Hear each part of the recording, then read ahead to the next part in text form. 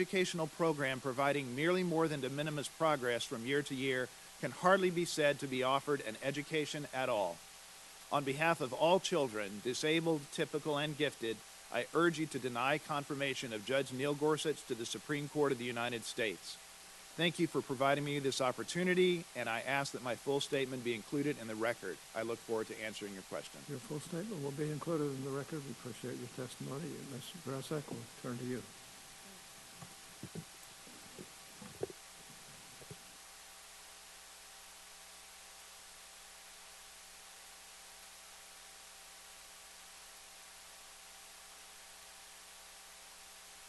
Mr. Chairman, Ranking Member Feinstein. In the record, we appreciate your testimony. Ms. Gorsuch, we'll turn to you. Mr. Chairman, Ranking Member Feinstein, and other members of the committee, I am deeply honored to have the opportunity to address the committee today and talk about one of my mentors, Judge Gorsuch.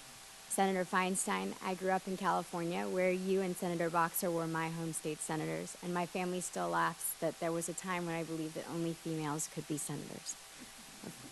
Of course, when I left for college, I moved to Maine, which also had 2 women senators, so take from that what you will. I served as a law clerk to Judge Gorsuch from 2009 to 2011. I'd like to direct my remarks to how Judge Gorsuch approaches cases. His commitment to assess each case from all points of view and never make up his mind until every point of view has been considered is the quality I respect most about him. First, Judge Gorsuch is truly independent. In deciding cases, he doesn't care what politicians or parties want. He only cares what the law says. In the 2 years I worked with him, never once did politics influence a decision he made. I saw the government win cases. I saw the government lose cases. I saw each private litigant receive the same meticulous analysis of its arguments. Judges like Judge Gorsuch are the keepers of our independent judiciary. Second, Judge Gorsuch works together with judges from all different points of view to build consensus wherever possible. In my 2 years clerking for the judge heard many cases together with other judges whose judicial philosophies differ from his. Yet the great majority of those cases were decided unanimously, and that is no coincidence. It is a reflection of the judge's deep respect for the opinions of his colleagues and commitment to craft decisions that benefit from their reasoning. In my experience as a law clerk, the judge always pushed me to research all sides of a case, question the reasoning underlying each party's position, and give all arguments exhaustive consideration. That process more or less consumed my life for 2 years. It's a cornerstone of how Judge Gorsuch works, and he won't accept anything else. Third, there's no question that a Supreme Court justice wields significant power. But having worked closely with Judge Gorsuch, I am confident that a change in title from judge to justice will not change him. His judicial philosophy is based on the idea that the future of this country will be decided by elected representatives like the members of this committee, not by him, and that will never change. On a personal level, some of my fondest memories of my clerkship with Judge Gorsuch were the afternoon runs that he led us on through Denver. Weaving in and out of the city streets, I questioned the judge's description of these events as jogs, when to me they felt much more like a sprint. While it was easy to begin the run discussing cases with the judge, the true test was whether you could continue to communicate about the cases 20 minutes later when the judge was doing just fine and most of the clerks were out of breath. I now think of those runs as a metaphor for the experience of working with the judge. His relentless drive pushes everyone around him to try harder and reach higher. In casual conversation in chambers, the judge always wanted to hear about our experiences exploring the Colorado outdoors. I still remember the morning ritual of quizzing clerks on their adventures over the weekend. One weekend while hiking in Rocky Mountain National Park, I found myself within a few feet of a beautiful red fox. And I knew I would have the ace come Monday when the quiz occurred on Monday morning. We all know the saying that you are judged by the company you keep. One of the greatest gifts of clerking for 2 years for Judge Gorsuch is my co-clerks, whose humility, intelligence, and diligence mirror the qualities I admire so much about the judge. Many of the judge's clerks, whose political views span the spectrum, have traveled to be here for this hearing, and we have uniformly recommended him as an extraordinary judge. We believe he is a judge of whom all Americans would be proud.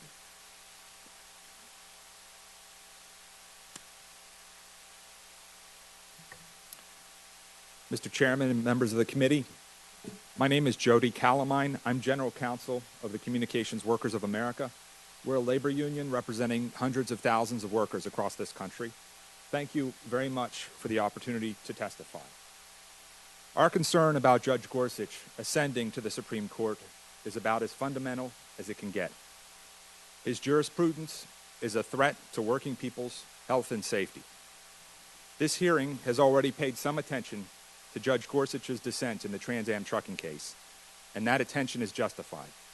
That dissent, issued just 7 months ago, reveals an anti-worker bias and features a judicial activism that will ultimately put workers' lives at risk. At issue in Trans Am trucking is a law that protects truck drivers who refuse to operate a vehicle out of safety concerns. When driver Alphonse Madden refused to operate his truck and trailer in the manner his supervisor directed him, which was to keep the truck parked and hitched to a disabled trailer in sub-zero temperatures while he froze to death waiting hours for help, and instead finally drove his truck to safety, he was exercising that right to refuse an unsafe operation and could not be fired for it. Only one judge at any level of this case ever dissented from this view, Judge Gorsuch. He found that when Mr. Madden drove his truck to safety, he was not refusing to operate his truck, he was operating it, and therefore could be fired for disobeying orders. Judge Gorsuch has said that the result he reached might be unkind, forcing Mr. Madden to choose between dying or losing his job. But he contends he's merely applying the unambiguous text of the law to the facts of the case. Far from it. To reach this result, Judge Gorsuch had to choose one particular definition of the word operate from the dictionary. As it turned out, there are multiple definitions of operate in the dictionary. Judge Gorsuch chose the definition that allowed him to rewrite the law. After he was done, a worker's right to refuse to operate would mean only refuse to drive. That's not judicial restraint. And the rewrite of the law, in this case, leads to absurd, deadly results and fewer rights for truck drivers. As we know, Judge Gorsuch is no fan of agency deference, and so we have every reason to expect his judicial activism will narrow other worker rights beyond the Surface Transportation Assistance Act at issue in Trans Am trucking. Our union members are typically not truck drivers, but rely on other safety laws to protect them on the job, like OSHA's rule allowing us to refuse hazardous work. On a very frequent basis, a worker that we represent will identify a hazard in the workplace, and the union will stand with him and others to stop the work until the hazard is abated. Just a few weeks ago, one of our technicians in Detroit discovered significant asbestos contamination where he was supposed to do telecom work in an underground vault directly below a manhole on a public street. He told his supervisor. His supervisor repeatedly told him to blow fresh air into the vault, which would not only expose this technician to friable asbestos floating in the air, but expose the public on the street above as well. So the technician refused to do the hazardous work demanded by his supervisor, and he and the public are safer for it. We take these actions knowing the law is on our side. To us, health and safety are not, as Judge Gorsuch dismissively puts it, ephemeral and generic. Now, the right to refuse hazardous work under the OSHA Act, unlike the statute at issue in Trans Am trucking, is a product of agency interpretations of the statute. If Judge Gorsuch takes a sledgehammer to workers' explicit statutory rights as he did in Trans Am trucking, imagine what he may do to rights stemming from agency interpretations. More workers will die on the job. Judge Gorsuch's dissent in Trans Am trucking, in our view, is disqualifying. Ignoring agency interpretations, legislative purpose, common sense, and instead picking the narrowest definition one can find in the Oxford English Dictionary to redefine our rights, that is not applying the law to the facts. It is a form of judicial activism. It's said that our health and safety laws are written in the blood of working people. Please do not allow Judge Gorsuch to repeal these laws from the highest bench in the land with his brand of judicial activism. We urge the Senate to reject this nomination, and thank you very much for your time. Well, I want to thank all of you for being here today and for your testimony. I just have one question for you, Judge Taha. By the way, welcome. You're a great judge in our circuit out there, and I really appreciate your leadership over the years. Judge Taha, this hearing has been somewhat of a civics lesson, with the separation of powers being a prominent theme throughout this week. This was the first of three aspects of Judge Gorsuch's qualifications that you described in your testimony. As you put it, he, quote, takes very seriously the appropriate roles assigned to each of the three branches of government, unquote. Now, this is a critical principle, but it can sometimes seem a tad detached or even cold when the facts of the toughest cases are presented. I'm sure you wrestled with this when you were on the 10th Circuit. Now, how important is it for a judge to, as Senator Schumer put it in 2009, stick to the law, even when it means ruling against sympathetic litigants?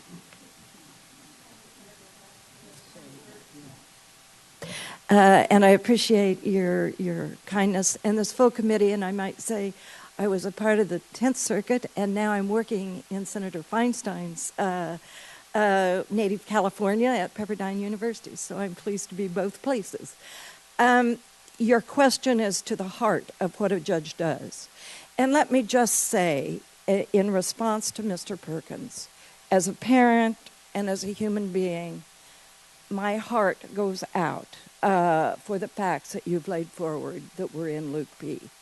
But as a judge, to your point, Senator Hatch, the judge must look at the law as he or she sees it at that moment.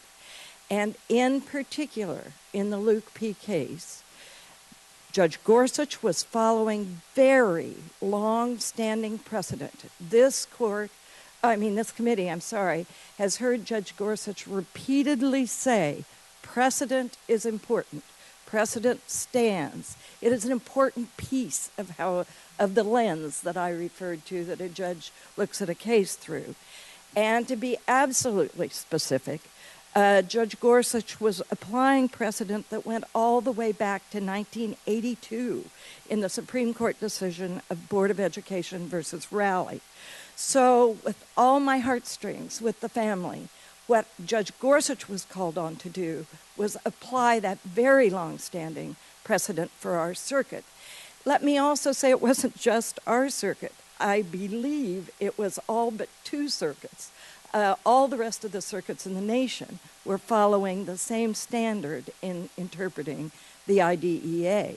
Further, I can say with some authority that he was following not as dicta, but as a holding in his case, what I wrote in the Urban case, which he was following, and both all wrote that the statute as interpreted must be more than de minimis. So there is a lot of discussion, but it's important to know that that was long-standing precedent from a long time back. Now, I will say, circuit judges are really glad when the United States Supreme Court clears up circuit conflicts. And so what happened in that case that was issued yesterday was two circuits had chosen one standard, and the rest of us had chosen the other standard through long-standing precedent on interpretation of the IDEA. So yesterday, the Supreme Court carried out its very important function of clearing up what the standard would be.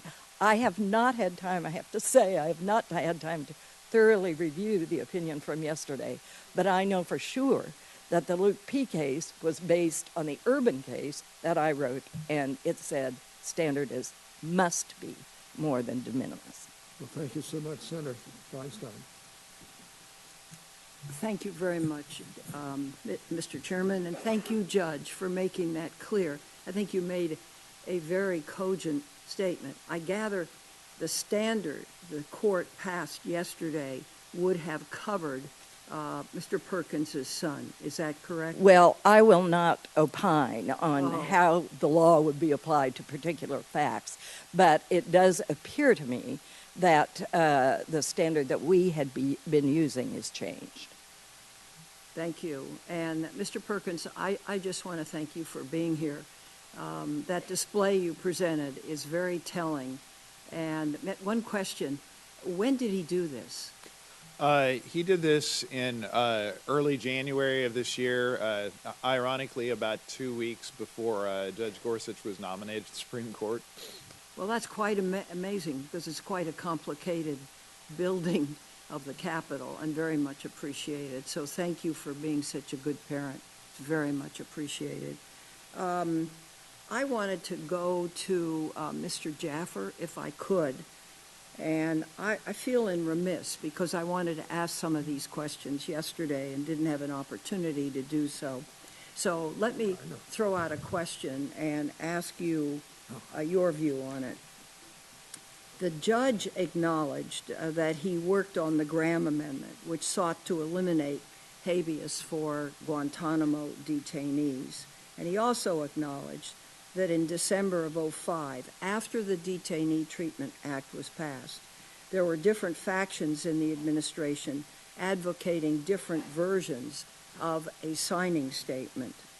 In an email Judge Gorsuch sent to Stephen Bradbury and others, here's what he said, and I quote, and this is in the document, "Along the lines proposed below would help inoculate against the potential of having the administration criticized sometime in the future for not making sufficient changes in interrogation policy in light of the McCain portion of the amendment. This statement clearly and in a formal way that would be hard to dispute later puts down a marker to the effect that the view that McCain is best read as essentially codifying existing interrogation practices," end quote. Now, this is in December of 2005, 9 months after the Bradbury memo had concluded that waterboarding, stress positions, sleep deprivation, and other techniques were not prohibited by the standard applied under Article 16 of the Convention Against Torture. My question to you is, what do you make of this email? Inoculate against being criticized in the future for not making sufficient changes in interrogation policy. So I think that this is a really important question. So in May of 2005, the Office of Legal Counsel wrote memos that concluded, as you mentioned, Senator Feinstein, that concluded that certain interrogation methods, including waterboarding, did not constitute cruel, inhuman, or degrading treatment. And my understanding of the email that you quoted is that Judge Gorsuch believed that the signing statement, that the way the administration should interpret the law is to essentially ratify those interrogation methods that the Office of Legal Counsel had signed off on in May. So I think one really important question is what did Judge Gorsuch know about the interrogation methods that the CIA was using at the time he urged that President Bush issue a signing statement interpreting the DTA in the way that he ended up interpreting it? I think that's a really important question, and I don't think it's been answered yet in this hearing. Thank you. Thank you very much, Mr. Chairman. Well, thank you. I remember the debate well, and here's what Senator McCain said about his amendment, which I supported vigorously. The amendment I am offering simply codifies what is current policy and reaffirms what was assumed to be existing law for years. In light of the administration's stated commitment, it should require no change in our current interrogation and detention practices. What it would do is restore clarity on a simple and fundamental question: does America treat people humanely? Inhumanely, my answer is no, and from all I've seen, America's answer has always been no. So that was Senator McCain's view of what we're trying to do here. The Graham Amendment, I can't remember how the bill was passed, but it was overwhelming. What I tried to do is say that the Combat Status Review Tribunal system within the military would be the primary way of determining enemy combatant status, but we'd have judicial review of that at the D.C. Court of Appeals. I think the Supreme Court said in a 5-4 decision that the CSRT is not an adequate substitute for habeas, and that's the law of the land today. We basically redrafted the Military Commissions Act, and I feel good about where we're at. Ms. Jeffrey, is the current system that if you're alleged to be an enemy combatant, you can be held as such, but you get a habeas hearing in federal court. Is that correct? That's right. Okay. And the government has to prove by preponderance of the evidence that you're in fact an enemy combatant to be held. That's right. And if you are an enemy combatant, you can be held without under the law of war indefinitely. Is that correct? I'm not sure about indefinitely. I think that's still an issue in the courts, but yes, you can be held. Well, there are people at Guantanamo Bay who are being held as enemy combatants, and they've been there for years. Is that correct? That's right. President Obama left them in that status. Some of them, yes. Yes, that's I right. think there's 48 That's right. that have been determined too dangerous to release. So under the Obama administration, at least of those 48, they're being held under the law of war as enemy combatants. That's right, Senator Graham. As you know, hundreds of prisoners have now been freed from Guantanamo. Right. I don't know how many of them would have been freed under the rules that Judge Gorsuch was proposing. Right. Do you also know about 30% have been freed, have gone back to the fight? I don't think that figure is accurate, Senator. How many do you think have gone back to the fight? I don't know the number, but it's how many much of less Americans have been killed and others been killed by people released at Guantanamo Bay? Senator Graham, the detainees who are, I don't know the number. Okay, how about, let me help you here. You got to take some risk because you can't hold people without due process. Do you agree with that? I agree with that. I guess the safest way is to never let anybody go, but that's not the right way. It's not the way that the Supreme Court has proposed that the law should be. Well, the Supreme Court says they've never said you can't hold anybody indefinitely. You just got to give them due process. That's right, Senator Graham. Okay, so I'm all for due process, and sometimes you make mistakes. We've actually been aligned more than most people would think. I don't believe that waterboarding was ever an appropriate technique to gain information, and I'm sure you agree with that. I do, Senator Graham. I think the question is whether Judge Gorsuch agreed with that at the time he was in the Justice Department. And my interpretation of that email is that he didn't. Well, is it fair to say that Judge Gorsuch, who I interacted with a lot, said that waterboarding is illegal under the Detainee Treatment Act? He said that before this committee. I read that. I was pleased to read that. I don't think that's You know the view why? that's You know spoken in the why he Justice said Department. that? Because I interacted with him a lot. He never bought the idea that waterboarding was consistent with the Geneva Convention. He's never bought the idea that it was consistent with other laws. Some people had that view, and I'm just here to tell you that he said before the country that waterboarding is now illegal without any question. And I brought up the situation of the current president, that if he decided, and I don't think he will because of General Mattis, to go that road, he would be, in my view, violating the law. And Judge Gorsuch said no man and / woman is above the law. So I hope that gives some comfort to people that Judge Gorsuch understands that the purpose of the Detainee Treatment Act was to outlaw waterboarding and other type techniques. He acknowledged it for the country that no president can just seize the law because of national security concerns alone. Ms. Massimino, do you agree we're at war? I do. And this is a complicated endeavor in terms of how you fight the war because there's no nation state to fight, no Air Force to shoot down, no Navy to sink. It's quite complicated. But we need to adhere to our values, but also realize that intelligence gathering is an essential ingredient of the law of the war. It is. It's been a huge challenge for us. Thank you all very much. You've done the country a great service. Well, thank you, Senator Durbin. Thanks, Mr. Chairman. Thanks to the panel. Just to follow up on Senator Graham's line of questions, at the time of the memo that was sent by Judge Gorsuch on this issue, in which he said that McCain is best read as essentially codifying existing interrogation policies, I am told that waterboarding was part of the existing interrogation policies of this country. Is that correct? That's correct. he could not remember that email nor any details surrounding it. But we clearly, through the McCain amendment, or the McCain legislation, which I supported, we clearly wanted to outlaw waterboarding in any form of cruel, degrading, and inhumane treatment of prisoners. So there was a built-in inconsistency here. I think that's exactly right. Codify existing procedures, which included waterboarding, and address that as a signing statement on the McCain Amendment, which would have prohibited waterboarding. A clear distinction, which Judge Gorsuch, because of a variety of circumstances, did not directly answer. Let me move to another issue, and I don't know if it's Dr. or Mr. Perkins. Thank you for being here.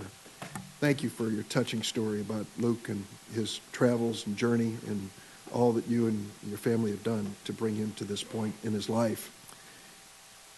When Judge Taha, did I pronounce your name correctly? Taha. When Judge Taha talked about the 10th Circuit standard, she left out one word: merely. Merely. I'm trying to draw an analogy, and it may not be the best one.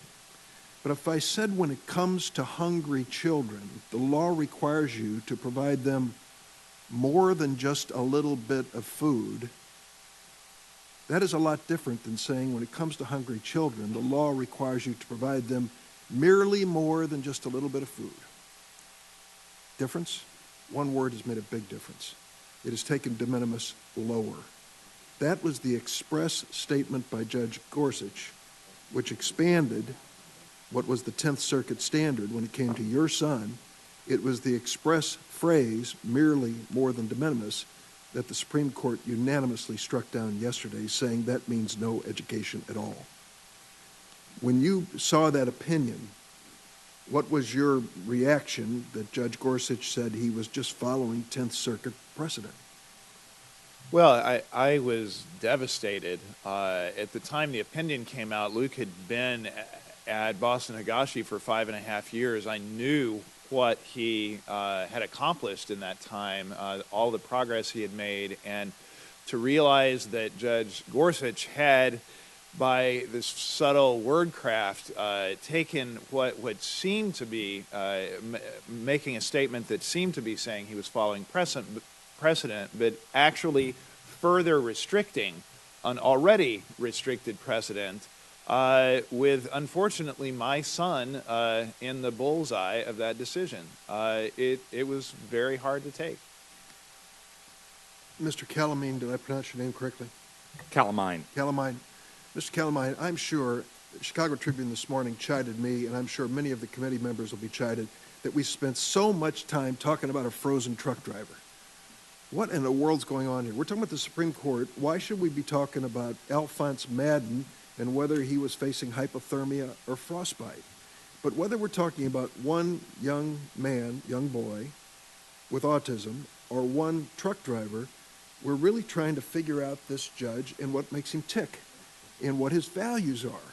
And all we can rely on are really important decisions, not the routine decisions, they come and go, but the ones where you really have a moment where you have to make a call with the law and the facts that really defines you. Many of the arguments that I've heard here today, I've heard over and over in this committee, and that is, this is programmatic.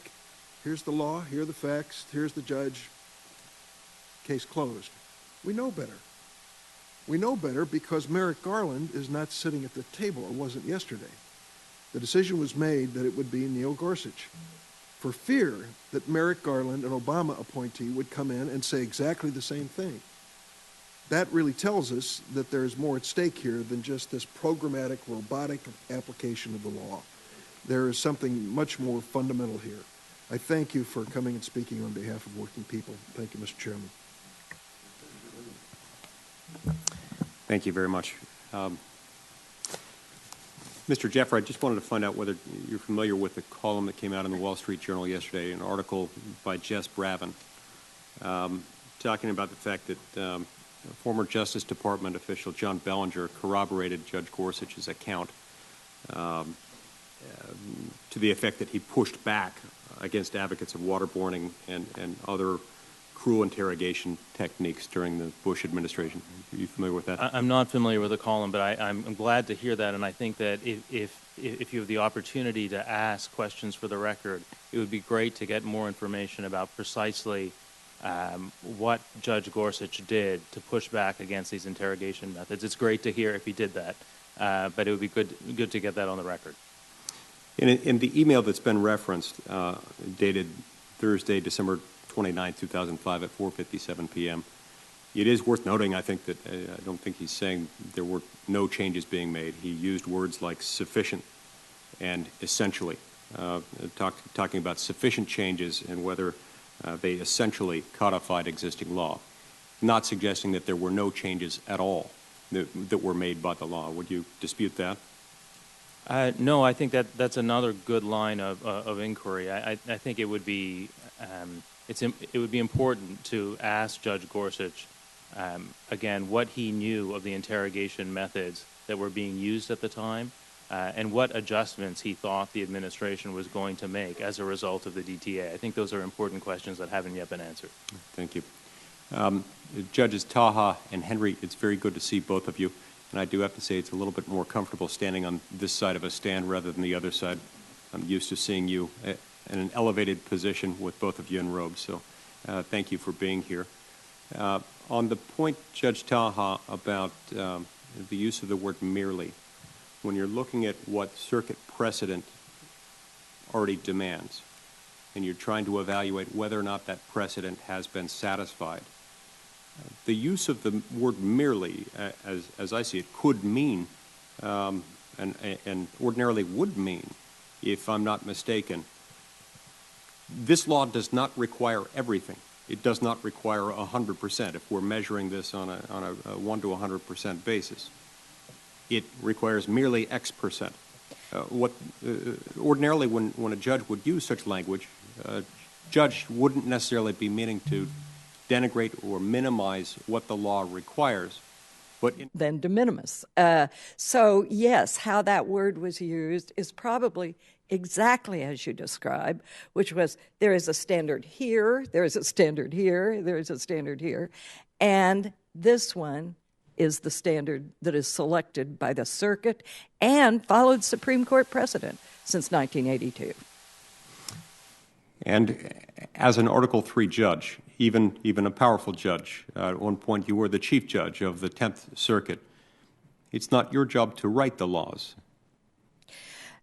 It definitely is not, and I will add to that Judge Gorsuch is meticulous in that, and you will find throughout his opinions, this is not our job, this is Congress's job, or this is the president's job, or whatever. He is so meticulous about the roles of the three branches of government. And in fact, he and I have actually had these conversations. One of the things that's probably not seen, although you understand it in committee work, is that in an appellate court, there's a lot of back and forth among the judges on panels and in bank sittings. And I have heard Judge Gorsuch on many occasions say, it is so important for us to be absolutely meticulous about what the role of each of the branches is. And as I said in my written comments, he is a student of the Federalist Papers and of the founding documents and really believes in that separation of powers. And it's that separation of powers that recognizes that in our constitutional republic, it's the people who are sovereign. And the people's branch is the legislative branch. That's the branch of government where there is the most accountability to the people at the most regular intervals. I see my time has expired. Thank you, Judge. Thank you, Mr. Chairman.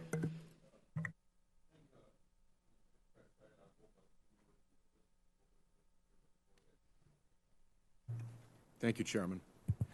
Mr. Kalman, you represent a labor union? Yes, sir. I'd like to read you from a New York Times news story that relates to the Abood case, which is a precedent of the Supreme Court that controls when labor unions like yours can charge non-members for services that they render in the collective bargaining process. Here's what Adam Liptak, the writer in the New York Times, wrote. In making a minor adjustment to how public unions must issue notifications about their political spending, Justice Alito digressed to raise questions about the constitutionality of requiring workers who are not members of public unions to pay fees for the union's work on their behalf, the Abood issue. Justice Sonia Sotomayor saw what was going on. To cast serious doubt on long-standing precedent, she wrote in a concurrence, is a step we historically take only with the greatest caution and reticence. To do so, as the majority does on our own invitation and without adversarial presentation, is both unfair and unwise. End quote of Justice Sotomayor. The story continues. Michael A. Carvin, a leading conservative lawyer, also saw what was going on. He and the Center for Individual Rights, a libertarian group, promptly filed the challenge Justice Alito had sketched out. Indeed, Mr. Carvin asked the lower courts to rule against his clients. I'll interject into the story my own addition that that's a rather unusual behavior for a lawyer, so that his clients could hightail it to the Supreme Court, the article continues. Last year, Justice Alito wrote a second majority opinion attacking the central precedent in the area, a 1975 decision called Abood v. Detroit Board of Education. But the majority in the new case, Harris v. Quinn, stopped short of overruling Abood. By now, the story in the New York Times continues, everyone saw what was going on.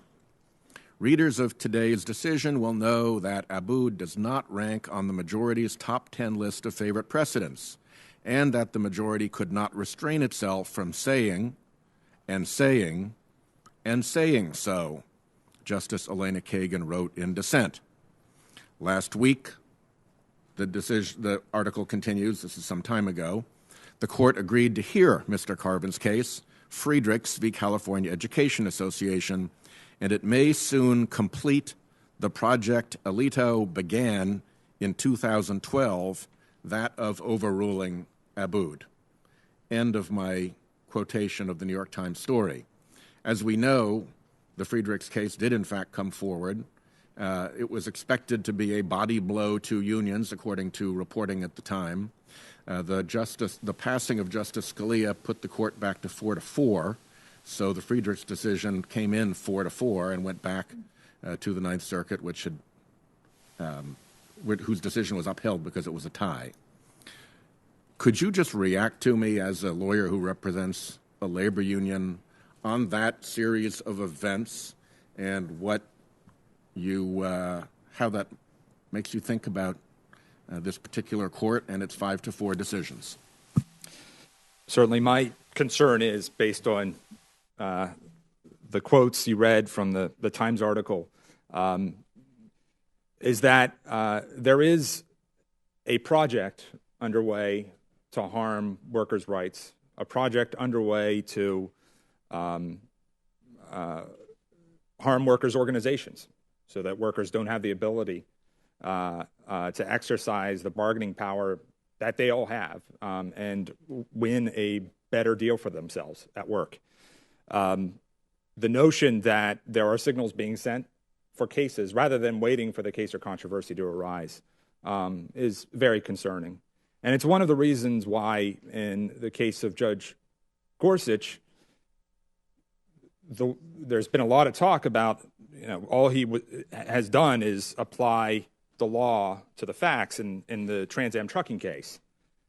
What he did was he picked out the narrowest definition in the dictionary for the word operate, and it had a particular result. There were other definitions in the dictionary that could have been chosen. And once you saw multiple definitions, perhaps you should defer to the agency, because maybe they know how the law can work effectively on the ground given their expertise. He chose the most narrow definition, and the result was absurd. And the result, if it had carried the day, would have made life a little more dangerous for truck drivers. Kinds of absurd results you get out of that particular definition are things like, if the word operate only means to drive, then if a trucking company told a truck driver to go over the speed limit or speed up, go faster, Sometimes they can see the trucks on the computer and see how fast they're going. And the truck driver reports back, I can't. I'm in a construction zone full of traffic. But the trucking company persists and says, go faster. That trucker, if he went the speed limit, complied with the law, he would not be protected under Judge Gorsuch's version of that statute. He could be fired for going the speed limit because he's driving. He would have to completely stop the truck on the highway to protect himself for disobeying that order. And you can imagine the traffic that could cause if that's the way this statute was carried out. Those are the kinds of absurd results. In fact, I think Judge Gorsuch's dissent is Exhibit A for why we should have Chevron deference, because instead of picking out a dictionary definition, look at the agency and see how the experts, have figured out how this law works in the real world.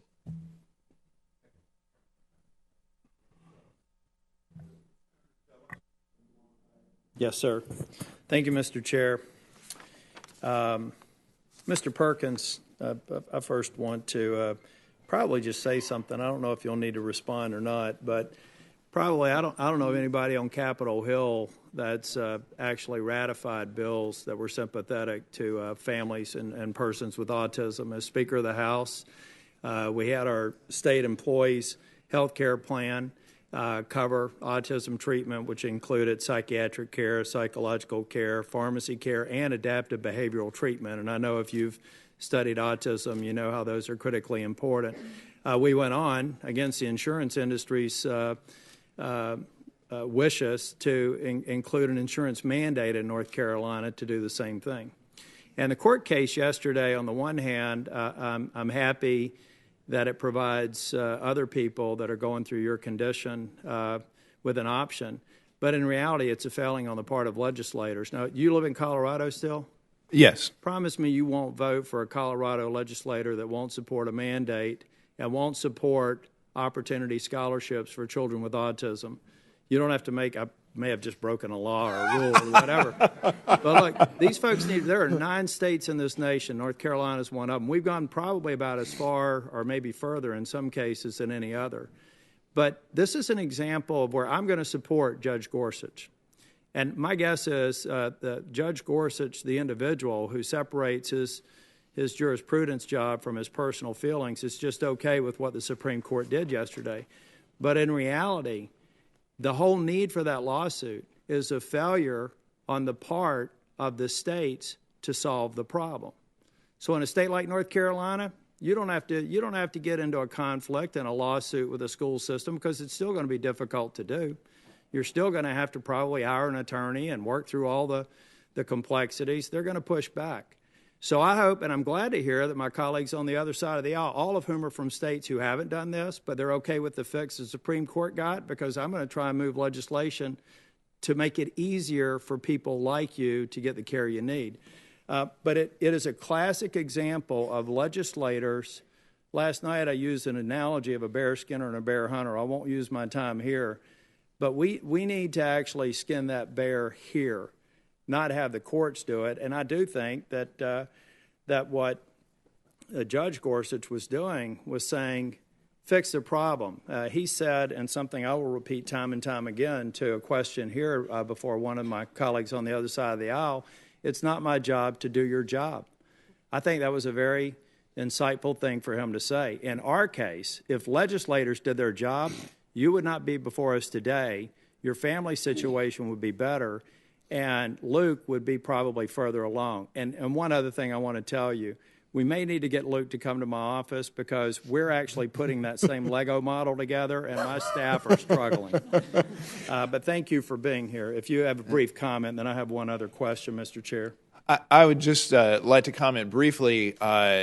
I would say that the Congress had indeed passed the IDEA, and they did. But let me just based on my reading of Judge Gorsuch's Mr. Perkins, opinion. I don't mean to interrupt you, but I want to get one last comment in. I may just have submitted to the record. But here's the problem with the IDEA and relying on the vagaries of the IDEA to fix the specific problems back in the state. I'm already reaching out as a result of that court opinion yesterday, saying, How do you actually provide clarity that puts the benefit in the hands, or the benefit of the doubt in the hands of the parent? The way you do this properly is structurally, after an IEP and the parent's judgment is failing to allow a child, in your case, to generalize the skills they're learning at school back at home, how do you grant them the power to, after just a year, move somewhere else? How do you make sure that the state funding follows the child? How do you make sure that federal funding follows the child? How do you make sure that the parent doesn't have to go into a courtroom or an arbitrator or all the other things that they'll still have to do with that court decision? How do you get the members here? And I'm thrilled to hear that we have such support on the other side of the aisle. How do you get us to provide more specificity in the IDEA so the burden's not on you? You have your own burden with your beautiful child. You shouldn't have to do it.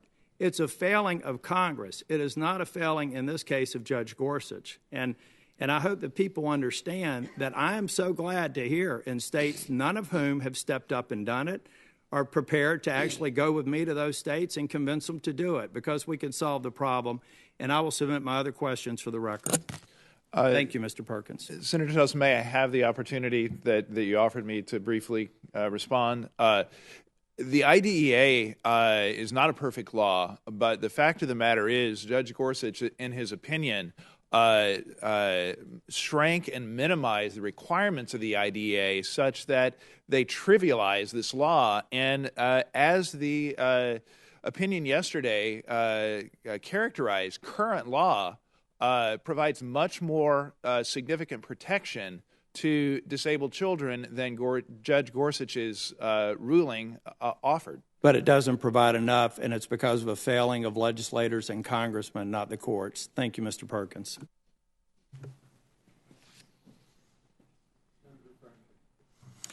Thank you, Mr. Chairman. Judge Taha, in your testimony, you're talking about Judge Gorsuch as a judge, and you said his attention to the views of his colleagues informs his work. He has an acute sense of identifying those circumstances, I'm reading from your testimony, where consensus is the highest value. And on the other hand, those decisions where personal conviction and reason dictate individual judgment and independent decision making. Personal conviction. That is about whether consensus should be built on the decision or whether the judge should write independently, either as a concurrence or dissent or whatever. But he says, you're saying that he takes, that what's important to him is what his colleagues believe, but also his personal conviction. About how he reads the law. His personal conviction about how he reads the law. Because what basically he wouldn't tell us are any of his personal convictions. Because he would not bring those to cases. He would be... Well, I'm sorry. This is what bothered me, is that he said his personal convictions didn't enter into his decisions. And we spent 3 days here hearing that back over and over and over and over again. My personal convictions don't matter.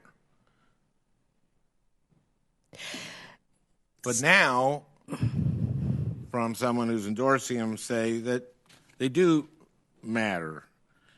And this is what I worry about, that we were not allowed to hear any personal convictions, and yet now I'm hearing that those matter a great deal.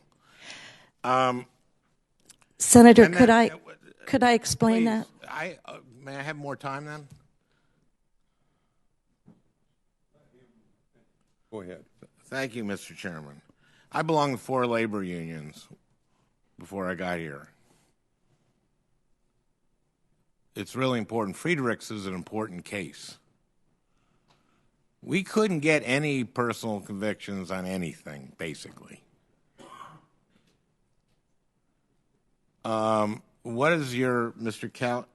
Calamine, what is your read on, from what you see from his decisions, on how you feel about he will rule on Friedrichs? What's your... I think this Trans Am trucking dissent is only 7 paragraphs long, and I think it's worth reading it closely because of what it shows his judicial philosophy being capable of, which is rewriting law, not just applying the laws written by Congress, but rewriting it. That's why one should pay attention to that decision as a guide on how he might treat other workers' rights laws, and then you pay attention to what he says in that decision and the way he treats the workers' perspective in that case. For example, he describes the option that that the supervisor gave to the worker to illegally drag the trailer down the highway as being maybe sarcastically offered. In other words, he's excusing the boss's outrageous order. When it comes to describing the option of staying at the truck and freezing, suffering hypothermia, he describes that as merely unpleasant. And I'm adding the word merely there. He describes it as unpleasant. And he describes, creates an analogy for this situation involving an office computer rather than a truck and freezing to death. That analogy, I believe, shows a bit about what the real concerns are here, which again is from the boss's perspective. The I think hostility to the worker here. Yes, sir. If you let Mr. Madden drive his truck to safety, well, the next thing you know, we'll have to let him drive the truck to the beach, is the sense one gets from it. So we are concerned about his ability to look at things from a worker's perspective. I know I'm out of time. I just want to say one thing about that, which is that it wasn't about discomfort. He had hypothermia. He had fallen asleep with hypothermia, but only was woken up when his cousin called him. And the way you freeze to death is you fall asleep and die. So he was really given a choice between dying, possibly dying, or unhitching that cab and driving off. And this says to me a lot about the man's judgment. So thank you, Mr. Chairman, for your indulging. Judge Taha, I'd take a few minutes to say what you wanted to say, and then we'll go to Senator Kennedy if he has. Do you have a question, Senator Kennedy? Yeah, go ahead. Just very briefly, to the question of personal conviction. What I meant there, and what perhaps I didn't get clear, is each judge brings to his or her reading of the law their own intellect, their own interpretations, their history, their precedent. And so and I'm going to give you an example here because it's really important. Judge Gorsuch and I disagreed in a very, very important case. I won't bother you with all the details, but we read the law, it happened to be First Amendment law, quite differently. We tried to reach consensus. We were in lots and lots of conversations. Judge McConnell was in on this too. And note, all three of us, appointed by Republican presidents, when we all three had very different views on this very important First Amendment case. Finally, it came to the point where my reading of the law was different from Judge Gorsuch and Judge McConnell's. Now, I ultimately became convinced that I was wrong after the Supreme Court reversed me 9-0. But it was a wonderful exchange and a wonderful way to bring different judges' perspectives onto the interpretation of whatever the case or the law is. Senator Kennedy. Thank you, Mr. Chairman. Mr. Jaffer mentioned a few cases that Judge Gorsuch had worked on at the Department of Justice, and I note in one of those matters the government actually continued the litigation during the Obama administration. In fact, it filed a cert petition, made the same argument as the Bush administration had made, and the Solicitor General who signed the brief was now Justice Alina Kagan. Of course, he was serving as Solicitor General at that time. I'd like to make the briefs a part of the record, Mr. Chairman, in the case of United States Department of Defense et al. Petitioners versus American Civil Liberties Union. Without objection, it's included. All right. Just because of the nature of our job, my guess is the person on this panel who's been around the judge the most in the shortest period of time is Ms. Bresic. Am I saying your name right? Okay. And I believe you joined the judge right out of law school. Why don't you turn your mic on? I apologize. I clerked on the Southern District of New York and then went to clerk for the judge on the 10th Circuit. Okay. And you finished Vanderbilt Law School? You Yep. first in your class? I was. Order of the Coif? Yes. Okay. You were with the judge probably about every working day, right? Absolutely. Yeah, it's just the nature of being a clerk. That's correct. Tell me what he's like.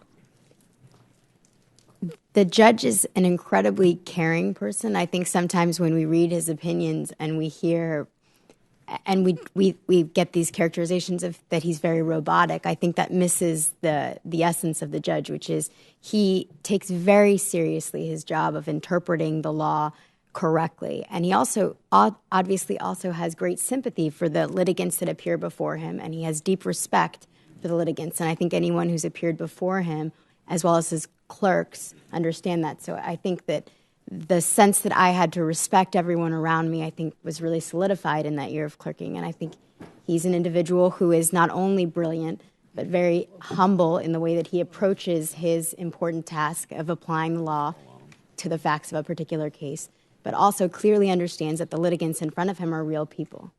Okay, and I appreciate all that. Tell me what he's really like. What's in his heart? He's a very caring man. I think that on a personal level, he always wants to know what his clerks are planning to do after their clerkship. He takes very seriously the choices we make, whether we go into public service, whether we go into the private sector. He cares when you have personal events in your life, whether you get married, whether you have a kid. And I think that but beyond just the intelligent judge, he's just an incredible human being. Is he political? Not when we're deciding cases, no. I mean, again, when we approach cases, we're just looking at the arguments that have been made by the litigants, the law before us, and the facts of the case. And politics has no place when we're looking at a case in that way. Did you ever see him decide a case based on one of the litigants' wealth or status or power? No. Okay.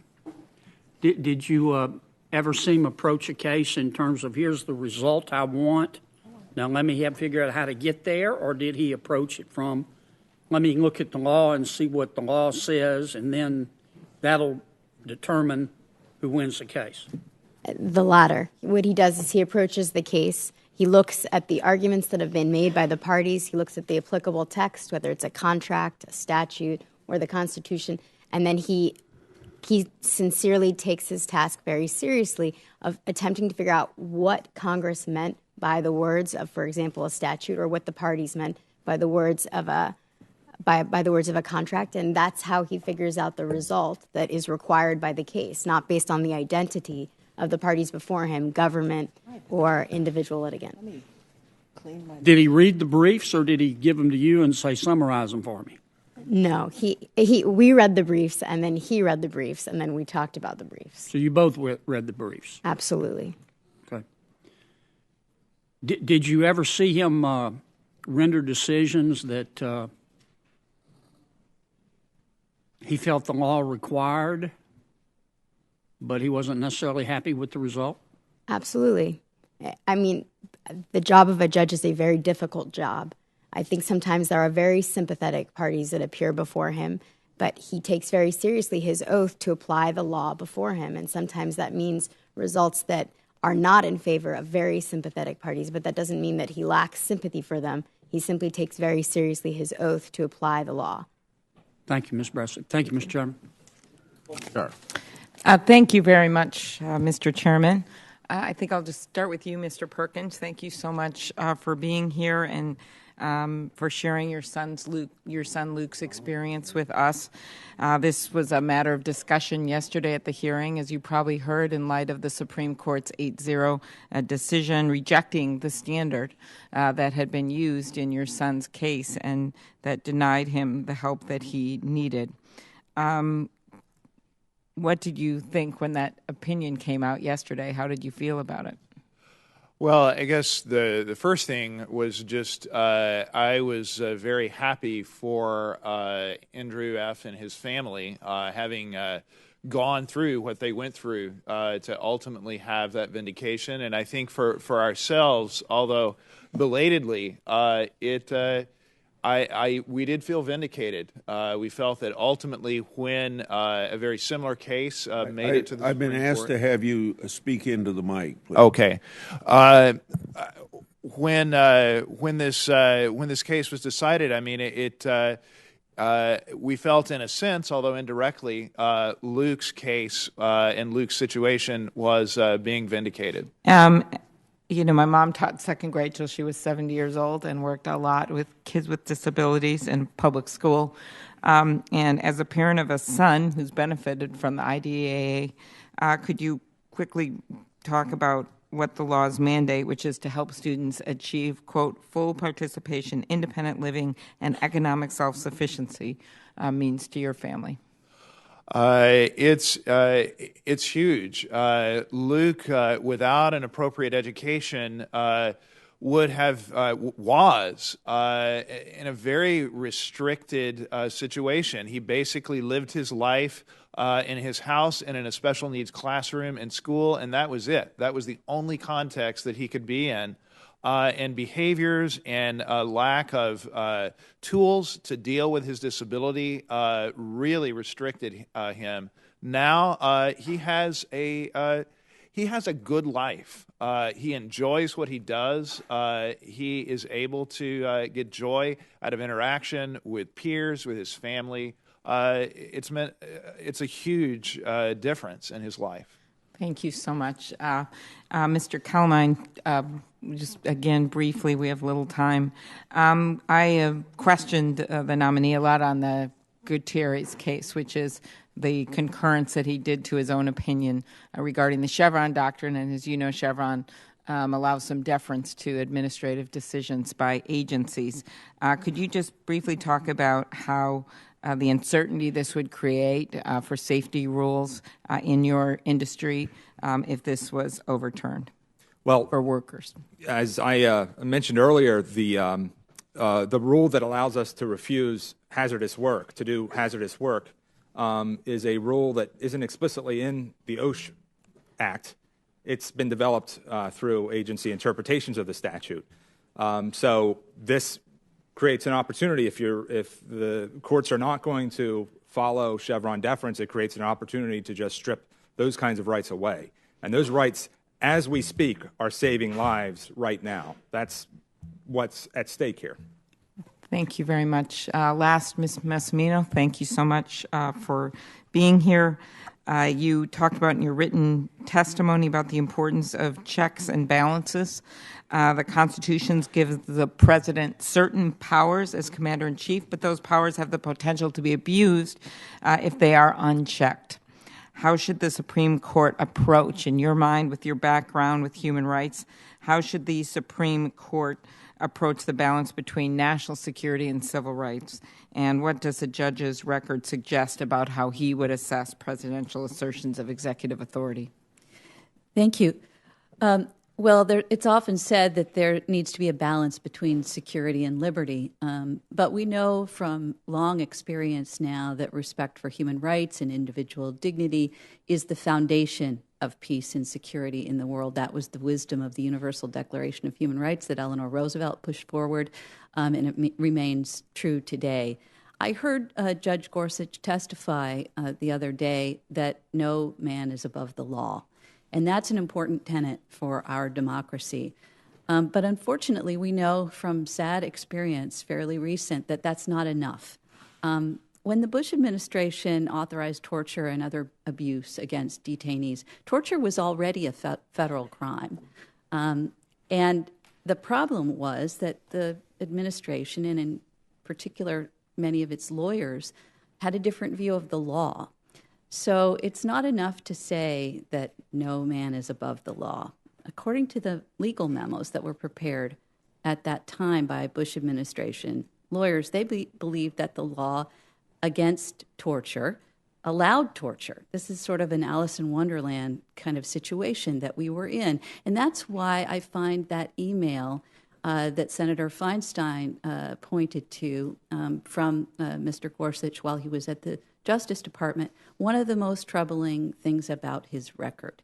He was basically arguing there that the Bush administration ought to interpret the McCain Amendment. That was one of the strongest and most bipartisan pieces of anti-torture legislation that this body has ever enacted, as actually codifying and legalizing torture rather than prohibiting it. And when Judge Gorsuch was asked the other day in the hearing whether there were any circumstances in which it would be lawful for a president to authorize torture or to authorize an act that was specifically prohibited through an act of Congress, he didn't answer that question. And I think it's very important, particularly in this environment where we have a president that is asserting these kinds of powers. Each branch of government has to play its role, and it's going to be particularly important that the Supreme Court is willing to stand up to executive overreach in the era that we're in now. So I urge you to really get clarity from Judge Gorsuch about his specific views on those issues. Thank you very much. Thank you, Mr. Chairman. And I appreciate all of you being here. I have a question for Mr. Jaffer. I grew up in a family that believes very strongly in the Constitution, especially the First Amendment. They had owned a small weekly newspaper and a printing business. They said, right to practice any religion you want or none if you want is important. The fact that you could say what you want is important. If you guarantee all that, you guarantee diversity. If you guarantee diversity, you guarantee a democracy. But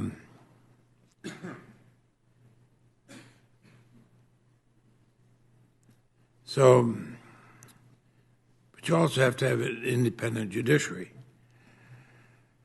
I'd asked Judge Gorsuch to give me a clear answer to basic questions. I asked him whether the First Amendment prohibits the president from imposing a religious litmus test, an entry into this country. I thought it'd be a fairly easy question. He said it's currently being litigated, so he couldn't discuss it. I meant as a softball. So, does the Constitution allow the president to impose a religious litmus test for entry into the United States? Your microphone. Yeah, of course not, Senator Leahy. And does it concern you that he wouldn't answer that question? I think that there's a bigger concern here.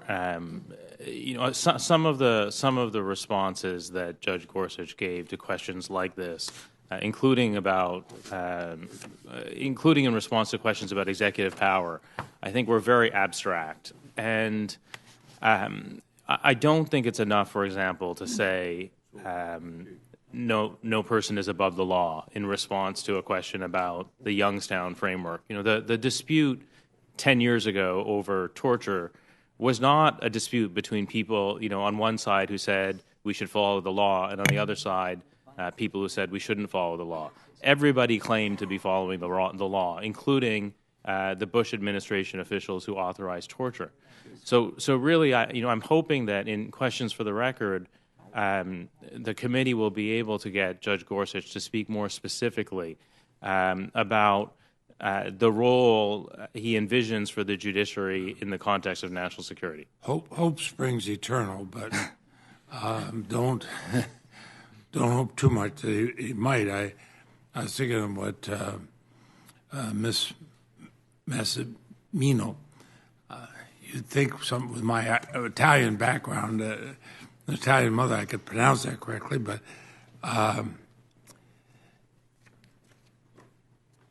you'd raise the action of the Justice Department, and I'm very concerned that he declined to answer any questions regarding his role there, what his views were on it, even though documents indicate they helped the Bush administration justify torture, indefinite detention, and warrantless surveillance. Should we be concerned about that work? I think you should. And, you know, that period of time in our history was so important to our democracy. And we talk a lot here about the law, but, you know, it turned out that the lawyers were actually, in many respects, even more important than the law, because they were the ones who were trying to interpret what the law meant. And, you know, there were other people at that time, government lawyers, who were extremely troubled when they found out what was going on, and they tried to stop it. And from the record that we have here, it does not appear that Judge Gorsuch was one of them. Well, it is a great expansion of executive power that many of us question. And in my remaining time, I know Mr. Perkins, I listen and know about the story of Luke. And, you know, I'd hate to have been in your shoes, but I think I would have felt the same way. But we found out yesterday Judge Gorsuch's application of the Individuals with Disabilities Education Act was turned down by the U.S. Supreme Court. They said the standards are markedly more demanding than the standard that Judge Gorsuch created in your son's case. How did you feel about what did you think when you heard the Supreme Court? I was very happy that they reversed a trend that clearly Judge Gorsuch and the Tenth Circuit have been part of, to water down the standards for progress such that they were of minimal practical benefit. And because even with these very watered-down standards that were part of Luke's education program, he was only meeting 25% of his objectives. But I really appreciated the fact that that Judge Roberts, or Chief Justice Roberts, used words like every child should have the chance to meet challenging objectives. That indeed is the case, and when that can happen, even a child with severe disability can make tremendous progress. Thank you very much. Thank you, Mr. Chairman. And I thank the senator from Wyatt. Senator Hirono, I mean, sorry. Thank you, Mr. Chairman. Thank you all for being here. Mr. Perkins, yesterday was a good day for your family with the Supreme Court's decision. IDA is what I would call remedial legislation meant to protect a class or a group of people, in this case, people with disabilities. And generally, remedial legislation, not even generally, remedial legislation should be broadly interpreted to effect its purpose. So when you were before Judge Gorsuch and you saw that opinion, do you think that Judge Gorsuch did, in fact, do that, broadly interpret IDEA to effect its purpose in your son's case? Absolutely not. In fact, he did the exact opposite. He took precedent that, frankly, in light of yesterday's decision, was already inappropriately narrow or restrictive, and further restricted that interpretation, such that I really wondered why would Congress even bother if that's really what IDEA meant? So do you think that if Judge Gorsuch had looked at the legislative history, perhaps, of what was behind IDA, that he may have issued a more expansive ruling than what than his dissent showed? I would hope so. I know that his picture of what he felt the law said was a huge distortion of what the actual intent was. And so I would have hoped that if he had looked into it some more, he might have been able to see that he had reached a wrong conclusion and maybe backtracked in his judicial reasoning and come to a more appropriate conclusion. So I understand that your family had a lot of resources. You are a doctor. You had parents who helped you. You did different things to accommodate the needs of your child. And I'm wondering whether, as you sat there before Judge Gorsuch, and knowing that your family is one of literally thousands, hundreds of thousands in our country who have children who look to the IDEA for the kind of educational support that they required, what did you think about all the families who don't have the kind of resources that you have, and what Judge Gorsuch's ruling would have done to their ability to do the best for their child with disabilities? Actually, that is probably one of the most frequent thoughts that we had through this whole legal process, is just realizing how overwhelmed we were with all of the resources, financial, family support resources that we were blessed with. We were overwhelmed, and to think that the people out there, I mean, many of my patients, I think, how in the world, if they had had Luke in their family, could they have done this? It's having a child with a severe disability is completely overwhelming, and sometimes it may seem impossible. I mean, even for us with our resources, we felt at many times that this may be impossible because the law apparently isn't on our side. Thank you. With the brief time that I have left, I'd like to ask Mr. Calamine. We have concerns about how Judge Gorsuch would rule in cases relating to workers' rights and unions, and I refer to his decision in NLRB v. Community Health Services. Is that a decision you are familiar with? Yes. Now that I've looked back at my familiar notes enough. A little bit. So he had a dissent there that really disadvantaged these workers who had been illegally denied longer hours, and it affected their pay, so they had to get another job. Would you share your thoughts on Judge Gorsuch's dissent and his overall judicial record on workers' rights, really briefly? Briefly, the dissent in that case involved, I believe, Judge Gorsuch saying that these hospital workers who had been unlawfully, their hours had been reduced unlawfully, they went out and got other jobs to try and make up for their loss of income. What Judge Gorsuch wanted to do in his dissent was to subtract the money that they earned from those outside jobs from the total back pay award, which meant, it does not recognize, it's an example of not recognizing what life is like for somebody working for hourly pay, trying to make ends meet. Just going out and getting another job itself is a big problem. You've got new schedules, you've got family issues. So my question really was whether you think that on the Supreme Court he would continue to that is the very concern. Restrained view of workers' rights. That is the concern we have, that the workers' perspective isn't going to see a fair shake here. Thank you, Mr. Chairman. I have one question, then I'll turn to Senator Feinstein, and when she's done, we'll bring on the next panel.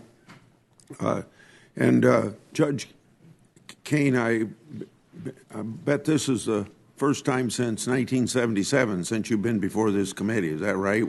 That's correct, Senator. This is you've been a judge for 40 years, but before that, you were a public defender. When you were a public defender, did you adopt every position of your client? Well, I represented a number of murder defendants, and I didn't agree with them on that. So you can represent somebody without agreeing with them, just like Judge Gorsuch, when he was in the DOJ, could also represent his superiors as their counsel. Absolutely. Okay. Senator Feinstein. Your Honor, I would just say, this is just my view, that for those in government, the standard has to be a little bit different. You have to do what's right. And this goes up even to the launching of a nuclear bomb. I asked someone who was in a position once, if you thought the president was absolutely wrong in what he was doing, would you deny a launch? And the answer was no. And that caused me to think about the obligation that we have as service in government to do what's right as far as we know it. And I think that even affects attorneys who have bosses, because in this case, lives are a real problem. In any event, I would like just quickly, and then to put in the record, the Supreme Court's opinion in the IDEA case. And I'd like to just quote a few lines. To meet its substantive obligation under IDEA, a school must offer an educational improvement plan reasonably calculated to enable a child to make progress appropriate in light of the child's circumstances. The reasonably calculated qualification reflects a recognition that crafting an appropriate program of education requires a prospective judgment by school officials. So I would like to put that in the record, if I may, Mr. Chairman. Without objection, so ordered. The second thing, in response to my friend and colleague who spoke about the Detainee Treatment Act, Senator Graham, I was McCain's co-sponsor on his bill, and I would like to read from his statement on the floor on February 13th, 2008. And in this, he makes clear that his view of the Detainee Treatment Act in 2005 outlawed waterboarding. He says, and I quote, "I stated during the passage of that law that a fair reading of the prohibition on cruel, inhumane, and degrading treatment outlaws waterboarding and other extreme techniques," end quote. So I would ask that this statement be part of the record as long, and also the opinion in this case. Yeah. Without objection, so ordered. Now, should I go to Senator Blumenthal? Or? Yes. Senator Blumenthal. Thank you, Mr. Chairman, and thanks to the members of the panel for sharing your insights and experience with Judge Gorsuch. I have a question for Mr. Calamine, but others are free to answer it as well. As you know, the importance of our consideration here is not only the results. In fact, even more important than the results, the judge's method of reasoning, his approach to analysis in cases. And a couple of cases I think are illustrative in Compass Environment, Inc. versus OSHRC. Judge Gorsuch voted to overturn a fine that was imposed by the Department of Labor against a company whose failure to properly train a worker actually caused a death. In Trans Am Trucking versus Administrative Review Board, as we all know now from the discussion that took place when he testified here, he voted to reverse the judgment of both an administrative judge and the Department of Labor, which held that a truck driver had been improperly fired in violation of federal law. Truck driver abandoned his truck, sub-freezing weather, when the heater in his cab failed to function, and did so, in essence, to save his own life. I wonder if you could comment about the purpose of the laws that he was interpreting here and why you have reservations about his analytical approach, his method of reasoning in approaching these laws, and other cases that have the same effect. And I open the same question to others on the panel. Thank you. So the purpose of the laws in the two cases that you just mentioned, Compass Environmental and Trans Am Trucking, the purpose of those laws is to protect workers' health and safety. And one of the most alarming things about one of those cases is Judge Gorsuch describing those purposes as ephemeral and generic. In other words, there's not enough concrete there to allow those purposes to guide how we interpret these laws. So instead, we turn to things like the Oxford English Dictionary, which he did in that particular case.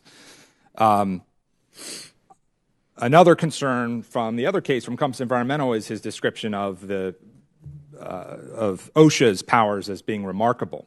And in that case, the worker had been electrocuted to death, and the remarkable power imposed by OSHA was a $5,550 fine, just a $5,500 fine on the employer. And that is described as remarkable. And that is a concern because workers in this country rely on that agency and other agencies to enforce their rights every day. And we have come to rely on those interpretations. We want to know what the law is. We don't want the second edition, 1989 Oxford English Dictionary to suddenly be pulled out to change that law. And that's what almost happened in Trans Am Trucking, a rewrite of the law. Any other members of the panel? If I might, Senator. Sure. I'm comforted to hear that you specifically note that we're not going to just look at the results of cases in judging Judge Gorsuch, because obviously he's been on the bench for 10 years, so we're focused on certain cases in which he may have ruled against certain workers, but there are a number of other decisions that I believe the committee is aware of, where he ruled in favor of workers. And I believe that the approach he applies in all of those cases, irrespective of the result, is to look at the text as was passed by Congress and apply it fairly to the facts before him. And I believe that it's that process that does not change. It's the results that change based on, obviously, the facts of the case before him as applied to the statute. And the reason I asked about the reasoning and analytical approach is precisely the answer that has just been given. To regard a worker protection statute or the concept of health and safety as ephemeral and generic is, in my view, a gross understatement of the purpose of these laws, which are basic to people who leave their homes in the morning, say goodbye to their families, expecting to come home at the end of the day without having been injured, maimed, or killed. That's the purpose of these laws. That purpose is not generic or ephemeral. It is urgent and important. And Mr. Calamine, I think, well stated the reservation I have based on his use of that language. And by the way, I've been here for 7 years. I've never heard any United States senator quote the Oxford Dictionary for the meaning of a term. Never. Not once. And yet Judge Gorsuch uses it very, very abundantly in his opinions to seek a definition for how he's going to apply a statute. That's not a real-world approach to health and safety. And it concerns me. And that's why I asked the question. But it's not the result alone. In those cases, I was concerned about the result. He probably has ruled for individuals, and we've been throwing around this term, the little guy. It doesn't matter whether it's a big or little person. or group of people. It's more the concept of preserving worker safety that is important. Thank you. You bet. Thank you, Senator Blumenthal. Thank you all for your presentation, more importantly for your preparation and for informing the committee. Thank you very much. And will the second panel come? But while the second panel come, and please don't sit down until I swear, but I want to inform the members. Swear you in, you mean? You're not just going to swear. Yeah, swear in, yeah. Here's what I'd like to have the members think about. We will not get through this panel presentation at 12:25 is when the vote starts, so I think we're going to go with this panel till 12:35, and then we'll recess, and I'll vote at the end of the first vote, and then vote on the second vote immediately. So that means we'd probably reconvene this panel about 1:05 or 1:10 in that period of time, and then we'll have the rest of the panel presentation and the questions, and then we have yet one more panel, I believe one more panel after that. So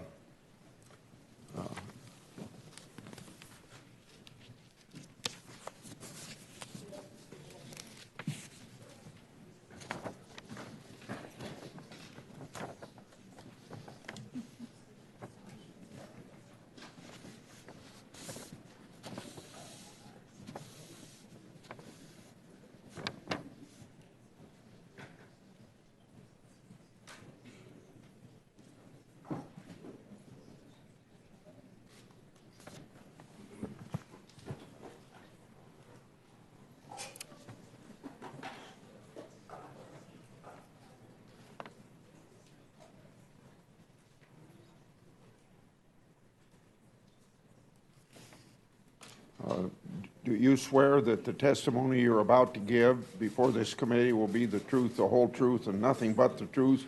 So help you God. I do. Thank you. I'm going to do something that I forgot to do, and it was very wrong of my not doing it. I didn't say anything about the last panel individually. Jeff Lampkin is a founding partner of Molo Lampkin, and he clerked for Justice O'Connor. Heather McGee is president of Demos. Is that how you, Demos? Okay. Professor Lawrence Slocum is a Carmack Waterhouse professor of law, Georgetown.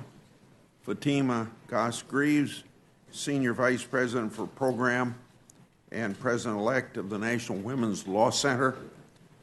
Professor Jonathan Turley is on TV all the time. That doesn't say that here, but I can say it. Is the J.B. and Maurice C. Shapiro Professor, Public Interest Law, George Washington U. Pat Gallagher is Director of Environmental Law Program, Sierra Club. Karen Harnan is Executive Director, the National Federation of Independent Business, Small Business Legal Center, and Eve Hill is partner with Brown Goldstein Levy. She previously served as Deputy Assistant Attorney General for the Civil Rights Division from 2011 to 2017. We'll start there, and we'll go until we see how this vote goes. Thank you, Mr. Chairman, Ranking Member Feinstein, members of the committee, for the opportunity to speak to you about Judge Gorsuch. Since clerking for Justice O'Connor in 1992, I've had the honor of arguing 23 cases before the U.S. Supreme Court, many of those as an assistant to the Solicitor General, first under Seth Waxman, who was President Clinton's Solicitor General, and then later under Ted Olson, who was President Bush's. I've known Neil Gorsuch, Neil as I've always known him, as a colleague and a friend for more than 20 years. My wife, who's here today, has known him even longer because she went to law school with him.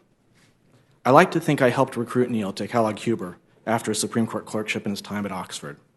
I think I may have edited the first brief he ever wrote as a young lawyer. I understand he's improved substantially since then. And I can tell Senator Sass that he'd never once used the word bigly in a brief. Of course, from the outset, it was always clear to all of us that he was not only smart and thoughtful and a great writer, but he had great judgment. In both a literal and figurative sense, he had gray hair from the beginning of his career. But I want to speak to you about something other than Judge Gorsuch's legal acumen. I want to speak to you about his kindness, his compassion, his generosity of spirit as a person, and why those values are integral to who he is and what we should expect to him from the bench. Since I first got to know Neil many years ago, he's been one of my dearest friends. We both have 2 daughters, his a bit older than mine, and he's always been there for me to listen, to advise, to commiserate about the trials and travails of the often difficult project that's being a parent. I have vivid memories of standing in Neil's backyard in Colorado after he became a judge, talking about what then seemed to me about a very difficult moment. As we spoke, we scooped up horse manure while his family's pet goat Nibbles tried to ram the judge. I honestly never understood what they saw in that goat. Neil's kindness resonated throughout his family, excluding the goat, of course. His daughters were always so sweet to my children, even though my kids were considerably younger. I remember Neil and his kids repeatedly leading one of my kids through one of life's adventures by the hand, whether trying to balance on skis or trying on hats at a department store. If something happens to me and my wife, Neil stands in line to inherit my children. Some people say, if you want a friend in Washington, get a dog. Those people never got to know Neil Gorsuch, his wife Louise, or his family. Simply put, Judge Gorsuch is a thoroughly decent and kind person. So why does that matter to this body as it's considering his nomination? As a former colleague of mine from the Solicitor General's office told me, if you have someone who's that good a person, it means he listens. It means he truly hears. It means he can be persuaded. That is, to my mind, the most essential attribute for a Supreme Court justice. The Supreme Court has an argument calendar, but the printed list of cases and counsel the court prepares for each session is called the hearing list. It's the chance for people to be heard. When the Chief Justice calls each case, he says, "We'll hear argument in case number," and then he gives the case number and the case name. The key words there are hear argument, not just have argument, but hear it. I know that everyone who appears before Judge Gorsuch, before Neil, will be heard, genuinely heard, regardless of who they are, who they represent, their position, or the nature of the controversy.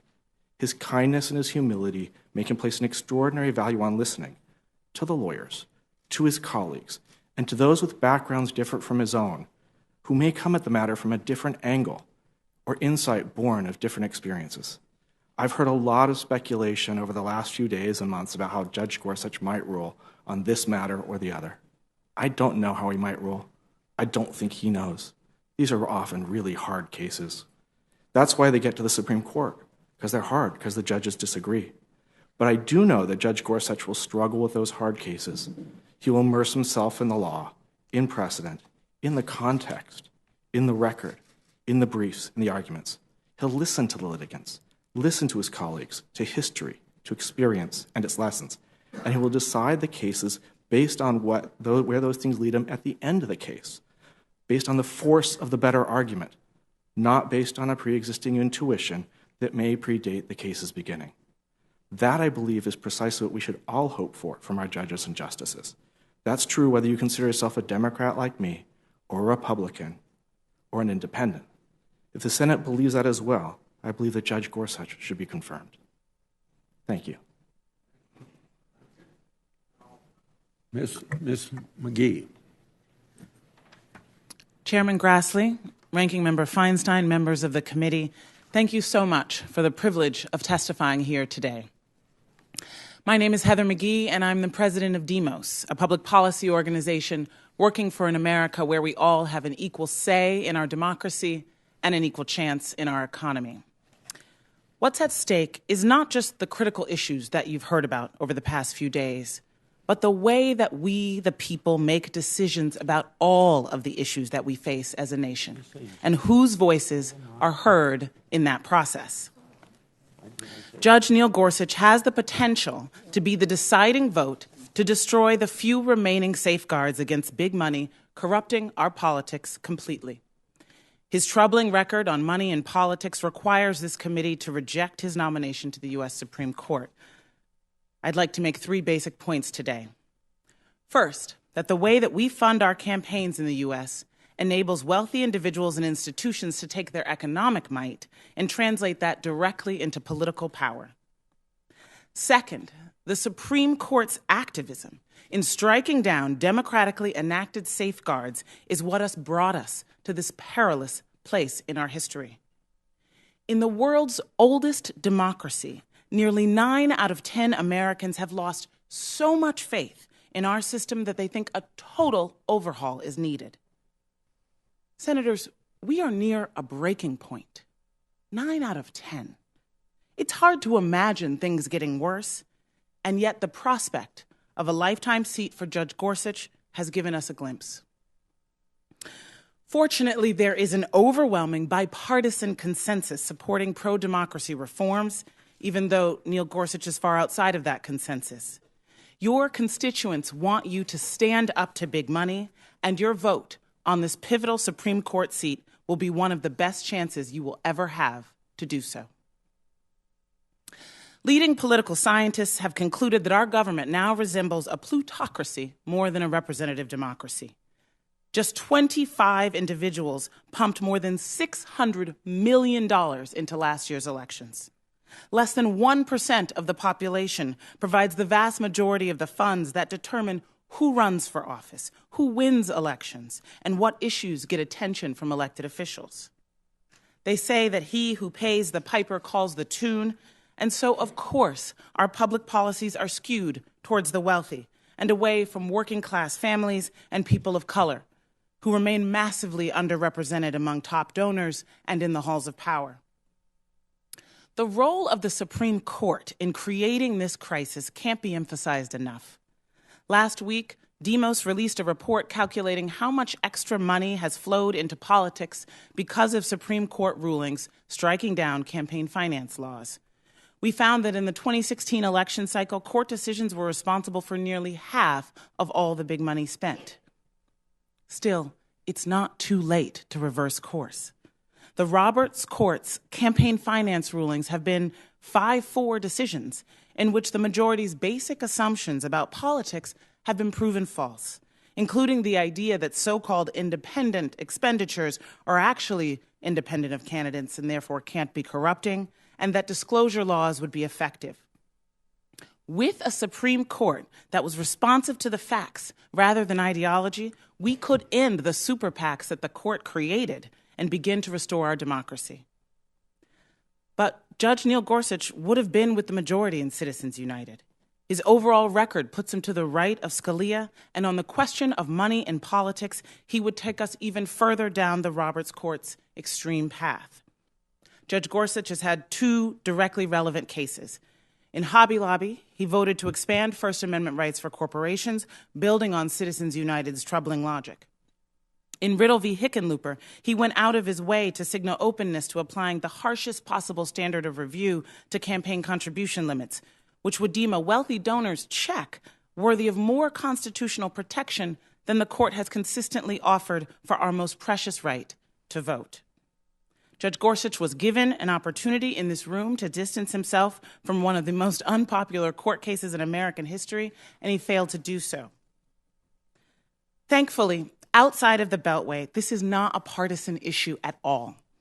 91% of President Trump's own voters thought it was important that he appoint someone to the Supreme Court who'd be open to limiting big money in politics. 70% of Republicans say that Congress should reject any nominee who, quote, will help the wealthy and the privileged wield too much power in our elections. The American people are demanding change to a political system that favors the already wealthy and well-connected.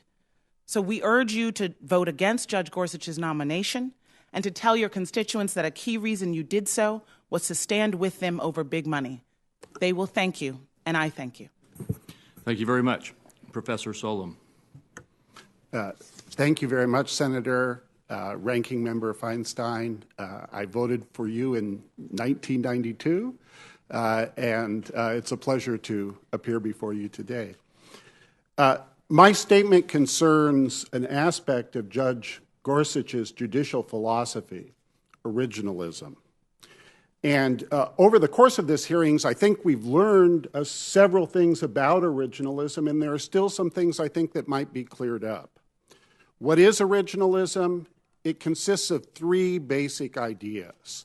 The first idea is that the meaning of the Constitution should be its original public meaning, the meaning of the words and phrases in context to we the people. The second idea is that that meaning is fixed, not that the law is fixed, but that the meaning of the words is fixed at the time they're written. And the final idea is that that original public meaning should constrain what judges do. That judges, the president, the members of this august body are all bound by the original public meaning of the Constitution. Over the course of the past 3 days, we've learned some other things. We've learned that there are a number of myths about originalism, and I think that those myths have, for the most part, been cleared up. Originalism does not ask the question, what would Madison do? A very silly question when we try to apply the Constitution to modern circumstances. We've learned that the words of the Constitution can be adapted to new circumstances. At the time the Constitution was adopted, California did not exist. It was not a state. But we have no problem concluding that nonetheless California is now a state and entitled to 2 senators in this body. We've learned that Brown v. Board, one of the most important decisions in the history of the Supreme Court, is not inconsistent with the original meaning of the Constitution. As Judge McConnell demonstrated in 1995, Brown v. Board was required by the original meaning of the Constitution. And we've learned this very clearly, that originalism is not inconsistent with precedent. What I'd like to say today, most importantly, is that originalism is in the mainstream of American jurisprudence. Originalism in the mainstream of American jurisprudence because throughout our history, for the most part, with some important exceptions, the Supreme Court has been an originalist court. But originalism is in the mainstream for another reason. Originalism can and should be endorsed by both Democrats and Republicans, by progressives and conservatives. This point is important to me personally. I'm not a conservative. I'm not a libertarian. I'm not a Republican. But I do believe in originalism. Why is that? It's because I'm convinced that giving power to judges to override the Constitution, to impose their own vision of constitutional law, is dangerous for everyone. If you're a Democrat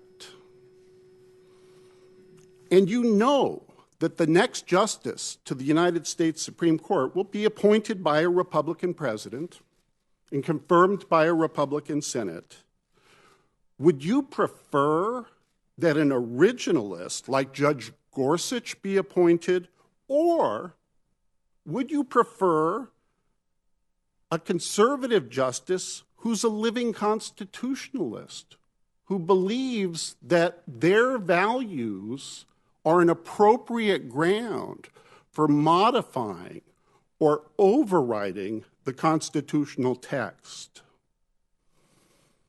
There's a final reason that originalism is in the mainstream. The Supreme Court has never claimed the right to override the Constitution. There are cases where the Supreme Court did, in fact, depart from original meaning. But in all of those cases, the Supreme Court either strained to make its decision consistent with the text or ignored the text altogether. I support Judge Gorsuch's nomination because he is an originalist. Thank you, Professor Solom. Ms. Graves. Thank you, Senator Ranking Member Feinstein and the committee. My name is Fatima Goss-Graves, and I am Senior Vice President for Program and President-elect of the National Women's Law Center. Since 1972, the Center has been involved in virtually every major effort to secure and defend women's legal rights. I thank you for your invitation to testify today and ask that my full written testimony be submitted. Over the past few days, Judge Gorsuch has talked a lot about how he follows the law rather than his personal views or his feelings, and that he applies the law to facts. But a review of his record shows that time and again, his approach to the law gives the benefit of the doubt to employers, to politicians, to other powerful entities, rather than the vulnerable individuals who rely on the law for protection. And time and again, this approach disadvantages women. If you take the case of Betty Pinkerton, an administrative assistant whose sexual harassment claim was dismissed, Judge Gorsuch ruled against Ms. Pinkerton on the grounds that her failure to report the harassment she faced for all of 2 months was unreasonable. During that period, she had to listen to her boss ask about her breast size, ask about her sexual habits, and under Title VII, these sorts of remarks only become a pattern of harassment as they add up over time. If she complained too early under Title VII, she'd have no claim. And waiting 2 months, under Judge Gorsuch's approach, again, she had no claim. This is an approach that ignores the workplace realities that the law is designed to address and the very nature of workplace harassment.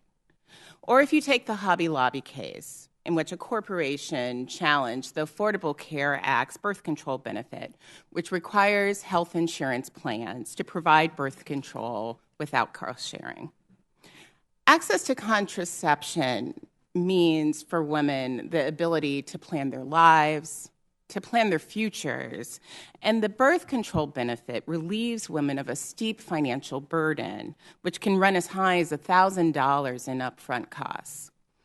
Judge Gorsuch joined the 10th Circuit holding under the Religious Freedom Restoration Act that an employer's religious beliefs could override an employee's right to birth control under the Affordable Care Act, including an especially extreme holding that promoting gender equality and public health, the very goals of the birth control benefit, were not compelling government interests. His concurring opinion was stunning in its refusal to even acknowledge the health impact and the financial burden on women who would lose insurance coverage under his approach. Ultimately, the case reached the Supreme Court, and unlike the decisions joined and written by Judge Gorsuch, the Supreme Court instructed that as a part of RFRA's balancing test, courts must consider the impact on women. Judge Gorsuch's record also shows hostility to the Constitution's protections of the most personal and intimate decisions, which is the basis for the right to birth control and the right to abortion. Yesterday, Judge Gorsuch declined to say whether Roe v. Wade was correctly decided, merely acknowledging that it is actually precedent of the court. And he refused to answer key questions about other areas of the law that accord to women's lives. When he was questioned about letters from former students who claimed that he had suggested companies can and should ask women and only women about their pregnancy plans and their family plans. Even in explaining this incident, Judge Gorsuch shockingly refused to acknowledge that such behavior would violate Title VII. And to be clear, statements like these are wildly at odds with the very letter and the very purpose of Title VII and the Family Medical Leave Act. Finally, we reviewed Judge Gorsuch's record against a highly unusual backdrop, including promises made by President Trump that his nominee would overturn Roe automatically and that he would be selected from lists approved by the Heritage Foundation and by the Federalist Society, a really highly unusual occurrence, to say the least. When you put these extraordinary promises together with the judge's record and his refusal to provide anything but platitudes about his judicial philosophy to this committee, there is only one possible conclusion, and it is that Judge Gorsuch should not be confirmed. Thank you, Ms. Graves. And to the remaining witnesses on the panel and the members of the committee, we are about halfway through a vote, and we are all going to need to take a recess to go vote. So what we will do is also give a few extra minutes to that recess so that folks can get a bite to eat if they can. And we will, actually, do we have 2 votes? I'll be back here about 1:10 to take up the gavel again. We will recess until 1:10 and continue our deliberations at that point. The committee's in recess.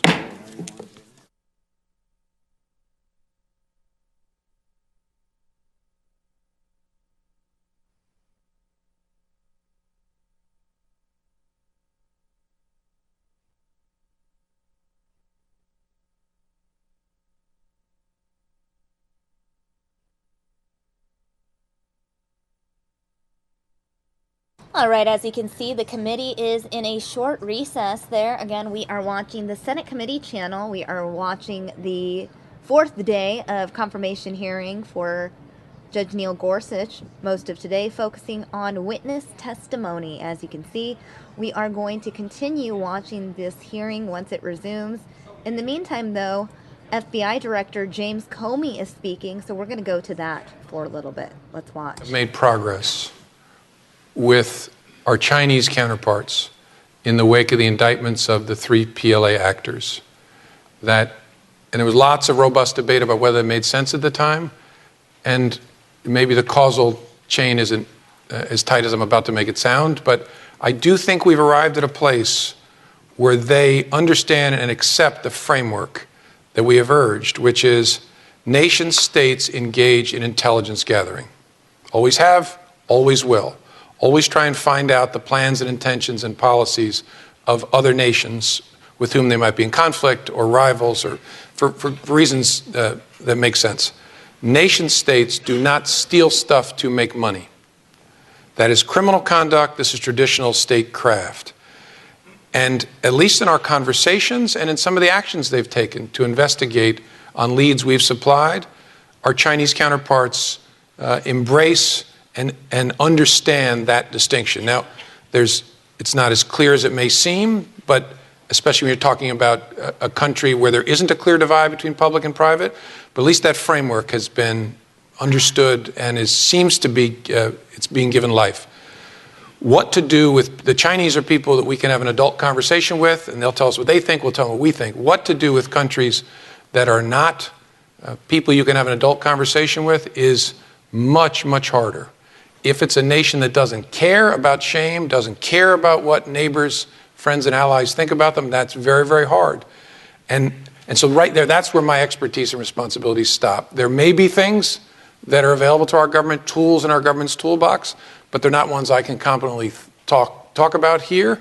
I couldn't talk about here anyway, but they're not mine, and so I can't talk about them in a good way, regardless of the environment. So that's how I think about it. That's an unsatisfactory answer, but that's the best one I can give you. Great, thanks. All right, we're going to take one last question here because the director's got a tight schedule from Larry right here. So right in the middle. Thanks. Oh, sorry, it's Larry right behind you, Steve. Sorry. Yeah. Come back next year. All right. Okay. Director, you talked about the pernicious influence of online activities and those maybe tasting the poison. Do you think there is a role for more active removal of that poison online, or are there too many practical, technical, and constitutional impediments to taking that kind of action, deleting the poison? Yeah, it's a great question. I think there's significant and appropriate constitutional impediments to the government having an active role in doing that. I always think there's more that private sector entities can do to police the content that's being posted on their platforms or coursing their networks. The good news is a lot of people dumped on Twitter a lot at the beginning of the rise of the so-called Islamic State. I actually think Twitter's done quite a good job, and I don't think it was driven entirely by the Islamic State's threat to kill the CEO of Twitter, which helped them see the darkness in a way that I do. But I do think they've understood it's not good for them as a business matter to have this kind of poison on there. The challenge, which was embedded in your question, is vast, complicated, everything lives forever. Sometimes people who are new to government say, why don't we just take this off the internet? First of all, what is the internet exactly, do you mean? And take it off? There is no it. And it's Anwar-Awlaki, as I said, lives forever on the internet. So I think there's more we can do. We should be careful about not making sure that we're not actively involved in it. But I also think, I don't want to be optimistic, it's in a way a fool's errand. You can be better, but nowhere near good enough given the nature of the technology. All right, well, please join me in thanking Director Comey for being with us today.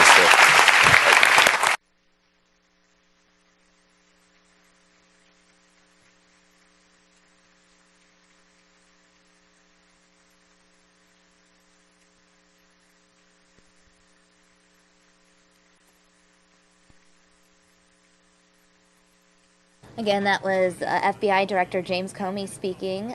So we just caught the tail end of that event. We'll start our state and local panel at 11:45. We will probably play that in full for you a little bit later on. The FBI Director speaking there. As you can see, the Gorsuch hearing is still in recess. So what I'm going to do is show you the House floor debating on Obamacare, the big vote happening today. That did not work because many physicians across this country and many hospitals simply do not take Obamacare. They're acting like it was a gift from God. Mr. Speaker, it did not work. It does not work. And the Republican Party is going to find a way, and we're going to get our act together, and we're going to gleefully go and do the right thing. It's a process, Mr. Speaker. It's a long process. It actually does take the House, the Senate, and the President, and we're going to get our job done. I reserve my time. Gentleman's time is reserved. Gentleman from Massachusetts, let me remind the gentleman he has 10 minutes remaining in this debate. Gentleman from Texas has 3. Okay. Gentleman is recognized. Well, thank you, Mr. Speaker. And let me just say, I feel bad for the gentleman from Texas for having to defend this lousy rule and this lousy bill all by himself. We have so many speakers here, we don't have enough time to accommodate them all. So I'd like to yield 1 minute to the gentleman from California, Mr. McNerney. Gentleman from California is recognized for 1 minute. Well, I thank the gentleman from Massachusetts. And I want to say, Mr. Speaker, since the ACA was enacted, California's uninsured rate has dropped by 54%. Over 263,000 people have gained coverage in the 3 counties in my district. But now my Republican colleagues want us to pass a replacement bill that will strip away health care from 24 million people, Americans. Trump Care guts Medicare program and creates a new pre-broken system that rations health care for more than 76 million Americans. In my district alone, more than 64,000 people will lose coverage because of the provisions of the Republican replacement bill. It will take money away from our hospitals, eliminate 4,000 jobs in San Joaquin County alone. Working and middle-class families will be forced to pay more for less. This will increase healthcare costs and decrease the quality of coverage available.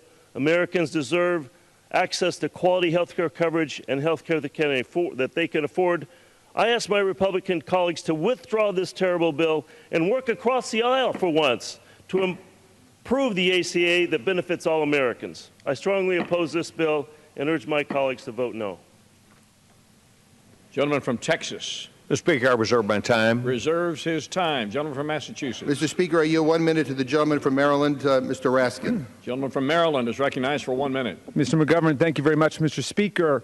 We're here to discuss the rule for voting on Trump Care or Ryan Care or whatever they're calling it today based on whoever's willing to put their name to it. But we learn upon arrival at work, the rules are, there are no rules. It's Lord of the Flies Day here in the House of Representatives. They want to make us vote on a bill that no one's even read. No one can find it. Anything goes. The whole process has been a disaster, a debacle, a mockery of democracy. No hearings, no witnesses, no experts, no process, no deliberation, and now no bill even. But the American people are saying no way.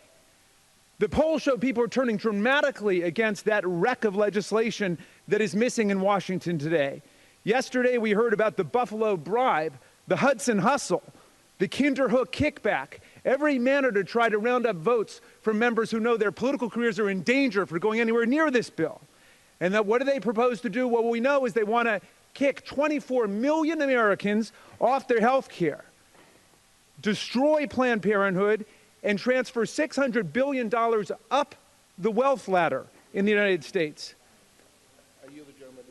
The gentleman is recognized for an additional 30 seconds. Thank you very much. This legislation, however it turns out today, will crash the system, which is what their chief strategist, Steve Bannon, has said he wants to do. If a foreign power, like the Russians, proposed to do this to America, we would consider it an act of aggression and war against the American people. This bill is not a rescue mission, as they say. It is a wrecking ball, and we should put it to bed once and for all today. Thank you, Mr. Speaker. Gentleman from Texas reserves. Gentleman from Massachusetts. I yield 1 minute, Mr. Speaker, to the gentleman from Vermont, Mr. Welsh. Gentleman from Vermont is recognized for 1 minute. Mr. Speaker, and to my friends on the Republican side, you've got the perfect bill. It cuts taxes $800 billion, largely at the high end. It cuts 24 million people off of health care.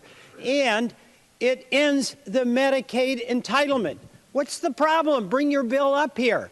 Now, what you have is not a health care bill. You have a tax cut bill masquerading as a health care bill. And your hesitation is the collateral damage that you're going to do to the people who voted for you will become clear.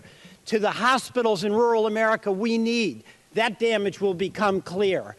To the folks 50 to 64 who are going to get hammered at a point in their life when more than ever they need health care, you're going to stick it to them. The people who supported you, the people who believed in you, are the people you are turning your back on. I say, bring your bill up here, vote it, take ownership of what it is you are doing. I welcome your courage in telling rural America that they don't Gentleman's time matter. has expired. I yield Members back. are also advised to direct your remarks to the chair.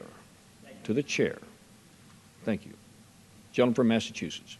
Mr. Speaker, I yield 1 minute to the gentlewoman from Florida, Ms. Castor. Gentlelady from Florida is recognized for 1 minute. I thank the gentleman. I'm compelled to come to the floor this morning to urge my Republican colleagues to stop hiding the Trump Care bill. The American people and their representatives deserve to know what is in the bill. But here's what we know so far. It rips coverage away from millions of our neighbors back home. It is a massive tax or cost increase for people's insurance, whether you have it through healthcare.gov or through your private employer. It imposes a significant age tax on our older neighbors back home. It cuts Medicare, shortens the life of the Medicare Trust Fund. It breaks the fundamental guarantee we have with our neighbors back home who are Alzheimer's patients, children with complex conditions, the disabled under Medicaid, all to give a massive tax break to the wealthiest folks in America. That is a failure in vision, it's a failure in values, and this bill should be hidden forever. Gentleman from Texas reserves. Gentleman from Massachusetts. I yield 1 minute to the gentlewoman from New York, Ms. Maloney.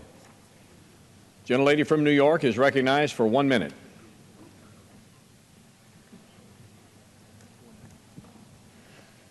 Mr. Speaker, this merciless bill, ironically called a health care bill, would be disastrous for this country's health and especially harmful to the people in my home state of New York. It will not expand access to health care as promised.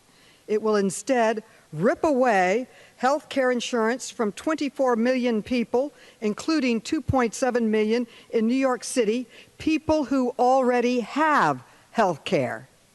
And it will not make premiums more affordable, as promised. It will instead raise premiums across this nation. Premiums in New York would go up an estimated $1,000 next year alone. And it cuts all federal funding for a year for Planned Parenthood clinics, which serves women in need across this country. And to make an already bad bill even worse, This bill cuts nearly $5 billion in funding for New York's hospitals that serve some of our most vulnerable people. Voting for this bill is voting to cause sure and certain harm to millions of Americans. I urge a no vote. Gentleman from Massachusetts. Mr. Speaker, I yield 1 minute to the gentleman from Texas, Mr. Doggett. The gentleman from Texas is recognized for 1 minute.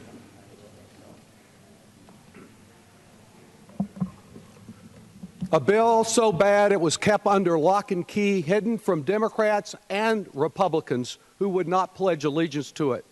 A bill that was so destructive that no witness would come to defend or explain it in all-night committee sessions. A bill jammed through this House.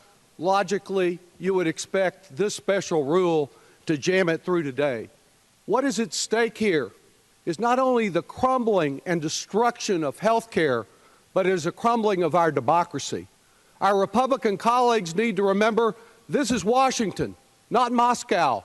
This is the Congress, not the Duma. We deserve a fair consideration of this bill, open to discussion because of its impact on millions of Americans who will lose their access to a family physician. These heavy-handed tactics reflect the fear of the American public getting an opportunity to look thoroughly at this bill and understand what it does to each family affected. I urge rejection of the rule. Gentleman from Texas reserved. Gentleman from Massachusetts.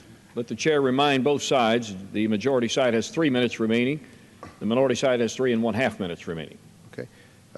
Mr. Speaker, I yield 1 minute to the gentleman from Georgia, Mr. Johnson. Gentleman from Georgia is recognized for 1 minute. Thank you, Mr. Speaker. Today, the Republicans are doing something that goes against what was promised in the campaign, and that was that everyone would have insurance, the insurance would be better, and it would cost less. But instead, we're going in the opposite direction. Less people are going to have insurance, 24 million being kicked off. It's going to cost more for the insurance, and you're going to get less insurance coverage for what you're paying for. It's a total disaster what they're trying to do here, and today they're going to meet with the Freedom Caucus at 11:30, I understand, over at the White House, so the bill is going to get worse. Can you imagine that? If you got fooled the first time, don't get fooled again. If someone tells you something that you know is not true, or that you thought was true and you find out it's not true, don't fall for it again, ladies and gentlemen. It's time for change in America. Thank you, and I yield back. Gentleman from Texas continues to reserve. Gentleman from Massachusetts. Can I inquire from the gentleman from Texas how many more speakers he has on his side? I appreciate the gentleman asking. We have no additional speakers except myself who would close for the Republican Party. Right, thank you. Mr. Speaker, Mr. Speaker, I want to ask unanimous consent to enter into the record the article from today's New York Times entitled, "Late GOP Proposal Could Mean Plans That Cover Aromatherapy But Not Chemotherapy." Without objection. Mr. Speaker, I'd be delighted if we had actual text to look at right now, but instead we're forced to rely on news reports, and what I'm reading in the news is not good. This article that I just inserted in the record also quotes a Harvard professor who says, think of this as the if you have rheumatoid arthritis, you should pay $30,000 provision. The article says we can go back to a world where insurers could simply tell the mother of a mentally ill child that she couldn't buy insurance. You know, it's ironic that the Republicans want to take away a woman's choice about her pregnancy, and then it looks like they're going to take away any insurance she needs for prenatal care or maternity care. What are we doing here, Mr. Speaker? What will we be asked to vote on later today? If these sort of dangerous ideas are being considered, we and the American people deserve to know. 24 million Americans are going to lose their insurance under the proposal that the Republicans are considering. People will pay more and get less. There'll be huge tax cuts for the rich. And we don't even know, we don't even have the final text. This is awful. This is unacceptable.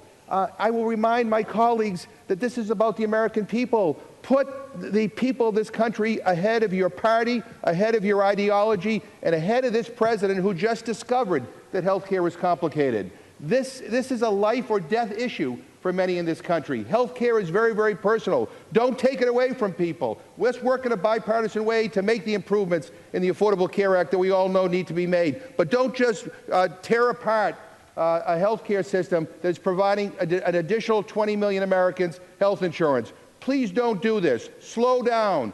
Provide us the text of the bill. Let's have hearings. Let's bring the American people into the Congress and listen to what they have to say. Listen to your own constituents, what they've been saying to you in town halls. They don't want what you're selling here today. They don't want your rescue plan. They want health care for them and their families, and that's what they deserve. So please vote down this martial law rule and go back to the drawing board. I reserve the balance. I yield back the balance of my time. Gentleman yields back his time. Gentleman from Texas with 3 minutes to close. Mr. Speaker, thank you very much. 7 years ago, Mr. Speaker, this town was abuzz with this new health care plan, the Affordable Care Act that was signed by the President of the United States. We were promised enormous opportunity to make health care better. Mr. Speaker, fortunately, the American people had a chance to make a decision. And the American people, after watching and seeing not only people incapable of putting databases together, incapable of understanding marketplaces, incapable of understanding the limits of the American people's really need to understand and to have a better health care system, gave up on Obamacare, the Affordable Care Act. They gave up on it because after 7 long years, they understood it simply didn't equal what they were sold. Republican Party is selling what we believe in, and this is the beginning of that sell. It's a beginning of an understanding for most members of this body and the American people to understand you can keep your own doctor. You can keep your own health care plan. But you, too, can make your own decisions. You can become a consumer. Oh, my gosh, somebody from Washington isn't going to tell us exactly what to do. Let's scare everybody. Let's make them think that the American people can't make their own decisions without the IRS or Washington tell them what to do. I understand there's some frustrations. I get that. I could be frustrated. I'm not. It is true. Last week I held a town hall meeting in Dallas, Texas. It is true. A bunch of people yelled and screamed at me. They simply wanted to know yes or no, yes or no. Mr. Speaker, policy is not like that in our country. The Republican Party does owe people thoughts and ideas and plans, and we will have the bill, and when we do it, we will own it, and we'll be proud of it. Mr. Speaker, I urge my colleagues to support this rule. I yield back the balance of my time, and I move the previous question on the resolution. The question is on ordering the previous question on the resolution. Those in favor say aye. Aye. Those opposed, no. Opinion of the chair, the ayes have it. Gentleman from Massachusetts. I ask for the yeas and nays, Mr. Speaker. Yeas and nays are requested. Those favoring a vote by the yeas and nays will rise. Sufficient number having risen, the yeas and nays are ordered. Pursuant to Clause 8 of Rule 20, further proceedings on this question will be postponed. Lays before the House an enrolled bill.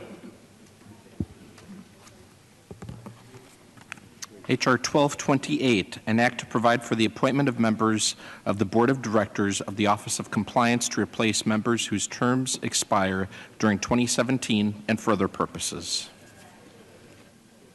Pursuant to Clause 12A of Rule 1, the Chair declares the House in recess subject to the call of the Chair. All right, everyone. So that was the members of the House debating the Obamacare replacement. Speaking of the House, House Minority Leader Nancy Pelosi holding her weekly press conference just moments ago.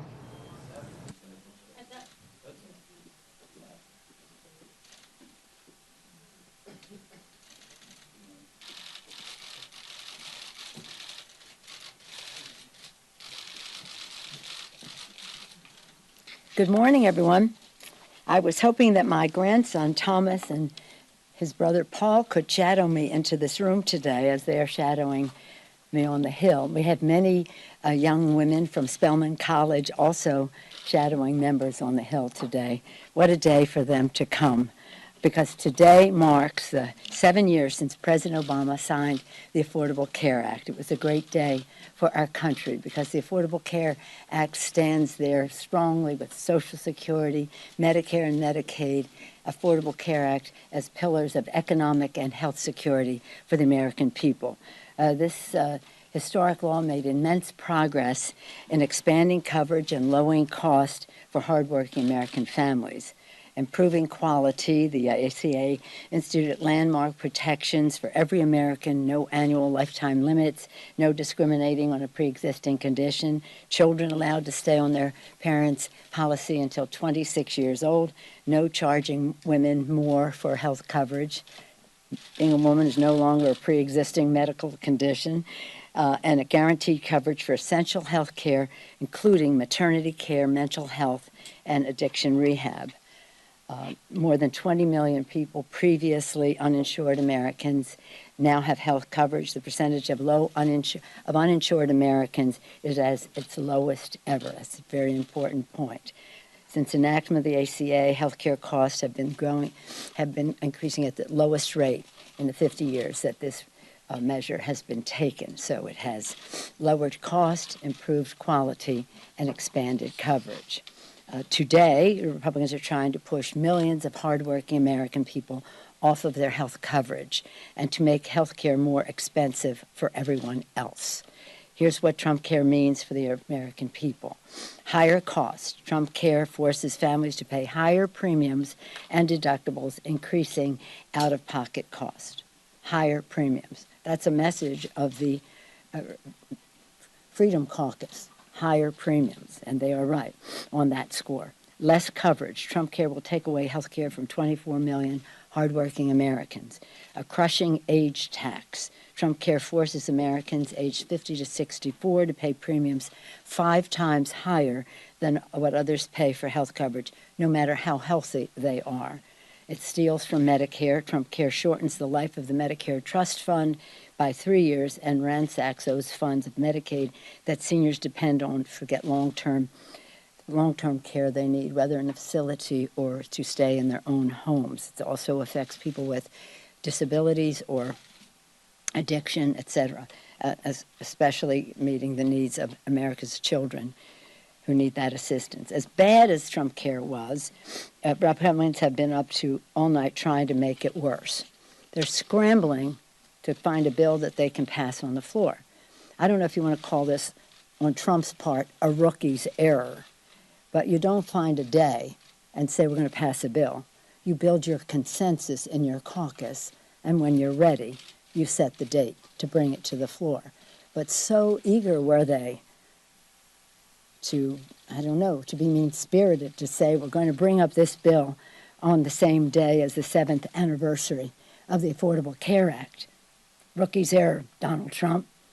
You may be a great negotiator. Rookie's error for bringing this up on a day when clearly you're not ready. And how are they moving to get ready? Here's how they're moving. Now we hear Republicans are planning changes to destroy the protections of more than 155 million Americans who get coverage through their employers. Eliminating essential health benefits. You've probably seen, I don't have it here, but essential health benefits that were something we're very proud of in the Affordable Care Act. I'll just say that essential health benefits means Republicans are making being a woman a pre-existing condition again. Stripping guaranteed maternity care is a pregnancy tax, pure and simple. Stripping guaranteed maternity care is a pregnancy tax, pure and simple. Worsening the addiction epidemic and making it harder to access mental health care, making it more expensive to be sick in America. Well, that's their goal, to make America sick again. Speaker Ryan has called this bill an act of mercy. An act of mercy. There's no mercy here. Trump Care is a moral monstrosity that will devastate seniors and hardworking Americans. I talked about what they have been talking about in the essential health benefits. Now, in order to get votes on the far right, they're looking at other items, including Title I in the Affordable Care Act. You probably have this list. These are some of the things we're very proud of that are in the Affordable Care Act that they are now looking at. This will all hurt America's working families, and it's a remarkable thing. It's clear that this is not a health care bill.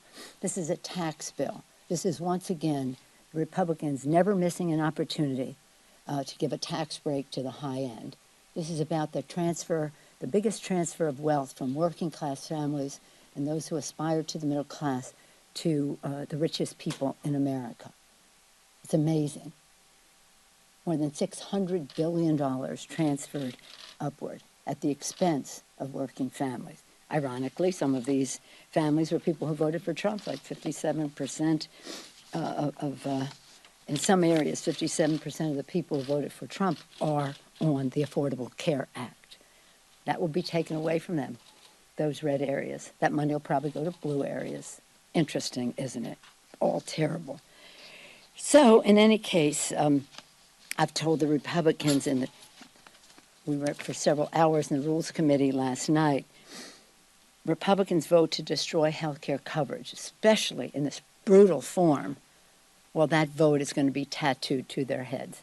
They can't say Donald Trump made me do it. He's not their boss. Their constituents are their bosses.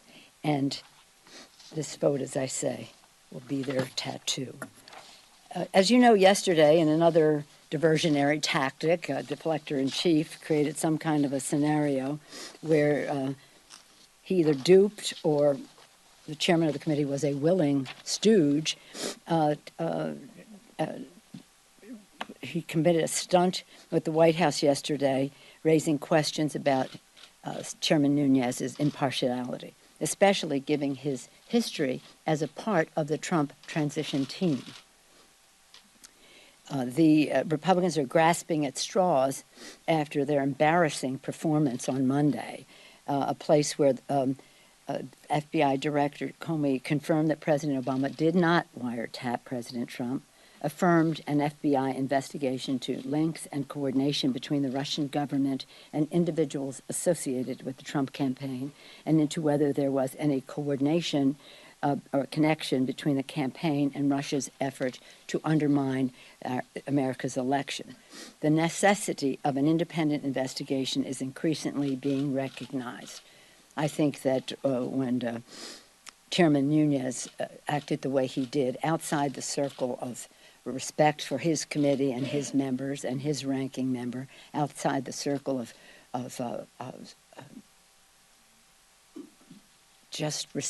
respect for the responsibility that he has as chairman of the Intelligence Committee by being a stooge for the President of the United States, going to him, going to the Speaker, and going to the press before he even went to the ranking member of the committee. I think he has demonstrated very clearly that there is no way there can be an impartial investigation under his leadership on that committee. It speaks very clearly to the need for an outside independent commission. As Senator McCain said, no longer does Congress have the credibility to handle this one. Chairman Nunes is deeply compromised, and he cannot possibly lead an honest investigation. As I said, Congress must create a comprehensive, independent, bipartisan commission to expose the full truth about the Trump-Russia connection. I've said it over and over again. What is it that the Russians have on President Trump, politically, personally, or financially, that they would go to such lengths to hide these connections? What are the Republicans afraid of? The truth in an investigation? And it's very serious because this has an impact on our national security. When the president-elect comes into office and flirts with the idea of lifting sanctions on Russia, questions the START treaty, praises Putin as some kind of I don't know what, and compares him favorably at the expense of the United States of America. It's a remarkable thing. And now, I'm not going to go into it because it's all unfolding, but we see further connections between his campaign chairman and money connections to Russia and to Russian sympathizers in the Ukraine. As you probably know, Nikolai Gorsuch, a lawyer, was to be a key witness in U.S. Attorney Barrera's Russia probe. He fell from 4 stories. This week he fell from a four-story building. He's injured very seriously. And then Denis Voronikov, a former Russian member of parliament, was killed in the city center of Kiev. He was to testify in a trial of the former pro-Russian Ukraine Prime Minister Yanukovych. So it is a stunning set of facts that need to be reviewed for our national security, for the security of our nation, for the security of our democracy. And this needs to go outside. With that, I'll be pleased to take any questions you may have. Yes, sir? Shortly after Director Comey announced that the FBI was expected to reopen the investigation into emails, you said that, quote, maybe he's not in the right job. Is that still your view that Director Comey may not be in the right job in light of what happened on Monday? Well, I do believe that what the director did during the campaign was inappropriate by his own words. In the first week of October, Director Comey said that he would not sign the consensus document that said the Russians were interfering in our election. The other leaders in the intelligence community signed off on that, and he said it's too close to the election. It was the first week in October. 2 weeks later, for some reason, but heralded by Rudy Giuliani a couple of days before, he says that that he's looking into Hillary Clinton's emails again, which this may be of no significance, he said, but we're looking into her emails. Now we're like 10 days before the election. 2 weeks earlier, it was too late, by his own words, and now we're looking into her emails. That had a direct impact on the election. I think in this role now, he's more in his wheelhouse as the director of the FBI conducting an investigation. I think this is, it's a different, he was, I don't know what he was doing on the political side. I thought that was very wrong what he did. I have respected him for his other work, as I said then, and I've repeatedly said, because I've observed him when he was in the Justice Department under President Bush, and he was courageous there. But I think in this investigation, he seems to be working from the facts and where the facts take us. All right, everyone, it looks like that Senate Judiciary Committee hearing has started up again. Neil Gorsuch hearing. Let's go ahead and continue listening. The qualitative measures needed to guarantee that. Historically, the record is not encouraging, to be frank. Our respect for the court often blinds us to the fact that our justices have ranged from towering figures to virtual nonentities. To be blunt, we've had more misses than hits when it has come to appointments onto the court. Top candidates are often rejected due to writings and views that might attract opposition. The result is a preference for nominees with clean records that have no public thoughts challenging conventional theories, not even raising particularly interesting ideas. That is not the case with this nominee. Judge Gorsuch has actively participated in debating some of the toughest questions of our time. This is, in other words, a full portfolio of work at the various highest level of analysis. On the basis of all the criteria I discussed in my testimony, Judge Gorsuch is a stellar nominee. I realize that many do not welcome a conservative nominee any more than they welcomed a conservative president. However, President Trump has every right to nominate someone who shares his jurisprudential views. To put it simply, Neil Gorsuch is as good as it gets, and he should not be penalized for engaging in the policy and academic debates of our time. In my written testimony, I discuss some of his opinions. There are many, 2,700 or so. The jurisprudence reflects, not surprisingly, a jurist who crafts his decision very closely to the text of a statute, and in my view, that is no vice for a federal judge. The exception, as I talk about, is Chevron, in terms of the consistency of his views with those of Justice Scalia. There, we've seen a lot of discussion of cases, which I would be happy to go into. The confirmation hearings bring almost a mythical aspect to this process as people try to predict who a justice will be decades in advance. Of course, nobody knows that, except perhaps the nominee. And if history's any judge, even the nominee doesn't know that. These hearings often remind me of a story of Supreme Court Justice Oliver Wendell Holmes, who was traveling by train to Washington, D.C. when a conductor asked him for his ticket. Holmes looked in all of his pockets, and the conductor finally stopped him and said, "Don't worry about your ticket, Mr. Holmes. We all know who you are. When you get to your destination, just send us the ticket." And Holmes responded, "My dear man, the problem is not my ticket. The problem is, where am I going?" Most nominees are in the same position as Oliver Wendell Holmes. They're not quite sure where they're going. People of good faith can evolve on the court. I do not expect Judge Gorsuch to be a robotic vote for the right of the court.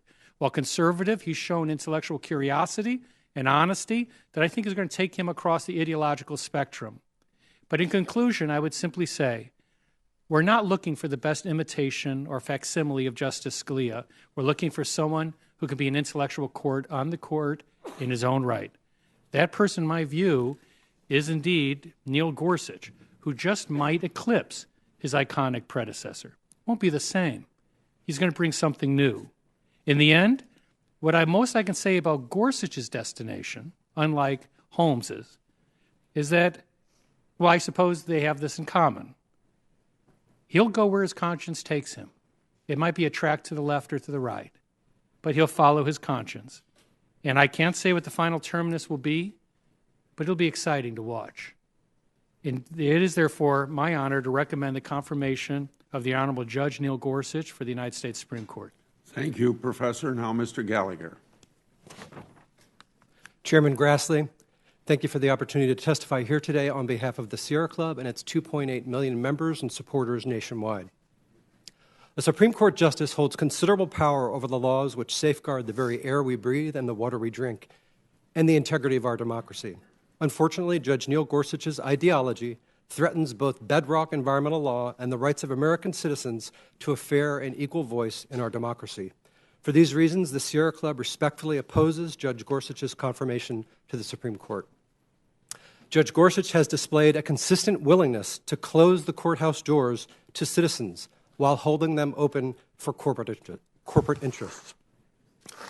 Think for a moment of the child in Bakersfield, California, struggling to breathe as a result of the oil and gas operations right outside her home and school, or of the family who may not be able to take their annual camping trip to the Wayne National Forest in Ohio because of fossil fuel drilling operations at that place, or of the families right here in Washington, D.C. who continue to suffer from the lead contamination of their drinking water. I presume that everyone in this room would agree that every single one of these people deserves access to the federal courts to remedy these wrongs. Unfortunately, Judge Gorsuch's writings and judicial record show that he would shut the courthouse doors on many of these people who want nothing more than to protect their air, water, public lands, and their families. In 2005, Judge Gorsuch authored an article in the National Review entitled "Liberals and Lawsuits," where he criticized those who seek to remedy injustices in the federal courts when the executive branch fails to do its job. While Judge Gorsuch has reportedly stated that he wishes this National Review article would just quote-unquote disappear, his judicial record continues to reflect this philosophy, as he has repeatedly denied environmental plaintiffs access to the courts, where citizens must jump through multiple, often insurmountable hurdles just to get inside Judge Gorsuch's courtroom. Corporations have been able to walk right in. Let me cite two examples. In 2013, the Sierra Club moved to intervene in a lawsuit that an off-road vehicle group brought against the Forest Service, challenging the closure of certain forest trails to off-road vehicles. The court granted us intervention, but Judge Gorsuch dissented, concluding that we should have been excluded from the case. Tellingly, neither the government, the off-road vehicle group, nor the majority of judges objected to our participation in that case. Second, in 2005, a coalition of citizens groups, including the Wilderness Society and the Sierra Club, challenged a Utah county's attempt to take over Red Rock wilderness areas that were managed by the Bureau of Land Management by claiming that they were county highways. Judge Gorsuch ruled that the citizens did not have standing to sue. They did not get into the courtroom. In an emphatic dissent to Judge Gorsuch's ruling, one that echoes my testimony here today, Judge Lucero, also of the 10th Circuit, stated, quote, "A citizen's right to protest and be heard on the supremacy of federal rules and regulations is ignored." Not only has Judge Gorsuch limited access to the courts, he has stated open hostility to the Chevron doctrine, a long-standing precedent of the Supreme Court that ensures scientific integrity is respected as our public servants implement clean air and clean water regulations. The Chevron doctrine ensures that the laws on the books are carried out by career public servants using the best available science. Here's the most troubling issue. Judge Gorsuch's opinion that Chevron deference violates the Constitution echoes the current White House's extreme anti-agency demagoguery. 1 month ago, Trump's senior advisor Steve Bannon gave a speech to the Conservative Political Action Conference in which he professed that a White House priority is the quote-unquote deconstruction of the administrative state. Trump's massive budget cut for EPA was the next hammer to fall. Sadly, Judge Gorsuch's ideology will further this agenda, hamstringing the EPA's ability to enact pollution safeguards and incentivizing corporate polluters to challenge the EPA at every turn, thereby forcing federal judges to second-guess agency scientists. In closing, we now stand at a precipice in history. How will we deal with climate disruption? How will we lift up our communities who lack access to clean drinking water and clean air? How will we leave a safe and livable future for our children? America cannot afford the appointment of yet another justice whose ideology disfavors citizens groups, favors corporate interests, and leads to the degradation of the environment and our democracy. This is why the Sierra Club respectfully opposes the confirmation of Judge Neil Gorsuch to the Supreme Court. Thank you very much. Thank you, Mr. Gallagher. Now, Ms. Harden. Chairman Grassley, on behalf of the National Federation of Independent Business, I am honored to testify today in support of the nomination of Judge Neil Gorsuch to be an Associate Justice of the United States Supreme Court. NFIB is the nation's leading small business advocacy organization with hundreds of thousands of members across the country in every industry and sector. As the lead plaintiff in the historic challenge to the Affordable Care Act, NFIB versus Sebelius, NFIB understands firsthand the importance one justice can have on the ability of small businesses to own, operate, and grow their business. After reviewing Judge Gorsuch's articles, decisions, and public statements, we are pleased to see a judge who both applies the actual text of the law and the original meaning of that text at the time it became law, rather than changing it to fit his personal views and preferences. Specifically, small businesses are encouraged by 3 qualities Judge Gorsuch has brought to the bench. His opinions are clear and often provide bright-line rules. He has a deep respect for the separation of powers, and he has shown a willingness to tackle the difficult legal issues of our day head on. Judge Gorsuch is not known for using ambiguous or broad language that fails to settle the question before him. Rather, his decisions provide meaningful direction for district court judges, as well as businesses and ordinary individuals who may be affected by that law moving forward. Like their larger counterparts, small business owners want and need certainty. They need bright-line, easy-to-understand legal standards. If small businesses don't know what is expected of them, what the rules of the game are, they may be hesitant to undertake actions that otherwise would help their business grow. Judge Gorsuch takes seriously his obligation to provide that clarity whenever possible. Judge Gorsuch also has demonstrated that he truly respects and seeks to protect the separation of powers among the branches of government. This is important because NFIB is concerned about what we see as the rising tide of regulation promulgated by unelected bureaucrats. This trend over the last 30 years contravenes the fundamental principle that only Congress, as the elected and politically accountable legislative branch, should be able to enact and change statutory law.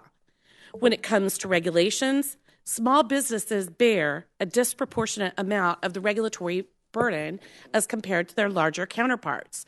That is not surprising since it's the small business owner, not one of a team of compliance officers, who is charged with understanding new regulations, filling out required paperwork, and ensuring the business is in full compliance with new and ever-changing federal mandates. The uncertainty caused by future regulation negatively affects a small business owner's ability to plan for future growth. For small business, the problem of overregulation has been further exacerbated by the broad deference federal courts give to executive agencies in their interpretations of statutes passed by Congress. This judicial deference to executive agencies, known as Chevron deference, has led to a breakdown in our constitutional system of checks and balances. Therefore, NFIB welcomed Judge Gorsuch's concurring opinion last year in Gutierrez, encouraging the Supreme Court to revisit the Chevron doctrine. In my written testimony, I referenced 3 cases where the Chevron doctrine has caused serious harm to small business. For example, in City of Arlington versus the FCC, the Supreme Court invoked Chevron to find that courts must defer to an agency's interpretation of its own statutory authority. By extending Chevron deference to agency determinations of its own jurisdiction, the court set a dangerous precedent that encourages agency aggrandizement of regulatory authority with minimal judicial oversight. By abdicating its responsibility to determine the scope of the agency's statutory authority, the court signaled that agencies may intrude into the affairs of states and businesses with impunity, as long as their actions are justified as reasonable to the slightest degree. Our constitutional system of governing and our separation of powers doctrine play a large role in empowering the vitality of small businesses in the United States. When the system erodes or functions less perfectly, there is an adverse impact on small business and our nation's economy. Small businesses, like every American, have an important stake in who fills Justice Antonin Scalia's seat. NFIB is pleased to support the nomination of Judge Neil Gorsuch to the U.S. Supreme Court. Thank you. Thank you very much. Our next witness is the former Deputy Assistant Attorney General for Civil Rights, who has specialized in disability rights. We're delighted to hear her testimony. Ms. Hill. Thank you very much for inviting me to speak today. I'm an attorney with more than 20 years' experience implementing the laws protecting the rights of people with disabilities. I have serious concerns about Judge Gorsuch's approach to and acceptance of America's disability civil rights laws and the basic principles of disability rights. People with disabilities have long experienced what former President and then candidate George W. Bush called the soft bigotry of low expectations. Unfortunately, Judge Gorsuch bakes these very low expectations into his disability rights jurisprudence, in spite of Congress's bipartisan attempts to dismantle such prejudices through federal disability rights laws. Judge Gorsuch's decisions on the education of our children with disabilities are troubling, not just for their devastating human consequences, but also for their dismissiveness of the law as established by Congress. The Individuals with Disabilities Act, Education Act, or IDEA, requires public schools to ensure a free, appropriate public education for each student with a disability. In the Luke P. case that you heard about earlier, Judge Gorsuch read the IDEA to require only an education that is merely more than de minimis. That concept appears nowhere in the statutory text of the IDEA or in Supreme Court precedent. Judge Gorsuch adopted this standard in spite of Supreme Court precedent requiring educational benefits to be meaningful, in spite of statutory text requiring appropriate educational programs, and in spite of Congress's repeated updates to the IDEA explicitly calling for high educational standards for children with disabilities. Yet in Luke P., George Gorsuch substituted his own opinion for that of 3 decision-makers who had found that Luke's school did not provide an appropriate or meaningful educational benefit. Nor did Tenth Circuit precedent require the merely standard. For a judge that claims fidelity to the principles of judicial conservatism, a decision to overrule the findings of 3 lower courts in a way that ignores statutory text and congressional intent is deeply troubling. Luke's records showed that he was failing in over 75% of the goals in his plan. Few parents in this country would find a 25% success rate to be appropriate or meaningful for their child with or without a disability. Yet Judge Gorsuch found that 25% success was a passing grade for Luke's school. Notably, a little over a year after the change in his placement, as you've heard this morning, Luke made significant progress in the goals that his prior school had failed in. It was Judge Gorsuch's expectations, not Luke's capabilities, that were de minimis in this case. Just yesterday, the Supreme Court explicitly and unanimously rejected Judge Gorsuch's merely more than de minimis standard. The court found Judge Gorsuch's standard mischaracterized the intent and language of both Congress and Supreme Court precedent. The court found in requiring an appropriate public education, Congress meant what it said. The court stated, when all is said and done, a student offered an educational program providing merely more than de minimis progress from year to year can hardly be said to have been offered an education at all. Unfortunately, it is likely too late for many of the children with disabilities in Colorado, Kansas, New Mexico, Oklahoma, Utah, and Wyoming who have been subjected to the soft bigotry of de minimis expectations for nearly 10 years. Judge Gorsuch's other IDEA opinions have shifted standards of review and created legal minefields of administrative processes to undermine the education rights of students with disabilities. And Judge Gorsuch's opinions on the rights of adults with disabilities also reflect, rather than challenge, the stereotypes that Congress enacted in federal disability rights law, rejected in disability rights law. Congress passed the Americans with Disabilities Act, or ADA, to open doors to the workplace for people with disabilities. But Judge Gorsuch, in 2010, held that an employee with multiple sclerosis did not have a disability because she was able to work. He made this holding in spite of both the ADA and the ADA Amendments Act of 2008, where Congress made clear that the ADA provides and has always provided protection to people with MS, and that disability is not defined, catch-22-like, as an inability to work.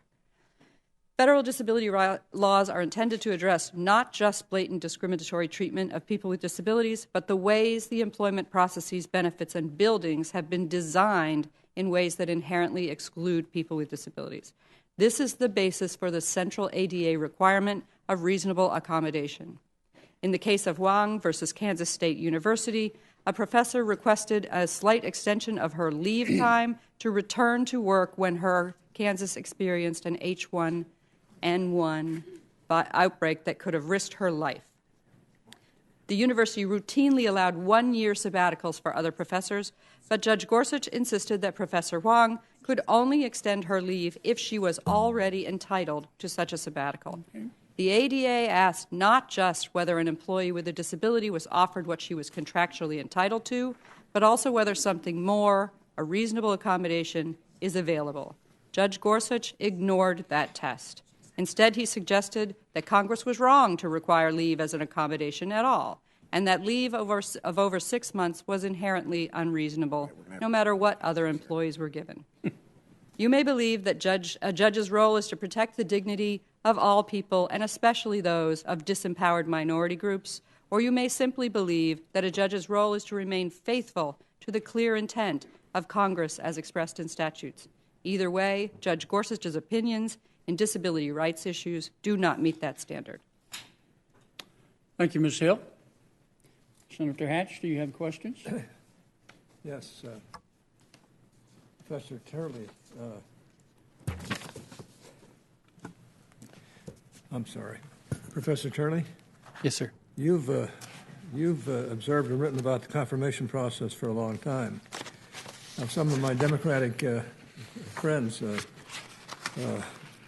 have been saying that the only way to find out what they need to know about Judge Gorsuch is to demand what Justice Ginsburg once called hints, forecasts, and previews about his future votes or opinions in cases that will come before the Supreme Court.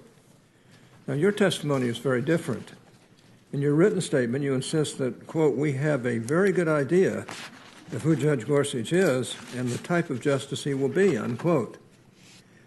Now, do you agree with me that results-oriented litmus tests based on specific issues are not the best standard for evaluating the fitness of a Supreme Court nominee.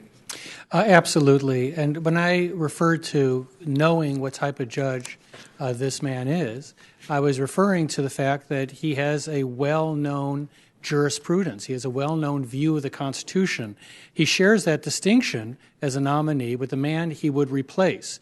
And that's one of the reasons I believe he will have a lasting legacy. The reason that Justice Scalia has such a lasting legacy is that he's a rarity. He actually changed the court more than it had changed him, because he came to the court with a clear understanding of his jurisprudence. Now, when I look at Judge Gorsuch, I see someone that, quite frankly, is going to follow his conscience. He's not going to be very predictable. I don't think he'll be robotic. I think that view, his jurisprudential view, will take him to the left and the right of the spectrum. What we do know is he's a textualist. That should come as no surprise, and I don't think that's a vice. But what his opinions also show is someone with an intense intellectual curiosity and also an intense independence. I could think of no better possible nominee than that. I don't want a blind date. I don't want someone who we know nothing about. What we have in Judge Gorsuch is someone who wasn't just a pedestrian, not participating in these important debates. He got involved, and I respect that. And I don't think we should penalize someone for being active in debating these issues. That's a good point. The suggestion's been made in this hearing that concern about the Chevron doctrine, which requires deference to executive branch agency interpretations of the law, is just another way of opposing regulation in general. One Democratic senator even said that without Chevron, agencies will not have the authority to address problems at all. Do you agree with that characterization? No, I don't. I share Judge Gorsuch's view on Chevron. We come from two different places, I think, probably politically. But I think how you view Chevron depends a lot on whether you view it from a constitutional standpoint or from an administrative law standpoint. I think I share Judge Gorsuch's view, or looking at it through the lens of a constitutional standpoint. Chevron is troubling because it does tend to usurp a traditional role of the courts. It also tends to usurp a role of this body. And I also don't think that the suggestion that if Chevron was set aside, that all of Rome would burn. I think that Judge Gorsuch made a very good point when he says, what do people think? In one of his opinions, what do people think is going to happen if we don't have Chevron? What's going to happen is we'll be in the same position we were before Chevron, which wasn't a bad position. You had the Skidmore case, where Justice Jackson, someone that Judge Gorsuch really respects a great deal, said, look, we have to respect agency opinions. We have to give them great weight. The APA itself, I believe in Section 706, says that you have to defer to that. So there's not a cliff here that people are talking about. What it does by moving away from Chevron, I think, is to get the courts more heavily involved in the review of agency decision-making, and also to give more authority back to this body where I believe it should rest. Great. I agree with you. Ms. Harmon, we often speak about the impact of court decisions on the parties in to a specific case and beyond. Now, I really appreciate I really appreciated your response in this area and your comments because I think they provide an important perspective on this issue. And I'm sure you know from observing this process, my Democratic colleagues focus only on which party wins or loses or which narrow political interest is advanced by the decision in an individual case. Now, you seem to have a very different take. Your testimony emphasizes more broadly that clarity about the law and adherence to basic principles such as separation of powers have the most important impact. Now, that's why you have such a high praise for Judge Gorsuch's approach, not only to making decisions, but on writing the opinions that explain those decisions as well. Now, my view is that the law, not the judge, should determine the outcome of individual cases and the broader impact of those decisions. Do you agree with that? Well, that was a nice, quick answer. By saying, that there was a good discussion. Oh, sorry. A good discussion with Senator Tillis about this as well, which is the the separation of powers is important because coming here before you is where my members, small business owners, are going to have the greatest impact. You are in the light of day with a true public discourse about what the law should be. They're not going to be in every courtroom in the country. They're not going to be in every agency walking the halls. And they need to know that once you all enact a law, the regulation is issued that is appropriately within that statutory framework, it's a law they can rely on, because that certainty is the only way for them to be able to do business. Certainty is a critical component of small business owners' abilities to operate their business. Thank you. Thank you. Senator Whitehouse. Thank you, Chairman.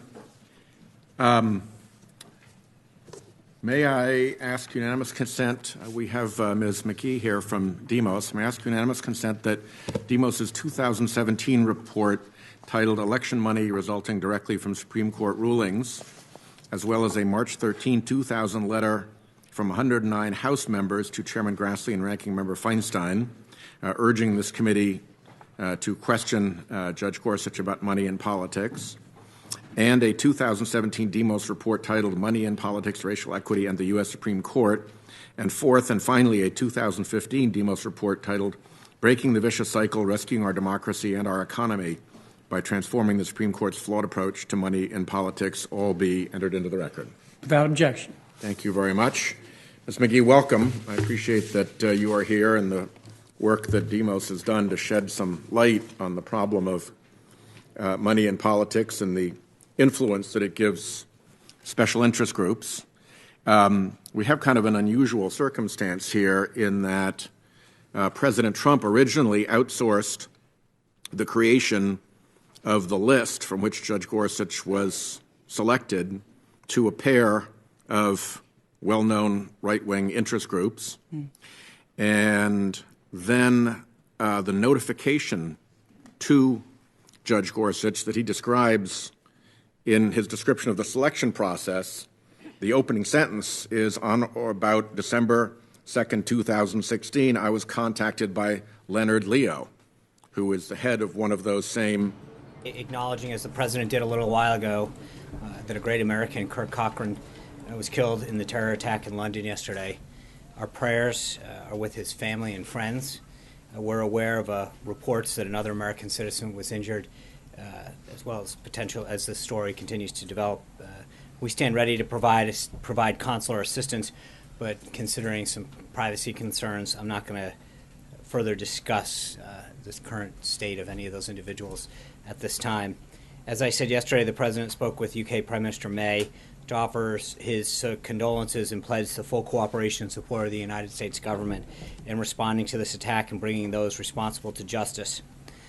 Now a little bit on a today's schedule. This morning, after receiving his daily intelligence briefing, the President met with over 30 members of the House Freedom Caucus to discuss building momentum towards replacing and repealing Obamacare with the American Health Care Act. The members of the Freedom Caucus thanked the President for engaging with them throughout their negotiations, and the President likewise thanked the group for their willingness to work closely with the White House and their colleagues to craft the strongest bill possible. The group agreed that their ultimate goal is to implement a system that will drive down costs and increase access to health care for millions of Americans, and this meeting was, I think, a very positive step towards achieving that goal. This is just the latest in a series of discussions in person and on the phone that the President, the Vice President, and his team have had holding with the Republican House members on the American Health Care Act. This afternoon, we expect the President to continue those meetings with members of the Tuesday group from the House coming up here later today. Since the law was introduced, the Legislative Affairs team has been in constant contact with the members of the American people will be counting on to fulfill their promise of repealing and replacing Obamacare by supporting this bill later tonight. In the past few days, the President has been on the phone with scores of Republican members, in addition to the in-person meeting you've seen with the Republican Study Committee, the House Freedom Caucus, and the Tuesday group. This bill has truly been a collaborative effort from the beginning. Through an open and deliberative process, the President and his team have helped to negotiate a very, very strong bill.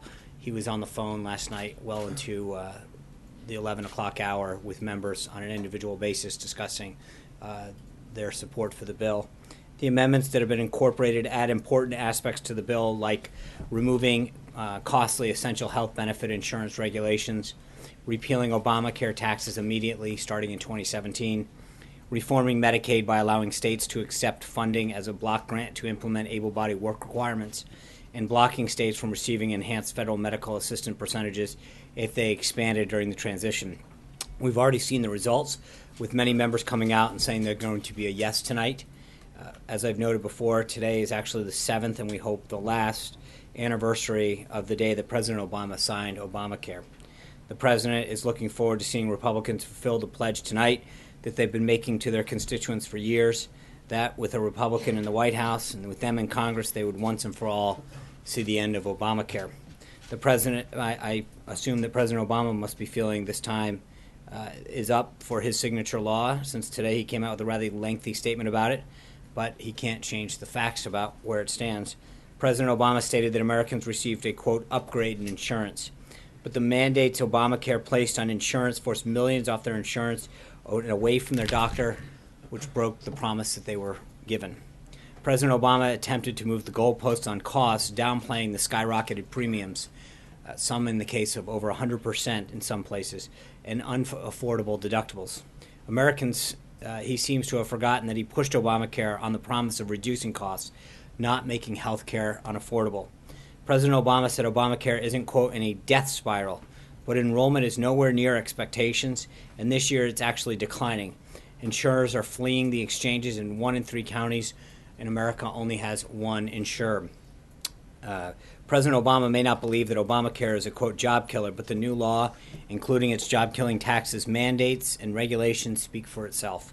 With the passage of the American Health Care Act, we will begin the process of rolling back Obamacare's many disastrous policies. And of course, it's not just a big day on the House side. Over on the Senate, we begin the final and 4th day of Judge Gorsuch's Senate Judiciary hearings. Earlier today, Democratic leader Chuck Schumer announced that Senate Democrats will be mounting a filibuster against his nomination. From day one, we've said that the president made an inspired choice with the nomination of Judge Gorsuch. The American Bar Association has given him their highest rating of well qualified. This week, though, through all 4 days, he has showcased his sterling credentials and a brilliant legal mind. We find Senator Schumer's announcement truly disappointing because it breaks with the tradition of how the Senate has handled Supreme Court confirmation votes in modern time and represents the type of partisanship that Americans have grown tired of. In the last half century, only 3 Supreme Court justices have ever faced a filibuster. The most recent, Justice Alito, was opposed by then Senator Obama, who voted to uphold his filibuster and later admitted that his vote was a politically motivated act that he regretted. In fact, Senate Republicans didn't filibuster his Supreme Court nominees, Kagan and Sotomayor. We call on Senator Schumer to follow Democrats to abandon this attempt to block Judge Gorsuch from receiving a fair up or down vote that he and the American people have voted for. Back to the rest of the president's schedule. This afternoon, the president, as I mentioned, will meet with members of the Tuesday group. He had lunch with Secretary of the Treasury Mnuchin and Nelson Peltz at 3 o'clock today. We hope you'll come out and join the president to welcome the truck drivers and truck company CEOs who will be meeting with on the American Health Care Act as they arrive to the White House alongside 2 rather large big rigs. 1 in every 16 Americans work for the trucking industry. It's the backbone of our country's domestic freight transportation, and it moves over 70% of domestic freight tonnage. But the trucking industry has suffered greatly under Obamacare.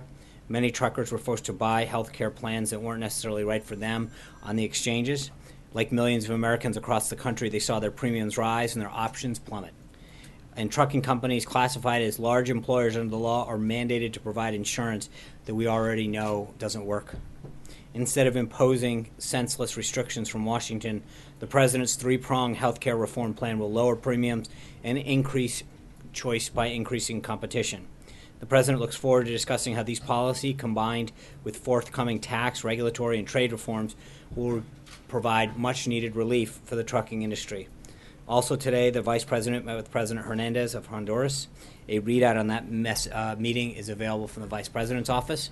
and a few notes before I get to your questions. As the President noted during his first cabinet meeting earlier this month, while many of the spectacularly qualified choices to lead his departments and agencies are already in place and taking action to fulfill the President's ambitious agenda, there are still some important positions that have not been filled, in large part to Senate Democrats' obstruction.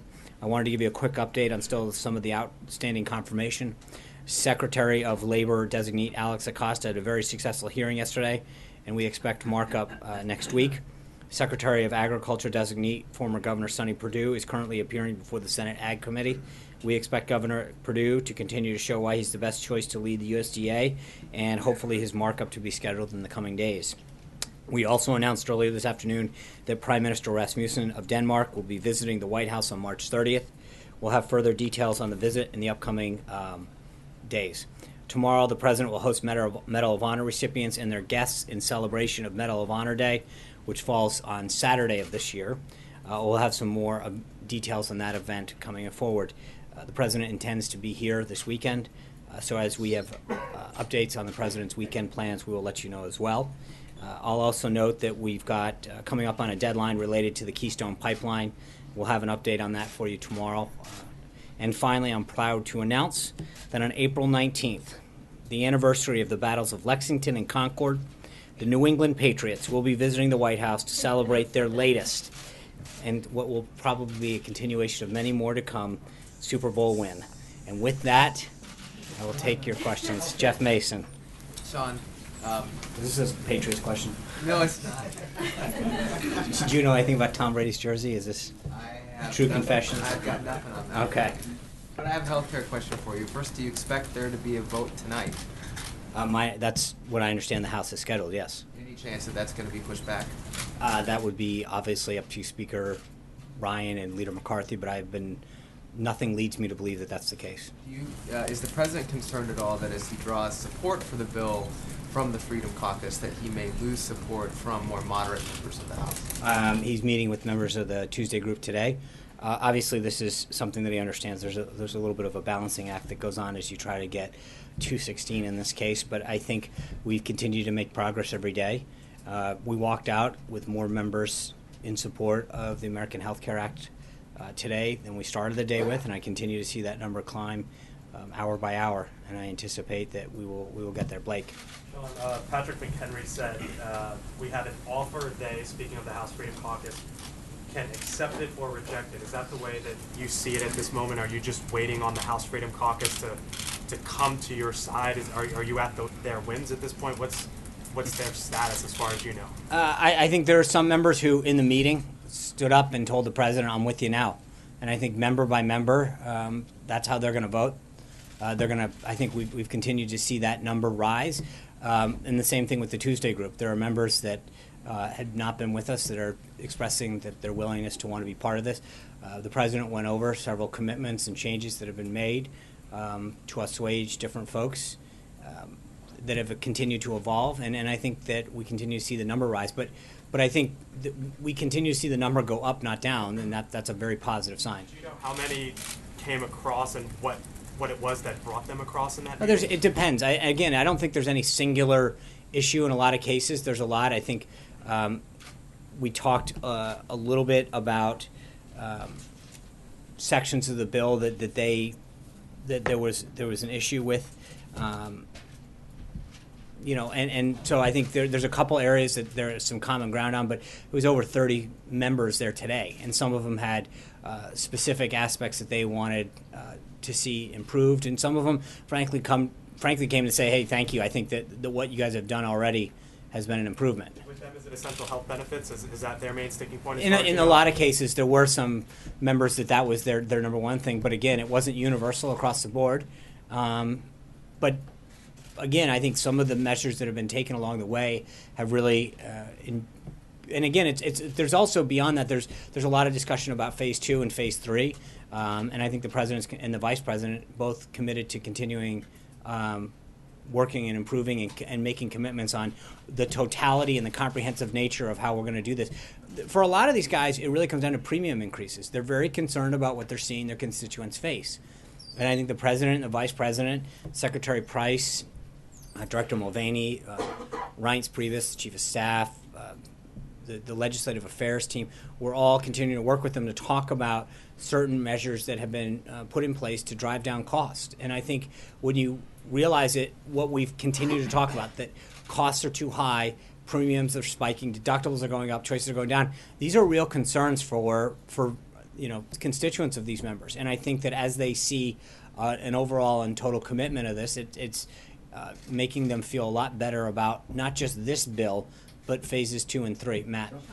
Thanks. 2 questions, both on healthcare. First one, is the president open to removing protections for pre-existing conditions from the bill? I think that's been something that he's been very clear needs to stay in there. Okay. Secondly, about this essential benefits protections, obviously among those is maternity leave. So how would removing that jive with the president's promise during the campaign to expand maternity leave? Obviously, this would take it out, and insurers would no longer have to provide that. Yeah, and again, I don't want to get into a benefit by benefit discussion here, but I think that there's a lot of concerns, as I just said to Blake, that part of the reason that premiums have spiked out of control is because under Obamacare, there were these mandated services that had to be included. And what happened is that, older men, older women who had gone past maternity age were buying benefits that weren't necessary for them. People who were at the younger end of the age scale were buying end-of-life benefits. And I think this goes back to the nut of this discussion, Matt, which is we have now gone down to a system where in 1/3 of all counties there's one choice. And it's this potpourri of mandated benefits that everyone has to have. We've lost consumer choice. And so people are paying for benefits that neither they, their spouse, their family needs, which is driving up costs for everybody. And so part of it isn't about necessarily a benefit. It's about a series of benefits being mandated for that everybody. And so what has happened is that the costs of health care for every individual has gone up and the choice has gone down. And I think there is a philosophical discussion that is going on about what we can do to make sure that people have actual coverage, something that we've talked about before, but doing so in a way that doesn't drive up the cost for everybody. So one follow-up on that then, is the president concerned that without having those essential benefits in there, you'll have a situation where women are just de facto paying higher for health insurance? Obviously, they'd be paying for maternity leave. No, you could have a family plan. I mean, in other words, the point is that it's not, again, you're picking one benefit and trying to extrapolate it. It's also saying, should young people have to pay for end-of-life care? The idea is to instill choice back into the market so that it's not just about one particular benefit. It's allowing people to tailor a plan and a cost point that's good for them or their family or them and their spouse, but it's not just about one particular benefit. It's about looking at this and figuring out what are the cost drivers and how do we give people the choice that they need. Sarah. Thanks, John. The White House and House leadership initially defended the way this bill was written by saying it needed to be structured a certain way and exclude certain things to be able to proceed through the Senate through budget reconciliation. So what's changed to put now these pretty substantive policy changes on the table? What's given the White House and Republicans confidence that now it can survive through that same process in the Senate? I think there's a lot of discussion that goes on without getting too into it.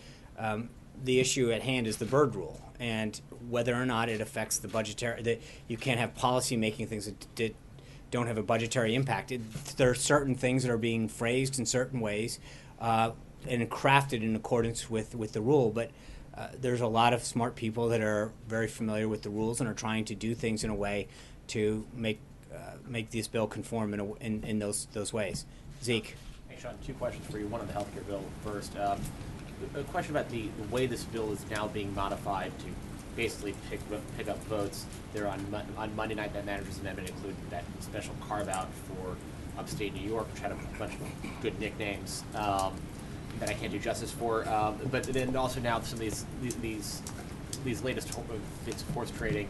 Is the president concerned that this bill now looks a lot like the procedurally what Obamacare looked like 7 years ago? That the Republicans have spent 7 years criticizing the way that bill was brought to the floor, and here they are 7 years later on the same day about to do the exact same thing. No, not at all. In fact, it's doing exactly what we intended to do. I mean, the exchange that we had with Matt, it's actually going, the 2 goals that it set out to do, it's actually doing. Driving costs down finding ways to lower premiums, keep deductibles within reason, or at least giving people the option to choose a plan that fits their budget. And then secondly is doing things that instill competition, choice. So the things that are being done actually achieve the goals that have been set forth. Jim. So I have one for you, just on a different question.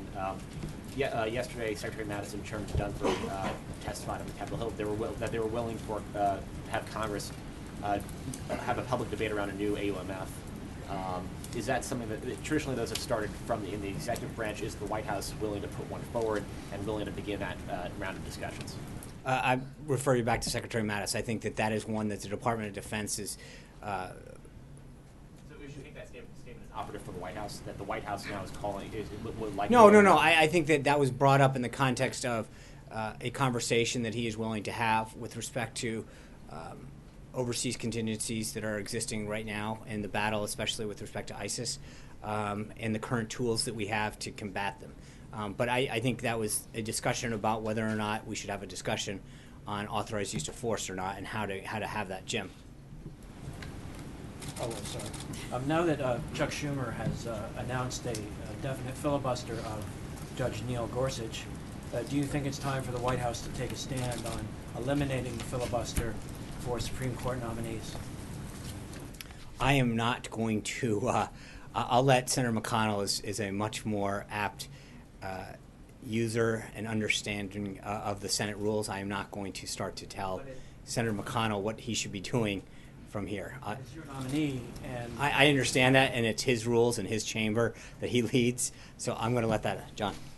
Sean, thank you. Has anybody from the National Security Team or the Homeland Security folks been in touch with their counterparts in London in the last 24 hours or so? Yes. Can you expound on that at all, or for not? Only to the extent to say that they've been in touch to evaluate, offer assistance, and again, I'm not going to get into a classified discussion about what we may or may not be discussing. A supportive effort, needless to say. Yes. Okay, thank you. Thanks, Sean. Chairman Nunes today refused to definitively rule out that he received the information he announced yesterday on surveillance, that he got that from the White House. So will you rule out that the White House or anyone in the Trump administration gave Chairman Nunes that information? I don't know what he actually briefed the president on, but I don't know why he would come up to brief the president on something that we gave him. Well, that's why it was confusing to many of us. So I was right. wondering, yeah. I don't know that makes sense. I did not sit on that briefing. I'm not. It just doesn't. So I don't know why he would brief the speaker, and then come down here to brief us on something that we would have briefed him on. It doesn't really seem to make a ton of sense. So I'm not aware of it, but it doesn't really pass the smell test. Hallie. Thanks, John. On healthcare, a couple for you. Mark Meadows says came out of the meeting, he said there is no deal. Right. Does the president acknowledge that this bill appears to be in trouble right now? No, I think that we're going to continue. I mean, it's not a question of trouble. There's no deal. We weren't asking for a deal. The president. You wouldn't call this essential health benefits package a deal? No, I think for a lot of members it was, and I think some of them stood up and said, "Mr. President, we're with you." I think a lot of them said, "We're going to go back and think about it," but there was no. The meeting didn't conclude by saying, "Do we have a deal?" That's not why we had it. I think for some members this has been.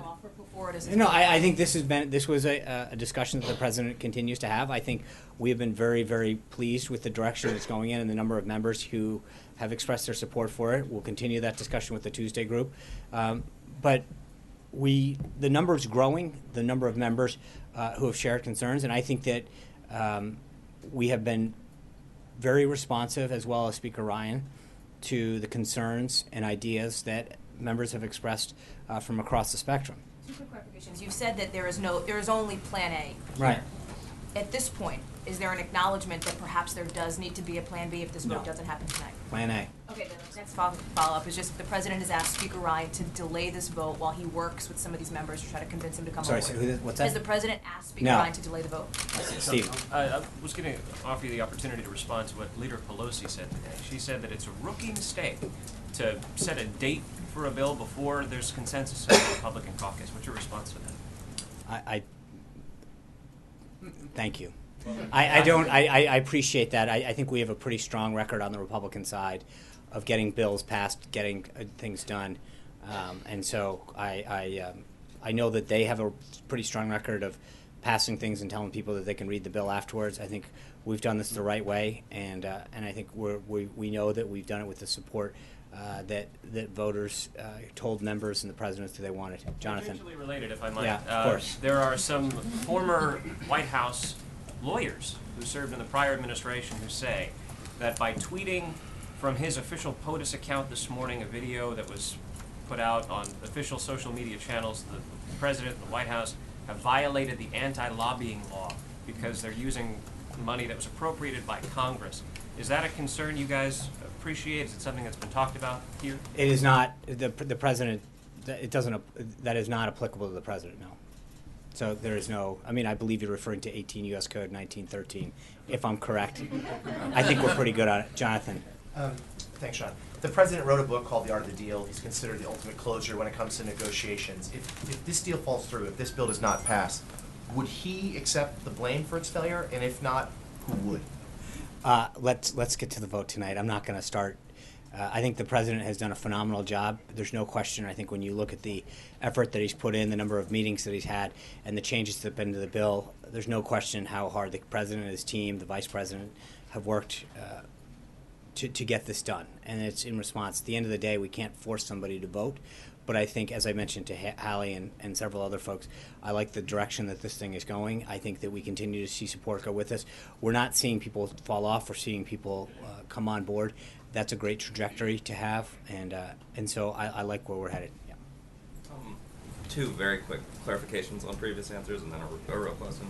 I think the issue was with the anti-lobbying law, not what the president had done, but what White House staffers were doing with their official Twitter accounts. So while the law does not apply to the president, right. There's a question about White House staffers. Okay, so do you want me to answer that one? Sure. Let me read from you from 18 U.S. Code 1913. The Department of Justice consistently has construed that the Anti-Lobbying Act as limiting the lobbying activities personally undertaken by the President, his aides, and assistants within the Executive Office of the President, the Vice President, Cabinet members within their areas of responsibility, and other Senate-confirmed officials appointed by the President responsibility. So there's clearly a carve-out for that. Next. When you're talking about the Byrd Rule earlier, yeah. Can we read from your answer that Vice President Pence does not at any point intend to overrule the Senate parliamentarian? It's not a question of overrule. You don't overrule. The Senate parliamentarian makes interpretations. Sure. It's up to the presiding officer. So I do. I understand, but I also understand how the Senate works. And the presiding officer determines. So the Senate parliamentarian is asked for guidance. Sure. And if the guidance from the Senate parliamentarian is that something would violate the Byrd Rule, would Vice President Pence? I'm not going to answer hypotheticals about what he may not do, not on this bill or anyone else. You got one. Let's. Just finally, CNN reported yesterday that U.S. officials believe that are investigating that associates of President Trump communicated with suspected Russian operatives to coordinate the release of information damaging to Hillary Clinton's campaign. I'm wondering if you can respond to that or say definitively that they did not do so. So let's actually look at what CNN reported. They reported that anonymous U.S. officials have told them that information indicates that association of the campaign and suspected operatives coordinated, which they admit is not conclusive of anything, is bordering on collusion. The last line of the thing said, quote, the FBI cannot yet prove that collusion took place. I think there's probably more evidence that CNN colluded with the Clinton campaign to give her debate questions than the Trump campaign gave any kind of collusion. So I think when it comes down to that reporting, it is filled with a bunch of subjective terms about this person may have done this, possibly could have done that. And at the end of the story, if you wade to the very bottom, it says the FBI cannot yet prove that collusion took place. So I have addressed this type of reporting in the past, and this fits right in. John. Without getting too deep in the weeds on exactly what the strategy is in the Senate to get this amended bill through the Byrd bath, is the President confident that the strategy that's being developed in the Senate will result in a bill that can pass muster? Yes. And the President told us several weeks ago that if it looked like the Democrats were going to filibuster Judge Gorsuch, he would encourage Mitch McConnell to invoke the nuclear option. Has the President's position on that changed at all? The President has not spoken to Senator McConnell yet. I think Senator Schumer, as you know, within the last hour or so came out with his position. I'm sure that after we get through tonight, the President will have some kind of conversation with Senator McConnell and discuss Senate strategy.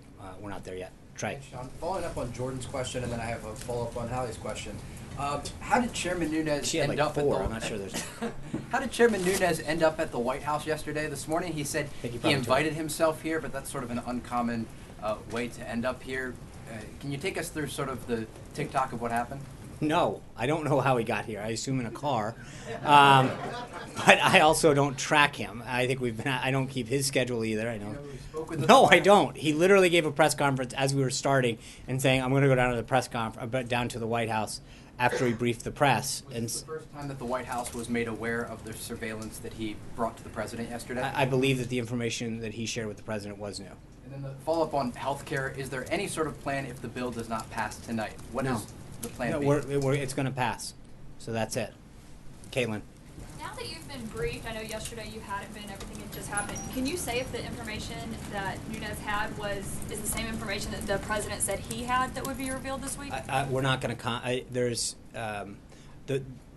my understanding, because I was not briefed on the contents of that, was that he spoke generally about what he had seen in these reports that he had been made privy to, but that there was further details. He wanted the president to know what he had seen and that it wasn't related to Russia. But he's continuing, again, all of his public comments are that he is going to continue to pursue this, and they'll have further updates later. But I'm not aware of the specific nature of it. Cecilia. Wait, one more question. Yeah. What will the president's reaction be to Republicans who vote against the health care bill tonight?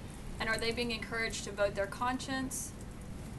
Well, I think I've addressed this before, but I think the president's made very clear that Republicans in particular have made a commitment to constituents and to the American people that if given the opportunity to have a Republican president, a Republican Senate, and a Republican House, that they would enact a repeal and replace and put into it a patient-centered health care. I mean, he believes, as he mentioned when he met with the House conference, as he mentioned with the members of the Freedom Caucus today, and I think in several meetings, that this is something that we've talked about. You've taken a bunch of these free votes when it didn't matter because you didn't have a Republican president. And you got to vote for repeal and go back and tell your constituents something like 50 times.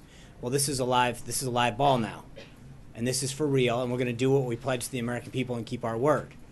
And he's made it very clear that part of the reason that he got elected is because he went out and made a series of bold pledges to the American people about what he would do if he were president, and he's acting on those.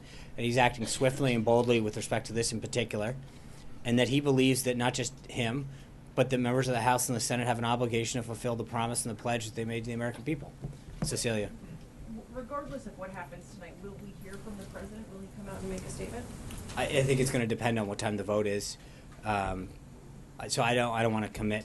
I'm sure in some way, shape, or form we'll have some kind of comment. And similar to the question you were asked here, but is the president, no matter what happens, prepared to take responsibility for the outcome of this bill? What in what way? Whether it succeeds or fails. His name is on it. A lot of people think so. Well, I think that in the sense that we've been very clear about this is a priority of ours and we worked with them. But I go back to, at the end of the day, we can't make people vote.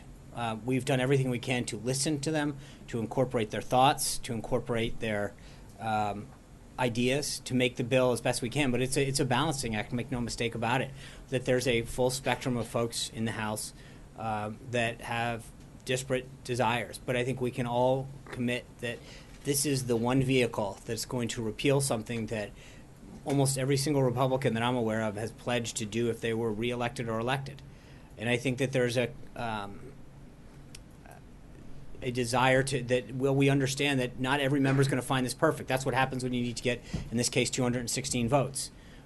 But it's the best bill that takes into consideration all of the concerns and all of the goals and all the values. And I understand that in a lot of cases, some of it isn't a question of the policy. It's a question of the timing and some of the things that people want that are happening in Phase 3 and Phase 1. But as we've addressed, the Byrd Rule, which is, to most people this arcane thing, probably even in the House, that don't have to deal with it in the Senate, that deals with whether or not, and if it is loaded up with things that are stricken, then it doesn't serve us any good. I think that we have put together a very comprehensive approach to addressing how to actually repeal and how to actually replace. I think the president walked through with the House Freedom Caucus today several of the administrative acts that Secretary Price would be taking in accordance with the authority that was granted to him by the Obamacare legislation and by some of the actions that Secretary Sebelius took back in 2009. There's a lot of concern among members about some of the sequencing on things, and I think that we have continued to not. So this isn't just about policy. Some of it's about sequencing and timing. And I think the president and the vice president and the rest of the team have done a lot to reassure them on the sequencing and how this thing is going to act. So that discussion, I think, has continued to be very productive to reassure members how this thing is going to happen and take place. Amen. Thanks, John. A moment ago, you said there were some members of the House Freedom Caucus in the meeting today who were no's, who stood up and said, "Mr. President, I'm with you." Can you tell us how many of those there were and what their names were? Not yet. Well, I'm not, because, and I'm not trying to be cute about this. I think as we do this, as we do the whip count, I think, as you can imagine, that we've got to make sure that we don't, that this balancing act, and you've got to now make sure that certain people don't fall off the end as you pick up certain people. And so we're keeping that vote total rather tight right now, but I feel very buoyed by the direction that we're headed in. Can you give us a sense of what specific offer was made? There's been reporting that the final offer was put on the table for these guys.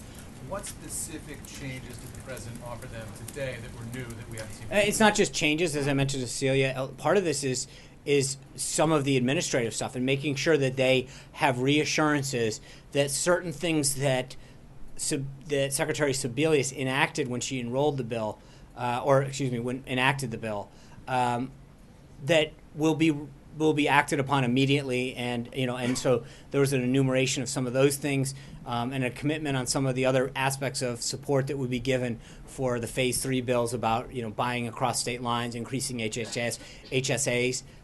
There was a lot of talk about that, and that's where I think a lot of this comes down to right now, especially among those members. They feel very good about the changes that have been made in the manager's amendment, and they feel very good. There's some question about the commitment and changes that might take place in the Senate, and so that there was a lot of, can we count on this when this happens?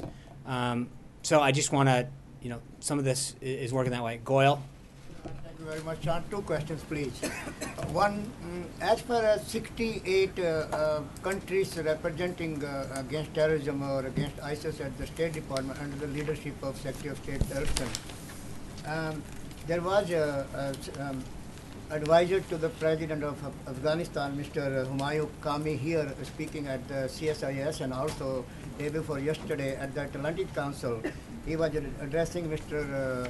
Salahuddin Rabbani, who is the Foreign Minister of Afghanistan.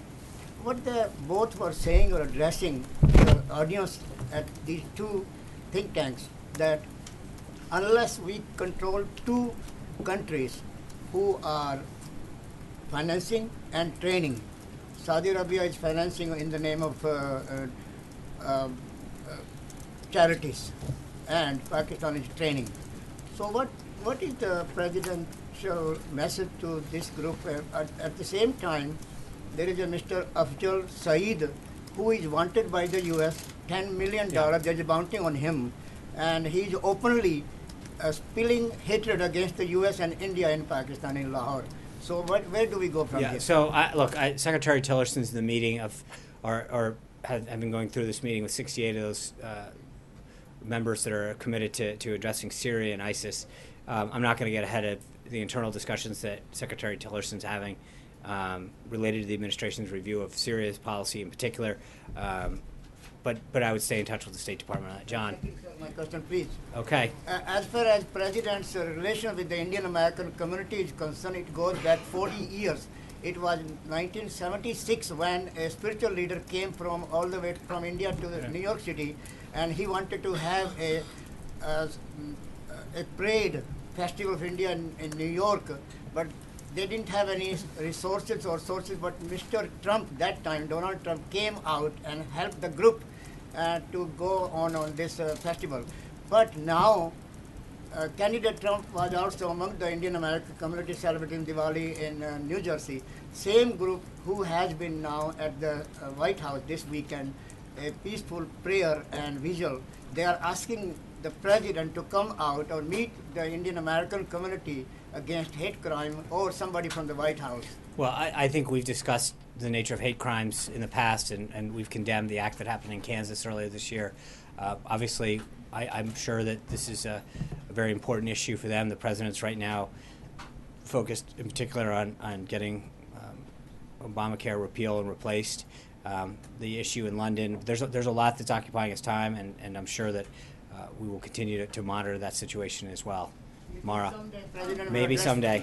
We'll see. When essential health benefits. Yeah. The president said to Tucker Carlson that he wasn't going to, if his people weren't taken care of, he wasn't going to sign anything.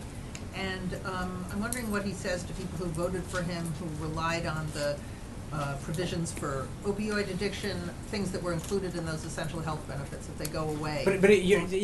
With respectfully, I think that's a false choice. Again, the problem with Obamacare is it took all of these benefits, mandated that they had to be offered, and what happened is it spiked insurance rates, it spiked deductibles, and choices went away. And the point isn't making a benefit go away or not, and that's why I think it's respectfully a false choice. It's actually offering options to people.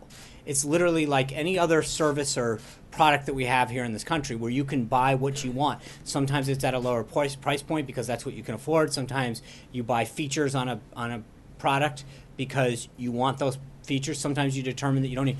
But people should have choice in the healthcare market just the same way that they do in almost every other industry. I mean, that's the point. It's not about giving or taking. It's about the point that they are being mandated in a way, and that's the point, is that people should buy what they want and what is appropriate for themselves or their family. I mean, right now, where do the essential health benefits stand? That they're going to be part of this bill or still? I think my understanding is they're part of the House bill. Yeah, Alexis. So just to follow up on Mara's question, I think part of the inherent question is a lot of people buy insurance not knowing what they're going to need. So Mara suggests. Well, I think if you're an older man, you can generally say that you're not going to need maternity care. That's possible, but here's the question Mara was suggesting. Opioid and drug addiction, you don't buy your insurance and say, I really need that backup coverage because I think I'm going to get addicted to painkillers or opioid drugs. So the question is the president confident that the kind of choice he has ambitions for would be offered by insurance companies on their own volition? I think several plans, I'm sure. I mean, again, I think there's a market for things, but like anything else, I don't think you buy insurance for anything, Alexis, guessing, saying, hey, I assume that if my house burns down, I'm going to need to replace all these things.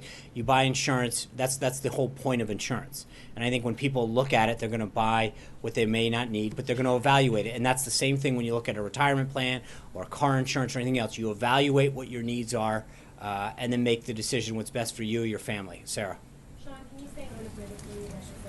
President Trump did not collude with suspected Russian operatives and coordinate on the release of damaging information to Hillary Clinton's campaign. So say the first part of it again. Can you say unequivocally that associates of See, I think Trump this is, with all due, again, yeah.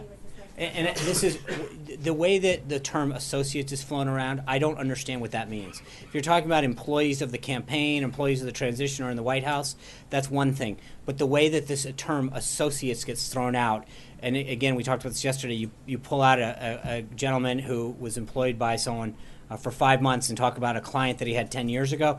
No, I can't unequivocally say that nobody ever in his past who may or may not have come in contact with him, who sat next to him at a plane, who grew up with him in grade school, because that's a lot of times this associate. The gentleman, Paul Manafort, you're referring to as a campaign chairman. No, I get it, and you're going, right, no, I understand who he is.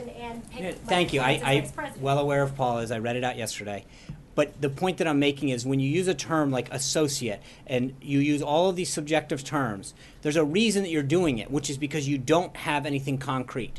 If you do, come back to me and ask, does anyone in the White House? Is anyone in the transition? But when you throw out a vague term like that, it's a catch-all. Can you be certain that no one who works for Time Life Turner has ever done anything illegal? I think that's a pretty broad way of casting a net, or who has visited the building. I mean, that's what you're equivocally saying. mention of anonymous sources, I mean, you clearly have an issue with the way that they have been used among Well, I think a lot of intelligence officials, but people in this White House are often on background. They are often appearing as anonymous sources. Devin Nunes has used an anonymous source to present his intelligence. No. So why is it acceptable in that case, but not? But first of all, there's two issues here. Number one is what I have a problem with, and in specific with the reporting that your network did yesterday, is it was one subjective term after another. It was associates that may or may not be there, so all one subjective term after another with no concrete proof that anything happened. No way. When you use a term like associates, you don't even put a time frame around it. It's a little bit nebulous at best to suggest that somebody over and over again making a claim the way you do, and the narrative continues without any substantiation. When you're talking about Nunes, there's a reason that with someone who's dealing with classified information can't go out into public and reveal certain things because no, that's not what he said. I don't think he ever said that anything wasn't classified, but there are certain things that the methods. Able to talk about it because it was not classified. No, he's able to talk about the subject. He cannot talk about the specifics, would be my suggestion, that you can't talk about specifics of a case in terms of the sources and methods and the individuals.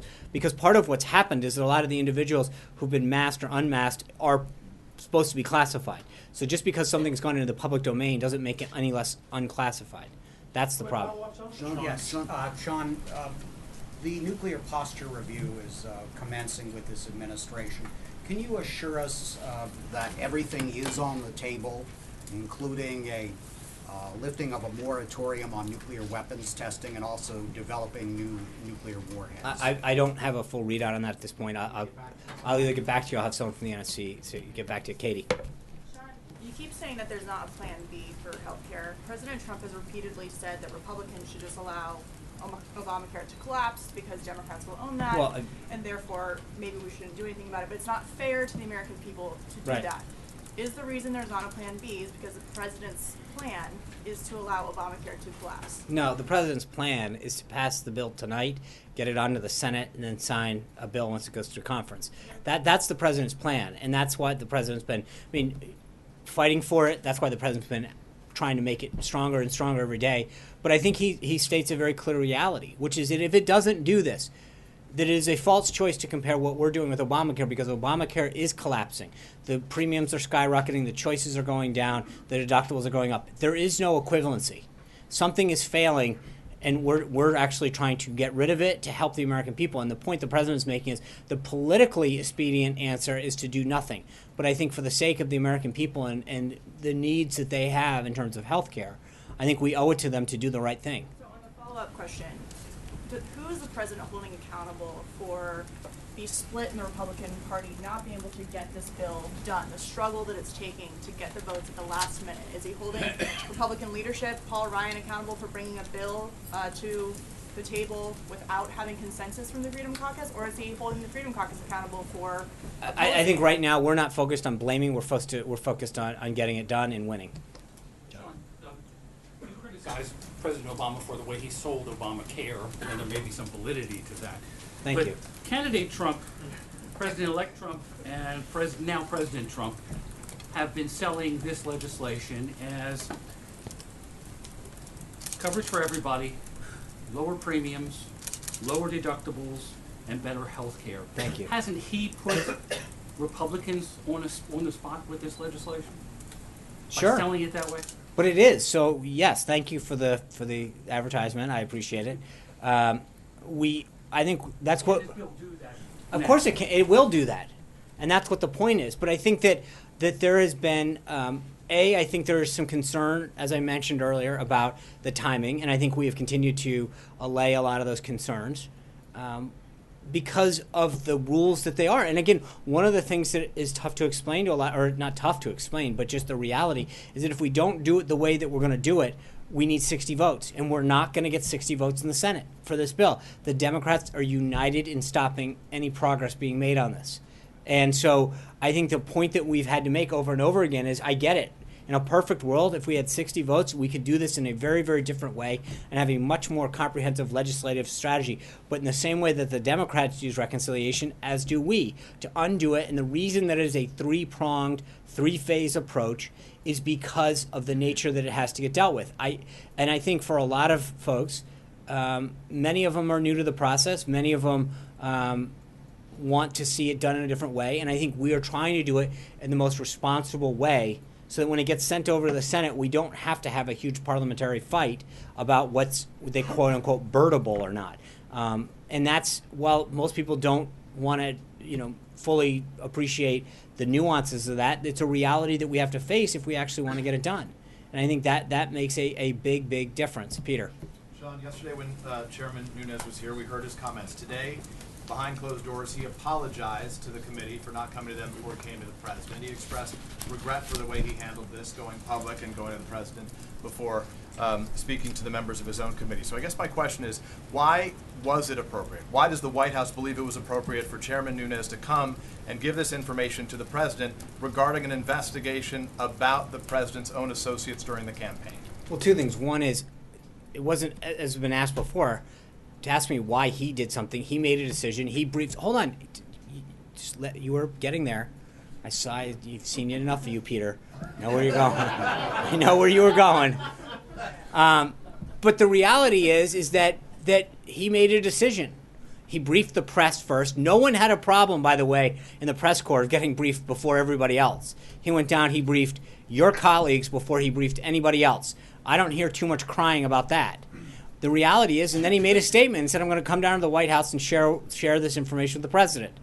As has just been noted, he didn't give us a heads up. He told us, he made an announcement. He said, I'm coming down to the White House, asked for time to share this with the president. And I think part of the reason, to be clear to your question, is specifically to say that there is a big difference between any discussion about what's going on in Russia and why this intelligence was picked up. His comments yesterday were very clear. The intelligence and the information that he picked up had nothing to do with Russia. And I think he felt as though, according to his own words, they had an obligation to make sure the president knew what he had discovered. That's it, plain and simple. So to be clear, though, just because appearances matter on this, doesn't the White House have a concern that it creates the appearance that there was potentially interference by the president, that he was included in conversations about the investigation before it was completed? My concern, to be perfectly blunt with you, is that it's always you seem to have an obsession with the process and not the substance. At some point, hold on. The president's the one who wants the conclusion. He asked for it, so I'm asking, I understand why did he that. ask for details before it was completed? Because as Chairman Nunes said, and again, I'm just going to make it clear, because he said that he wanted to make it very clear that the discussion and the revelations that he had were did not regard anything to do with Russia, and he wanted the president to understand that. But there seems to be this obsession with the process. How did he get here? When did he go? What was the reaction? At some point, there should be a concern about the substance. That's a very serious revelation that he's made about what happened during the 26th election with respect to our side and some of the things that happened. And at some point, I would implore, urge, beg some of you to use some of your investigative skills to look into what actually did happen. Why did it happen? What was going on back there? Who knew what when? But I think that there should be a similar concern, as opposed to figuring out whether he took a skateboard or a car here, to exactly what happened and why it happened. And the reality is that whether he briefed us first or he briefed the Democratic members, and that's up to him to decide, the substance of what he shared should be troubling to everybody. And that's what I think is the important thing. So to follow on this thought, I want to ask you, at CPAC, President Trump said people, quote, shouldn't be allowed to use sources unless they use someone's name. He said it does, quote, tremendous disservice. It's following up with the conversation you started with Sarah earlier. So I guess the simple question is, Chairman Nunes came out, he noted sources that he couldn't create and provide publicly. So why, when it's politically advantageous, is that use of sourcing okay, but when it's politically damaging, it's not okay? No, I think there's a different. He came out and briefed people on what he knew at the time, and said he was literally going to get further briefs and would have further updates. That's a big difference than reporting and making a serious allegation. In fact, he was doing quite the opposite. He was vindicating the president and saying, there is something that you need to know about the substance of the allegations that are being made against you, and why that may or may not be the case, because some of what I've seen... If he had not been vindicating, wouldn't it have been just as important for the president to learn? Sure. And I think maybe he would have, and then you probably wouldn't have any concern with that, would you? My question is to you. Margaret. Following on that, two questions. You said again the word vindicated. The president said he felt somewhat vindicated. Did he feel that having Chairman Nunes come down here helped his own credibility? I think it's reassuring to know that that what he discussed, well, again, the chairman made it very clear that he's not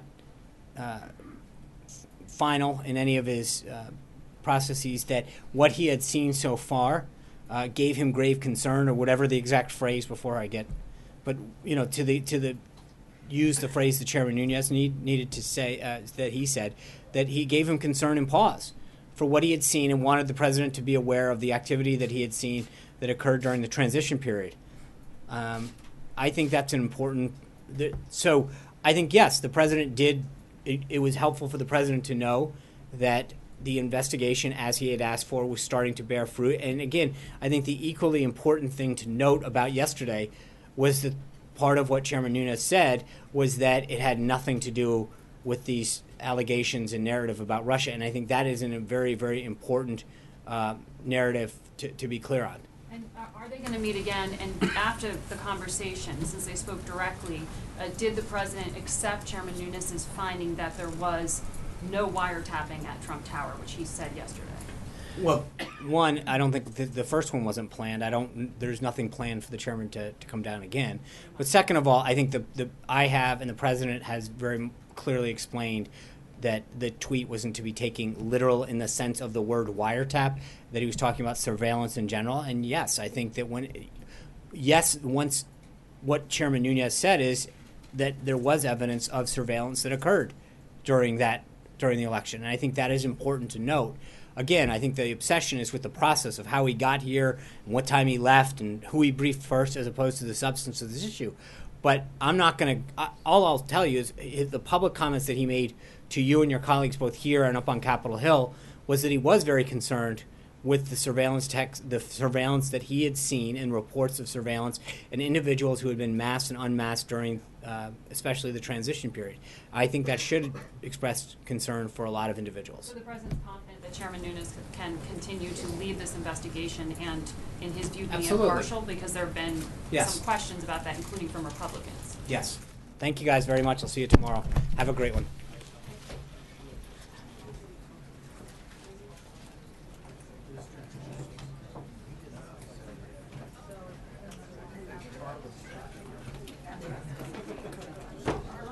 All right, everybody, that's Sean Spicer wrapping up right now. We are going to take you now to Judge Gorsuch, still Senate confirmation hearings.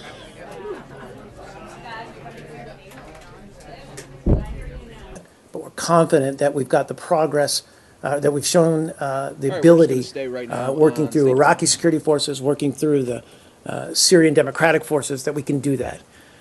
But what comes next is vitally important, which is how do we stabilize, provide security on the ground so that these local populations can return home. I think what we're looking at in terms of these zones or these areas is how do we protect these populations to get back Just to follow up on that, but I mean, none of his religious liberty opinions has ever been reversed by the Supreme Court. In fact, every time the Supreme Court reached the merits in one of these cases, it vindicated Judge Gorsuch's position, even where he had dissented. An examination of these cases reveals that Judge Gorsuch is also a remarkable consensus builder. When he sat together with judges who were appointed by a Democratic president, those judges unanimously agreed with him in 80% of those cases. Overall, he was part of a unanimous decision almost 90% of the time, and when he actually authored the religious liberty decision for the court, he produced a unanimous decision every single time, 100%. This is a striking record of coalition building in an area of jurisprudence that can be quite contentious. I'll focus my remarks on two areas. First, Judge Gorsuch's prisoner cases, and second, his decisions involving the Religious Freedom Restoration Act. First, Judge Gorsuch has demonstrated repeatedly that he applies the law fairly to protect religious minorities and incarcerated persons, some of the most politically powerless in our society. For example, in Yellow Bear against Lampert, Judge Gorsuch addressed a case where a Native American prisoner had requested access to a sweat lodge for religious purposes. For a unanimous panel, Judge Gorsuch authored an eloquent opinion in which he said, quote, "While those convicted of crime in our society lawfully forfeit a great many civil liberties, Congress has repeatedly instructed that the sincere exercise of religion should not be among them, at least in the absence of a compelling reason, end quote. Here there was no such compelling reason. Judge Gorsuch recognized that especially in the prison context, it is, quote, easy for governmental officials with so much power over inmates' lives to deny capriciously one more liberty to those who have already forfeited so many others, end quote. Therefore, he wrote that the government must prove it has a good reason for denying religious liberty by offering much more than the government's, quote, bare say-so, end quote. On this point, Justice Sonia Sotomayor quoted Yellow Bear in her concurrence in another prisoner case, Holt against Hobbs. There, a unanimous Supreme Court ruled in favor of a Beckett client, a Muslim prisoner who sought to grow a religiously required beard. In two other prisoner cases, Judge Gorsuch voted in favor of a Muslim prisoner seeking access to religiously required meals and reversed a lower court decision failing to adequately consider a pro se prisoner's request for a kosher diet. Second, regarding his RFRA cases, in Hobby Lobby and Little Sisters of the Poor, the government tried to force religious ministries and family-owned businesses to change their health plans in a way that would violate their faith or else pay millions of dollars in IRS penalties. Applying RFRA, Judge Gorsuch voted in favor of the religious objectors, and the Supreme Court vindicated his position in both cases. Now, some have tried to frame these cases as an irresolvable conflict between religious liberty and women's rights. Not so. In the Little Sisters case at the Supreme Court, the government conceded that it could still achieve its interests by allowing women to access contraceptive services on the government's own exchanges, through another government program, or through other insurance plans. The government's concessions exposed an important truth. No real conflict existed between contraceptive access and religious liberty. In closing, Judge Gorsuch has a consistent record of carefully applying the relevant statutory and constitutional provisions, as well as governing precedents, without regard to a particular ideological outcome. His jurisprudence demonstrates an even-handed application of the principle that religious liberty is fundamental to freedom and to human dignity, and that protecting the religious rights of others, even the rights of those with whom we may disagree, ultimately leads to greater protections for all of our rights. Thank you. Thank you very much, Chairman Grassley and members of the committee. It is an honor to appear before you. My purpose here today is to not pass judgment on Judge Gorsuch, but rather to discuss the subject of originalism and constitutional interpretation. The term originalism is new, dating back essentially to the 1980s, but it has not had only one meaning. At first, it was said to be original intent. Then it was changed to original public meaning. Then it was changed by some to original public meaning abstracted to allow for technological change. Then it was changed by others to say semantic meaning that might be completely different from the common public understanding. Nevertheless, despite their lack of consensus on what originalism means and what the theory requires, those who support the theory argue that originalism should be the governing mode of constitutional interpretation. First, they suggest that originalism promotes fealty to a written constitution and is therefore consistent with the framers' design. But the early courts did not see that way. Chief Justice John Marshall wrote in McCulloch that we must never forget it is a constitution we are expounding, intended to endure for ages to come and consequently to be adapted to the various crises of human affairs. This means that constitutional interpretation is to give meaning and substance to enduring principles over time in new contexts. The fact that the framers did not envision this approach is also evidenced in the text of the Constitution, which uses very broad words such as freedom of speech, equal protection, due process of law. Those terms are not conducive to fixed meaning, and the framers likely intended that they would be interpreted and given context over time. Third, the framers came from a common law tradition. They understood that law changed to adapt to new circumstances. It is incorrect to suggest that that was inappropriate for that to do so because the framers knew otherwise. And finally, the framers were visionaries. They were not concerned only with addressing the issues of the day. They were concerned with setting forth broad principles that would guide future generations. The irony of originalism is that while it purports fealty to the framers, it actually demeans their framers' enterprises because it suggests they were more concerned with solving the problems of 1787 than in developing a constitution that could solve the problems of 2017. Originalists also err when they suggest that their theory limits the ability of courts to insert their political preferences, at least the way originalism has been practiced by conservative jurists. For example, there is no originalist theory that can support striking down federal affirmative action, as the conservative court did in Adirondack. The text of the 14th Amendment's Equal Protection Clause does not even apply to the federal government, and history during that period indicated that there were special programs that advantaged only African Americans. Originalism does not support Citizens United. The framers did not give much credence to corporations. They distrusted them. They were very limited charters. It does not support the expanded property rights that exist in the regulatory takings doctrine. And it's worth noting that Justice Scalia, when he wrote on that, suggested those cases were supported not by text or history, but by constitutional culture. Now, in my written arguments, I suggested some results that originalism might lead to that would be troublesome. The end of one person, one vote, the overruling of Brown, the idea that there would be no equal protection for women, the abolishment of the United States Air Force. Now, to their credit, many originalists will not go that far, would not take us back to the way of life of the 19th century, and some have gone out of their way to argue that Brown can be reconciled with originalist principles, which would be news to those who drafted the 14th Amendment and also segregated the schools of the District of Columbia, and would also be news to the Brown court itself, which looked for original spaces and couldn't find it, and expressly disavowed originalism as the basis for the holding in that decision. Now, but what does this say about originalism? I think it suggests two things. I think it suggests that originalists know in their hearts that originalism is fundamentally at odds with who we are as a nation. And secondly, it also demonstrates that originalism can be used to manipulate the particular results that you want to get to, so therefore does not give the fixed meaning that those who support originalists say that it does. Originalism then is a doctrine of false promises.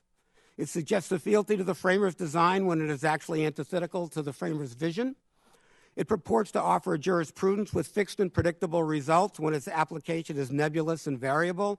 It claims value neutrality when it has been erratically deployed in order to achieve specific results.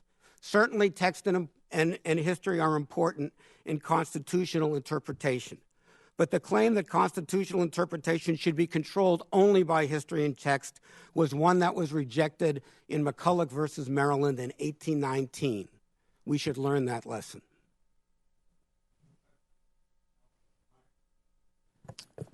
Mr. Chairman, members of the committee, thank you for the opportunity to testify today.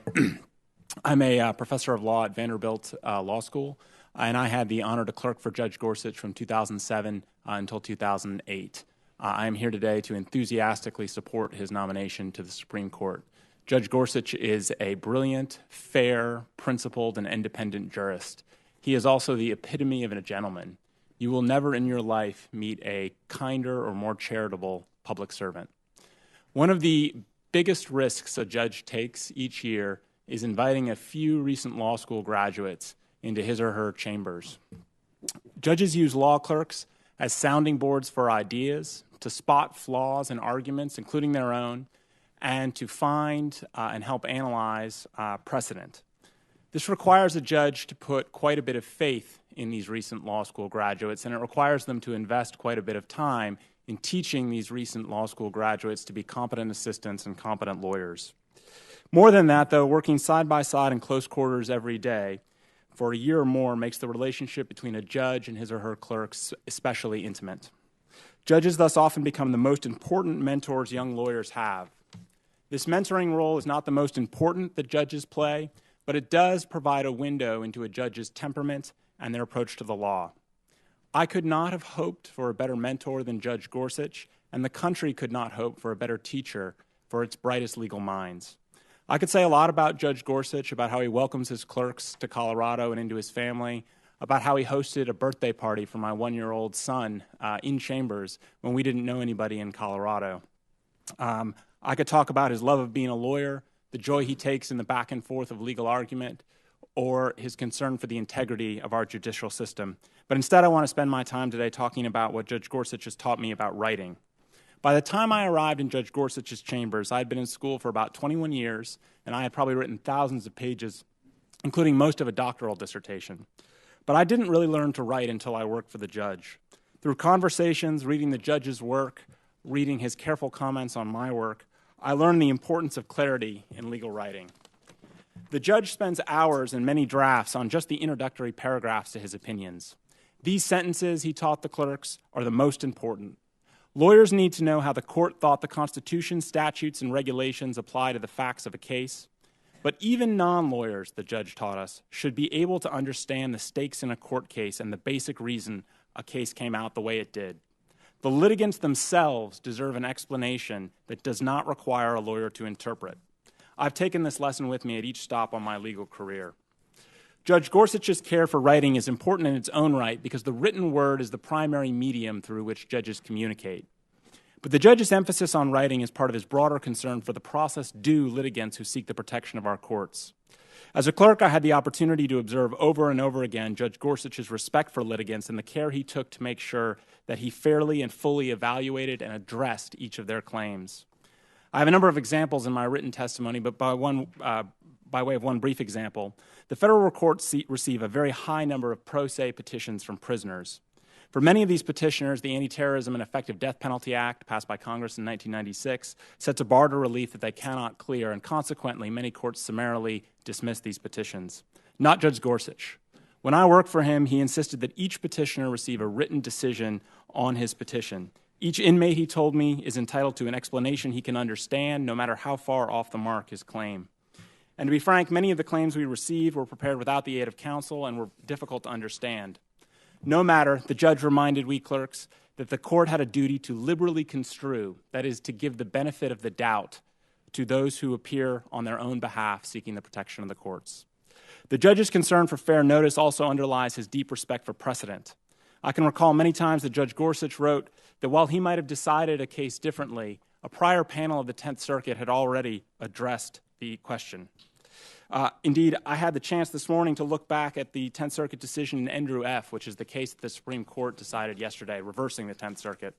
And in that case, the court expressly noted that the more than de minimis standard that Judge Gorsuch had applied in Thompson is actually from an earlier 10th Circuit case in Urban and a line of cases that stretch from Urban until Thompson. I'll end by noting that in both of these instances, prisoner litigation and disabled students, Judge Gorsuch has ruled on both sides of the issue. He's come out both ways. Equally importantly, though, he has advocated for better representation for prisoners who are seeking the protection of our courts and for disabled students. Judge Gorsuch believes that access to the courts and a fair opportunity to be heard for all is a critical component of our judicial system. And with that, I will look forward to your questions. Thank you, Mr. Meyer. Now, Ms. Phelps. Chairman Grassley, Ranking Member Feinstein, and members of the Judiciary Committee, thank you for the opportunity to speak with you today. My name is Sandy Phillips. I am a registered Republican, a gun owner, and I live in Texas, but I now vote a straight Democratic ticket. I am a mother, and I am here to speak on my efforts to stop other families from experiencing my nightmare. I am here to speak on the gun violence that takes 33,000 American citizens' lives each year. On average, 91 Americans are killed each day, 8 of whom are children. My daughter, Jessie, was one of them. 5 years ago this July, my beautiful 24-year-old daughter, Jessica Gowie, was slaughtered in the Aurora, Colorado theater massacre, along with 11 other beautiful souls. 70 others were wounded, many with wounds that will shorten their lives. I know them. I know their struggle. I know their pain, both physical and emotional, and I understand it. My daughter went to a movie and was slaughtered. I use the word slaughtered because the killer chose to use a weapon designed for the battlefield by the military as part of his arsenal and ambushed people that could not escape.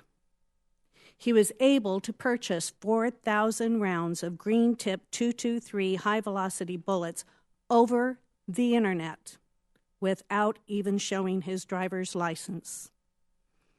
These steel-jacketed bullets were designed to rip through bone, tissue, flesh, seats, and walls.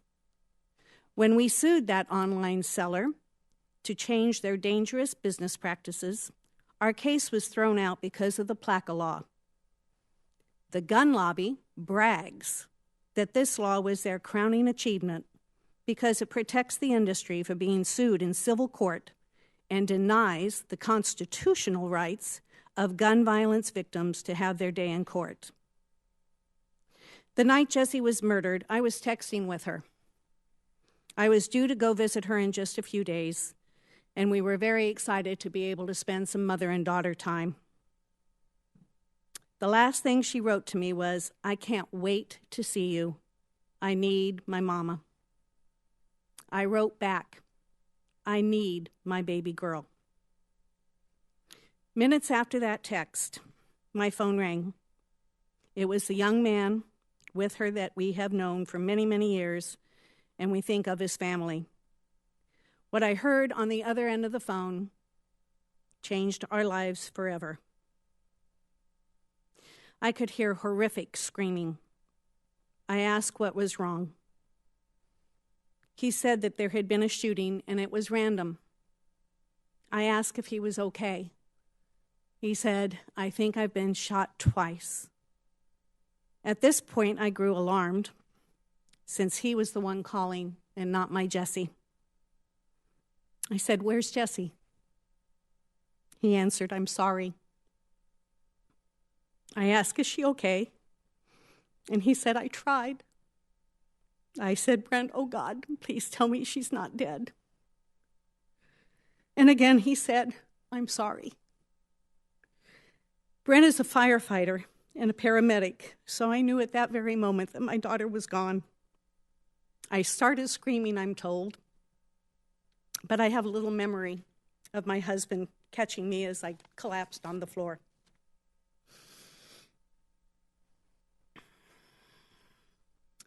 Our little girl had been hit 6 times with the .223s that sprayed the theater in mere seconds.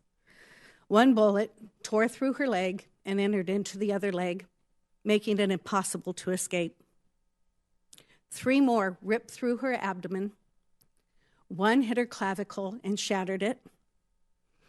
And 1 exploded through her left eye, leaving a 5-inch hole that blew her brains onto the theater seats, floor, and people. I live with that image every day of my life. This preventable pain and suffering of victims and survivors has changed my life. I can no longer remain silent on the sidelines. Our Second Amendment begins with the phrase, "a well-regulated," but guns are not well-regulated. Our lack of strong federal laws let people who should not have them acquire guns too easily. People like Jesse's shooter, who showed clear signs of severe mental illness that made him dangerous to himself and others, was still able to get his hands on military-style weapons and over 4,000 bullets he bought for his attack. Since this shooting, Colorado has put restrictions on the kind of magazine he used and passed new background check laws. But over the past few years, a small number of extremists have been pushing courts across the country to accept and endorse a gun lobby-backed radical version of the Second Amendment that would call into question basic public safety law like those in Colorado. This version is the one that Justice Scalia rejected, understanding the Second Amendment is not unlimited. As a mother and an American, I believe it is critical that any Supreme Court justice understands this as well. Cases pushing these radical views could make their way to the Supreme Court in the months and years to come. This committee must know. Does this nominee believe the Second Amendment has limits? Does this nominee recognize that it does not override any other constitutional rights, like my daughter's right to live in a safe community? Does this nominee understand that as times change, laws must change, and responsible regulations to protect communities from gun violence have been recognized as and are constitutional and necessary?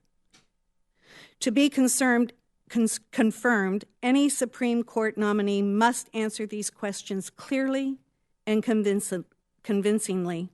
If not, the public's safety is at risk. Thank you for the opportunity to speak with you today. Thank you, Mr. Chairman, and thank you to the committee for having me here today. I want to say, obviously, a very painful story for Mrs. Phillips and her daughter, Jessie. I think what I want to say to Mrs. Phillips and to the members of this committee is that Judge Gorsuch, I've known him for 13 years. Judge Gorsuch is the kind of judge that Mrs. Phillips and that Jessie would want on the bench. He's the kind of judge that applies the law fairly and even-handedly to all litigants before him. He's the kind of judge that doesn't rule based on a policy preference or a preference for an outcome, but on the law as it's written by the members of this body, the Constitution our framers wrote. He's the kind of judge that applies the law in the way we want the law to be applied. He's a judge's judge. I've known Judge Gorsuch since he was a private practice attorney at a small law firm here in Washington, D.C. I then followed Judge Gorsuch to the Justice Department in a different office, but I saw him there as a senior Justice Department official. I then went with him to the 10th Circuit when he was confirmed to the bench and spent his first 4 months with him on the bench as he became a judge. I watched him transform from a passionate, strong advocate for his clients into a passionate, strong advocate for justice under the rule of law.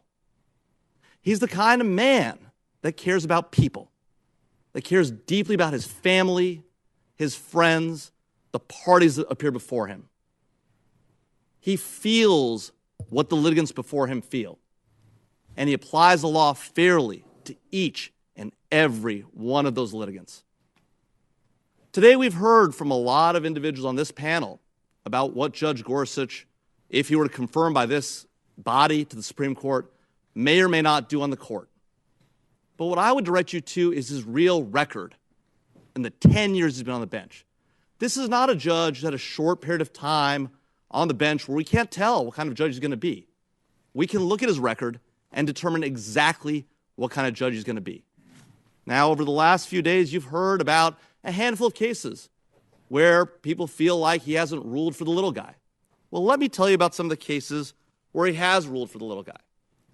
Avila v. Jostens, where he voted to allow a Hispanic employee to bring a claim of race discrimination, reversing district court. Dasgupta v. Harris, where he voted to deny qualified immunity to a university official accused of discriminating against an Asian American professor.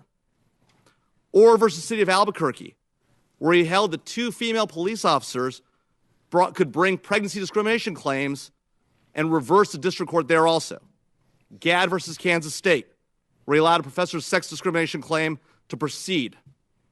All-state sweeping, where he allowed 2 female contractors to bring a gender bias claim against a male Denver airport employee.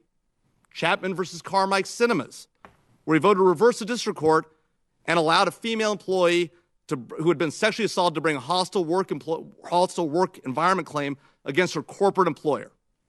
Dasa v. Wynn, where he voted to allow a female employee to sue her employer for gender discrimination. WD Sports, where he reversed the district court and allowed a female employee's sexual harassment suit to proceed to trial. Eisenhower v. Weber County, where Judge Gorsuch voted to allow a female court employee to bring claims against a male judge who had sexually harassed her. Original Bolts v. Colvin, where Judge Gorsuch voted to reverse the district court's dismissal of a female worker's hostile work environment claim. Lauber versus City of New Cordell, where Judge Gorsuch ruled that a female employee could sue a city government for sex discrimination, again, reversing the district court. In case after case after case, Judge Gorsuch has applied the law fairly and even-handedly to litigants before him. Yes, it's true. In the occasional cases, the 3 or 4 you heard about over the last few days, Judge Gorsuch has ruled for a corporate employer. But time and time and time again, he's ruled for the little guy, the woman, the sexually harassed, the discriminated against, the disabled. So the notion somehow that Judge Gorsuch is not capable of being an even-handed, fair judge, the kind of judge that Mrs. Phillips and that Jesse deserve, is absolutely wrong. He is a judge's judge. He will be a credit to our nation and to this body, and he should be confirmed swiftly. Thank you, Mr. Chairman. Thank you. I'm going to call on Senator Coons because he has another assignment. Thank you very much, Mr. Chairman. I'd like to thank this entire panel. I'll take just a few minutes and ask 2 questions, if I might. Ms. Warbelow, over the course of the entire several days of hearings, Judge Gorsuch repeatedly said that he respects precedent and follows settled law. And I questioned him about critical cases, Casey, Lawrence, Obergefell. The judge also wrote that judges should, and I quote, apply the law as it is, focusing backward, not forward, and looking to text, structure, and history to decide what a reasonable reader at the time of the events in question would have understood the law to be. But these 3 critical cases, as I questioned him about, Casey, Lawrence, and Obergefell, don't merely look forward. They applied a more inclusive and modern principle of liberty and its understanding to protect the right to privacy, relationships, and marriage. Can originalism, as Judge Gorsuch defined it, protect the freedoms the Supreme Court has now recognized for LGBT individuals based on the Due Process Clause? If we press the pause button at the exact moment in time when either the Constitution was written or any single statute was written, we miss the broader context and how it affects and applies to people's lives. It's not a surprise to anyone in this room that in the 1700s, LGBTQ community was a stranger to the law. And if we continue to advocate for a view of the Constitution that is stuck in that time period, we will always be strangers to the law. And Judge Gorsuch himself made very clear that he thought the LGBTQ community should only have recourse through the legislature, that marriage equality was not appropriate topic for the courts and should be left solely to the legislatures. But the role of the court is to recognize that minority populations are often disadvantaged when it comes to the tyranny of the majority. And a good justice looks to how people's lives are affected and how the rule of law will apply in the day-to-day. Thank you, Ms. Warbelow. Ms. Miller, there's been a lot of discussion in the course of these hearings from President Trump's campaign promise about what kind of justice he might nominate through questioning of Judge Gorsuch this week.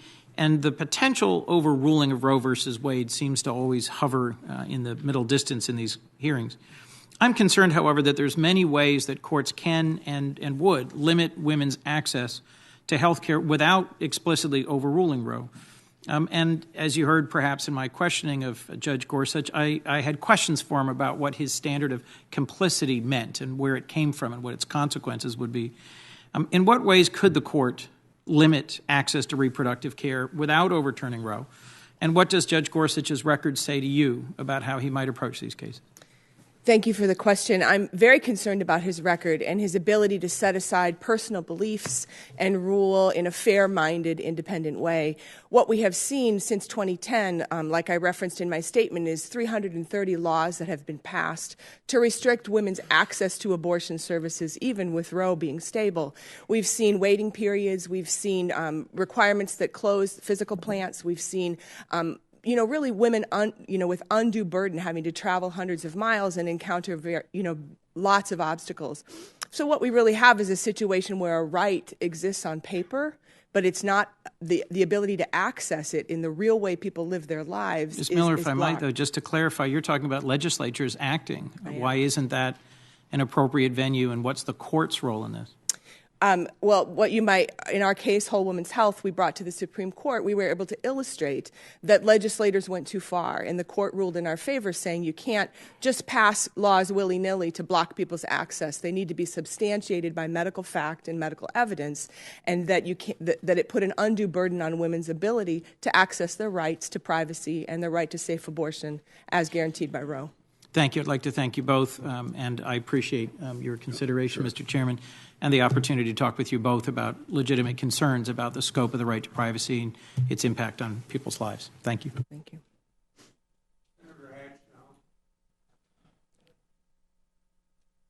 Thank you, Mr. Chairman. Let me ask Mrs. Smith some questions. I want to thank you for your work defending our first freedom, religious freedom.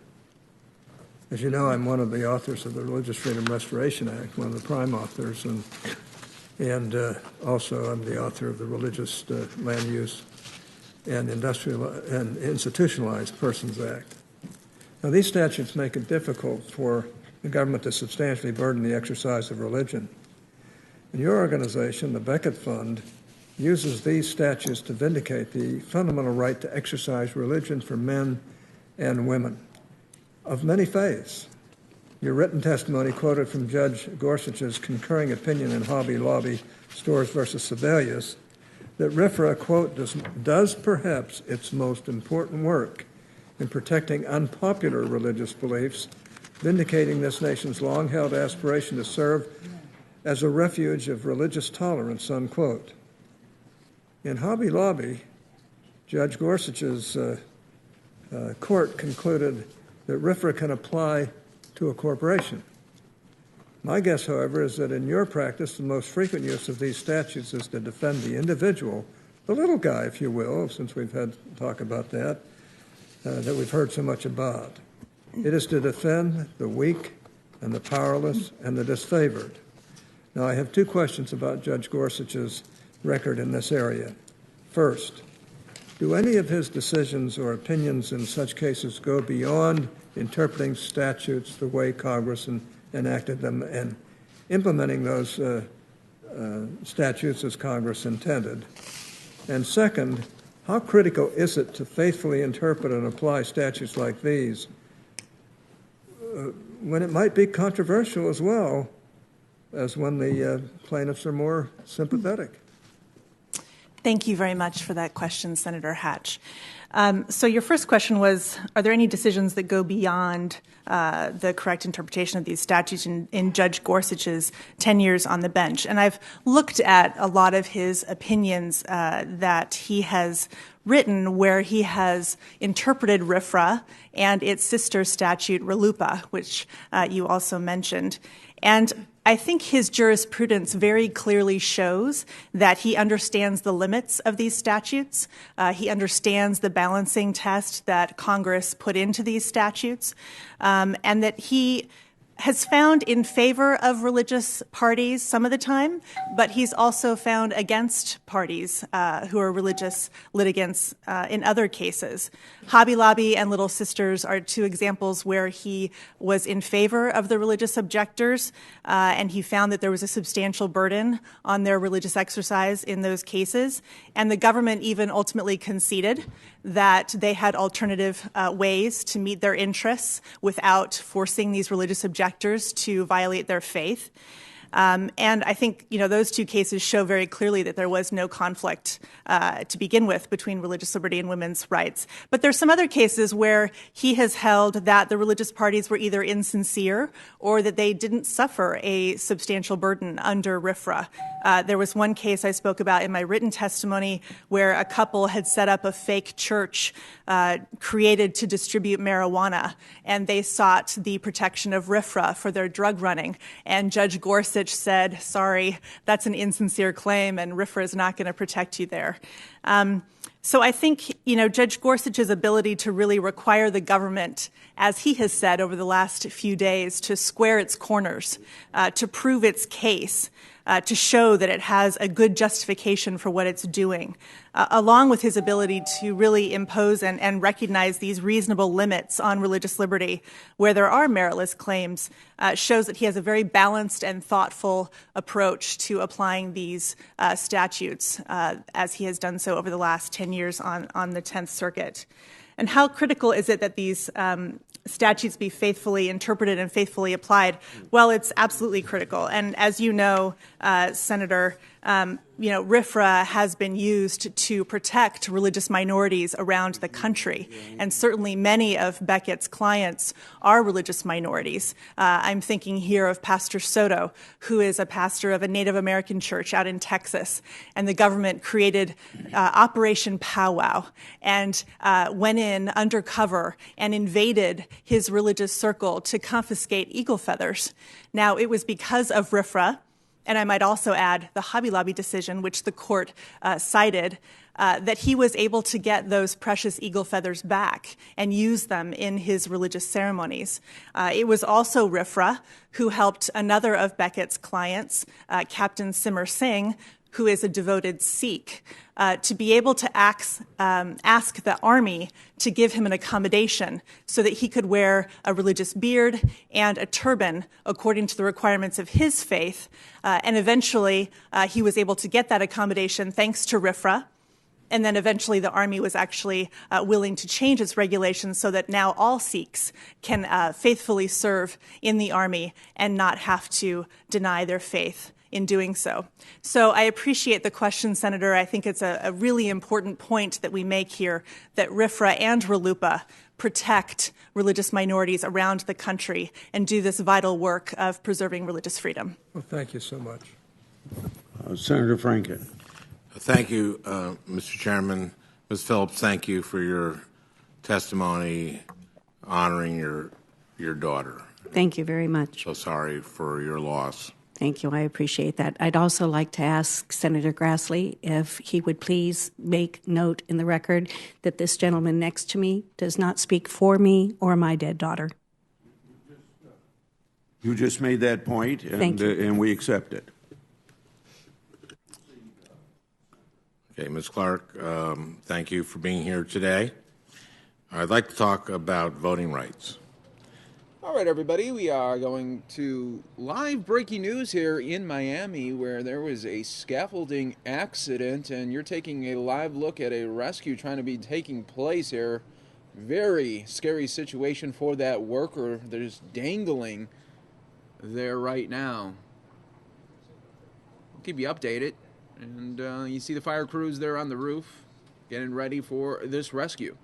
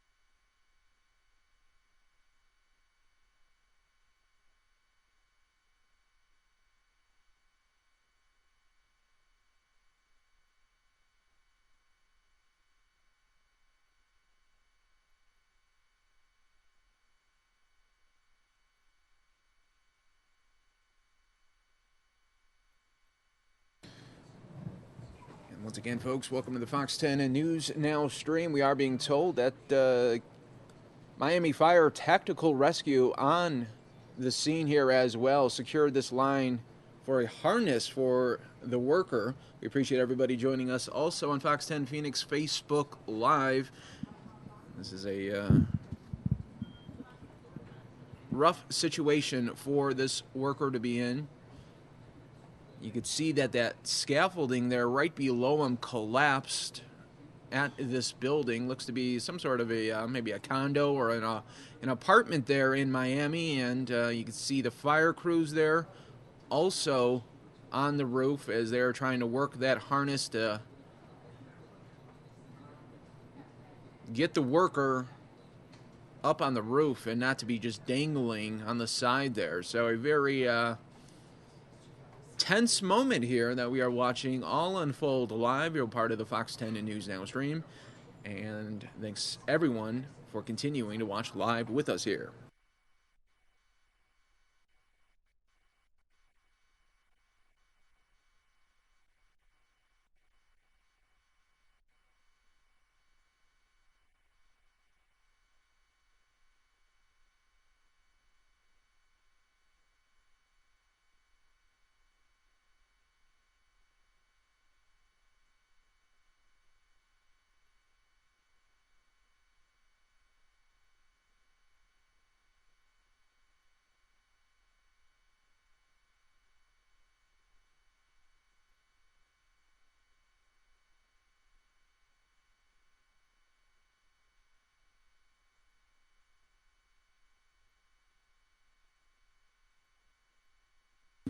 And just a reminder, everyone, that this is a live stream. These are raw images coming in, so viewer discretion is advised. We just don't know how this is all going to unfold.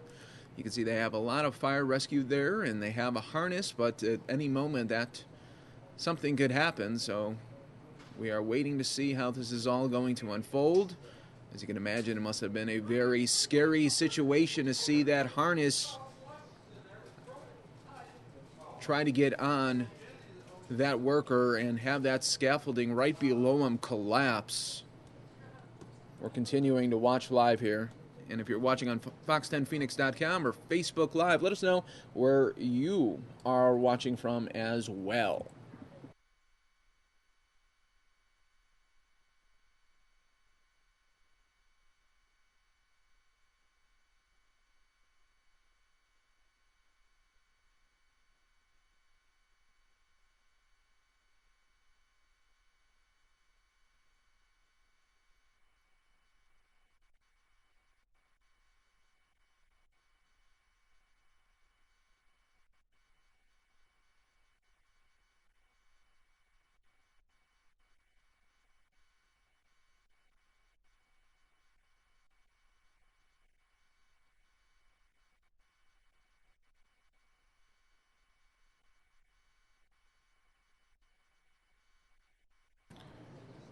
Once again, everyone, if you are watching on Facebook Live, be sure to hit that share button to alert your friends and family of this situation that is happening in Miami. We are taking a live look here, and this poor worker is still dangling. You can see that left leg on the ledge of that window.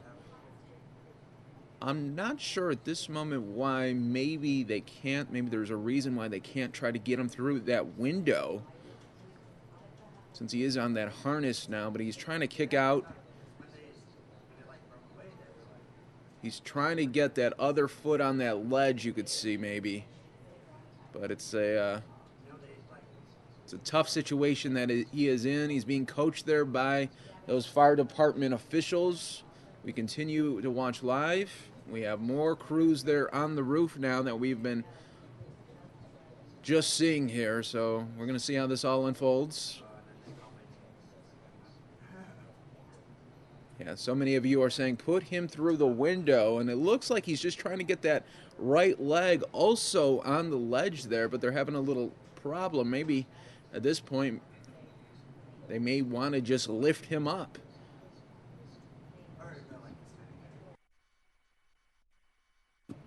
Justin Moore on Fox 10 Phoenix Facebook Live saying, talk about hanging by a thread. I know that is just a terrible, terrible sight that we are seeing here. Viewer discretion is always advised, just in case something really does bad happen. We'll have to dump out just because we don't want to see the very worst happen here live on the stream. But you can see he's being coached by those fire crews there that are live on that floor. And you could definitely tell that the man is scared. He is trying his best to get that other leg on the ledge here.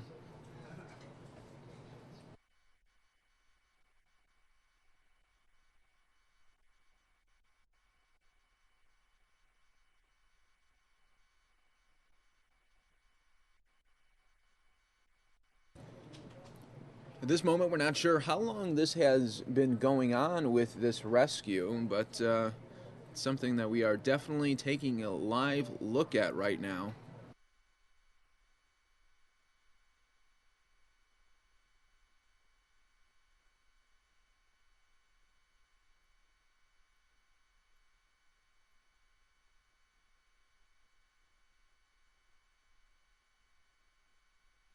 We're seeing more fire crews there on the roof now.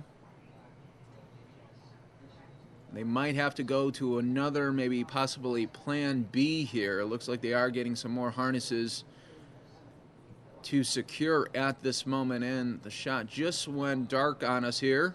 We're going to try to get it back for you.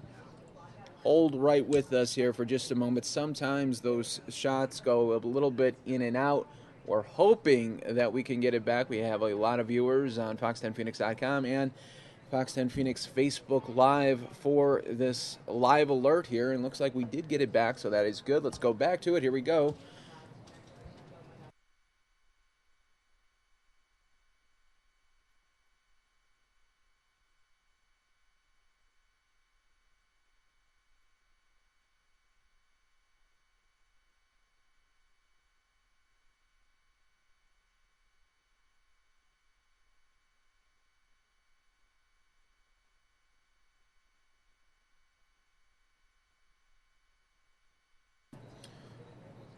So many of you are putting so many great thoughts there in the comment section, rooting this person on, rooting the fire department to get this man safe onto some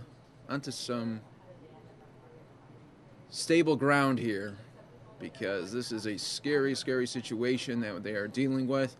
We do have more fire crews there on the roof now. You're watching all live right now on the Fox 10 News Now stream, part of fox10phoenix.com. A lot of you want just to break that window there that you could see where the man is just dangling by.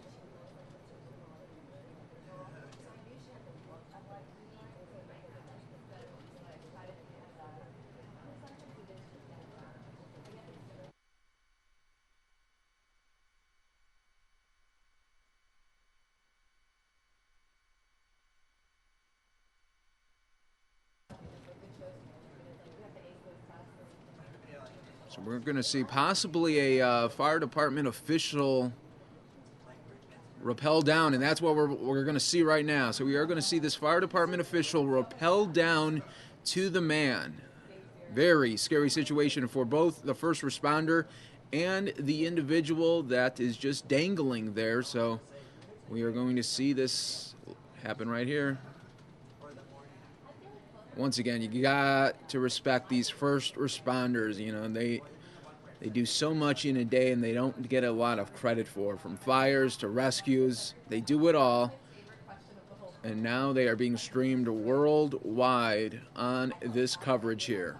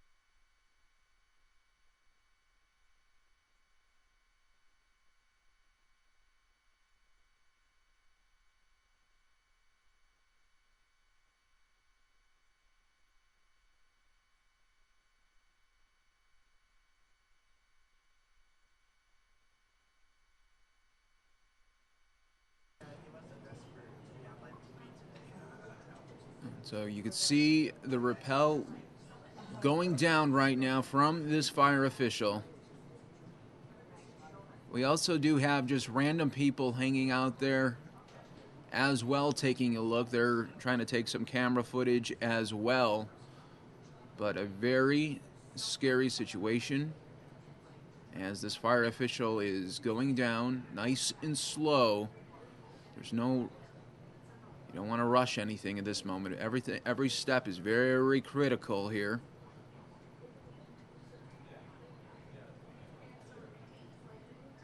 So it looks like they're on some sort of apartment or condo situation.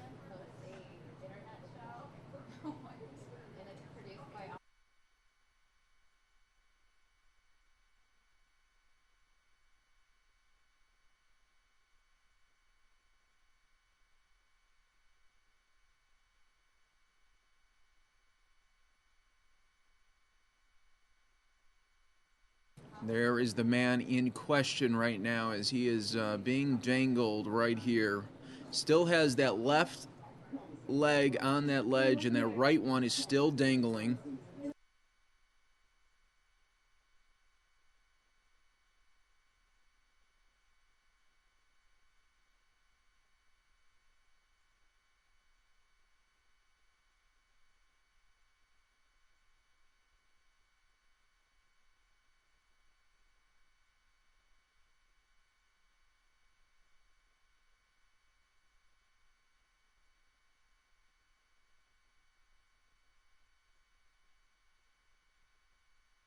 Once again, if you are watching on Facebook Live right now, let us know where you are watching from and hit that share button so that your friends and family will also be watching this key moment of a rescue happening now in Miami, Florida, about 3:30, coming up on 3:30 there, local time there in Miami. We are continuing to watch live with you on the Fox 10 News Now stream.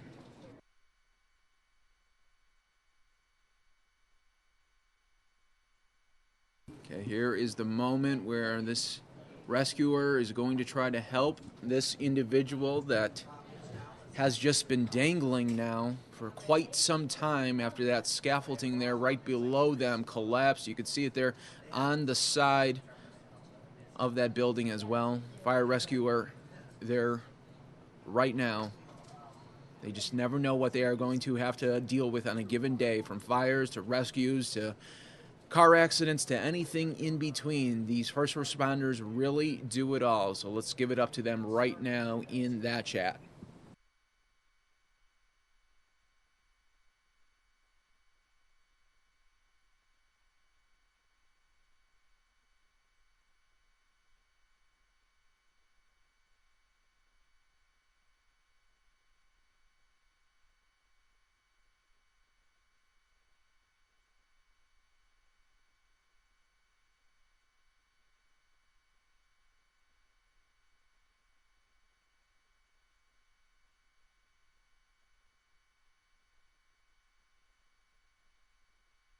If you're just joining us here, this is happening in Miami, Florida, the scaffolding accident where this fire rescuer has just rappelled down from the top floor of this condo or apartment building and now trying to really secure this individual,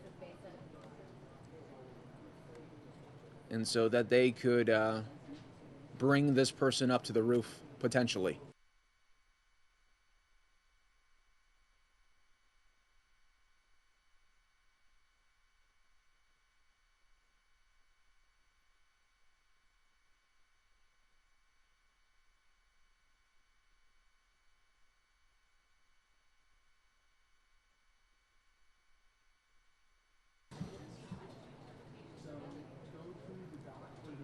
Unfortunately, this is not the day that the window washer was expecting at all, but this is the type of stuff that is a major risk for them when they have to wash these windows here, and we're seeing how that risk does occur and what could potentially happen when we're all wishing that the very worst does not happen and the very best does.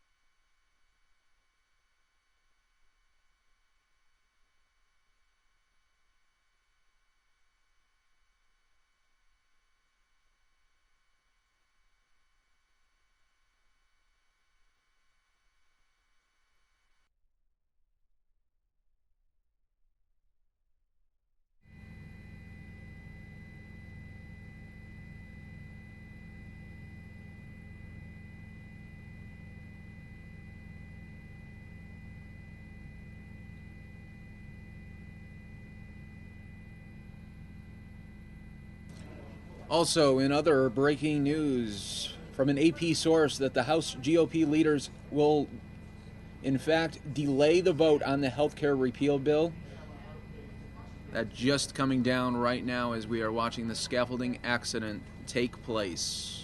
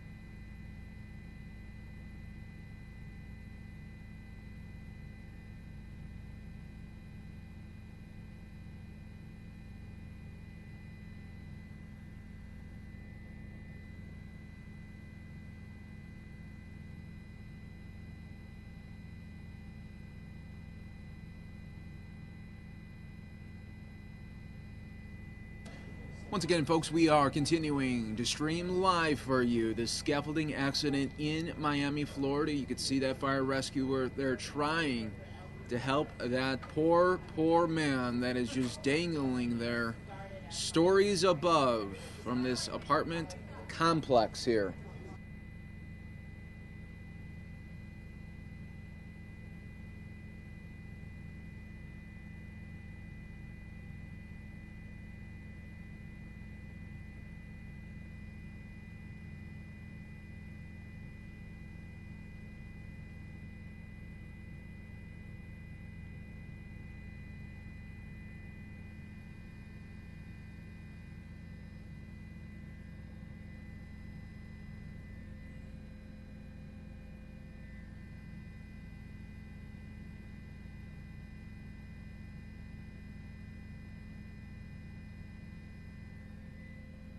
We do have some more details for you that this worker is hanging all the way down to the 9th floor. So this is on the 9th floor of this building here.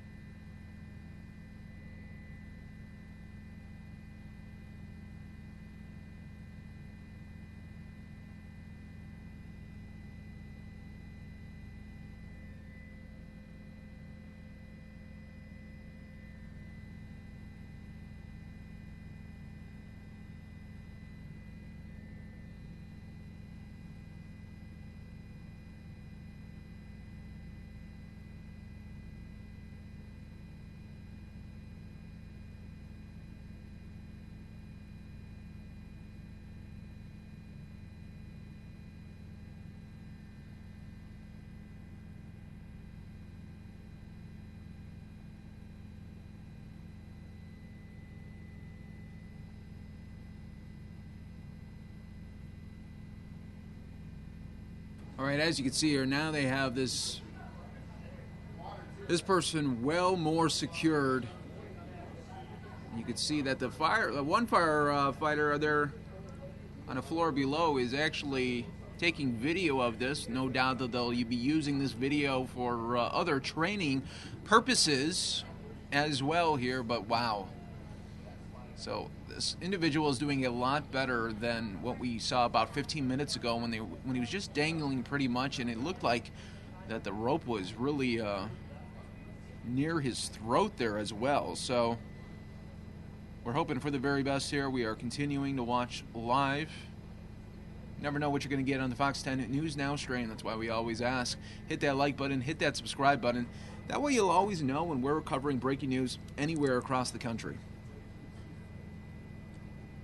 And the latest political news is that House GOP leaders will, in fact, delay the vote on the health care repeal bill today in a major setback for President Trump and Speaker Paul Ryan.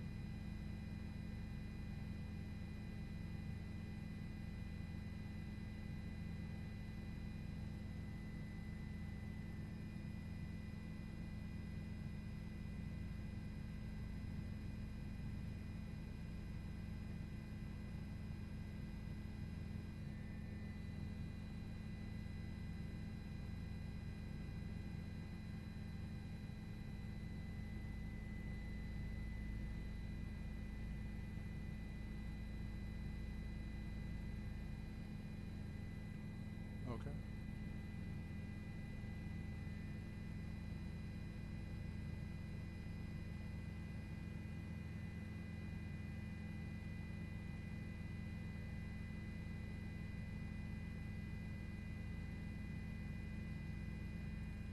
Okay.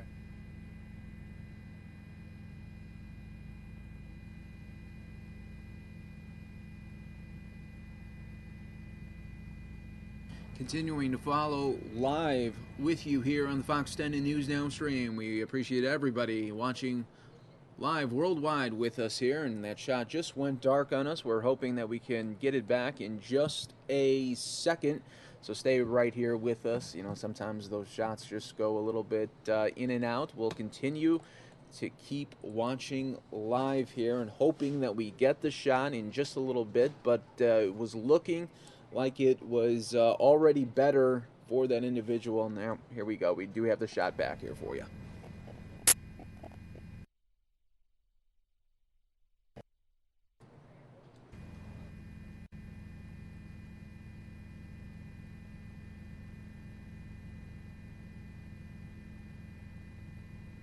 Also, just learning right now that the Miami fire captain says that that worker's safety gear helped to save his life.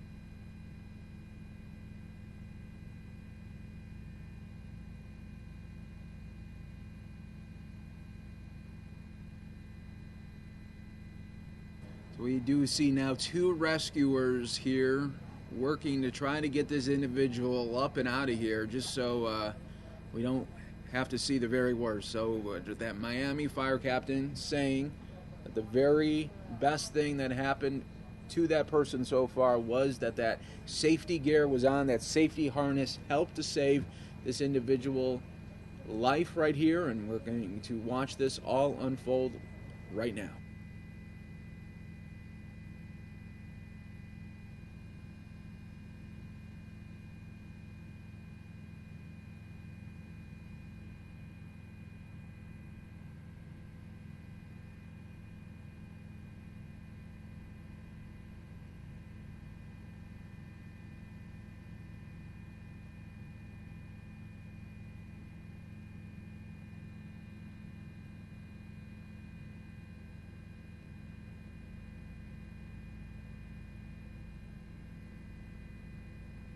As you can see here, still very tense right now as they're working to get this person down.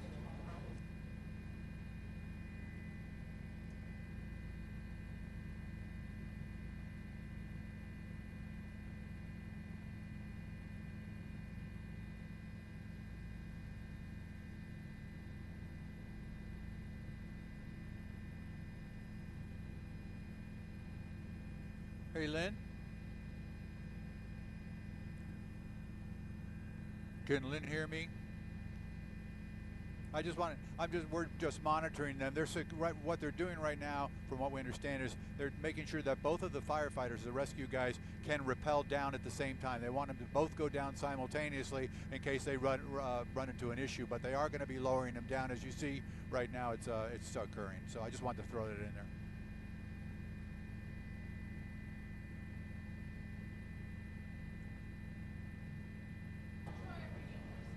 Here we go. Looks like it's going to be just a matter of minutes now before they get this person down. Very thankful for these fire crews. Look, we have 2 fire rescuers here with this man as they are rappelling down the apartment here.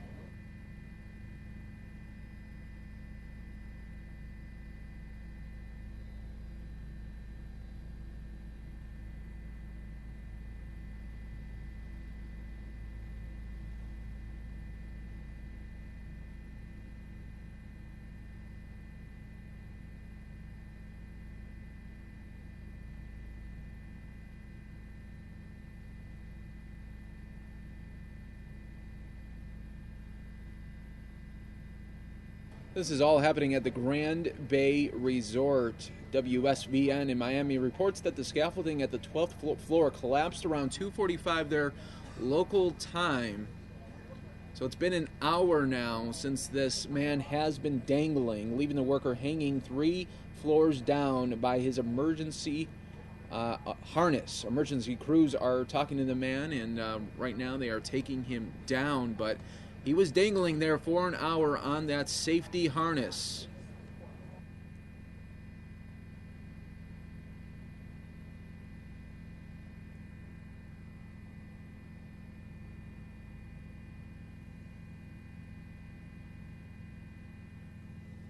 If you can scooch forward a little, Joe, just a little bit.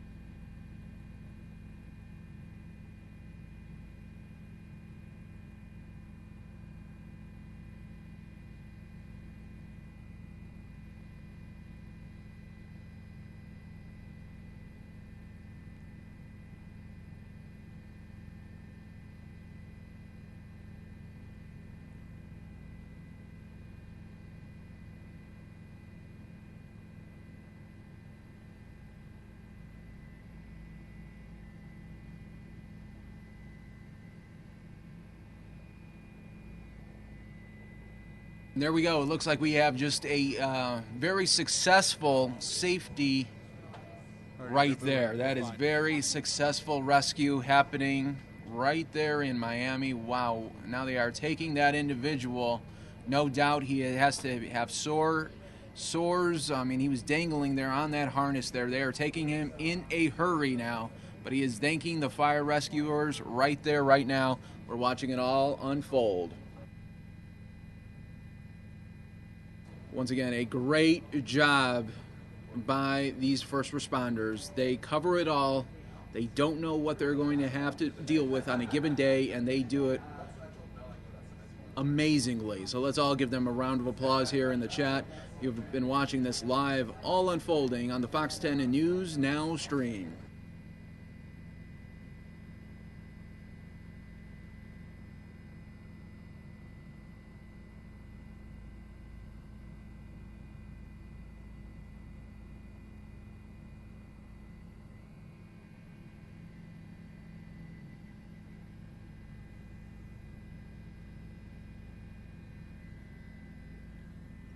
Color video, I lost the Pro channel. Is his Pro channel still on?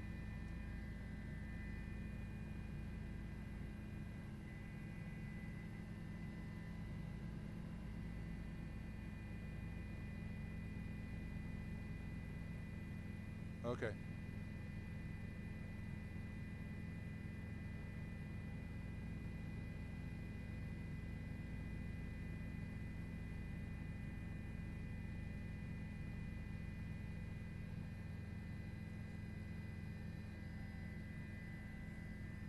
Go ahead for Skyforce.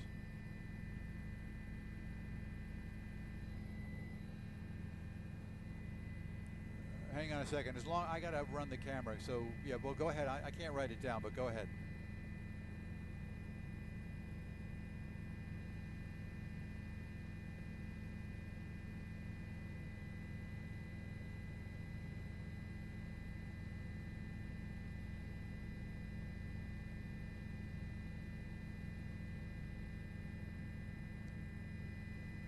Okay.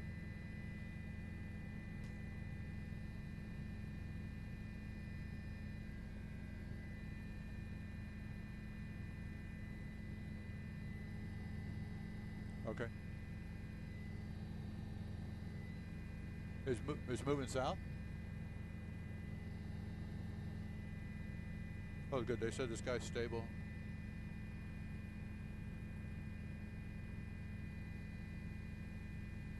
For those of you that were just joining us here, we just witnessed an amazing rescue there in the Miami area of that scaffolding accident, where there was an individual and he was dangling from about the 9th floor. See, he was working about the 12th floor and the scaffolding collapsed. He went down 3 floors when that safety harness came into play and saved his life. And now we're just seeing him being put into the ambulance and eventually going to be taken to the hospital to be looked over.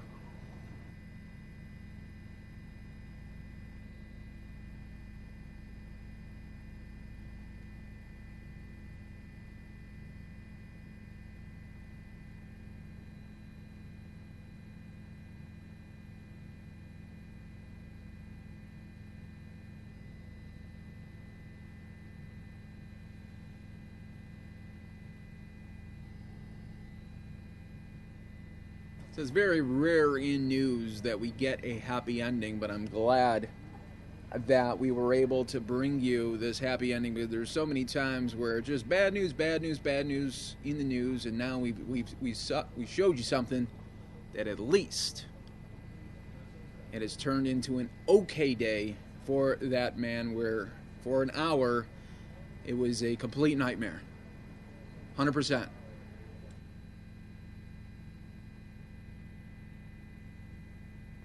That's not him. It's one of his buddies.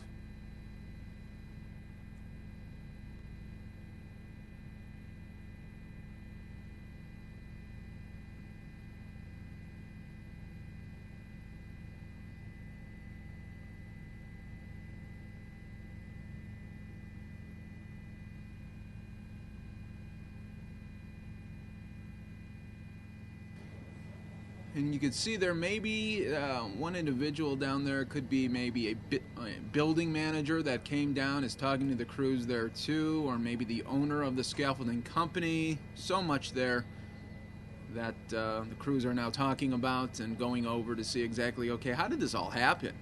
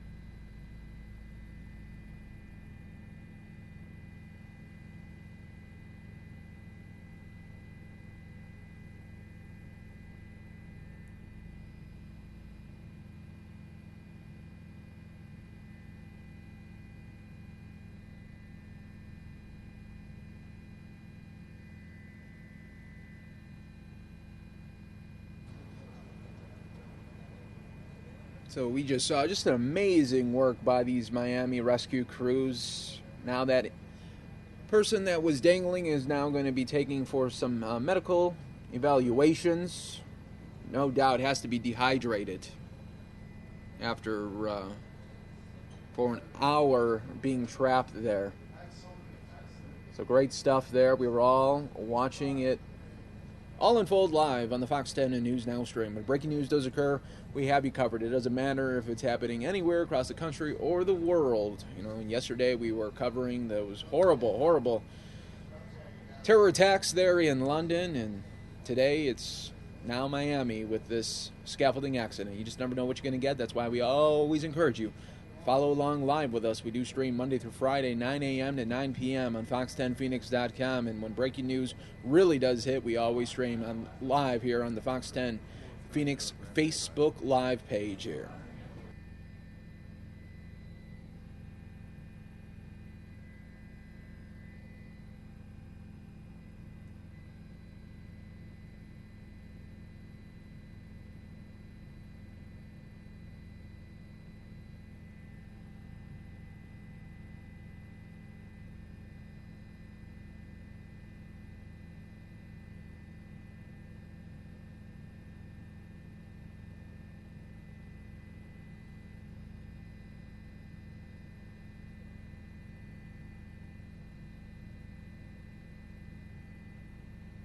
And there we go. We see the ambulance being taken away now off to the hospital for some evaluations there on that man.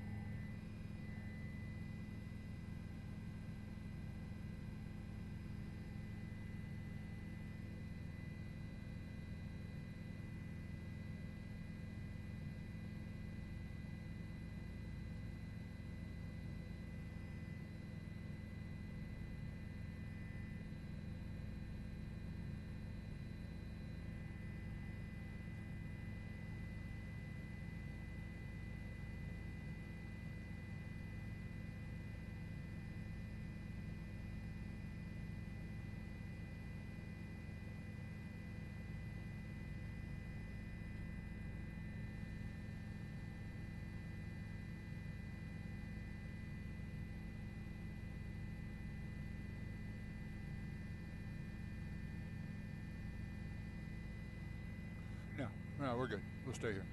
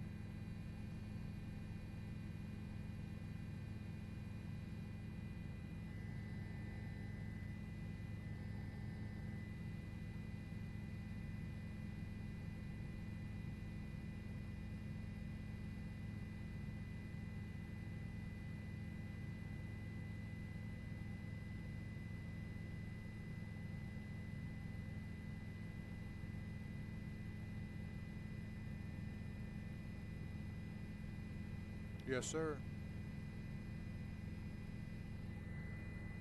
Yeah, they gave me a whole list, JC. I'm just going to start yapping and they can start rolling video, okay? All right, everybody, thanks for joining us live here on Fox 10 Phoenix Facebook Live for that breaking news alert. We can happily report, though, that the man was able to get down safely. Okay.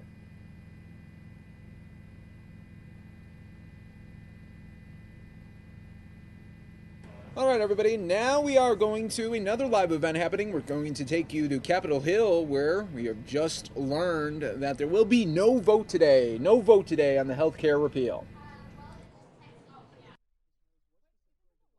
Put on the table that could get you to yes. You know, really right now, in terms of talking about specifics of negotiations, I'm not going to do that. I can tell you, and that I know that that's what everybody wants to hear, is what would get you here. What we've communicated that very effectively with the president and his staff. But it's really not about what I want. It's about what those constituents want back home. And so in doing that, we started reviewing some of the text that the administration and our leadership has put forward. There were a number of questions in terms of what it did and what it didn't do. We had a question just in here now, does this unfairly penalize veterans? Well, we're not sure of that answer, and if we're not sure of those answers, we need to read the bill and understand the bill fully before we take a vote on it. And so, do I think it gives the president a loss? Absolutely not.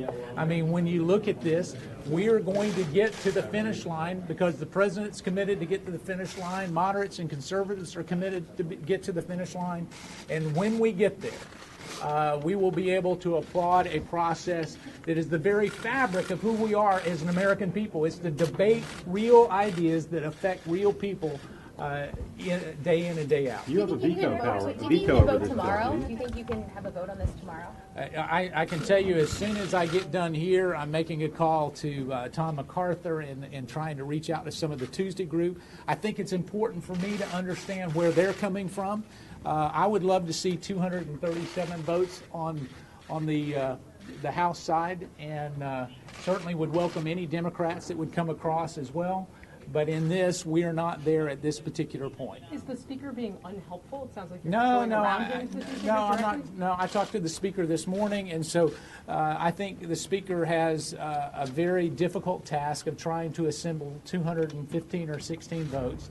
And when you look at that, they are working very hard to try to get this done. And so, that being said, there are a number of negotiations that are going on not only at 1600 Pennsylvania Avenue, but on Capitol Hill as we speak, and so hopefully we will be able to find some consensus. Carson, I know you're a modest man, but you basically have veto power over this, don't you? No, I don't have any veto power. I have one vote.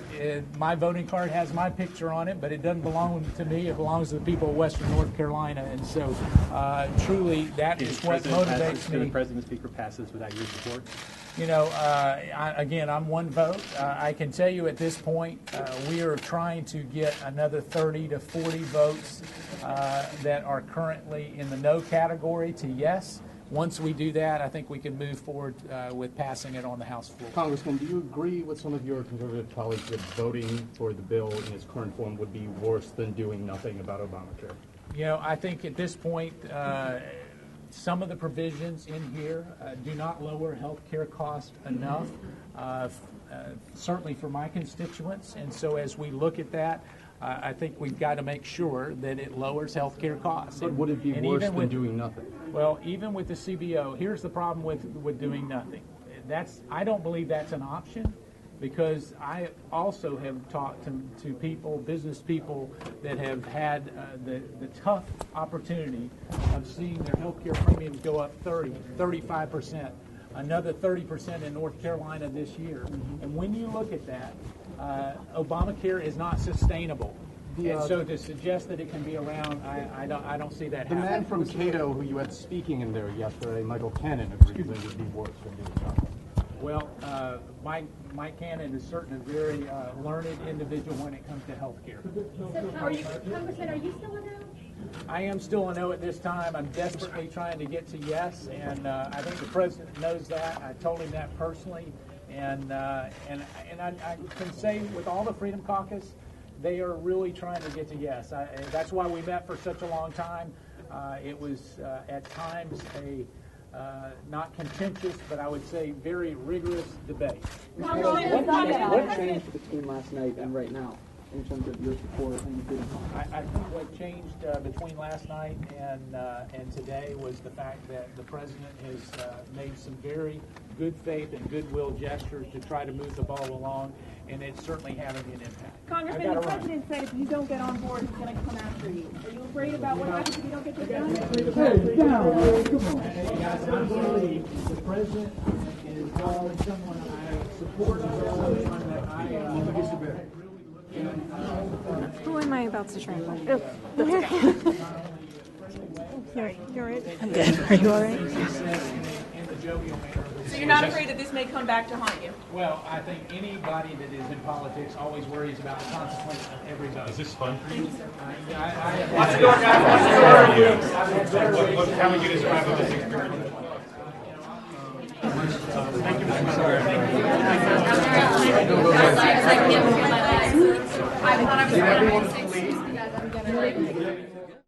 All right, everyone, we are going to cut out of this, take you live to an event happening here in Phoenix. This is a healthcare protest.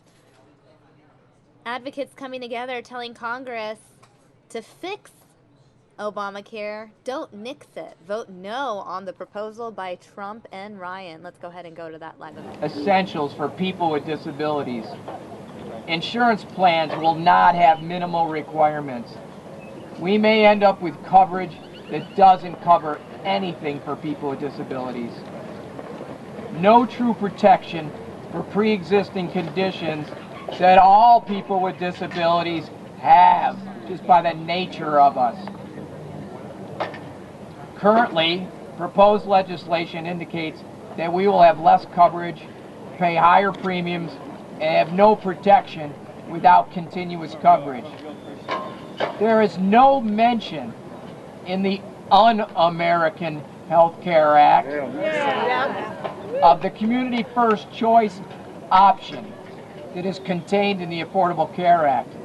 This will eliminate a critical pathway for people with disabilities to bypass having to live in nursing homes, so that instead of being able to live in the community, in integrated settings, and in our own homes.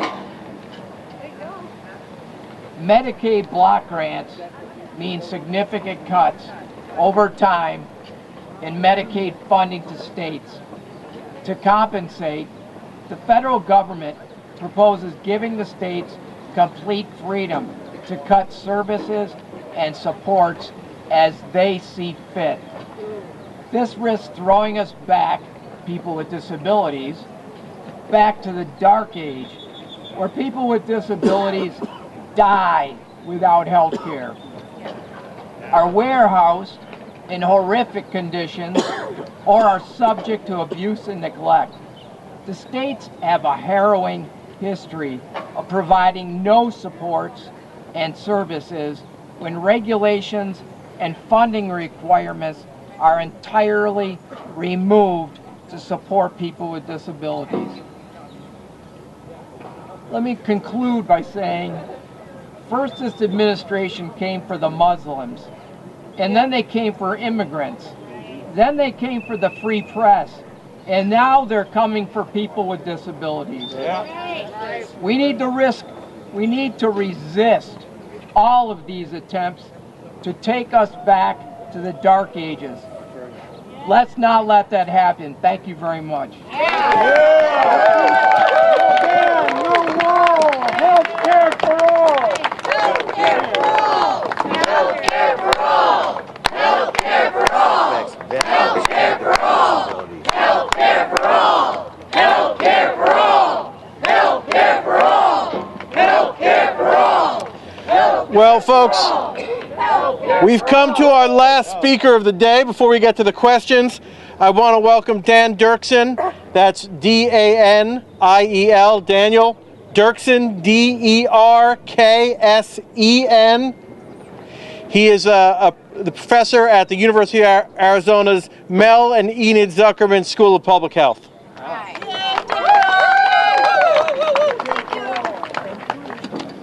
Well, thanks everyone for being here on this beautiful Arizona day.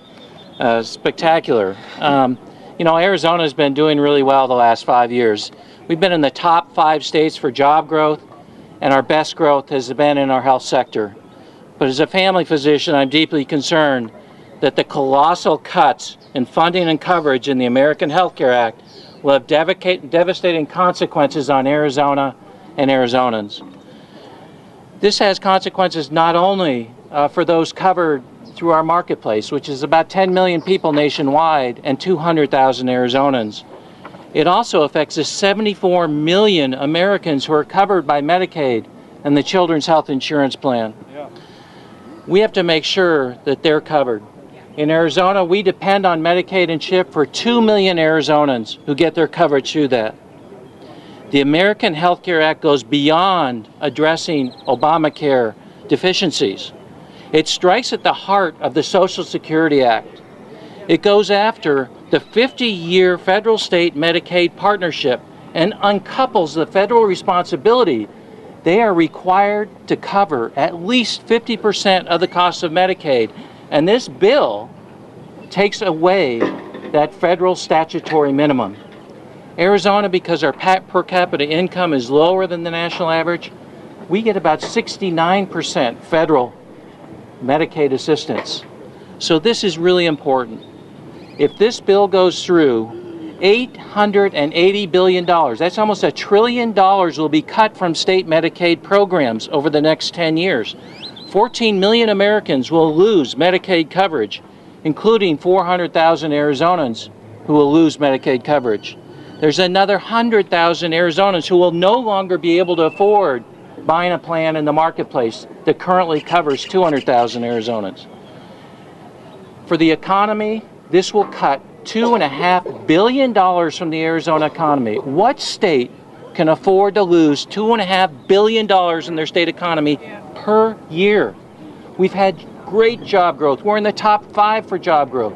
But this will eliminate those jobs in rural communities that have to do with nursing homes, with our rural and critical access hospitals, the physicians, the nurses, and the other health providers that see our Medicaid and insured populations. This is not giving more freedom to states to run their Medicaid program. That's a lie. States can't do more with $1 trillion less. So let's make sure that as we look at this, that we really see it with open eyes. This is not repealing Obamacare. This is going at the heart of the Social Security Act. And if you think that they will stop at the 74 million Americans covered by Medicaid and CHIP, they aren't going to do it. They're going to go next and provide Medicare vouchers to the 57 million Americans who depend on Medicare. So I want people to understand the true implications of what they're trying to cram through the Congress right now before anyone has a chance to really know what's in it. The Congressional Budget Office estimates that the first version of this bill, and they're working on extra provisions now that make it even worse, will cost states $1 trillion over 10 years and 24 million Americans their health insurance coverage. That's not more choices for Americans. Thank you. Thank you, Dan. Members of the media, have you got questions for our experts up here? Yeah, and I'll take anybody. I will take anybody. As we speak, a lot of your concerns may be moved because when I left my office a half hour ago watching this whole thing was paralyzed anyway. The legislation was paralyzed. Nobody can seem to get on board. Do you take heart in that? Anybody want to answer that? Well, anyone want to take a shot at it? I'll say we don't know what's going to happen. They're calling for a vote tomorrow morning. That's what Speaker Ryan and President Trump are calling for, a vote tomorrow morning for a bill that was supposed to be voted on right now. So we've held them off a few hours. We're going to keep fighting. That's right. It is in trouble, though. Do you think it might go the other way and it will just collapse?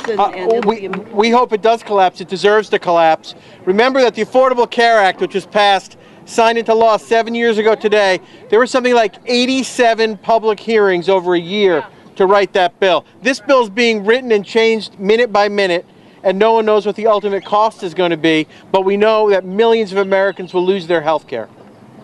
Do you think that something will get up there that's Republican approved and could be just as odious? Something could get approved. We just don't know. We're in a holding pattern. We're fighting hard to make sure that our members of Congress and our senators, Jeff Flake and John McCain, know that passing this law or a law similar to it will hurt Americans. We want a law that protects Medicaid, that protects funding for Planned Parenthood, which is taking care of women and families all over this country. We want a law that makes sure that people who are buying insurance on the private market have help to afford it. We want a law that covers essential health benefits, mental health coverage, coverage for people with disabilities. We want a law that fixes the problems with Obamacare and makes premiums less expensive, but doesn't continue to chip away and tell people they're on their own. And what's your name, sir? My name is Rod McLeod. It's RODD McLeod. Okay, and you have a title here? I'm with the Alliance for Healthcare Security. Other questions? By what right do they have to take this away from us? We've paid for it out of our payroll taxes. So how can they take it away from us? Amen. Amen. That's easy. It's not democracy. This is autocracy. This is what people do when they think they're in control of everything and are not interested in the democratic process. The democratic process says you hold hearings. You call people up to talk. You have experts like the doctor who just spoke telling you what's good and what's bad in the bill. That's what democracy is all about. Our founding fathers did not say we should have someone dictate to the Republicans in Congress what to pass and then cram it down the throats of the people as a death bill for 40 million people, if that's what ultimately happens. And that's what dictators do. That's right, because what is clear, if this law is passed and 40 million people lose their health care, that means that 1 in every 1,000 of those 40 million, that's 40,000 people, will be given a death sentence, because that's what happened prior to the Affordable Care Act. When we had 50 million people uninsured, 50,000 people died a year without coverage, without being able to see the doctor, without getting the preventive services they need, without getting the early interventions. When you have a system that denies people access to the quality of care they need, people will die. And that's what they're doing. They have created a death panel to pass and to hurt all of us. Every one of us, every one of the 320 million people in this country is at risk if this legislation passes. You want to weigh in on the fact that this legislation is in trouble anyway? Well, then let the legislation continue to be in trouble, because if it is in trouble, that means that the Republicans and the president are in trouble, because people like us who are standing here today fighting this bill and others are doing what we should do in a democratic society, and that is protest autocracy and encourage democracy. Yeah. Thank you, Doctor. Have we got any more questions from the media? No questions. What citizens can do is call their congressman or congresswoman, call their senator. You can also show up tomorrow at 4 p.m. outside Planned Parenthood's office on 15th Street, 4700 block of 15th Street. There'll be a protest at 4 p.m. that will walk to Senator Flake and Senator McCain's office and speak to them. Don't hesitate to make your voice heard. We've made our voice heard. We stopped this vote from happening. If we keep speaking up, we'll stop this terrible bill from passing. We can protect health care.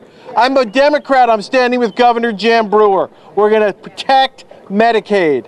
It's the gold standard Medicaid program in this country that we have here in Arizona, and we shouldn't let Donald Trump and Paul Ryan take it away. I'm on board with what you see. Thanks, everybody.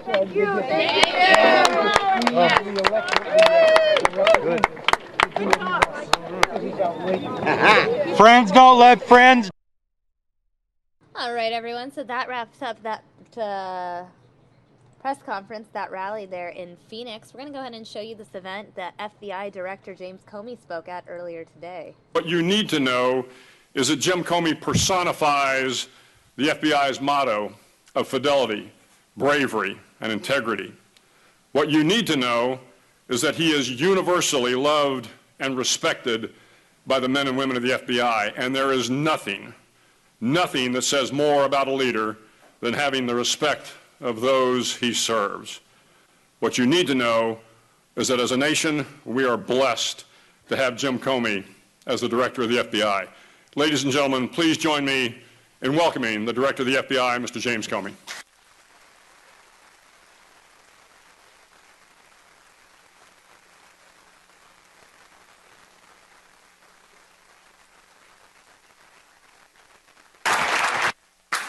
Thank you so much for that. It's all downhill from that, by the way. Thank you for that, Admiral. I can't but help but call you that still. Thanks to the University of Texas. Thanks to the business executives for national security for having me here today. What I want to do is just give you a status report on some of the things the FBI is worried about today. And then I want to shut up and take questions and have a conversation with you that I hope will be maybe more interesting than me giving you an update. But let me start with the FBI's top priority, which is counterterrorism. And in the world of counterterrorism, our major focus is on the so-called Islamic State, the group that we call ISIS or ISIL.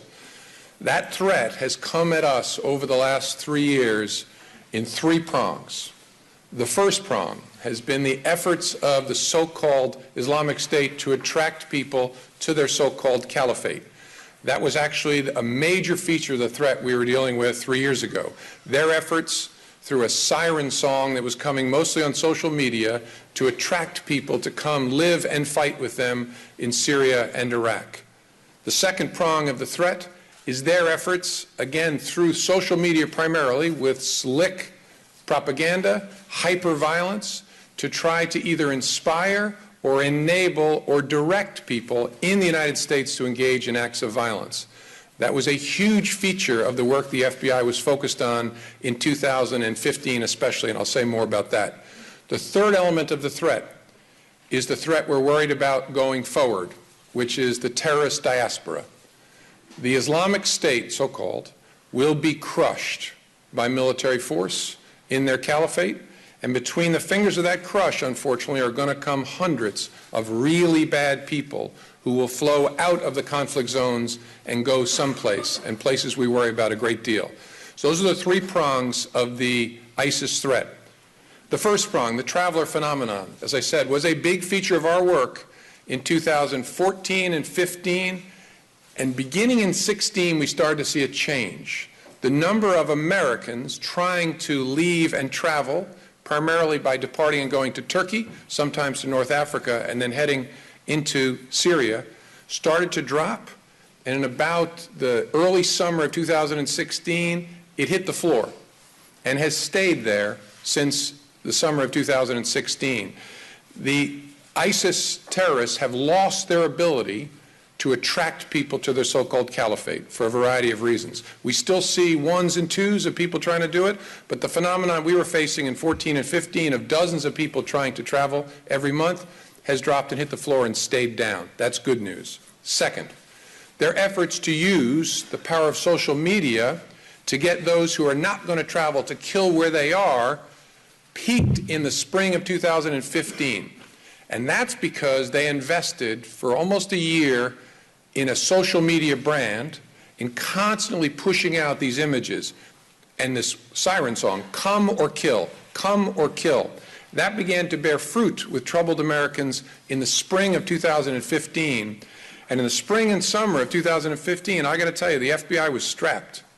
We were attempting to follow, to cover electronically with court orders or cover physically dozens and dozens and dozens of people who we assessed were on the cusp of violence. And I was asked on Capitol Hill, do you have enough people? And the answer was, I don't if this continues.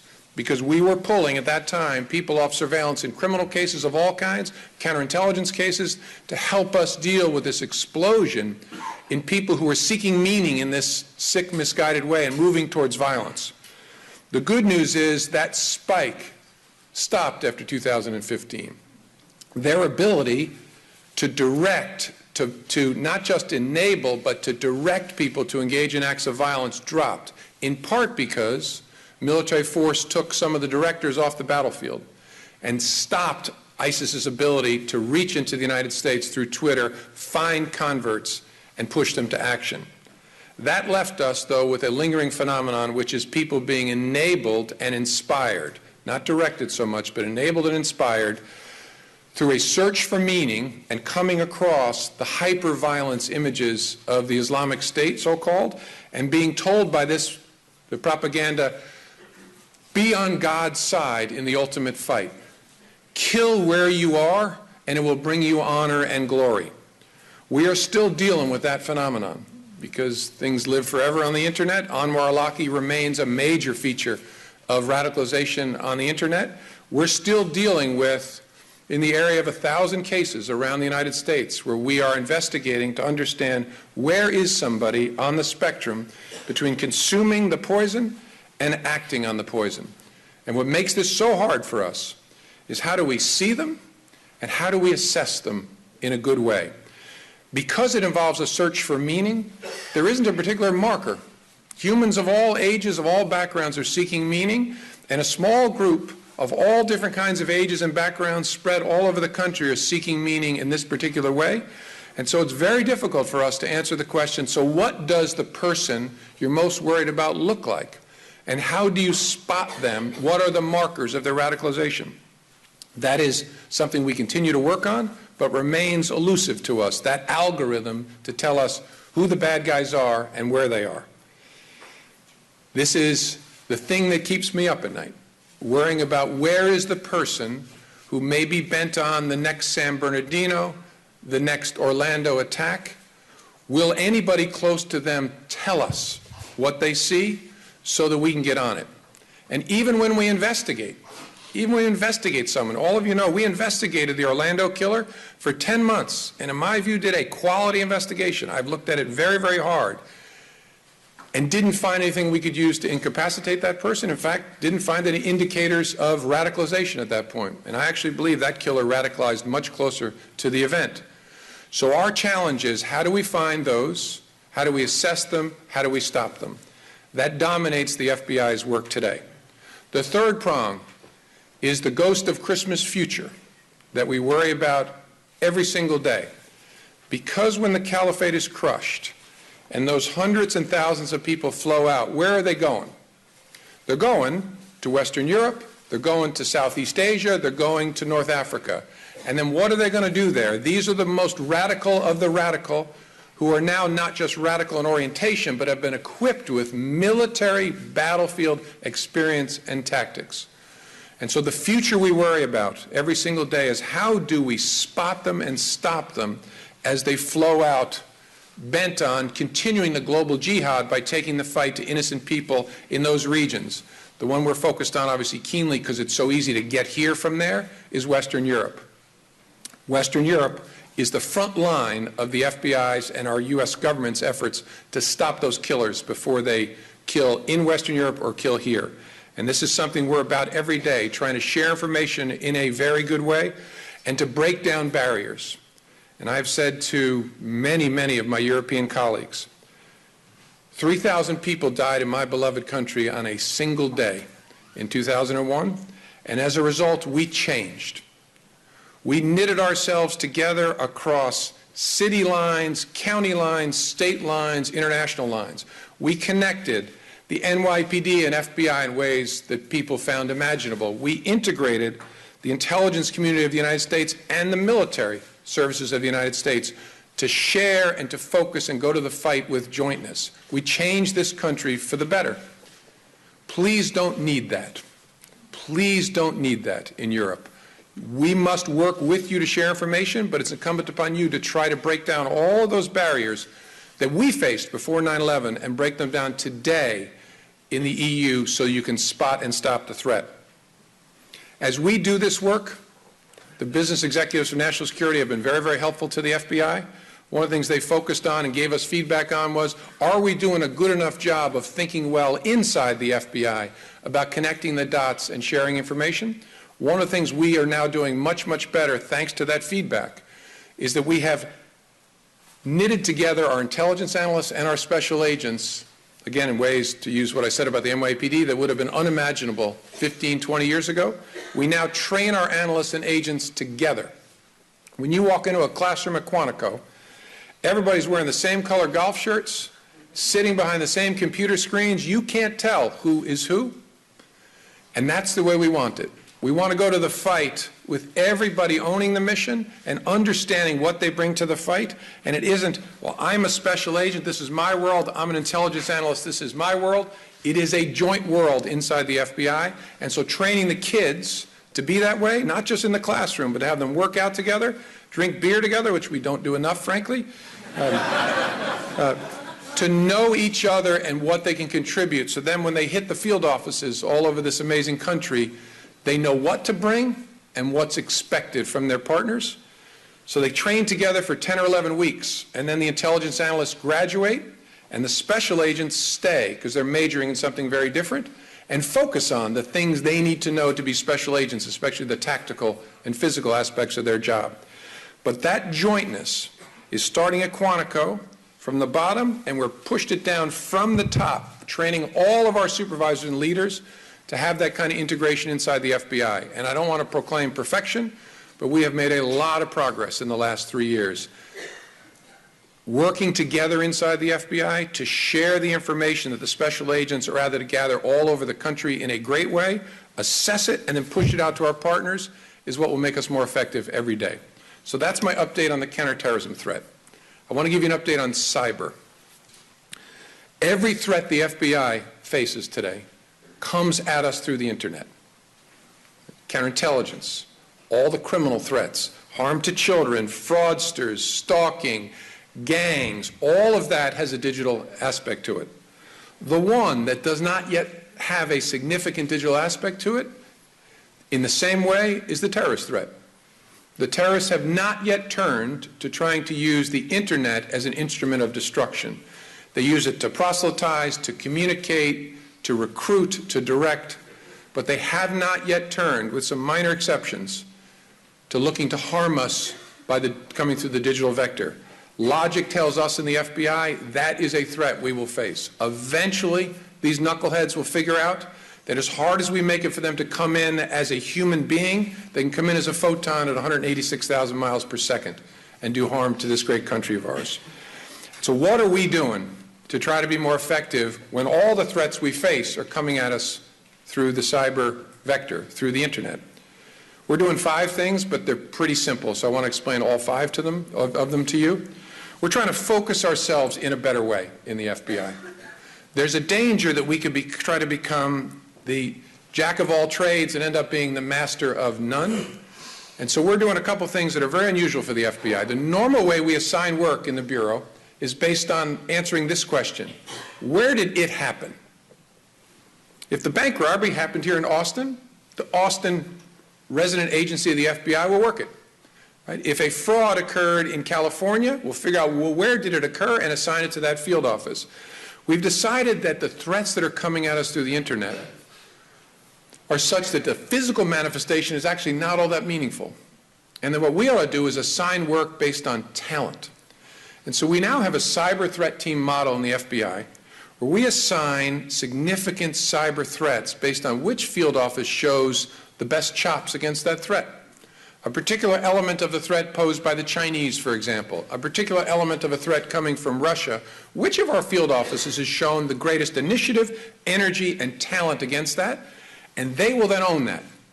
Whether that's Little Rock or Houston or Seattle, you got it because you've shown you're great.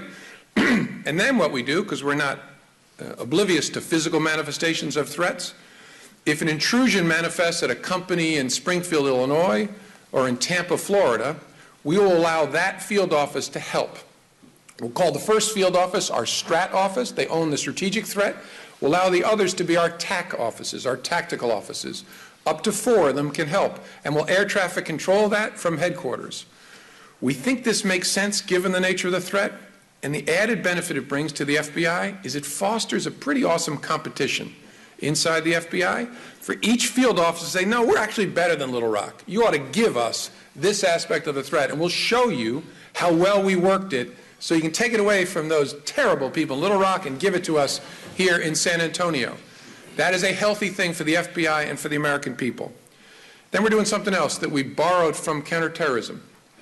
Our counterterrorism agents have long been organized in fly teams, which are people who are prepared with a go bag at a moment's notice to head to an aircraft and go to a scene of an attack anywhere in the world or in the United States to help us figure out what happened. We've built such a thing with cyber. We have cyber agents and analysts all over the country who are experts, and their commitment is, we give you the signal, you go to where we need expert investigation on a moment's notice. Our cyber action teams, our CAT folks, are all over the country, and again, there's great competition to be on the CAT that is very healthy for the FBI. And then, as I hope you know, in all 56 field offices, we have cyber task forces. That is the resident talent that's not just FBI talent, but involves partners from all different kinds of agencies that sits there and does the work in the field offices. Then there's one other way we're trying to focus ourselves. When we try to hire special agents for the FBI, we need a number of buckets of attributes. We need integrity. We need physicality. We're going to give you a weapon on behalf of the United States. You need to be able to run, fight, and shoot. So integrity, physicality, and obviously we need intelligence.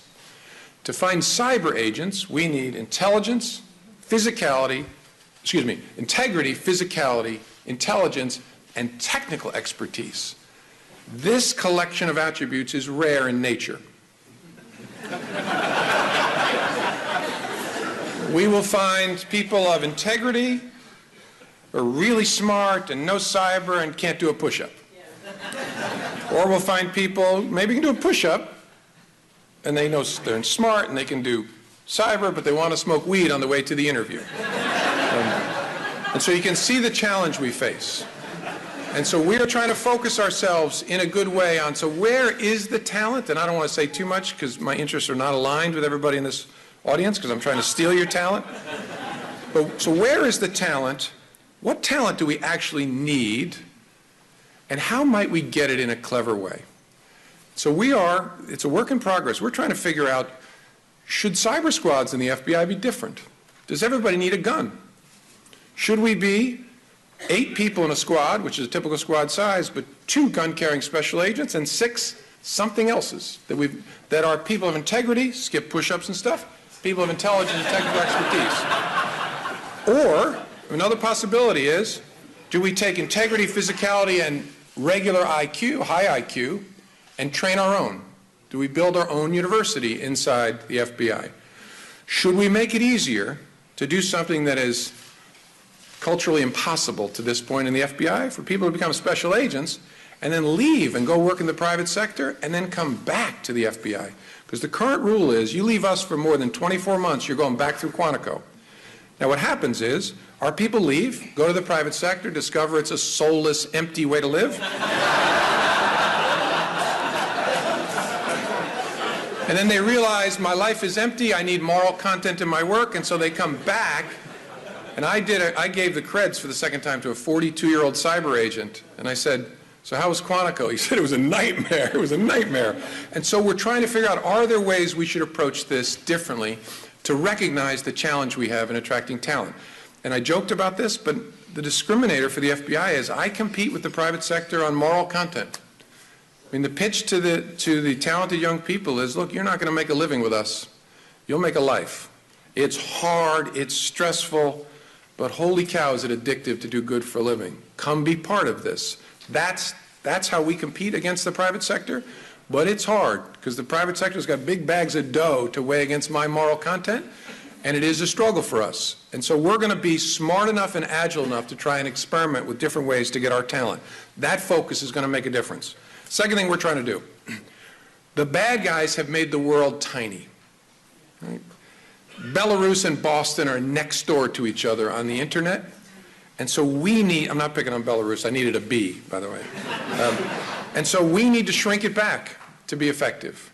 We need to make the world as small for the good people as it is for the bad people. And so to do that, the Bureau's doing a number of things. We're forward deploying more of our talent than ever before embedding cyber agents and cyber analysts in our legal attaché operations around the country, because although it's a digital threat, the physical relationship makes a huge difference. We are also trying to make sure that inside the U.S. government, we inside the USG have shrunk the distance between each other. We now have guidance that really just summarized the way we were acting in the cyber domain from President Obama that lays it out like this. DHS has responsibility for cyber response, for people figuring out how to harden their networks, for helping critical infrastructure think about how to be safer and better, and for helping with remediation. The FBI, through the Justice Department, has the lead on investigation. Right? Our role is to respond to threats, to try and see threats in the neighborhood before they emerge and stop them. And then the Director of National Intelligence has the responsibility for equipping all of that with good thinking and great intelligence. Now, that explanation should not even matter to you, because if we're doing it right, it shouldn't matter who anyone calls inside the government when you have a problem. Where we are after 15 years in the counterterrorism world is, it does not matter who you speak to anywhere in law enforcement about a counterterrorism threat. It doesn't matter whether you walk up to an FBI agent or to a deputy sheriff. If you say you saw something, it will get to the right people within minutes. It should be totally off of your radar screen and thinking about who should I tell. We want to get to that place when it comes to cyber. Doesn't matter whether you come to the FBI or DHS or Secret Service as part of DHS, we'll figure it out inside our organizations because we have shrunk the distance between each other. The third thing we're trying to do is impose costs. The challenge we face is that the bad guys think it's a freebie. Whether those bad guys are part of a nation-state operation, a criminal syndicate, hacktivists, thieves, stalkers, creeps of all kinds. They sit there in their pajamas at their keyboard, halfway around the world, and hurt America. Steal our secrets, steal our innovation, threaten our children, threaten our Jewish community centers, and think that because they are halfway around the world, they're safe. We must make them, physically ideally, but maybe metaphysically, feel our breath on the back of their necks and impose a cost. And the reason we think this makes sense is I'm not aware of any hacking that has yet occurred high on crack or inflamed by finding a lover in the arms of another. Hacking is done thoughtfully. People are susceptible to deterrence when they sit at a keyboard. If they are afraid of us, it will change their behavior. So the FBI is keen to put handcuffs on people all around the world to impose costs. We are keen where we can't to name it and to shame it, sometimes through an indictment. And oftentimes people say, well, this indictment is really an empty gesture. Maybe. We are dogged people. We just gave up on D.B. Cooper. For the younger folks, he's a guy who jumped out of an airplane over the Cascades with a bunch of stolen money, ransom money, and disappeared. We didn't give up for 52 years, I think. We're dogged people. And hackers like to travel. They want their children to be educated overseas. Never say never. When your face is on a wanted poster, even if you're in another country on the other side of the earth, it gets your attention. And in getting your attention, we hope to change behavior. And we also hope by naming and shaming conduct to get nation states to help grapple with us towards a set of norms. What is appropriate for a government to engage in? What is theft? And part of getting to that framework is calling out the behavior, either through criminal process or simply through declaring it for what it is. That imposition of costs is at the center of our strategy. Fourth part of our strategy, obviously, everybody in law enforcement has to be able to investigate with digital expertise. Used to be in the good old days, you'd roll up and do a search warrant in a drug case, and you'd hit the place, you'd find some kilos and some guns, and you'd find a black composition notebook where the knuckleheads would have written down who gets how much money, who's responsible for how much drugs, and you'd photocopy it, put an exhibit sticker on it, we're good to go. Today, you're going to hit thumb drive, PDA, laptop, electronic devices of all kinds, and your ability to understand the digital world and investigate there is at the essence of all law enforcement. We in the FBI have an obligation to help our partners raise their digital game because we can't get to it all. I'm told there are people, maybe in this audience, who've gotten emails from me from Nigeria Whereas the president of the FBI, I ask you, sometimes I spell my last name corny, I ask you to wire me money in Nigeria. Don't do that. But people get defrauded. People get ripped off, and the FBI does not have the resources to get to it all. Our state and local partners have to be able to, and we need to help them. And the last piece is the hardest of all. We have to figure out how to share information more effectively across a barrier. There must always be a barrier between the public and the private. We must find a way to make the barrier consistent with law and policy and norms semi-permeable. Because nearly all of the digital world is in private hands in this country, and it should be. That's a wonderful thing. But that means all the victims, all the indicators of where the bad guys are and what they're doing lies in private hands. And we're in a terrible place. A vast majority of computer intrusions in this country are not reported to us. People convince themselves in private entities, you know what, I'll just pay this ransom because I got to get my operations back. Or we'll just hire one of these great firms and we'll remediate this and we'll get on with our business. You're kidding yourself if you think that your interests and our interests are not aligned. They will be back. They will be back at your company, your people, your neighborhood, your industry. It is short-sighted to think, I just need to get on with my work. I'm not going to tell anybody about this. The challenge we face in cooperating across the barrier is mostly cultural. And it's cultural in a number of different respects. We have cultural flaws on our side where the default is to hold close.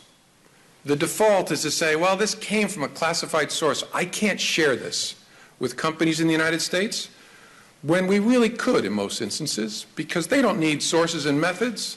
They need indicators. They need ones and zeros from us. But we often find ourselves with information, people in this room will know what this means, it's labeled ORCON.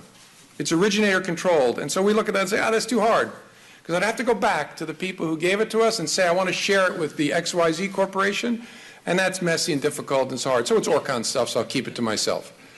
We need culturally to get to a place where the default is figuring out how to equip the private sector with those indicators of compromise so they can protect themselves, and to do it faster. That's one of our cultural challenges. A cultural challenge on the other side is companies need to understand that we treat them as victims. And we are good at treating victims in a responsible, sensitive way. We have long experience doing that, including in the cyber realm. We will not re-victimize you. We will not share in an inappropriate way your information. We do not want your memos and your emails and your drawings. We need the indicators of compromise. What we need to do is talk to each other in a better way.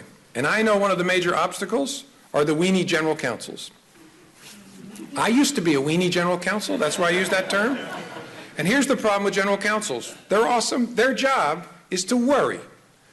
And so when their chief security officer or the chief information security officer comes to them and says, you know, we see this thing, looks like an advanced persistent threat, we got to call the bureau and get them in here to figure out what's going on. The general counsel goes, hold on. What's that going to mean for our exposure to headline risk, to brand risk, to litigation, to competitive harm if you're a government contractor? Don't do that. See if you can fix it yourself.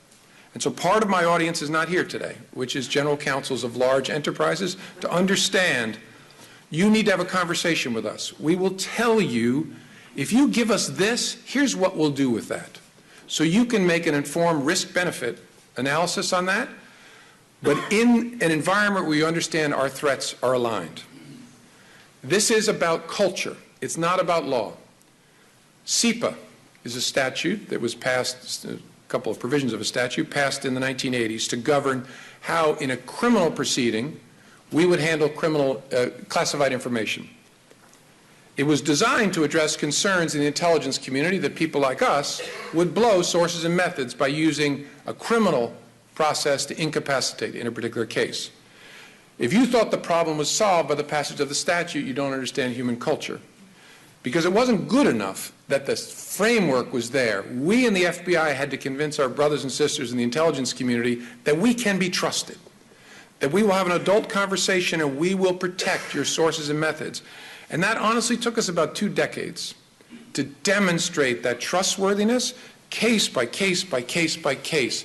Until now, I think we're in a pretty good place. That if we need to use the criminal process to incapacitate, our brothers and sisters and the rest of the IC know how sophisticated we will be in protecting that information.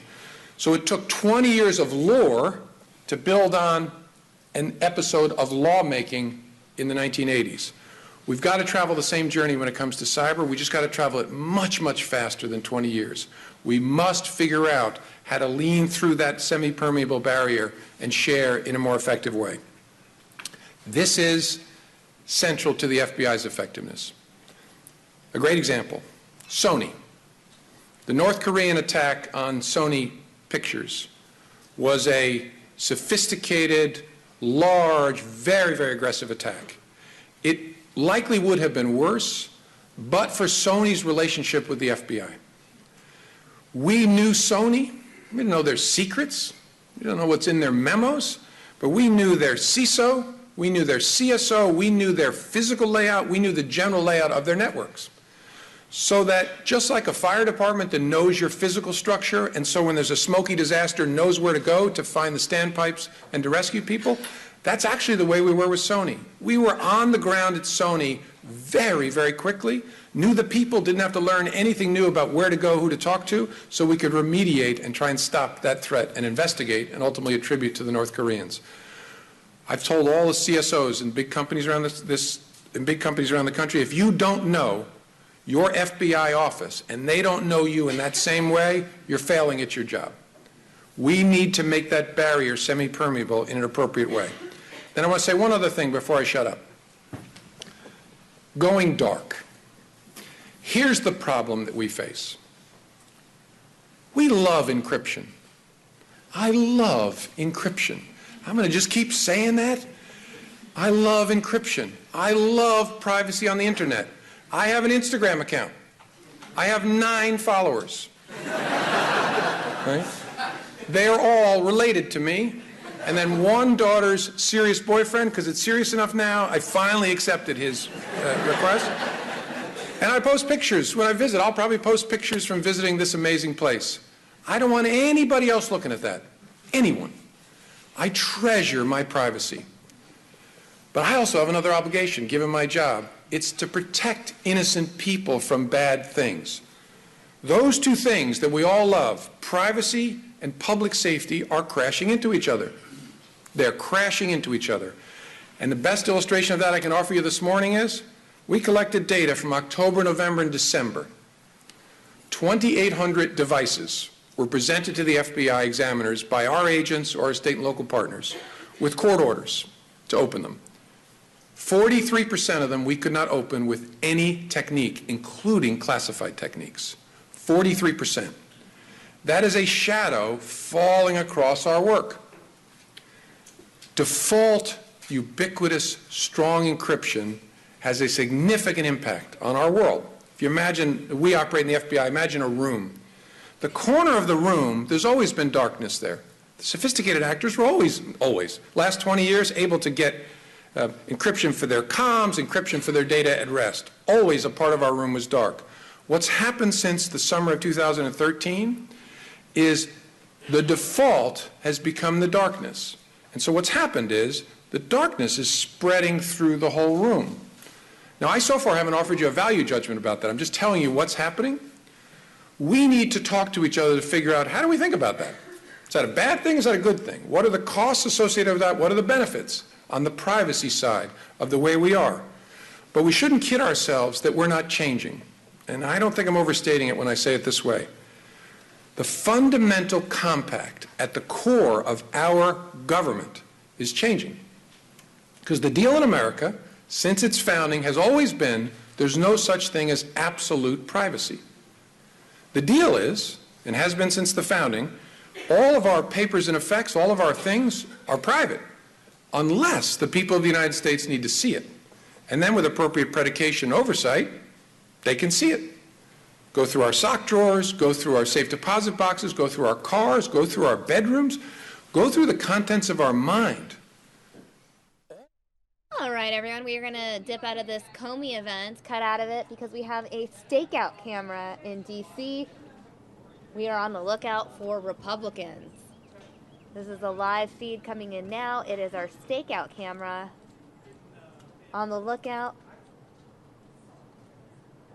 for some Republican politicians.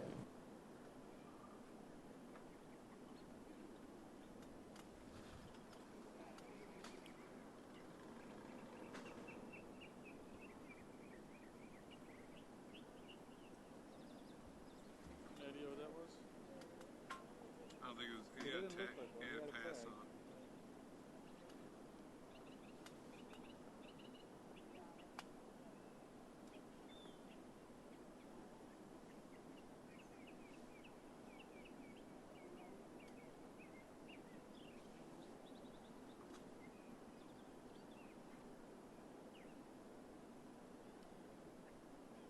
That guy's got a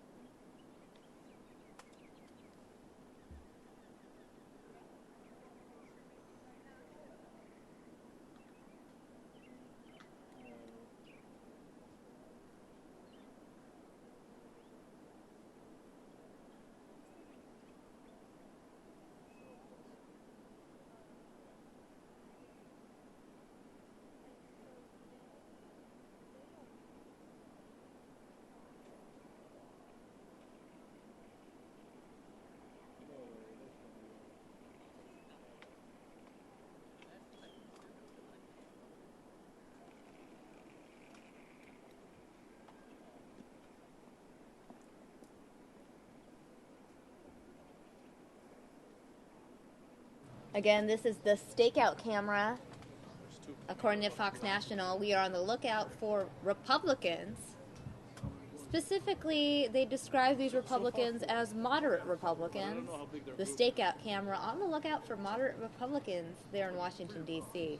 Yeah, it's the way that. No, it's moderates. No, it's the moderates now. Freedom was the earlier. What the hell's moderates from? They don't have a problem. They're having the oh shit, what do we do now meeting. And while we continue with Republican Watch, I'm going to keep James Comey's speech in the corner of your screen. That way we can continue watching the FBI director speak.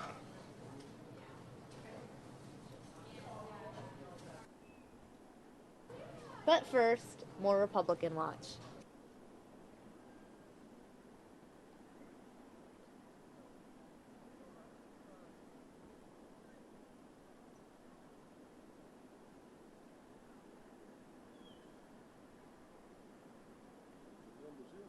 Yeah, two of them, I think. I think the one's from the White House.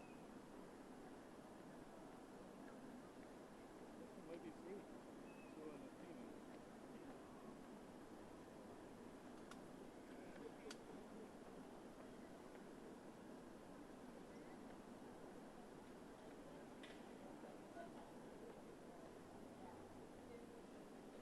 Oh, she might be a member.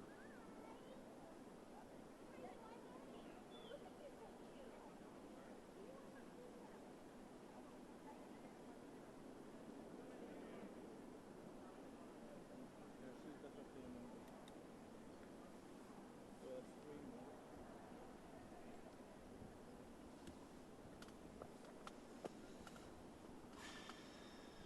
Chilly in the shade. How many females are in the moderator? That one's actually pretty young. Yeah. I think it's for 7. I'm not sure. How many? Do you know? There's 40, so. 40? But there's only one who I think is super young. A super young woman. What's her name? Elise Stepnap. She looks From like. New York. She is.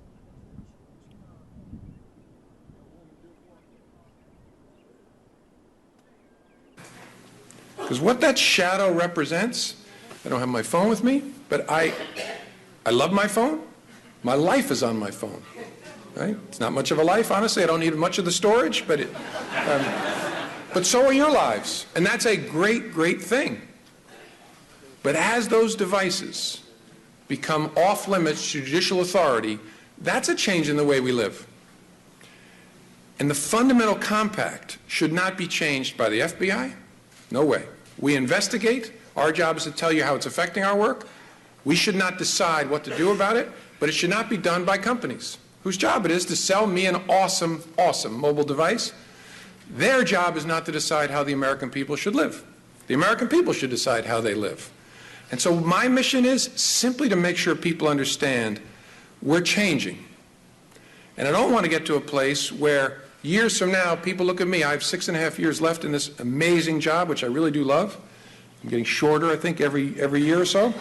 But I don't want people looking at me and saying, hey, how come you didn't say something? Wow, everything's changed. I'm saying something. And I am not an enemy of encryption. I am not advocating for back doors. I say that till I can't speak anymore. It'll still be reported. I don't know exactly what the answer is. I reject the "it's impossible" response. I don't think it's impossible to optimize in a good way those two values. I don't. I just think we haven't actually tried it. And maybe as a country we'll decide, you know what, the benefits here are so extraordinary and the dangers and the risks and the complications over here to address the public safety concerns are so hard, it's not worth doing. Or it's just too hard for our adult democracy to grapple with. Maybe. But I will not let it happen by default, by drift. I want people to know the work of the FBI in counterterrorism, counterintelligence, all our criminal work is being significantly affected by this. And I'm sure lots of smart people, you're thinking, well, what about metadata? Well, what about metadata? Metadata is wonderful.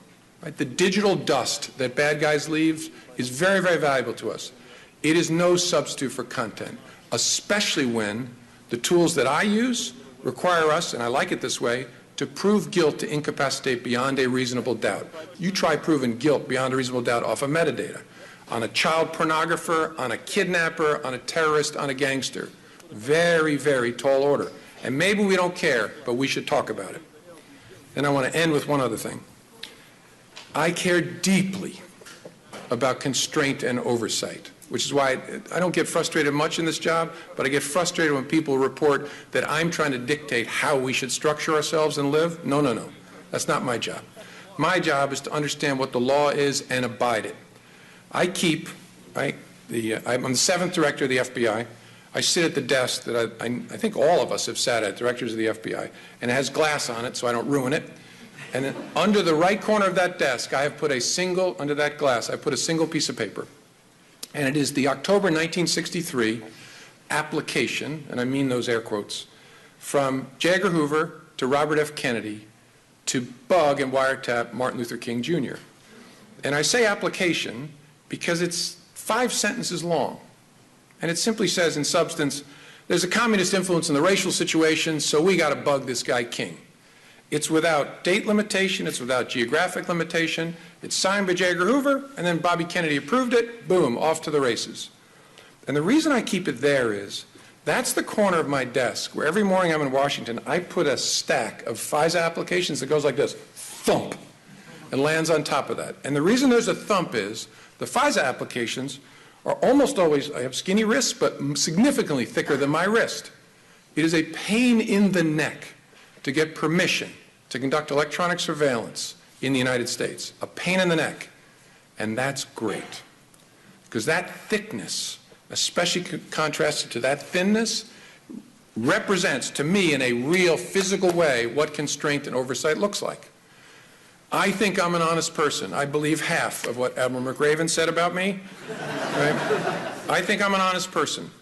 But I think John Adams once said to Thomas Jefferson in one of their great letter exchanges, power always thinks it has a great soul. There's great danger that I will fall in love with my own virtue. The antidote to that is the courts, Congress, the Inspector General restraining me, checking me, nailing me when I make a mistake. The thickness of those FISA applications represents in living color what that constraint looks like. And so I keep it there to remind myself, but I keep it there because everybody in the FBI knows that story. Everybody in the FBI knows the director has that single page on Dr. King under his glass, and they know it in part because I require all of them to go through training and to study the FBI's interaction with Dr. King. I'm not picking on J. Edgar Hoover. I'm not picking on Bobby Kennedy. I have no doubt they believed they were doing the right thing. They were people who believed they were doing the right thing. And in the absence of someone saying, so wait a minute, what are your facts? What's the limitation? What will this look like? What's fair? What's right? What's appropriate? They acted in the way they believed best. We need to be constrained. We have awesome power to do good in the FBI, but if we fall in love with our own virtue, we can go sideways, which is why we stare at our history and why I do things like that. So, thank you for the conversation we're going to have. Thank you to a whole lot of folks in this audience for being a pain in our neck. For questioning us, for pushing us, for fighting with us on technology, fighting with us on our judgments about the optimization of those two things. That's great. Because the alternative is people fall in love with their own views and silent drift to places that maybe we don't want to drift to. So I thank you for listening to me, for supporting this great organization I'm part of, and I look forward to our conversation.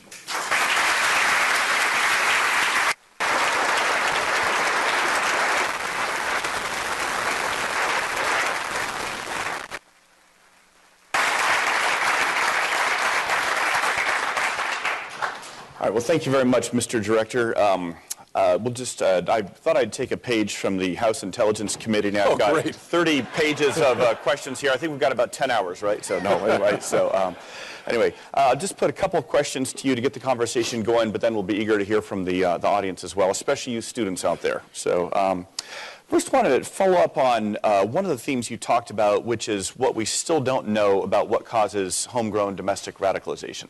You mentioned 1,000 active cases under investigation. I recall, in the early years after 9/11, one of the marvels of the United States is that we didn't have hardly any really domestic radicalization cases, but that's obviously changed, you mentioned. Given that we still don't know the secret sauce there, what have we learned as a country, as an intelligence community, especially as the FBI? Have we learned any particular indicators or warning signs or patterns on what causes someone to take that path? Yeah, it's a hard question. Yeah. We've learned, to state the obvious, that the internet has transformed the way we live, the way we communicate with each other, the way we seek meaning. And as I said, what this is about is troubled people who may be drug users, may be child pornographers, may be just disaffected teens, people with broken relationships, seeking meaning. And what the internet makes everybody, as I said, a next-door neighbor to everybody else, it allows them to consume and to live in a different world without ever leaving their computer or their mobile device. And because it's a search for meaning, we're really struggling to find the markers of it, honestly. Our cases span from 15 to 60-something. And there is no particular, the reason we have those cases all over the country is there's no particular hotspot in America. It's wherever people are seeking meaning in a misguided way. It's not a phenomenon that's occurring in religious institutions. There's not a physical locus of this radicalization because it's happening online. The one thing that is true in nearly every case, somebody saw something. And the somebodies tend to be overwhelmingly family sees a change, or friends see a change. And then the third consistency is they don't tell us. If they don't tell us, then you have the typical TV interviews afterwards. He seemed like such a nice man, or I knew he was struggling with things. People see things. And so getting them to talk to us about that is really hard for two reasons. First, all human beings write an innocent narrative over difficult facts. It's just a part of being human. You see something and you say, he's probably just not feeling well. And so you write an innocent narrative over those facts. And second, there is a barrier, obviously, between the private and the public, and especially when it comes to talking to the FBI or law enforcement about somebody you love. But somehow we've got to get to a place where people feel the need and the obligation to tell us in a way they're not today. Well, if we can follow up on that then, because obviously there's the paradox of the tension that, a lot of the problem does come from some vulnerable communities, primarily Islamic communities, and we rely very much on friends and family saying something. If you see something, saying something. At the same time, if there's too much of an intrusive approach by our investigatory services, that can have the effect of alienating and corroding trust in those communities. How are you dealing with that tension? By trying to get up close. I'm a big believer it's hard to hate up close. And to make sure that the FBI, and when I say the FBI in the counterterrorism world, I mean the Joint Terrorism Task Forces, so it's state and local partners, other federal partners, that we know the communities that might be most affected by this, and and they understand two things about the FBI. We recently rewrote the FBI's mission statement because it was a paragraph long, and I thought its power should be able to be expressed more simply. So the mission of the FBI is to protect the American people and uphold the Constitution of the United States. That's it. And we need to be able to connect with families and imams and teachers and immigrant communities of all kinds and have them understand we take both parts of that very seriously. We are here. If you are bullied and picked on and threatened, we are here to make sure that stops. And we're also here to make sure that what we share is we don't want our young people or any of our people going into pursuing a path of violence. And so we take both of those seriously. And if we can get up close enough to people to understand we're just ordinary folks, that a lot of the fear and the solidness of the barrier will be eroded, will drop down. I want to turn now, just for my final question before we turn it over to the audience, to the going dark debate, which you brought up there at the end. And of course, Austin is not quite Silicon Valley, but we have a very vibrant tech sector here. We missed you at South by Southwest the other week, but I understand Dudu's calling there. But they described my general counsel as criminally bland when he was there. And, are you going to give him a promotion? No, those were my instructions. Okay, that's right. Go there and be criminally bland. Well, can we follow up, probe a little bit more, though, on this national conversation that you're calling for, which does certainly seem appropriate, because at the end of the day, this does reside in the consent of the governed, the American people. Some of the concerns we hear from some of the tech companies is that if they were to create some sort of front door means to decryption, that they could lose market share to foreign companies who will essentially, not follow that, and also that could open the devices to hacking by malevolent private actors. I guess when you hear those concerns from the tech sector, how do you respond? Reasonable concerns. To take the international piece first, I think whatever we do, ideally should have some international component. I could imagine a community of nations committed to the rule of law developing a set of norms, a framework for when government access is appropriate, what judicial standards are at work, what the obligations appropriately are. I also, because I don't want to be any part of chasing the innovation from this great country to other places. But here's what people, I think folks get this, but I'll say it anyway. There's a danger that we, the mother and father of all this innovation, will be the last to solve it among the community of nations, because the people of France and Germany and the UK and Australia are working to solve this problem, and we may end up in a place where patchwork addressing of the challenge I'm talking about leads to something that hurts American enterprise, a balkanization of data, for example, an inconsistent set of standards. But look, it's going to be very, very hard for technical reasons, which I'll get to in a second, and the nature of that international mix that we have to address. The technical thing, look, I really do think we haven't given this the shot it deserves. President Obama commissioned some work at the end of his administration because he'd heard a lot from people on device encryption. It's too hard. It's not too hard. It's not too hard. It requires a change in business model, but it is, according to experts inside the U.S. government and a lot of people who will meet with us privately in the private sector. No one wants to actually be seen with us.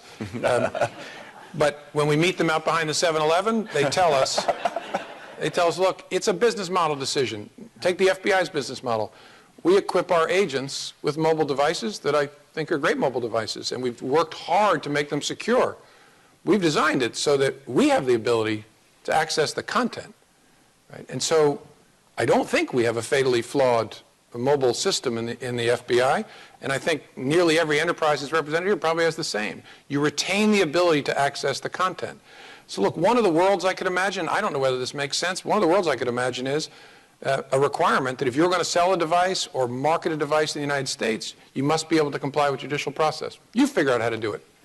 And maybe that doesn't make sense absent an international component to it, but I just don't think and look, I get it. The makers of devices and the makers of fabulous apps that are riding on top of our devices, on top of our networks, really don't have an incentive to internalize the public safety harm. And I get that. My job is to worry about public safety. Their job is to worry about innovating and selling more units. I totally get that. Somehow we have to bring together and see if we can't optimize those two things.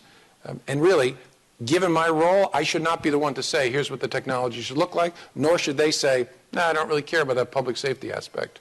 And what I don't want to have happen, and I know you agree with me no matter what you think about this, no, I think you're going to agree with what I'm about to say, is we can't have this conversation after something really bad happens.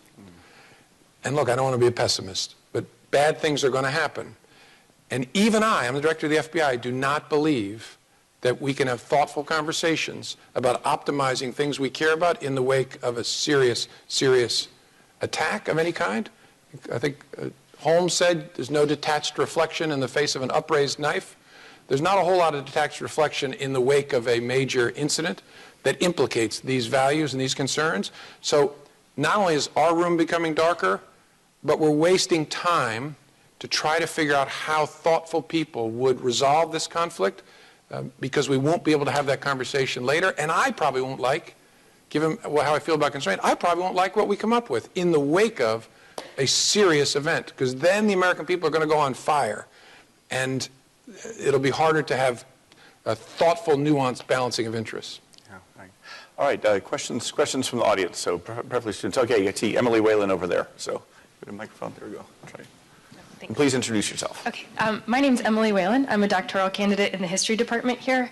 Thank you so much, Director Comey, for your remarks. I appreciated in particular how you kind of painted for us this clash between public safety and privacy.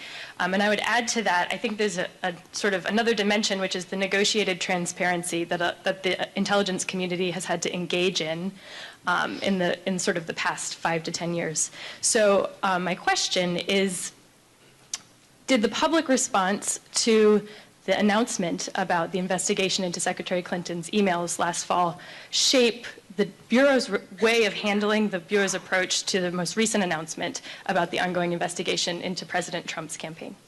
Thank you. I'm not going to talk about it.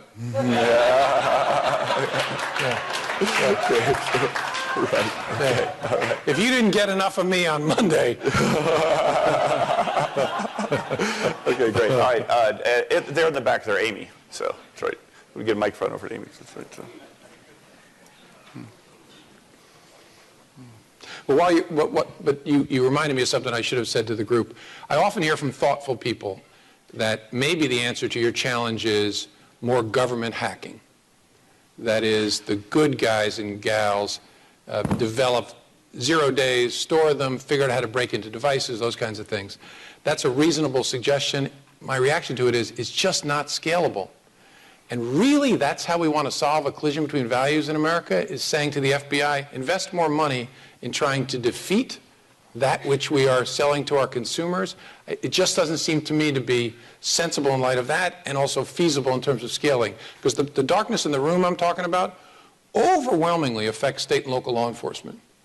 And so the police department in Austin does not have the resources to be investing in figuring out how to break into iPhones as the iOS versions iterate. They just don't. And the first time they did, and it was discussed in a case, it's gone. So I don't see it as scalable or sustainable. And I have no comment on the other thing. Okay, thanks. Good. Thank you so much for being here with us. My name is Amy Pillsbury Price. You spoke about imposing costs on cyber criminals and naming and shaming countries that harbor these criminals. Many of the cyber attacks that dominate the news come from countries that don't respond to normative naming and shaming. So what else can we do? Yeah, that's a great question. And part of it is beyond the FBI's expertise and responsibilities. I believe we have made progress with our Chinese counterparts in the wake of the indictments of the 3 PLA actors. And there was lots of robust debate about whether it made sense at the time, and maybe the causal chain isn't as tight as I'm about to make it sound, but I do think we've arrived at a place where they understand and accept the framework that we have urged, which is nation states engage in intelligence gathering. Always have, always will. Always try and find out the plans and intentions and policies of other nations with whom they might be in conflict or rivals, or for reasons that make sense. Nation states do not steal stuff to make money.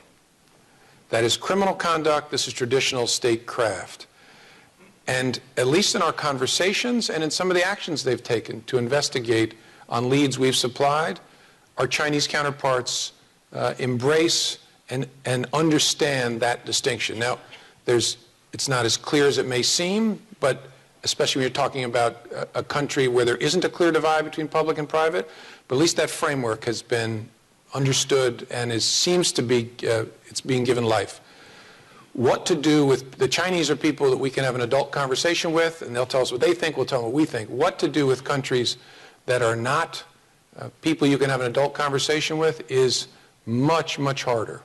If it's a nation that doesn't care about shame, doesn't care about what neighbors, friends, and allies think about them, that's very, very hard. And so right there, that's where my expertise and responsibilities stop. There may be things that are available to our government, tools in our government's toolbox, but they're not ones I can competently talk about here. I couldn't talk about here anyway, but they're not mine, and so I can't talk about them in a good way, regardless of the environment. So that's how I think about it. That's an unsatisfactory answer, but that's the best one I can give you. Great, thanks. All right, we're going to take one last question here because the director's got a tight schedule from Larry right here. So right in the middle. Thanks. Oh, sorry, Larry, right behind you, Steve. Sorry. Yeah. Come back next year. All right. Okay. Director, you talked about the pernicious influence of online activities and those maybe tasting the poison. Do you think there is a role for a more active removal of that poison online, or are there too many practical, technical, and constitutional impediments to taking that kind of action, deleting the poison? Yeah, it's a great question. I think there's significant and appropriate constitutional impediments to the government having an active role in doing that. I always think there's more that private sector entities can do to police the content that's being posted on their platforms or coursing their networks. The good news is a lot of people dumped on Twitter a lot at the beginning of the rise of the so-called Islamic State. I actually think Twitter's done quite a good job, and I don't think it was driven entirely by the Islamic State's threat to kill the CEO of Twitter, which helped them see the darkness in a way that I do. But I do think they've understood it's not good for them as a business matter to have this kind of poison on there. The challenge, which was embedded in your question, is vast, complicated, everything lives forever. Sometimes people who are new to government say, why don't we just take this off the internet? First of all, what is the internet exactly, do you mean? And take it off? There is no it. And it's Anwar al-Awlaki, as I said, lives forever on the internet. So I think there's more we can do. We should be careful about not making sure that we're not actively involved in it. But I also think, I don't want to be optimistic, it's in a way a fool's errand. You can be better, but nowhere near good enough given the nature of the technology. All right, well, please join me in thanking Director Comey for being with us today.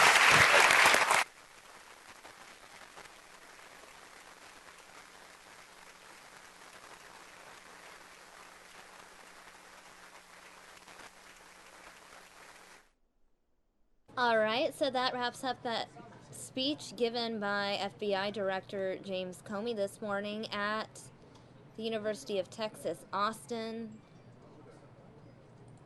Another event that took place this morning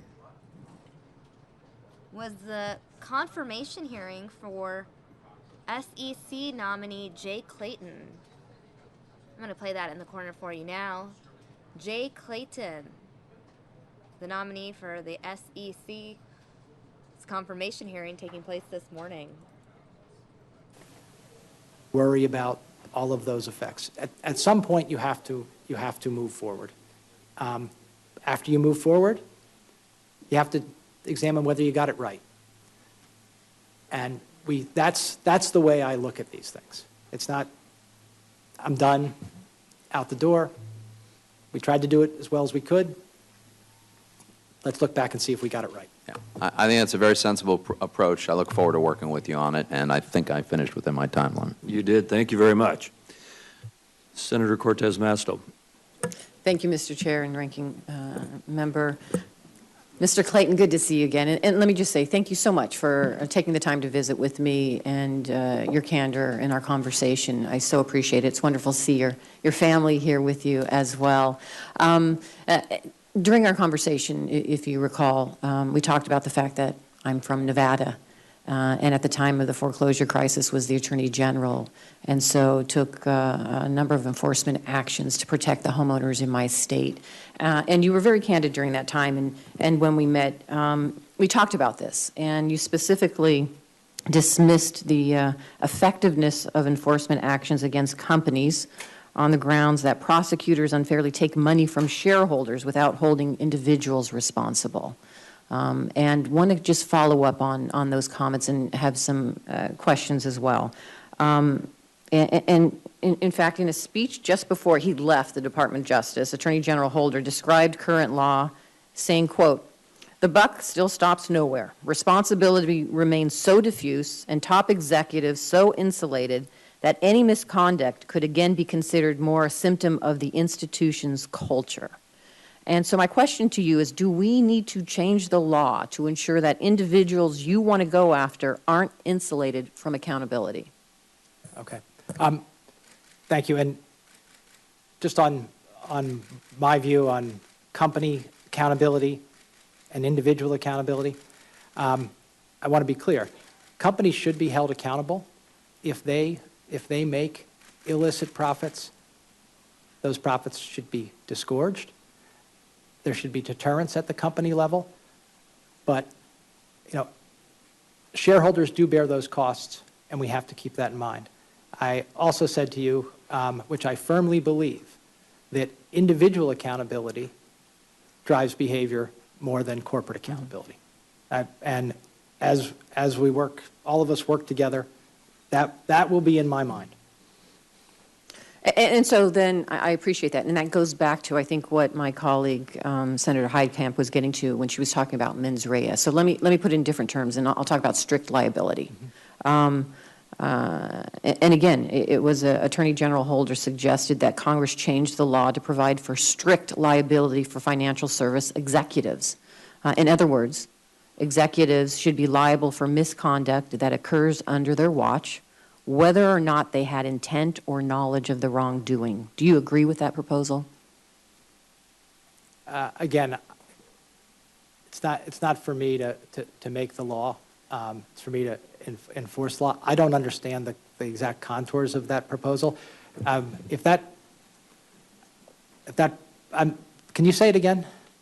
Sure. So as, and I think this is what we talked about, and this is a new realm, and I absolutely get it. You're stepping into a different role here as an enforcer. This is an enforcement mechanism that you are going to have authority over, and these are decisions you are going to have to make. So it just comes down to the issue of strict liability. In other words, can executives, or do you believe executives should be held liable for misconduct that occurs under their watch, whether or not they had the initial intent to do it or knowledge of wrongdoing? In other words, whether it was just reckless, whether they intentionally did it or whether it was just reckless disregard, do you agree with this proposal that there should still be strict liability and they should be held accountable? Strict criminal liability without mens rea, I'm not sure about that. Not something I've really thought about, but it strikes me as a big step. Okay. Is this something that you intend to look into and really, I guess my concern is the enforcement side of this and your lack of ability or familiarity with it. And as you step into this position, that's a key piece of oversight. And I'm just curious your thoughts on how you intend to pursue or familiarize yourself with the enforcement side of the job. Yeah. Let me try and answer your question as quickly as I can. In all aspects of this job, if confirmed, I'm going to have to rely extensively on the very good people at the SEC, both the division directors and the staff. I have a lot of respect for the people at the SEC that I've interacted with, including on the enforcement staff, and I do have more familiarity with prosecutors, working with prosecutors, and in particular investigations, than most transactional lawyers, and I hope to bring that experience to bear. Thank you. Mr. Clayton, I see my time is up. Look forward to additional question if there's time, Mr. Chair. Thank you again. I appreciate your willingness to step up for public service. Thank you. Thank you. Senator Kennedy. Thank you, Mr. Chairman. Mr. Clayton. Yeah, let me You went pivot here. How are you? Well, thank you. I'm over here in the cheap seats. I'm in the cheap seats. You went to Penn? I did. Undergrad? Undergrad. And law school? And law school. And you went to Cambridge? I did. It would be Cambridge in England, right? Cambridge in England, yes. What'd you study there? I studied economics. Okay. All right. These are your 3 children? I think I met Wyatt. I mean, I shook hands when I came in. I was late. Who? Did he look you in the eye? Yeah, he did. Good. Thank you. Okay. All right.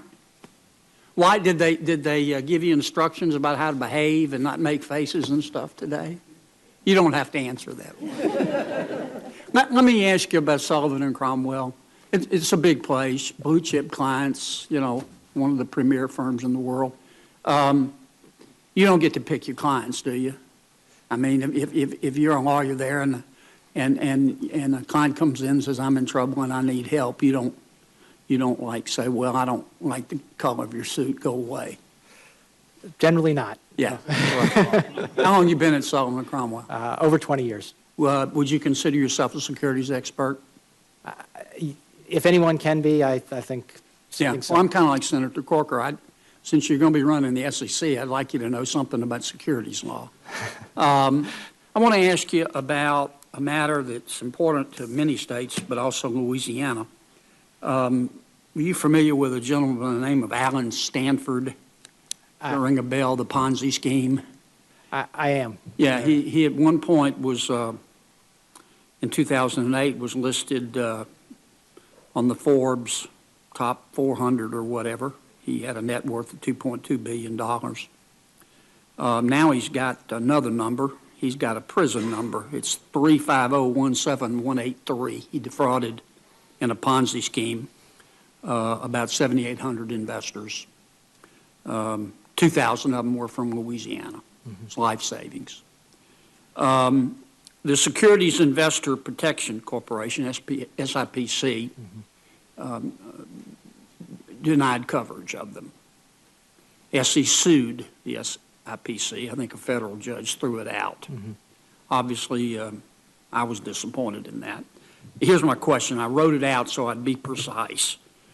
What do you intend to do to ensure that investors who lose cash and securities in a failed brokerage are victims of a Ponzi scheme like this financial scheme?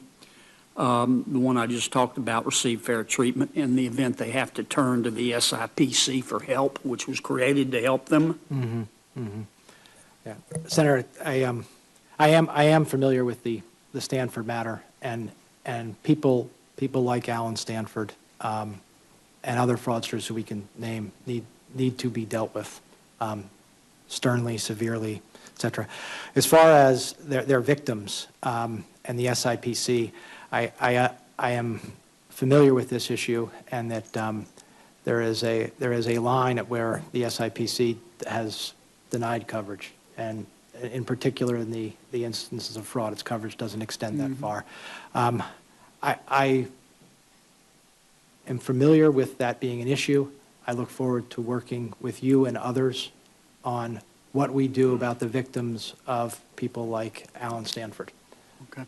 I really That's do. fair enough. That's fair enough. Let me just use my last minute to make an observation. I think this is a really important nomination. I'm impressed with your credentials. I think the president's chosen well. I think there's a lot of anger in my state and in this country. I hear from middle-class Americans every day that the problem as they see it is that we got too many undeserving people at the top getting bailouts, and we got too many undeserving people at the bottom getting handouts, and the folks in the middle get stuck with the bill, and they can't pay it anymore because their health insurance has gone up and their kids' tuition has gone up and their taxes have gone up. But I'll tell you what hadn't gone up is their income. Right. I believe in efficient markets. I believe in supporting capital formation. But I also have lived long enough to understand human nature. Some people cheat. They cheat in all walks of life, and they cheat in all professions. But when people cheat in securities matters, a lot of people get hurt. I hope you'll be mindful of that. and I know you will be. I'm out of time. Thank you. It's nice to meet you, Watt. Thank you, Senator. Senator Donnelly. Thank you, Mr. Chairman. We're honored to have you here, and to your whole family, thank you for being here. I was fortunate we met in my office, and I just want to read you a little bit about an article in the Indianapolis Star recently, about a Rexnord worker who's losing his job. The jobs are going to Mexico. He did his job great. He's presently training what's called Team Monterrey. And what Team Monterrey is are the Mexican workers who have come to Indiana to learn the skills to take the jobs away. And let me tell you about John Feltner, who is the individual here. So John's 21-year-old son, Austin, because he knows Dad's going to lose his job, his 21-year-old son has taken off time from studying criminal justice at Ivy Tech, Indiana Vocational Technical School, to manage a pizza shop so that they can raise a few more bucks for the family. His 19-year-old daughter, Emily, is still in school at Indiana State. Her plans were to become a vet. It's an 8-year track. She's looked up. She said at this point this is not doable. She's now gone to a 4-year program in nursing, which is still a great thing. But like your dream was to become a lawyer, and you had a wonderful granddad who took you around, her dream was to be a vet. And that's over now. And because she's trying to help keep the family together. This is the real-world consequence of what happens on Wall Street and of what you are going to be responsible to try to make sure it doesn't happen. My state, in my town of Kokomo, at the time there was the economic collapse, the transmission plant there went from 5,000 people to less than 100. Unemployment in Elkhart County went to 22%, and that's countywide. That's not one town or this town. That was countywide. That's the real-world effect of what happens. And I've got 2,100 workers who have just been fired from Carrier to pay for a stock buyback. $16 billion stock buyback, and they fired these workers and shipped the jobs to Mexico because that $3 an hour wage would help them make a few more pennies to pay for the stock buyback.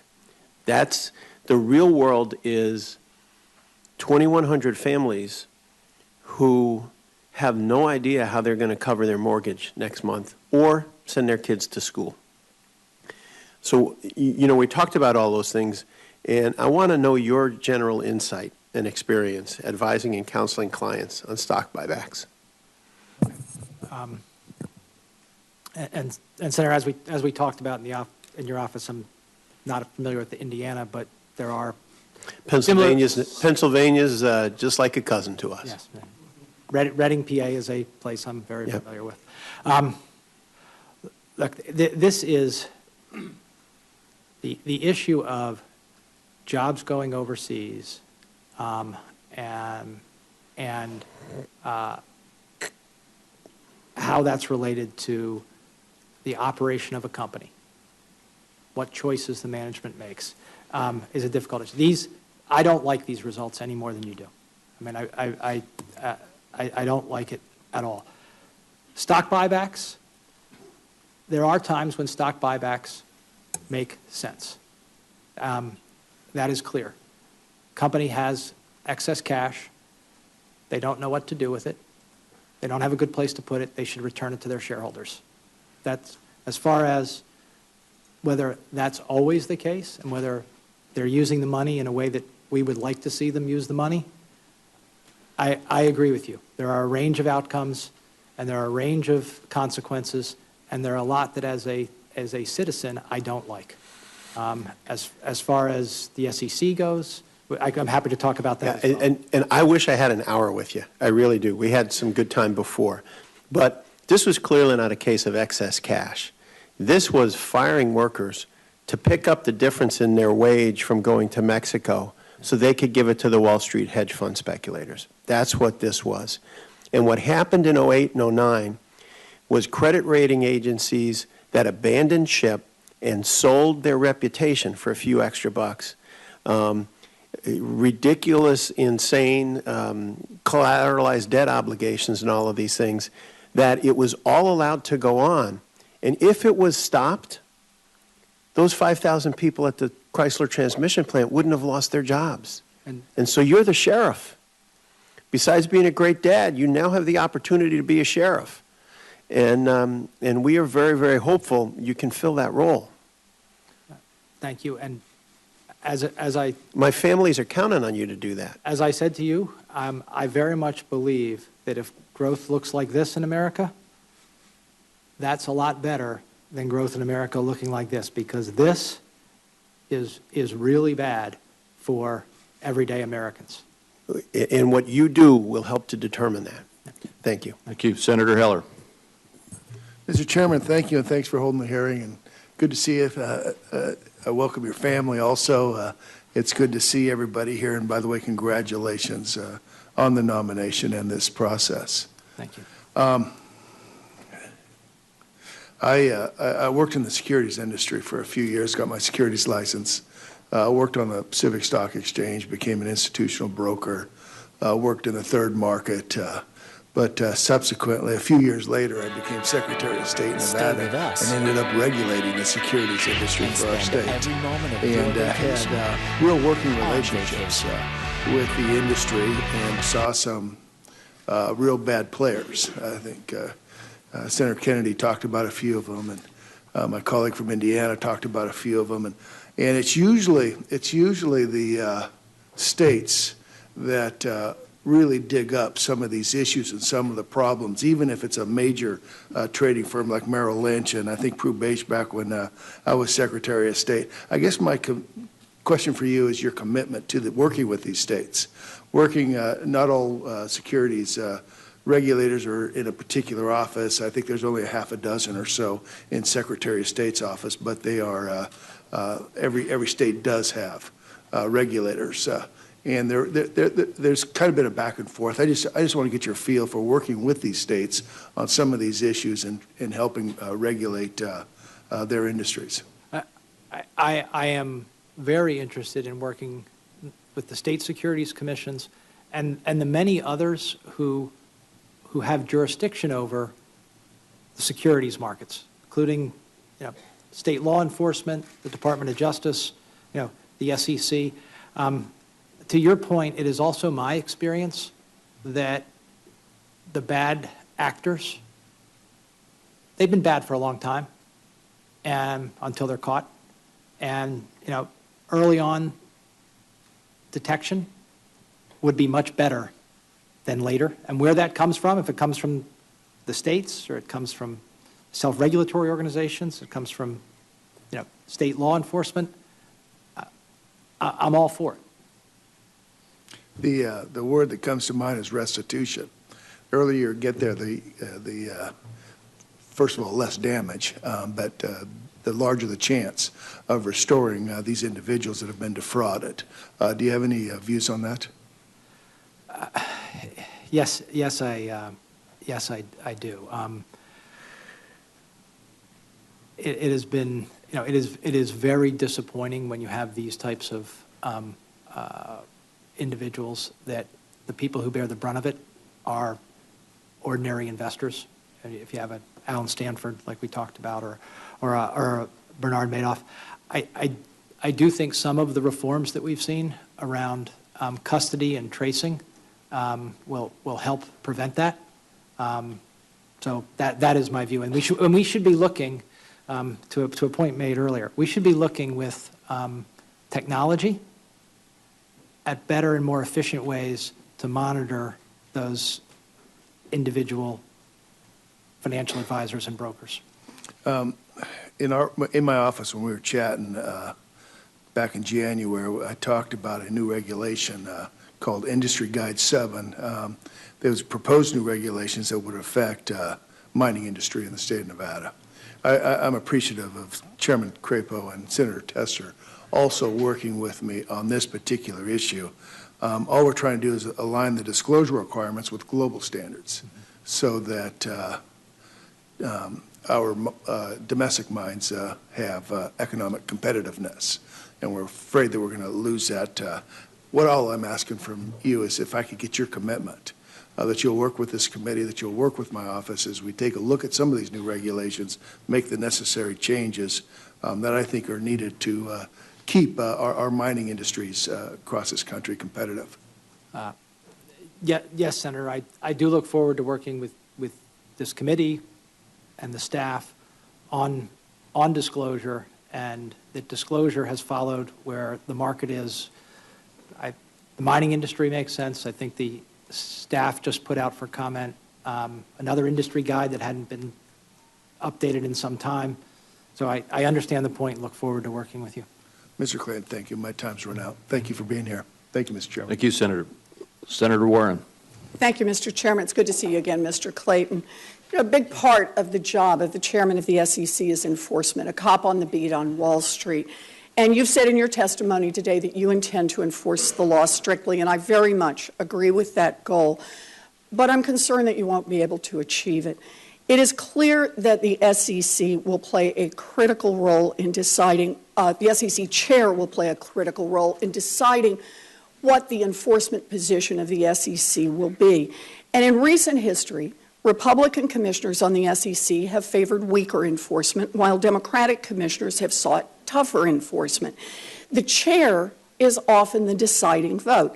And of course, if the chair can't vote and the remaining SEC commissioners split along party lines, then major enforcement actions don't go forward and serious wrongdoing may go unpunished. So it's important to think about how often the SEC could be caught in such a deadlock.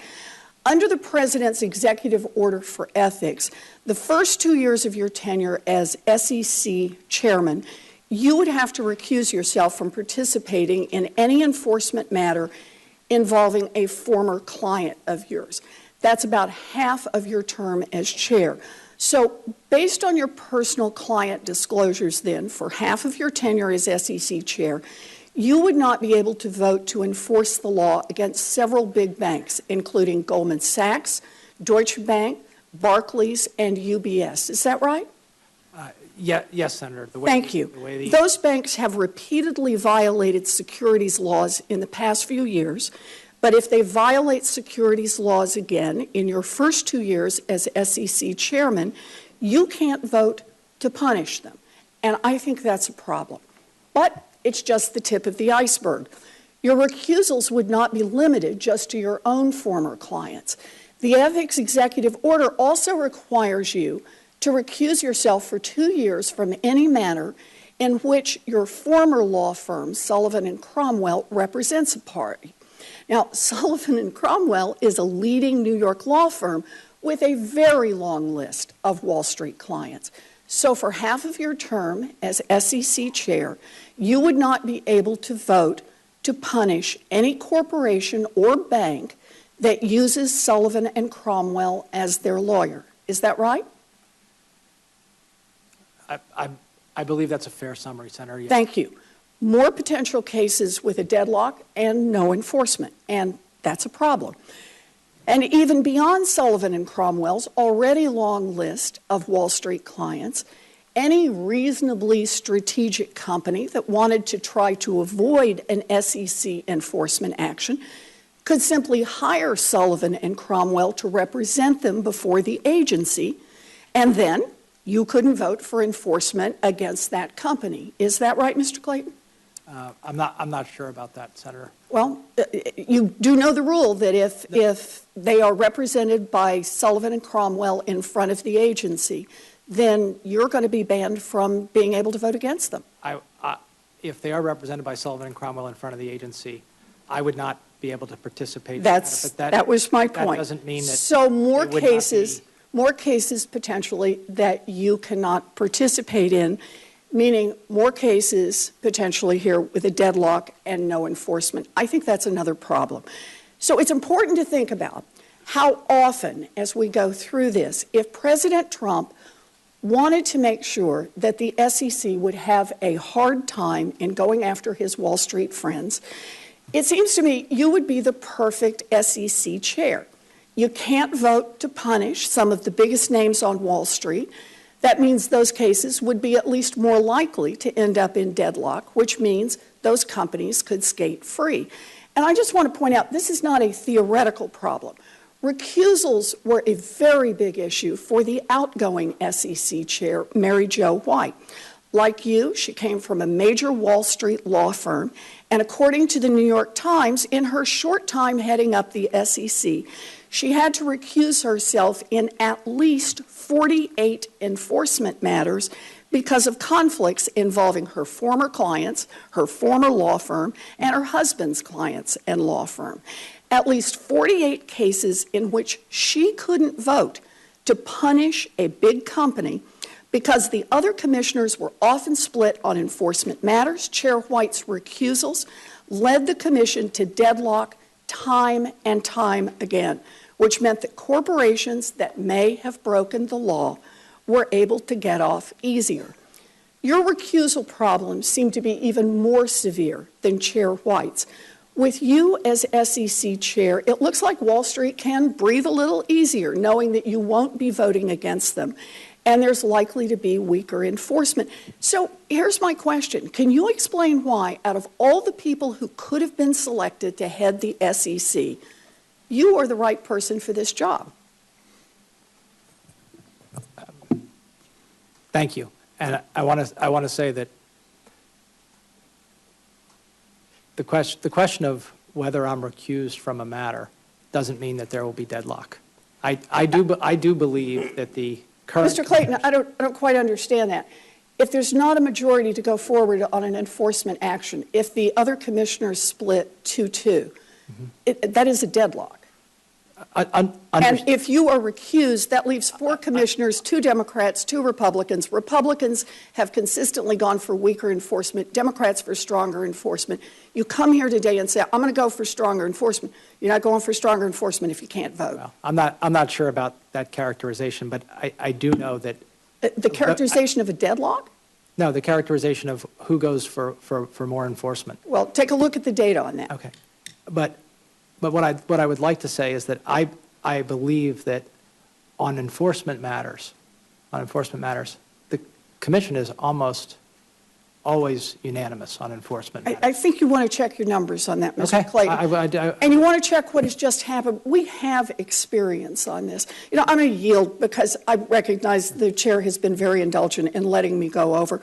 But I just want to underline the point that holding Wall Street firms accountable is a major job of the SEC's mission, and the SEC chair needs to be able to participate in those enforcement actions, to be the cop on the beat for the American people, not on the sidelines when former clients and Wall Street firms are able to skate free. And I think that raises a very serious concern about your nomination to be chair. Senator Rounds. Thank you. Thank you, Mr. Chairman. Sir, I'd like to just begin by, I'd like to just kind of follow up on the questioning here just a little bit. I thought some of the questions that were being asked required a little bit longer answer than just a yes or a no. I'd like to give you an opportunity to perhaps elaborate a little bit. With regard to the issue of a split vote, a split vote in the case of an enforcement action could possibly come as the result as to whether or not there should be an enforcement action in the first place. Would that be a fair statement? Yes.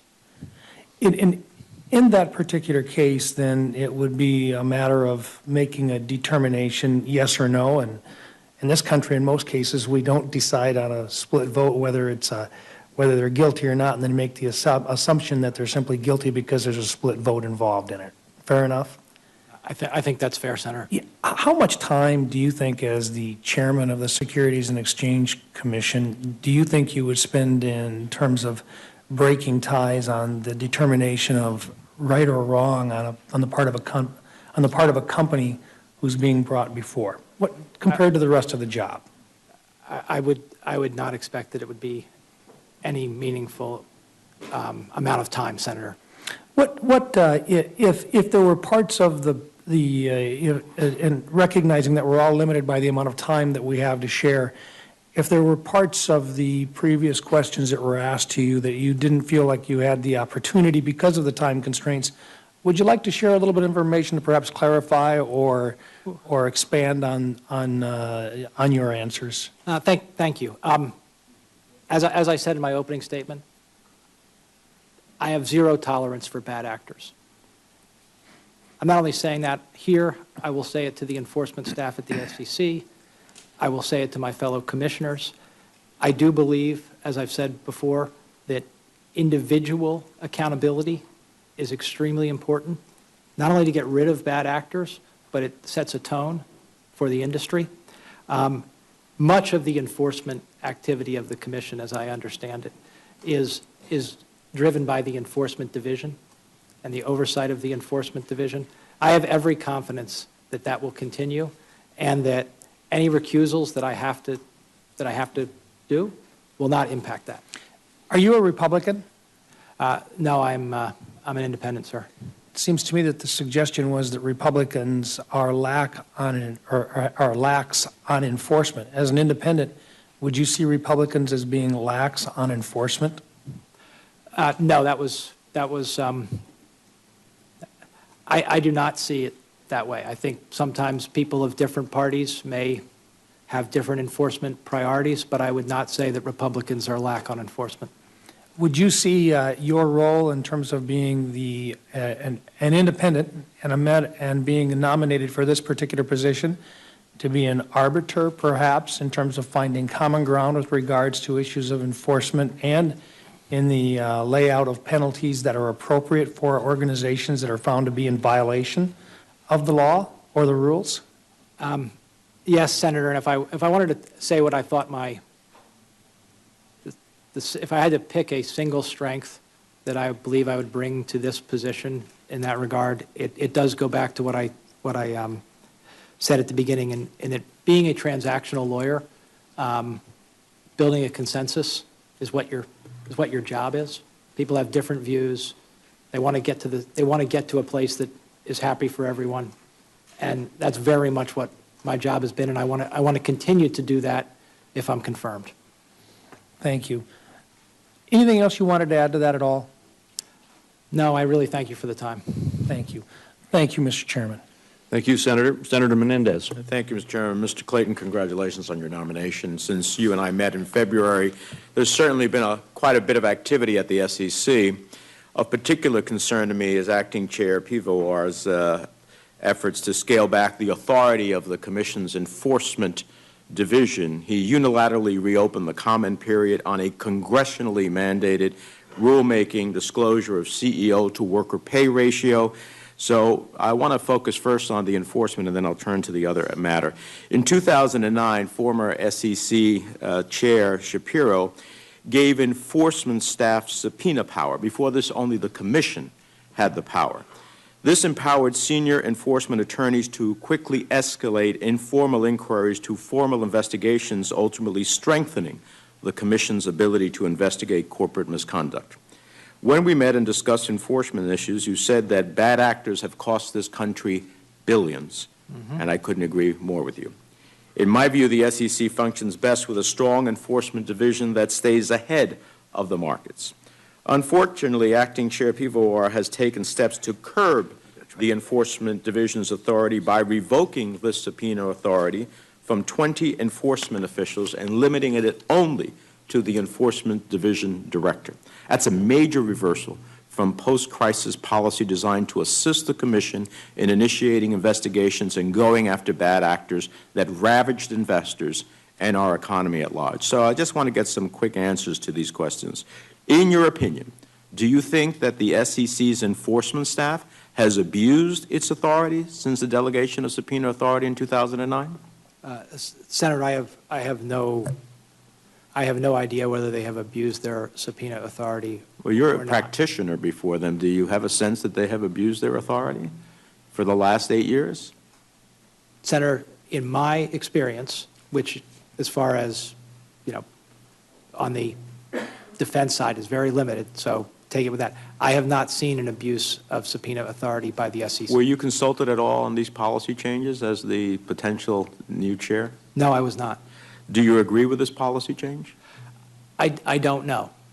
I will have to discuss this with both commissioners and with the enforcement Well, let me staff ask if you I'm this. Does confirmed. taking away subpoena power from senior enforcement attorneys better protect investors and deter misconduct?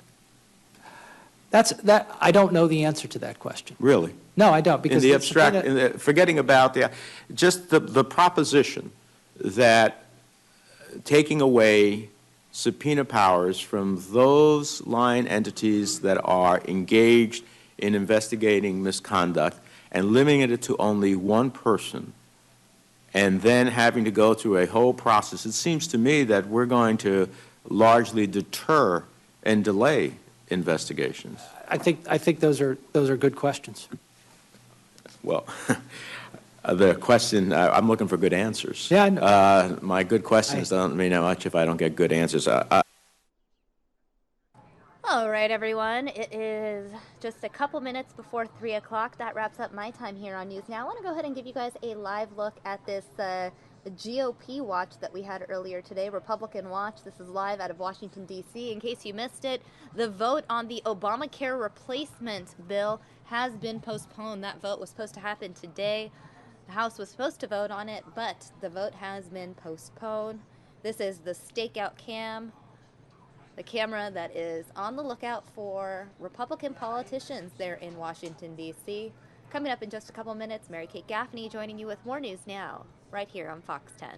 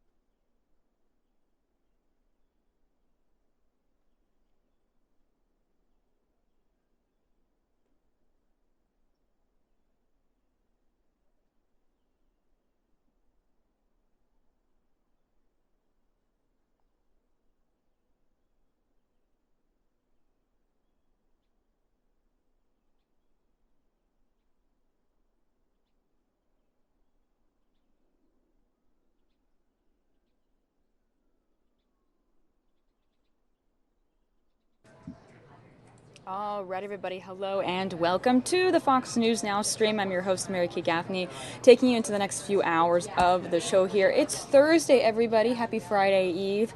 We're going to take you to the State Department briefing to get you guys all caught up on world news here. Mark Toner will be leading today's briefing. Let's take you there, everybody. Good afternoon, everyone. Welcome to the State Department. Just a few things at the top, and then I'll take your questions. Beginning with yesterday's attack in London, we can confirm that U.S. citizen Kurt Cochran was killed in yesterday's attack, and we express our deepest condolences to his family and his friends. We're also aware that another U.S. citizen was injured in the attack, and we, of course, stand ready to provide any and all assistance possible. Due to privacy considerations, I don't have any further details to provide.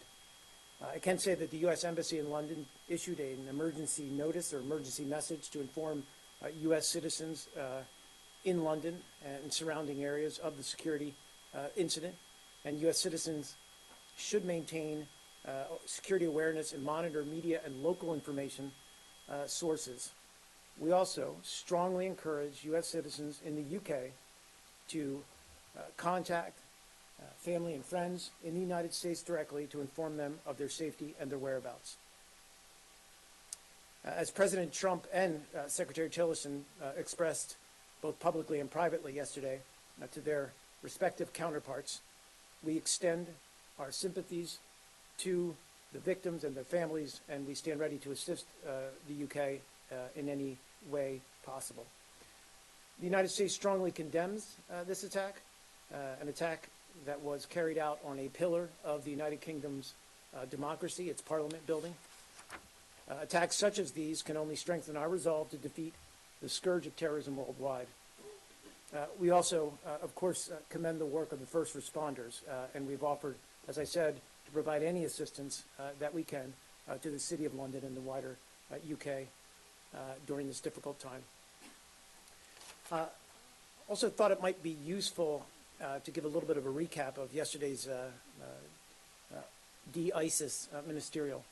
So as you know, Secretary Tillerson hosted ministers and senior representatives of all 68 partners of the global coalition to defeat ISIS. The overarching objective was to coordinate global efforts coordinate global efforts behind President Trump's goal to ensure the utter destruction of this barbaric group and to prevent it from returning in any form. In his remarks, the Secretary laid out his vision for a more effective campaign to defeat ISIS on the battlefield, provide the stabilization support needed to ensure that ISIS cannot return, and in particular, emphasize the importance of accelerating our efforts to combat ISIS in cyberspace as aggressively as we are on the ground in Iraq and Syria, in order to prevent it from spreading its message and recruiting new followers online. Secretary also noted the more than $2 billion that was identified by coalition partners for humanitarian stabilization and demining needs, and he called on all partners to rapidly fulfill their commitments. Prime Minister al-Abadi from Iraq also, as you know, addressed the morning plenary session, and coalition members stressed their support for Iraqi forces who are engaged right now in operations to liberate Mosul, and pledged to continue their support for Iraq even after ISIS is finally defeated. Following the morning session, Secretary Tillerson hosted a working lunch for coalition delegations where he was joined by the Secretary of Defense, James Mattis, Treasury Secretary Stephen Mnuchin, and Homeland Security Secretary John Kelly, along with the Director of National Intelligence, Dan Coates, CIA Director Mike Pompeo, and the Assistant to the President and Deputy National Security Advisor, Katie McFarland, as well as the Assistant to the President for Homeland Security and Counterterrorism, Tom Busser. The discussion at lunch focused on how different partners can more effectively coordinate and share lessons learned to deny ISIS the ability to threaten our homeland as well as that of our partners. The lunch also featured a more in-depth discussion of countering ISIS's poisonous ideology in the Middle East region, both through television as well as through social media. And the Secretary in this session stressed the U.S. commitment to an integrated and whole-of-government approach to defeating ISIS, as exemplified by the other U.S. government attendees to that lunch, and called on partner nations to similarly integrate their own departments and agencies to the extent possible and to increase information sharing within the global coalition. In an afternoon session, Secretary Tillerson hosted the coalition's small group and was joined by Secretary of Defense Mattis and Director of National Intelligence Coates. The participants discussed how to strengthen coordination and intensify the campaign against ISIS, both in its core base in Iraq and Syria, as well as its affiliates in other countries. The small group consists of those approximately 30 coalition stakeholders who play a major role across military and civilian lines of effort. Throughout the day, the Secretary reaffirmed the United States' singular commitment to work with partners in this fight and was encouraged by the commitment and unity that coalition partners exhibited at this historic gathering. One last thing to note, and I'd be remiss if I didn't mention the fact that this is Press Office Director Elizabeth Trudeau's last briefing. She's leaving us this week. Hard to believe, I know. But she has been a stalwart colleague, a good friend, indefatigable, I think describes her in some ways, relentless in other ways. But she is a tireless advocate for transparency, for responsiveness, and for trying to always answer your questions to the extent that she can at any time, day or night. I couldn't keep pace with her. I can't. I admit that freely. But she has done an extraordinary job coordinating the efforts of the press office and certainly. Okay, you guys, looks like we are having a bit of a volume issue. I saw some of you guys in the chat saying the volume was too low. I could hear it fine on my end, but it seems like the volume's just way too low for that. So we'll take you back to the State Department briefing as soon as we get that audio fixed, everybody. So let's take you to the next event here in the show. Thanks again for joining me today. Happy Friday Eve, everybody. Okay, let's, I want to take you to this event here. Department of Defense. Let me pull this up for you.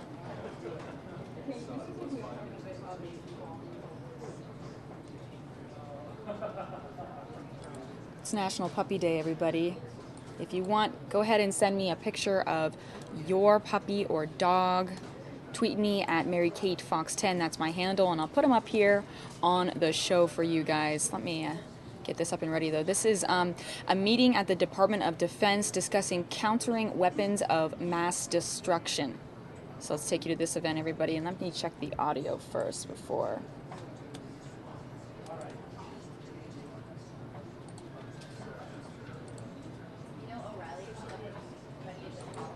I'm going to take you to this. If the audio is not good, we can switch to something else. But here we go, everybody. Timely hearing on the Department of Defense countering weapons of mass destruction policy and programs for fiscal year 2018. The pursuit and potential use of weapons of mass destruction remains a high-consequence threat to our national security. To date, the Department of Defense efforts to prevent, protect against, and respond to weapons of mass destruction threats have kept the use of these weapons low.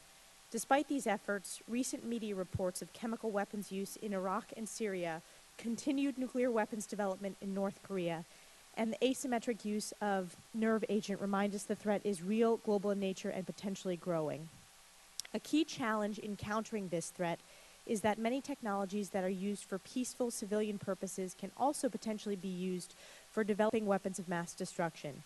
Emerging examples of these dual-use technologies are in the fields of synthetic biology and gene editing. Rapidly developing biotechnologies that are easily obtained present new threats to the warfighter that we have yet to fully understand.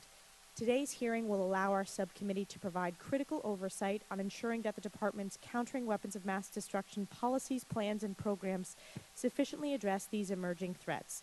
Let me now turn to Ranking Member Jim Langevin of Rhode Island for any opening comments he'd like to make. Thank you, Madam Chair, and I want to thank our witnesses for being here today.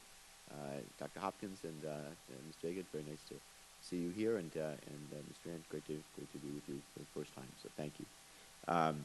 Before I give the rest of my opening statement, though, I do want to take a minute to acknowledge Ms. Katie Sutton, a Sandia National Laboratory Fellow that has been on HASC for the last 2 years. Katie returns to Sandia to work on cyber programs next week. During her tenure on HASC, Katie's been a tremendous asset and has worked in a bipartisan fashion, particularly on CWMD issues. She has many accomplishments to be proud of, such as the biodefense strategy provision in the fiscal year 2017 NDAA, on which she was the lead. Katie, I just want to say thank you for all your hard work on behalf of the ETC subcommittee and wish you well. Well, today, we meet to review the efforts by the Department of Defense to address the threat of weapons of mass destruction. This is an important topic for oversight by the subcommittee, and I look forward to hearing about the policies and programs at the Department of Defense to counter this threat. During this past year, we've continued to receive media reports of the use of these weapons, including the use of chemical weapons by ISIS in Iraq and Syria, and the use of VX, a nerve agent, by North Korea. These reports illustrate the importance of robust efforts to protect the services and the nation from this continually evolving threat. Last fall, the agency, formerly known as the Joint Improvised Threat Defeat Agency, or JIADA, was transitioned to the Joint Improvised Threat Defeat Organization, JIADO, within the Defense Threat Reduction Agency. This change offers the opportunity to achieve savings through common efficiencies and to leverage synergy in the organization's missions. Efficiencies and synergy include streamlining the command structure of JIADO to align with DITRA, consolidating human resources and other overhead functions, and reducing mission and program overlap in order to focus JIADO on its core tasks and to avoid mission creep. It's important that we continue to evaluate the Department's programs and efforts to ensure they're efficiently and effectively meeting the requirements of our warfighters. Over the last few years, we've been briefed by the Department on Constellation, a prototype of a new CWMD situation awareness technology. I certainly look forward to hearing what efforts the Department has been taking to work with Special Operations Command, which has recently taken over the mission for global synchronization for countering weapons of mass destruction, to understand the requirements of the commander and leverage any existing systems to meet these needs. Finally, the confluence of the fiscal year 2017 end-of-year appropriations, fiscal year 27 supplemental request, and fiscal year 2018 budget outline have no doubt created challenges in executing and planning programs. So I'd like to ask our witnesses to talk about the day-to-day challenges of uncertainty and their priorities in all three of these funding mechanisms. With that, I thank you again to our witnesses for appearing before us today, and I'm sure I yield back the balance of my time.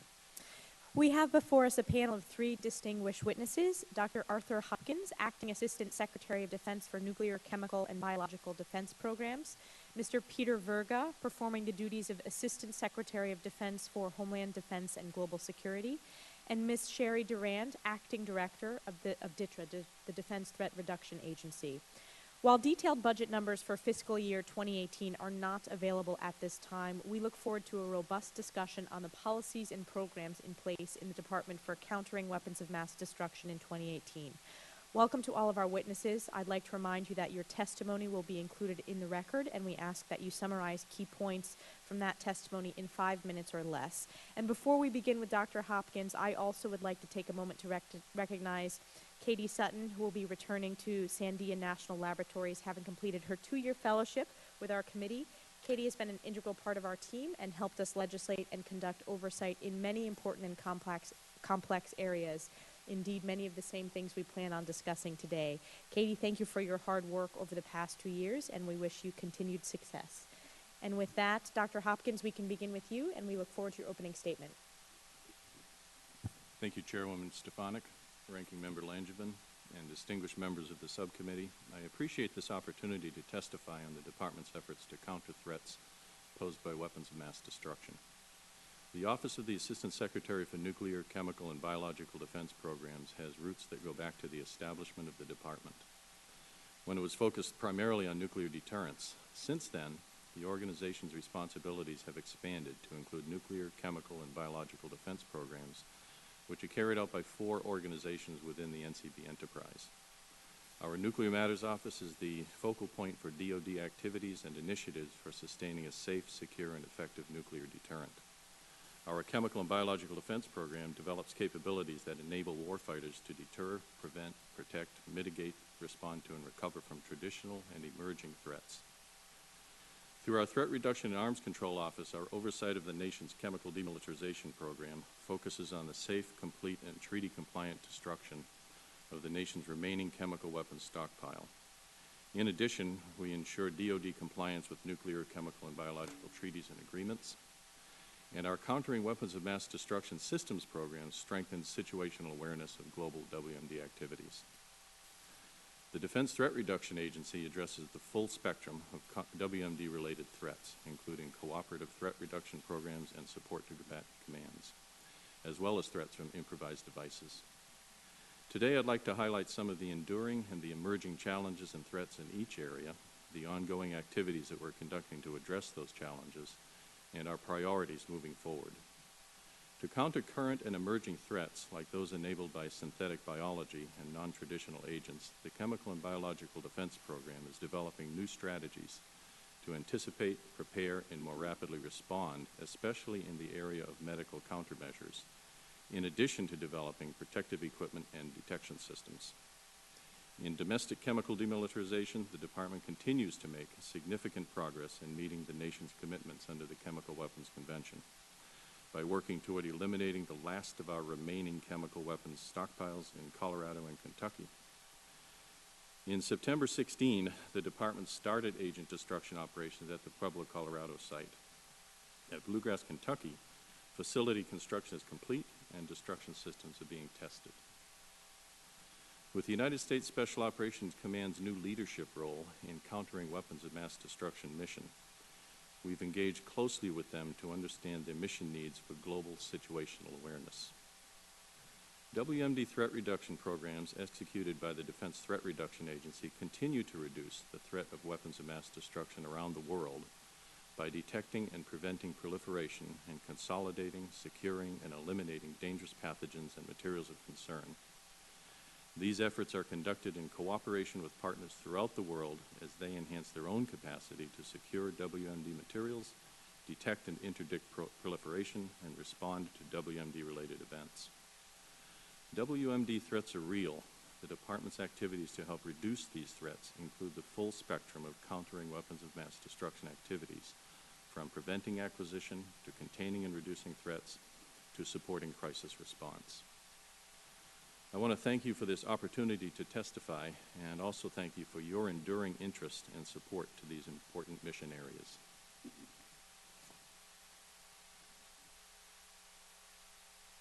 Thank you, Mr. Verga. Chairwoman Stefanik, Ranking Member Langevin, members of the committee, again, thank you for the opportunity to testify today. I'm honored to be here with Dr. Hopkins and Ms. Duran to present the Department's approach to countering chemical, biological, radiological, and nuclear threats. Since the Department testified before the subcommittee on this subject 1 year ago, 2 CBRN-related threats have dominated the headlines. Those posed by North Korea and the Islamic State of Iraq and Syria, or ISIS. Both highlight the complex nature of the threat we face. The North Korean regime has increased its dangerous and provocative CBRN-related activities over the past year. It's continued to test nuclear weapons and ballistic missiles in clear violation of multiple United Nations Security Council resolutions. ISIS poses a different sort of CBRN threat as a non-state actor, not bound by long-standing norms and laws, and with a demonstrated willingness to use chemical weapons against civilians and combatants alike.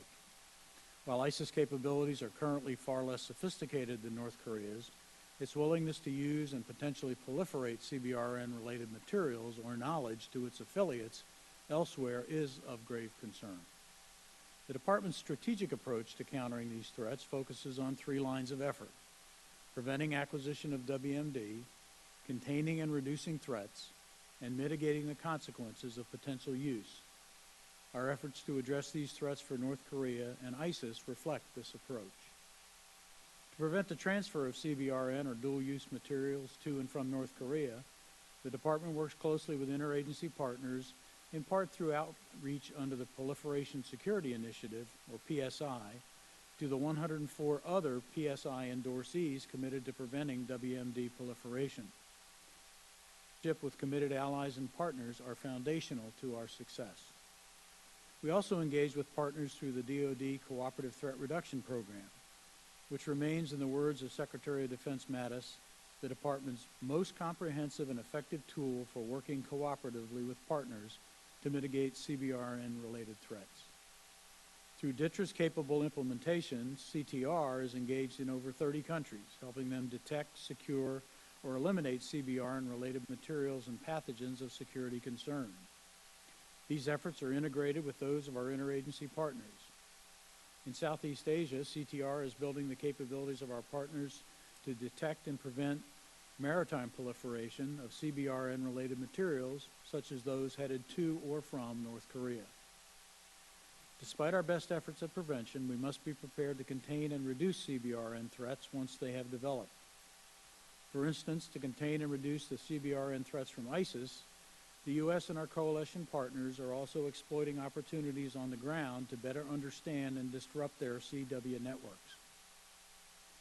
The DoD CTR program is also strengthening Jordan's and Lebanon's capacity to prevent proliferation of CBRN materials from Iraq and Syria into their territories, and to ensure that ISIS affiliates in Libya do not acquire or proliferate a CBRN capability. We supported interagency efforts to remove chemical precursors from Libya and initiated a proliferation prevention program with the government of Tunisia along its border with Libya. Elsewhere, DoD is working with our key regional allies, the Republic of Korea and Japan, to ensure that our focus remains postured to respond to CBRN contingencies or emanating from. Okay, everybody, we're going to hop out of that to take you to a different event now, but that was the Department of Defense discussing weapons of mass destruction. Now we're moving on to British Parliament now, where the Prime Minister there answers questions. So let's take you to this event. Thank you, Mr. Speaker. And I would like to express my condolences to the family and colleagues of the former Deputy First Minister of Northern Ireland, Martin McGuinness. Of course, we do not condone or justify the path he took in the earlier part of his life, and we should never forget that, nor the victims of terrorism. However, as my noble friend Lord Trimble set out yesterday, he played an indispensable role in bringing the Republican movement away from violence to peaceful and democratic means, and to building a better Northern Ireland. Mr. Speaker, this morning I had meetings with ministerial colleagues and others. In addition to my duties in this House, I shall have further such meetings later today. John Mann. The Prime Minister says that there's more money for the National Health Service, more nurses and more doctors, yet Bassett Law Breast Care Unit has been cut back and Bassett Law Children's Ward has been closed overnight. Something clearly doesn't add up. Therefore, I and the mothers of the most seriously ill children who use the children's ward the most frequently offer to the Prime Minister to work with her to solve this problem. Is her door at number 10 open to us? I say to the honourable gentleman, if we look at what has happened in his area, his NHS Bassett Law Clinical Commissioning Group is receiving a cash increase. The Doncaster and Bassett Law Hospitals NHS Foundation Trust see over 80 more doctors and nearly 30 more nurses. But of course, what we see, he talks of listening to the voice of local people in relation to health services in a local area. That is exactly what the sustainability and transformation plans are about. It is about hearing from local people and local clinicians and putting together the health provisions that ensure that they meet local needs. Lucy Allen. Thank you, Mr. Speaker. Telford is a story of transformation and progress, from the ironmasters of the first industrial revolution through to a new revolution in high-tech manufacturing at Telford's T54 today. It's helped build Britain. As this government delivers on the democratic will of the British people and triggers Article 50, will my right honourable friend tell us how Telford will prosper from Brexit and from her plan for Britain? As I've said before, the referendum result was not just about the membership of the EU, it was a vote to change the way that this country works and whom it works forever, to make Britain a country that works for everyone, not just the privileged few. And that's why the plan for Britain is a plan to get the right deal for Britain abroad, but also to build a stronger, fairer Britain for ordinary working families here at home, like those in Telford. And I'm pleased that we've already provided £17 million of funding to the Marches LEP to improve local infrastructure in Telford. This government is putting those resources in, and our plan for Britain will deliver that stronger, fairer economy and a more united and more outward-looking country than ever before. Jeremy Corbyn. Thank you. Thank you very much, Mr. Speaker. Could I start by echoing the words of the Prime Minister concerning the death of Martin McGuinness, the former Deputy Minister of Northern Ireland. He died this week, and our thoughts go to his family, his wife Bernie, and the wider community. Martin played an immeasurable role in bringing about peace in Northern Ireland, and it's that peace that we all want to see endure for all time, for all people in Northern Ireland. Mr. Speaker, this government is cutting the schools' budget by 6.5% by 2020. And today we learn the proposed national funding formula will leave 1,000 schools across England facing additional cuts of a further 7% beyond 2020. Can the Prime Minister explain to parents why cutting capital gains tax, cutting inheritance tax, cutting corporation tax, cutting bank levy are all more important than our children's future?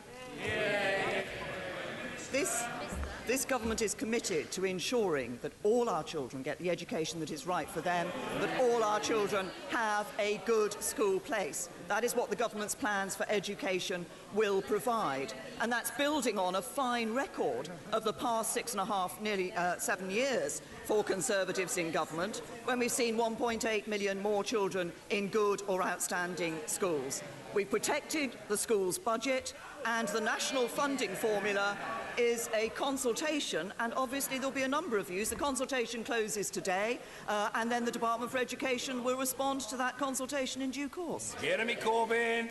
Mr. Speaker, the manifesto on which she fought the last election promised that under a future Conservative government, the amount of money following your child into school will be protected. No wonder even the editor of the London Evening Standard is up in arms about this. Where is he? Mr. Speaker, the cut to school funding equates the loss of 2 teachers across all primary schools, 6 teachers across all secondary schools.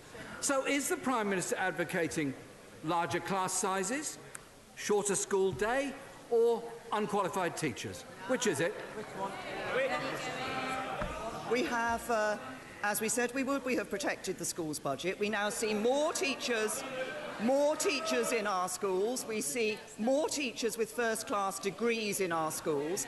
As I say, we see 1.8 million more children in good or outstanding schools. That's a result of the policies of this government, of diversity in education, free schools, academies, comprehensives, faith schools, university schools, grammar schools. We believe in diversity in education and choice for parents. He believes in a one-size-fits-all, take-it-or-leave-it model. Jeremy Corbyn! Mr. Speaker, she was clearly elected on a pledge not to cut school funding, and that's exactly what is happening. Maybe she could listen to head teachers in West Sussex who say they believe savings will come from, and I quote, staffing reductions, further increased class sizes, withdrawal of counselling and pastoral services, modified school hours, reduction in books, IT and equipment. And I've got a heartfelt letter from a primary school teacher by the name of Eileen. Eileen is one of our many hard-working teachers who cares for her kids.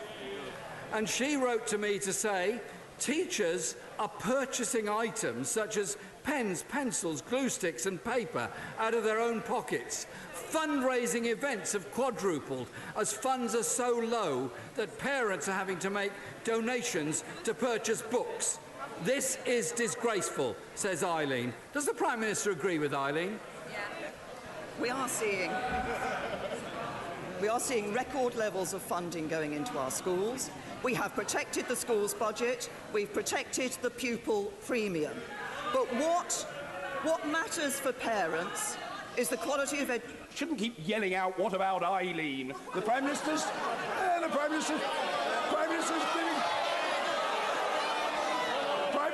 giving her response to the Leader of the Opposition, including the references to Eileen, the Prime Minister.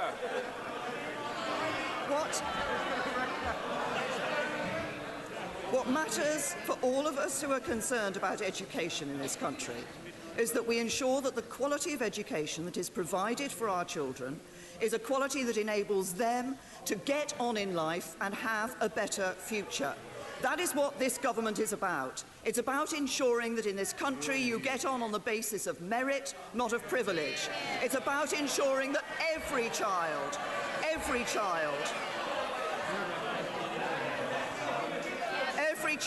across this country has the opportunity of a good school place. That's what we've been delivering for the past 7 years, and it's what we will deliver into the future. And every single policy that has delivered better education for children has been opposed by the right honourable gentleman. Mr. Speaker, maybe she could have a word with her friend, the member for Cotswolds, who said this week, under this new formula, all my large primaries and all my secondaries will actually see a cash cut in their budgets. And in the budget, the government found no more money for the schools budget, but it did find £320 million for her own special schools, grammar schools, vanity project. So there's no money for Eileen's schools, yet £320 million for divisive grammar schools. What kind of priority is that? First of all, what we have done in relation to the funding formula is addressed an issue that Labour ignored for all its time in government. Across this House, there has generally, for many years, been an accepted view that the current formula for school funding is not fair. I was saying this, I was calling for a better funding formula over 15 years ago when I was the Shadow Education Secretary. We've put forward a proposal, we're consulting on it, the consultation closes today, and we will respond to that consultation. But he talks about the issue of the sort of system in schools we want. Yes, we want diversity. We want different sorts of schools. We have put money into new school places. But I say to the right honourable gentleman, his shadow Home Secretary sent her child to a private school. His shadow Attorney General sent her child to a private school. He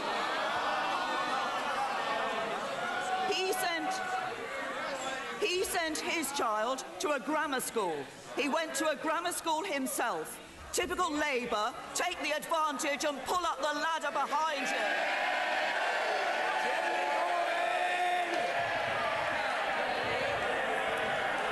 Mr. Speaker,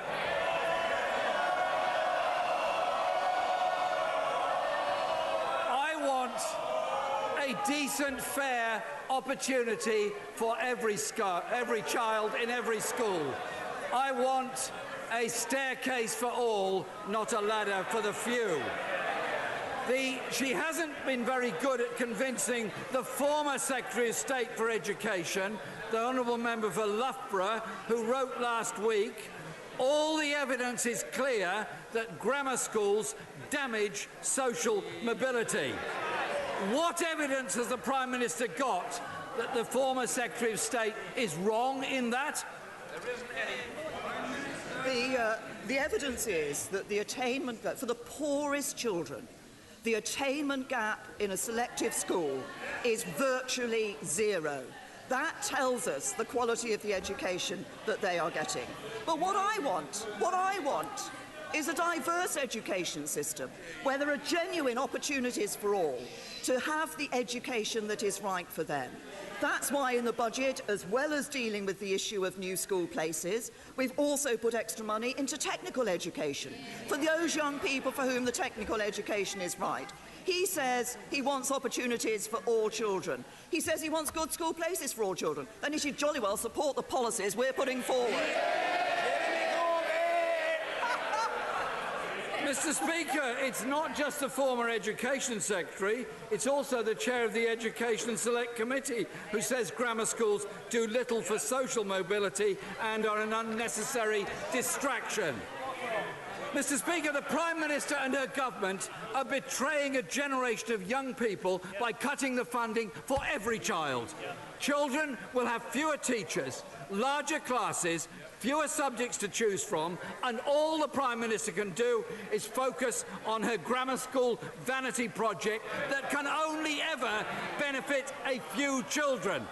Is the Prime Minister content that this generation in our schools today will see their schools decline, their subject choices diminished, and their life chances held back by decisions of her government today? Protected school funding, more teachers in our schools, more teachers with first-class degrees in our schools, more children in good or outstanding schools.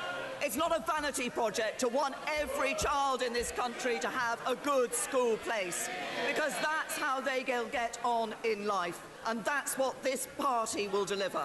But it shows that there is a difference. There is a difference between the right honourable gentleman and me. Earlier this week he recorded a video calling for unity. He called for Labour to think of our people first, think of our movement first, think of the party first. That's the difference between him and me. Labour put the party first, we put the country first.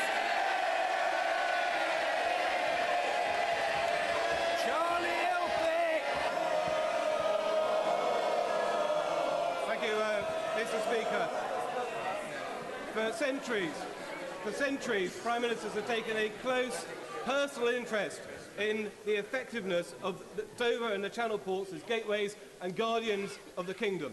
So can I ask my right honourable friend to take a close interest in making sure Kent's ports are ready for Brexit on day one, not just for customs, but also that the M20 lorry parks on schedule, the A2 upgrade and the Lower Thames crossing are taken forward. And Mr. Speaker, will you join with me and the Prime Minister in wishing Dame Vera Lynn a happy 100th birthday this week and thanking her for her service to the White Cliffs and to the nation? Extremely grateful to the honourable gentleman, but I did do that a couple of days ago. The Prime Minister.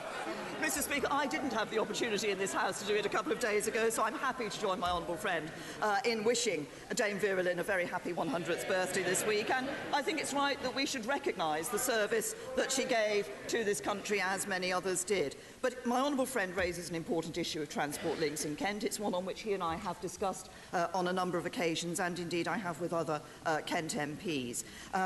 In addition to the M20 lorry park, and I can assure him that the Department for Transport is fully committed to delivering a long-term solution as quickly as possible. They're currently considering the findings of the Lower Thames crossing consultation, and Highways England will be doing more detailed work on the A2, and the Home Office will be looking very closely at what measures need to be in place for Brexit and for those coming across the border into Dover. Angus Robertson. May I begin extending condolences, as the Prime Minister and the leader of the Labour Party have done, to the family, friends and colleagues of the former Deputy First Minister of Northern Ireland, Martin McGuinness, and we pay tribute to his contribution towards peace, whilst never forgetting the terrible human price during the Troubles. Last year, Mr. Speaker, the Prime Minister promised that she would secure a UK-wide agreement between the governments of Scotland, of Wales and Northern Ireland and her government before triggering Article 50 on Brexit. Since then, she has delayed, she has blocked, she has been intransigent and she has lectured, and surprise, surprise, she has no agreement. There is no agreement. Will these be her negotiating tactics with the European Union? Over past few months, every effort has been put in at various levels of ministerial and official level to work with all the devolved administrations to identify their particular concerns and interests and to ensure we're able to take those into account throughout the negotiating process, and discussions will continue in the future.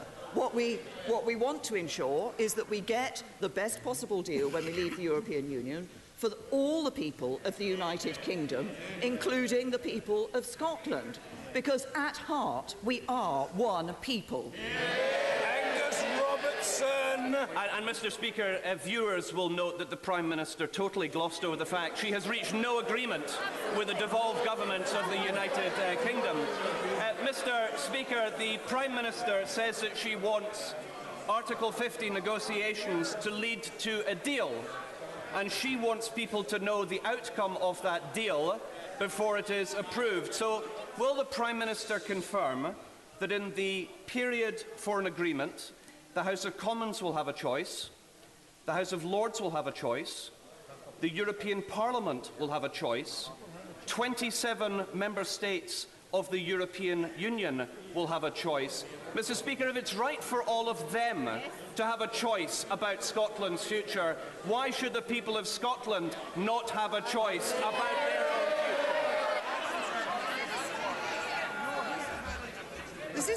This isn't a question about whether the people of Scotland should have a choice about their future. The people of Scotland voted, exercised their right to self-determination and voted in 2014 to remain a part of the United Kingdom. The people of the United Kingdom last year voted to leave the European Union. We are respecting both of those votes. He is respecting neither of them. Sir Julian Brazier! Mr. Speaker, with her strong commitment to defence, would my right honourable friend agree that we must stem the outflow from our shrinking forces? Could I urge her to reconsider the policy she inherited of, on the one hand, encouraging service families to get onto the housing ladder, and yet, on the other hand, increasingly focusing the army in areas where there is no affordable housing, and then... Okay, everybody, we're going to switch feeds here to take you to a different event, this one live right now, on Capitol Hill, where Republican members are leaving Speaker Ryan's office right now. So let's take you to this and see who's leaving.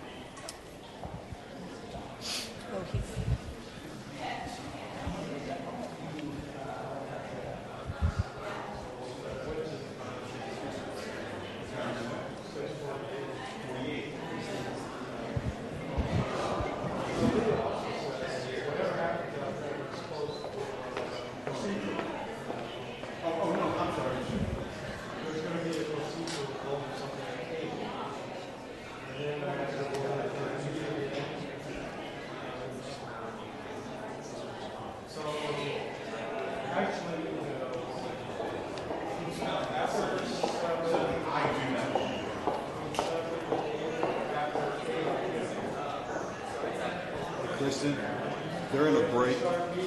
They're in a break. I'm going to.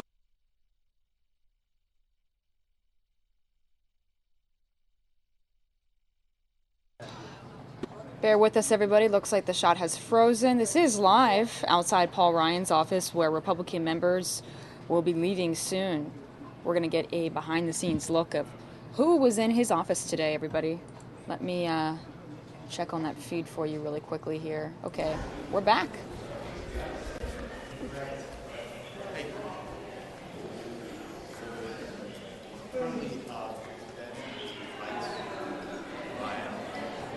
Some freedom. Like Oak Grove and others are engaged. Meadows is that what he is. And as for Bannon and rights, I mean, they're legends. I mean, it's not going back. I'm moving.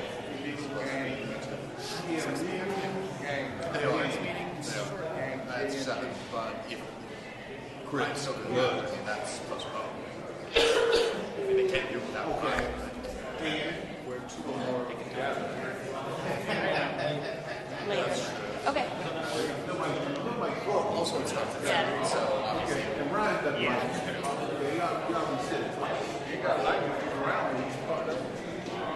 You and my president. Wow. Together. Wow.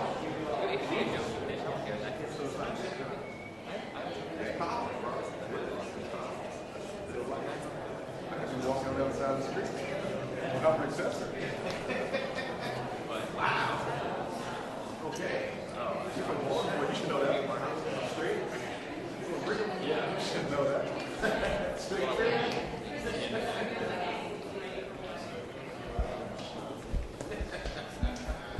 And there's volume.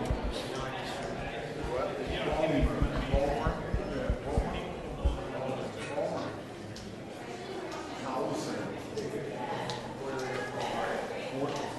A genuine Baltimore, born dead, east and west side, northwest, Gilmore Homes,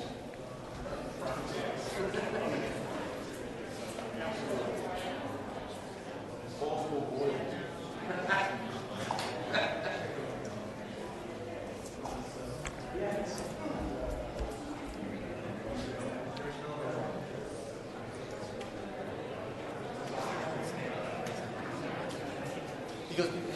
Because people got bored and they got their feet got tired and they left.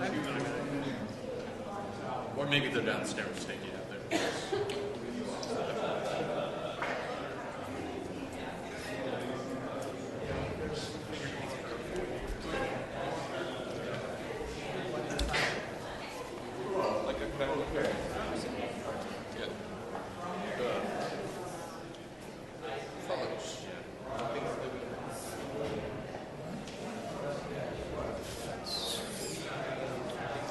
You got something coming, Bob? Sometimes in Washington, it's just a whole lot of waiting, everybody.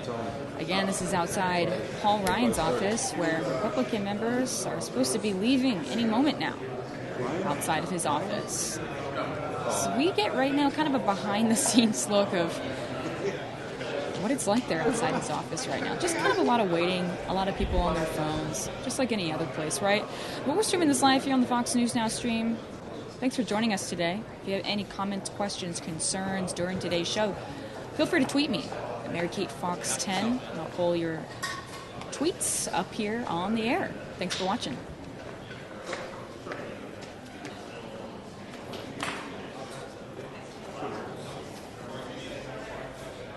Excuse us.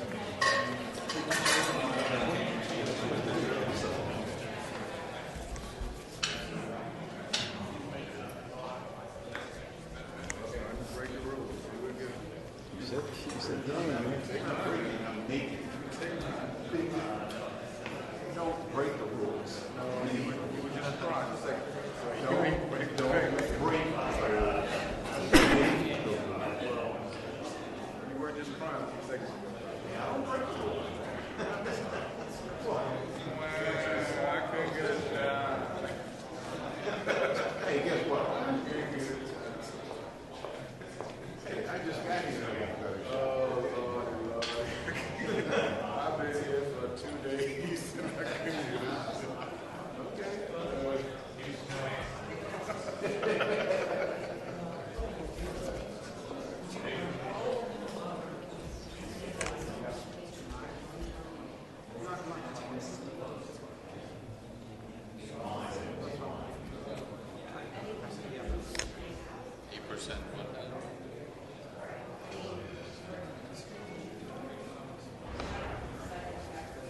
Tony, looks like you're taking good care of your camera.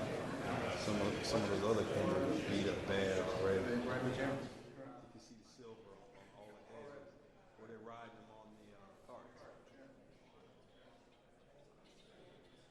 carts. Okay, everybody. Well, joining me live here is the bluest man you've ever seen, Mike Pace. You inspired me yesterday. It was yesterday you were in the blue, right? The blue shirt, Yeah. So I said, you know what? I have a type of hue like that in the closet. You know what? Red, white, and blue always looks good on Fox Say, News now, I think. Oh, it does. And get ready for July 4th because we'll have a firecracker of a That'll show, be right? fun. Yeah. So right now... thanks for coming up here. Yeah, no problem. But can you imagine the day that the Republicans are having? Not the best kind of day. When you thought, okay, they're going to try to at least get a vote on it today. Right. And they found out, well, we don't have the votes. We're not even going to put this up to because it's going to lose. I think they just like to have really long meetings in Washington, don't you? Just for something to do. Oh, but so they couldn't get it through today. No, they couldn't. Well, they didn't even want to put it up for it because they knew it was going to be bad if they did. Because they would lose. They thought it would lose. Oh yeah, and I mean, you've got to figure this is President Trump's first big legislation, and for him to go down, if he was able to, for the first one go down, that would be bad. Yeah. And I don't think he wants that to happen, kind of like his travel ban has gone down twice now. Yes. So actually, at the point when we found out that there was going to be no vote today, the market slipped. And there's a... Oh, really? Yeah, so I don't know if we could throw up the Dow Jones... Do you know what satellite that's on? I forget. No, but just put up the Fox Business website, foxbusiness.com.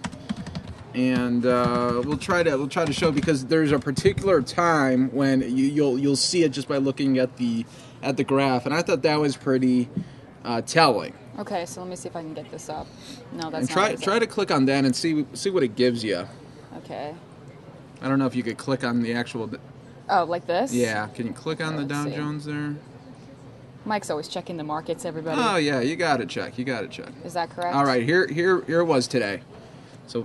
Throw it up there, and you could tell exactly where it happened, folks, right here. This is when we found out that it wasn't going to happen today. Boom! Then it just dipped. Wow, that is quite a dip. You're right. Yeah, and then it dipped some more throughout the day. Yeah. Oh, look at that dip. Yeah. Yeah, that's not good. You know what they always say, though, in the market, buy on the dips.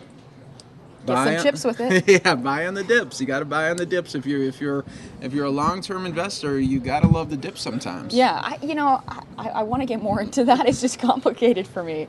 But that's interesting that it dipped just like that. Yeah.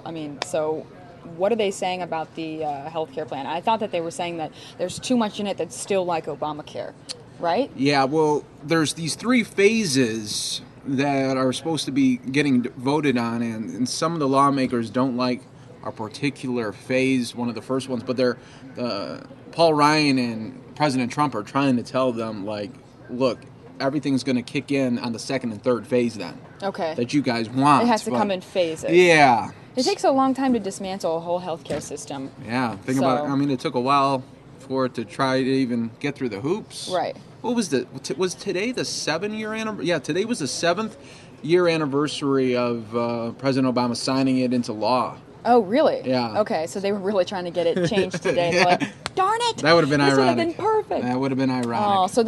Oh, so do we know what happens next? Now it's just they have to try again? I heard that they are going to want to vote on it either tomorrow morning or tomorrow afternoon. Okay. Friday. That's a great day to do it. Friday, so we'll see. And you know what they're doing right now. They are meeting with everyone that is on the fence, and they're putting the hard sell Paul Ryan it was really the one that took this under his wing, and he's doing the hard sell now to him. Okay, so and selling to Republican members that weren't for because it? they know the Democrats won't. Okay. That's a foregone conclusion, but they need to get some of these.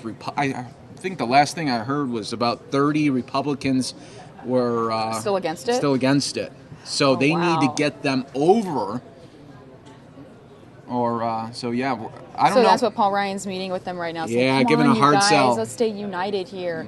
Yeah, I thought it was interesting that there were some Republicans actually against President Trump's health care plan, but what I read was that it was just still too much like Obamacare. Mm-hmm. But like you were saying, it's going to come in waves, and it will change, and it will be different as it comes in waves. So we will see, because this is President Trump's first big legislation, and the reason why the markets dipped today is because if he can't get this through, and this was supposed to be an easier one than, say, the tax cuts. So what happened was the market now is not too optimistic about President Trump's ability to make some change. Okay. So that's why we saw the dip. We'll see if it overcorrects tomorrow. I just think it's amazing, though, how we can... Like, what happened with the Dow as soon as he was elected? Didn't it go way up? Well, the futures went way down that night, but the first morning of action, the stock market went way up. Oh, that's cool how it changes like that. And yes. Listen to me, I'm so informed. It's just so cool. Yeah, so we'll see. So that's what happened today with the healthcare, and so we're waiting outside Paul Ryan's office right now as members leave. I'll tell you this much: hopefully, we get some sort of statement from Paul Ryan, because we were supposed to get a statement from him at 3:30 Eastern. That never happened because that's about the time that we heard about that it wasn't going to happen. Okay, so he didn't want to talk yet. No. So hopefully, do you think he'll be able to convince those people in there? It's going to be interesting because there's a lot of pressure too. If they don't, say some Republicans don't, it's going to be very political because 2018 is very close from now. Right. And some of those, if they don't push it through, they might not get reelected in their right. And congressional districts. Why would they think that President Trump would want it to be anything like Obamacare? He keeps calling it a disaster as much as he can. Yeah, a total disaster. So a complete and utter disaster. So I can't imagine that he would try to, secretly make it more like Obamacare. I think he really does want to dismantle Obamacare. It's just going to take more time than we think. So here's what I would say. Don't even vote on it tomorrow. If there you've got so many. Okay, here we go. Do we got something here? Okay, this is the House. This is okay, he's not going to say anything there. Some people do. I bet it's the people that still don't agree with it that are just like, no, I'm out. I think that was Kevin McCarthy there. All right, we'll see if anybody else comes out here. Yeah, this is interesting that we get to watch everyone come out of his office right now. It said today that the Congressional Budget Office said that the new version would reduce federal shortfalls by $150 billion over the next 10 years. That's $186 billion less than the original bill. Oh, wow. So they're trying to save some money here, I guess, and it'll be interesting to see what happens tomorrow, everyone. Stay with us here on the News Now stream. Average premiums for people buying individual coverage would still rise over the next 2 years compared to current law, but then fall. So you got to put a little bit more in, but then it's gonna pay off. Yeah. That's what they're saying. Okay. Because right now it's on the brink of total collapse. Obamacare, you're saying? Because if you look at I think there's 1,000 counties across America right now that only have one insurer available. I know, that's ridiculous that they only have one option. So there's no competition, so they'll jack it up as much as they want. That's why we've been seeing some of these premiums like Arizona right here going to be going up 116%. Right, and it's just ridiculous that's your only option, and if you decide not to use healthcare, you have to pay a major fine. Yeah. It's crazy. And, you know, it's just funny because when I was younger, I didn't pay attention to this stuff as much as I do now because I was on my parents' plan and I didn't understand what was so difficult about it. Yeah. And I would hear them, you know, discuss it and I would think, you know, what's the big deal? Now I get it. Yeah. And now I understand, you know, you don't want health care, but you still have to pay a huge fine for not getting health care. And so that's interesting. There's pros and cons to both plans. Oh, sure. Right now we're just in a holding pattern here. And the cameraman is just shooting the wall right now, just showing us the wall. You know, he must be getting pretty tired, you know, just... It's got to be a lot of waiting around in Washington. Sure. So, I would like to see the inside of Paul Ryan's office. Yeah, we all do. Have we ever streamed that before? No, I don't think we did. I bet it's got a lot of pictures from Miami University. That's where he went in Ohio. Oh, yeah. And he was a fraternity member there. Miami's a really, really preppy school. That's where my sister goes. Everyone wears Sperry's. And it's like very preppy. Yes. Just in case anyone was wondering where Paul Ryan went to college. But anything more informative to add about healthcare before I ramble about Miami University? That's what everyone needs to know today. Just today, White House Press Secretary Sean Spicer said that President Donald Trump's meeting with the House Freedom Caucus leaders was a positive step toward achieving the GOP's goal of driving down costs and increasing access to health care. Okay. So there we go. So if they don't get these 30 Republicans to approve of it, it might not go through, and they have to kind of rework it. I don't think they would even go up for a vote. Then they don't want to. They don't want to go up for a vote unless they know that there's probably like a 90 to 95% chance they're going to get it through. Yeah, President Trump said a lot at his rallies that he doesn't go in to lose. Yes, so, that's true. That's a good point. Well, I think, you know, it's embarrassing to lose, so I think if you can avoid it at all costs, I can understand that. So we'll see who walks. I couldn't recognize who that was walking out earlier. We've seen one official so far walk out. Again, if you guys are just joining us, we're live outside Paul Ryan's office right now where he's trying to convince Republican members there to go along with this new health care plan, the American Health Care Act, which I'm not surprised by that name, what they decided to title it. Yeah. With that song, "You're Proud to Be." Yeah. We'll see, everyone. So we'll see. Thanks, everyone, for watching and your comments in the chat. Schultz saying, "God bless you." Oh, there we go. Let's see. Chris Lee saying, "Mike, I thought they wanted Obamacare to collapse." I think the Republicans do. Yeah, they want it, but remember, okay, let's see what we have here. Hold on, folks. Hold on. We have some more Republicans getting out, and they are not saying anything. They are keeping mum right now. That must be hard for the reporters there that are just waiting for someone to come out, and then they immediately walk by them and have to leave. Yeah, Chris, they would want Obamacare to collapse and say, see, this is why we wanted to replace it. But at the same time, they do not want to cost the Americans so much. Right. You know, every time you keep waiting and waiting, you're just going to keep driving up that cost. So yeah. We'll see. So we'll have to wait and see what happens. Thanks for coming up here with me, no teaching me problem. more about the Dow. And, oh, yeah, we showed the little Dow graph there. Yep. Okay, guys, I'll see you in a little bit. All right. Thanks, Mike. Yes, no problem.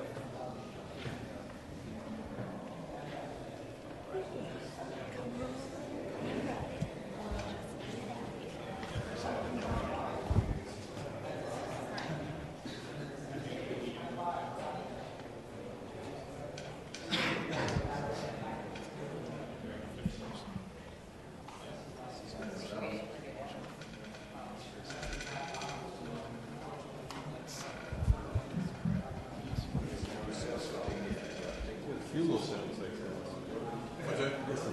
Fuel cell. There's all two or three or four different types. There's also, like, there's a pot too.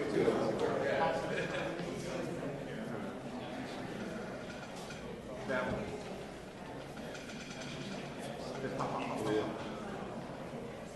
me sound like a loser? You make me sound like a loser? You got this sound effect? No, I don't play that. You don't play that? You don't want people running? Right. It looks like it's considered like a machine. So we cut him in half. He didn't die. So we cut him in half. We had to be sure. You listening to all this next? You know he is. Stop or reload. Reload.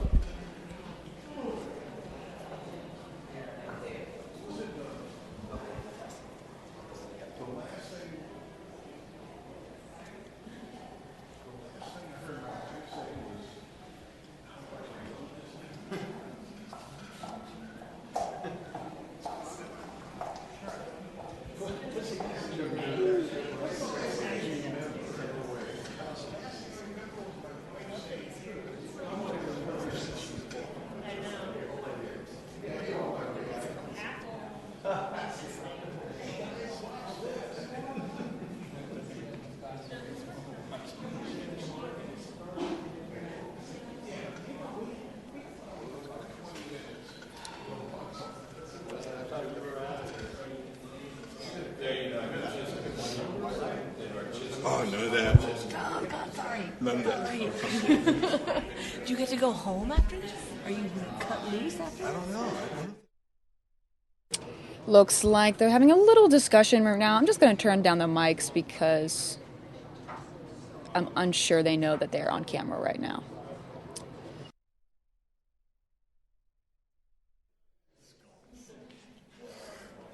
Is Martin still there at Stat Hall? I just saw him a second ago.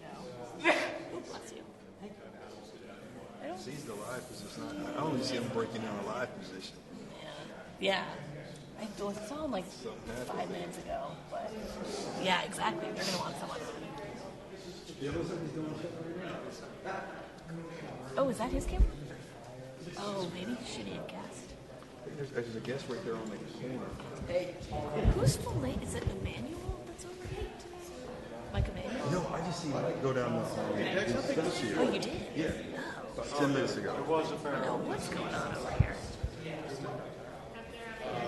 Come on, Ryan.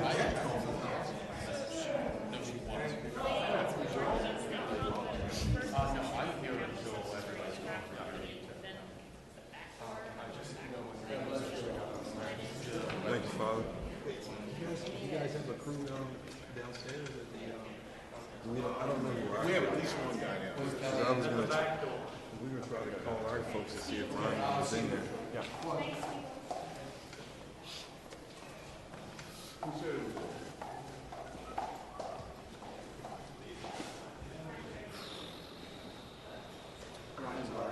He left.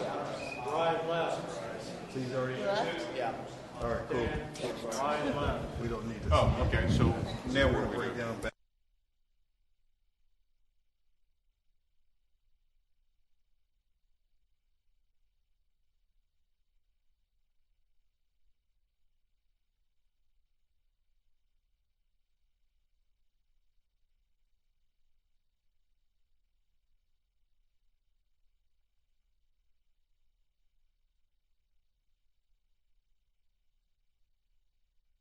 Bear with us, guys. It looks like they have paused their shot there. Looks like they're a little bit frozen. I'm going to keep my eye on that, see if we get taken back to that live feed. We're outside Paul Ryan's office right now where the House Speaker is meeting with Republicans to convince them to go along with the new American Health Care Act. Looks like the shot just went dark. So in the meantime, I'm going to take you guys back to the UK where Prime Minister Theresa May is there right now answering questions. Let me turn up the volume here.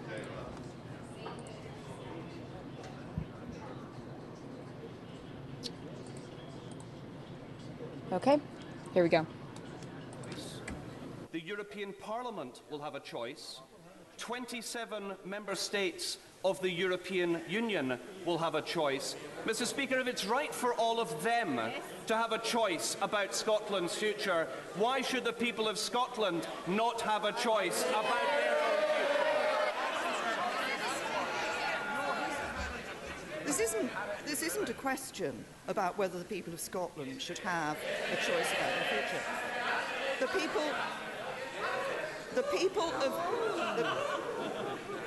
The people of Scotland voted, exercised their right to self-determination and voted in 2014 to remain a part of the United Kingdom. The people of the United Kingdom last year voted to leave the European Union. We are respecting both of those votes. He is respecting neither of them. Sir Julian Brazier! Mr. Speaker, with her strong commitment to defence, would my right honourable friend agree that we must stem the outflow from our shrinking forces?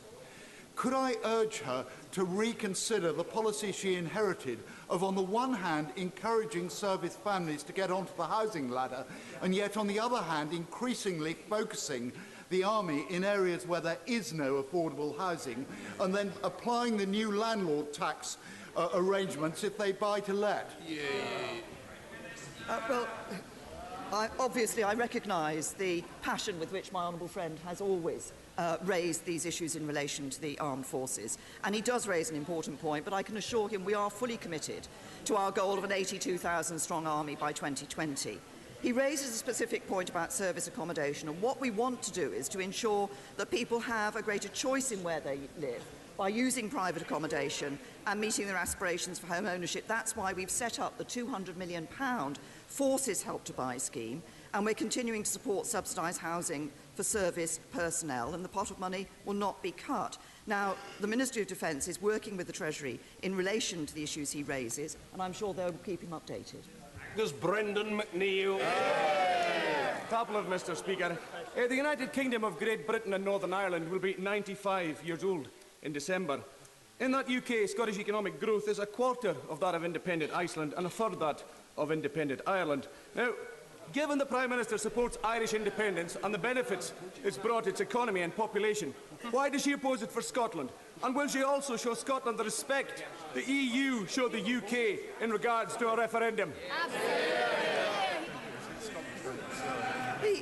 I have to say to the honourable gentleman that if he's looking at issues around economic growth, and he quoted figures for economic growth, he should pay attention to the most important market for Scotland. The most important market for Scotland is the market of the United Kingdom, and that's why Scotland should remain part of it. Simon Hoare! Thank you, Mr. Speaker. Last week, with cross-party support, my honourable friend for Chippenham and I set up an all-party group for Lyme disease. This debilitating disease is a growing problem across the country, and including my constituency of North Dorset. Yet awareness of it amongst the public and GPs is incredibly low. Will my right honourable friend ensure that her government does all that it can to raise its profile and resolve the problems surrounding both diagnosis and treatment? My honourable friend raises an important point, and I commend him and my honourable friend, the member for Chippenham, for the attention that there is now being given in the House to this issue. He's right, we do need to raise awareness of this issue, but we also need to ensure that diagnosis and treatment early diagnosis and treatment is there, because that's the best way of limiting the complications from this particular disease. The Department of Health is already taking steps. Clinical guidelines are being updated and enhanced by NICE. NHS England has undertaken robust reviews on diagnosis, testing and treatment, but there is more that we can do, and so Public Health England is holding regular medical training days and conducting outreach across the medical community to raise awareness and ensure that that early diagnosis is there. Alex Cunningham. Thank you, Mr. Speaker. Yesterday in a Westminster Hall debate, the Health Minister said the issue in hand was above his pay grade. So on the basis that the Prime Minister has the top pay grade, can she give us a clue as to when we'll see the long-awaited and very late tobacco control plan? I can assure him that we are working on the tobacco control plan and one will be issued in due course. John Stevenson. Thank you, Mr. Speaker. Recently, a substantial number of government ministers took the opportunity to visit Cumbria. They saw for themselves not only its beauty, but also its industrial strengths and its potential.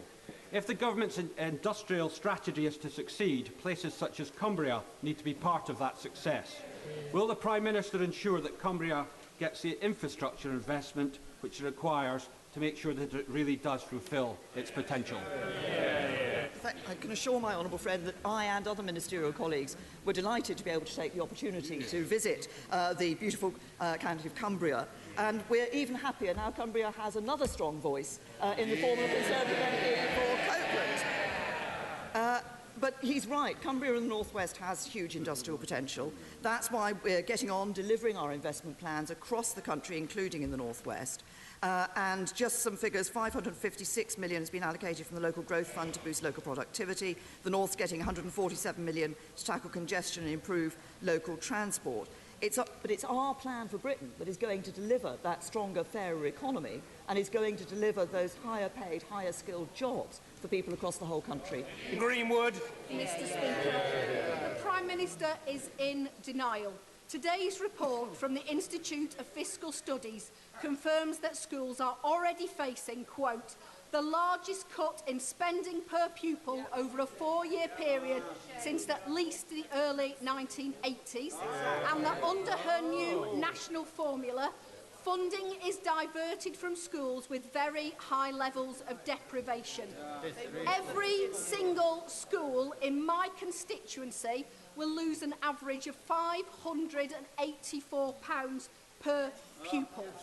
Has she failed at maths or failed to read her own manifesto? I responded to this point earlier, but just to reiterate.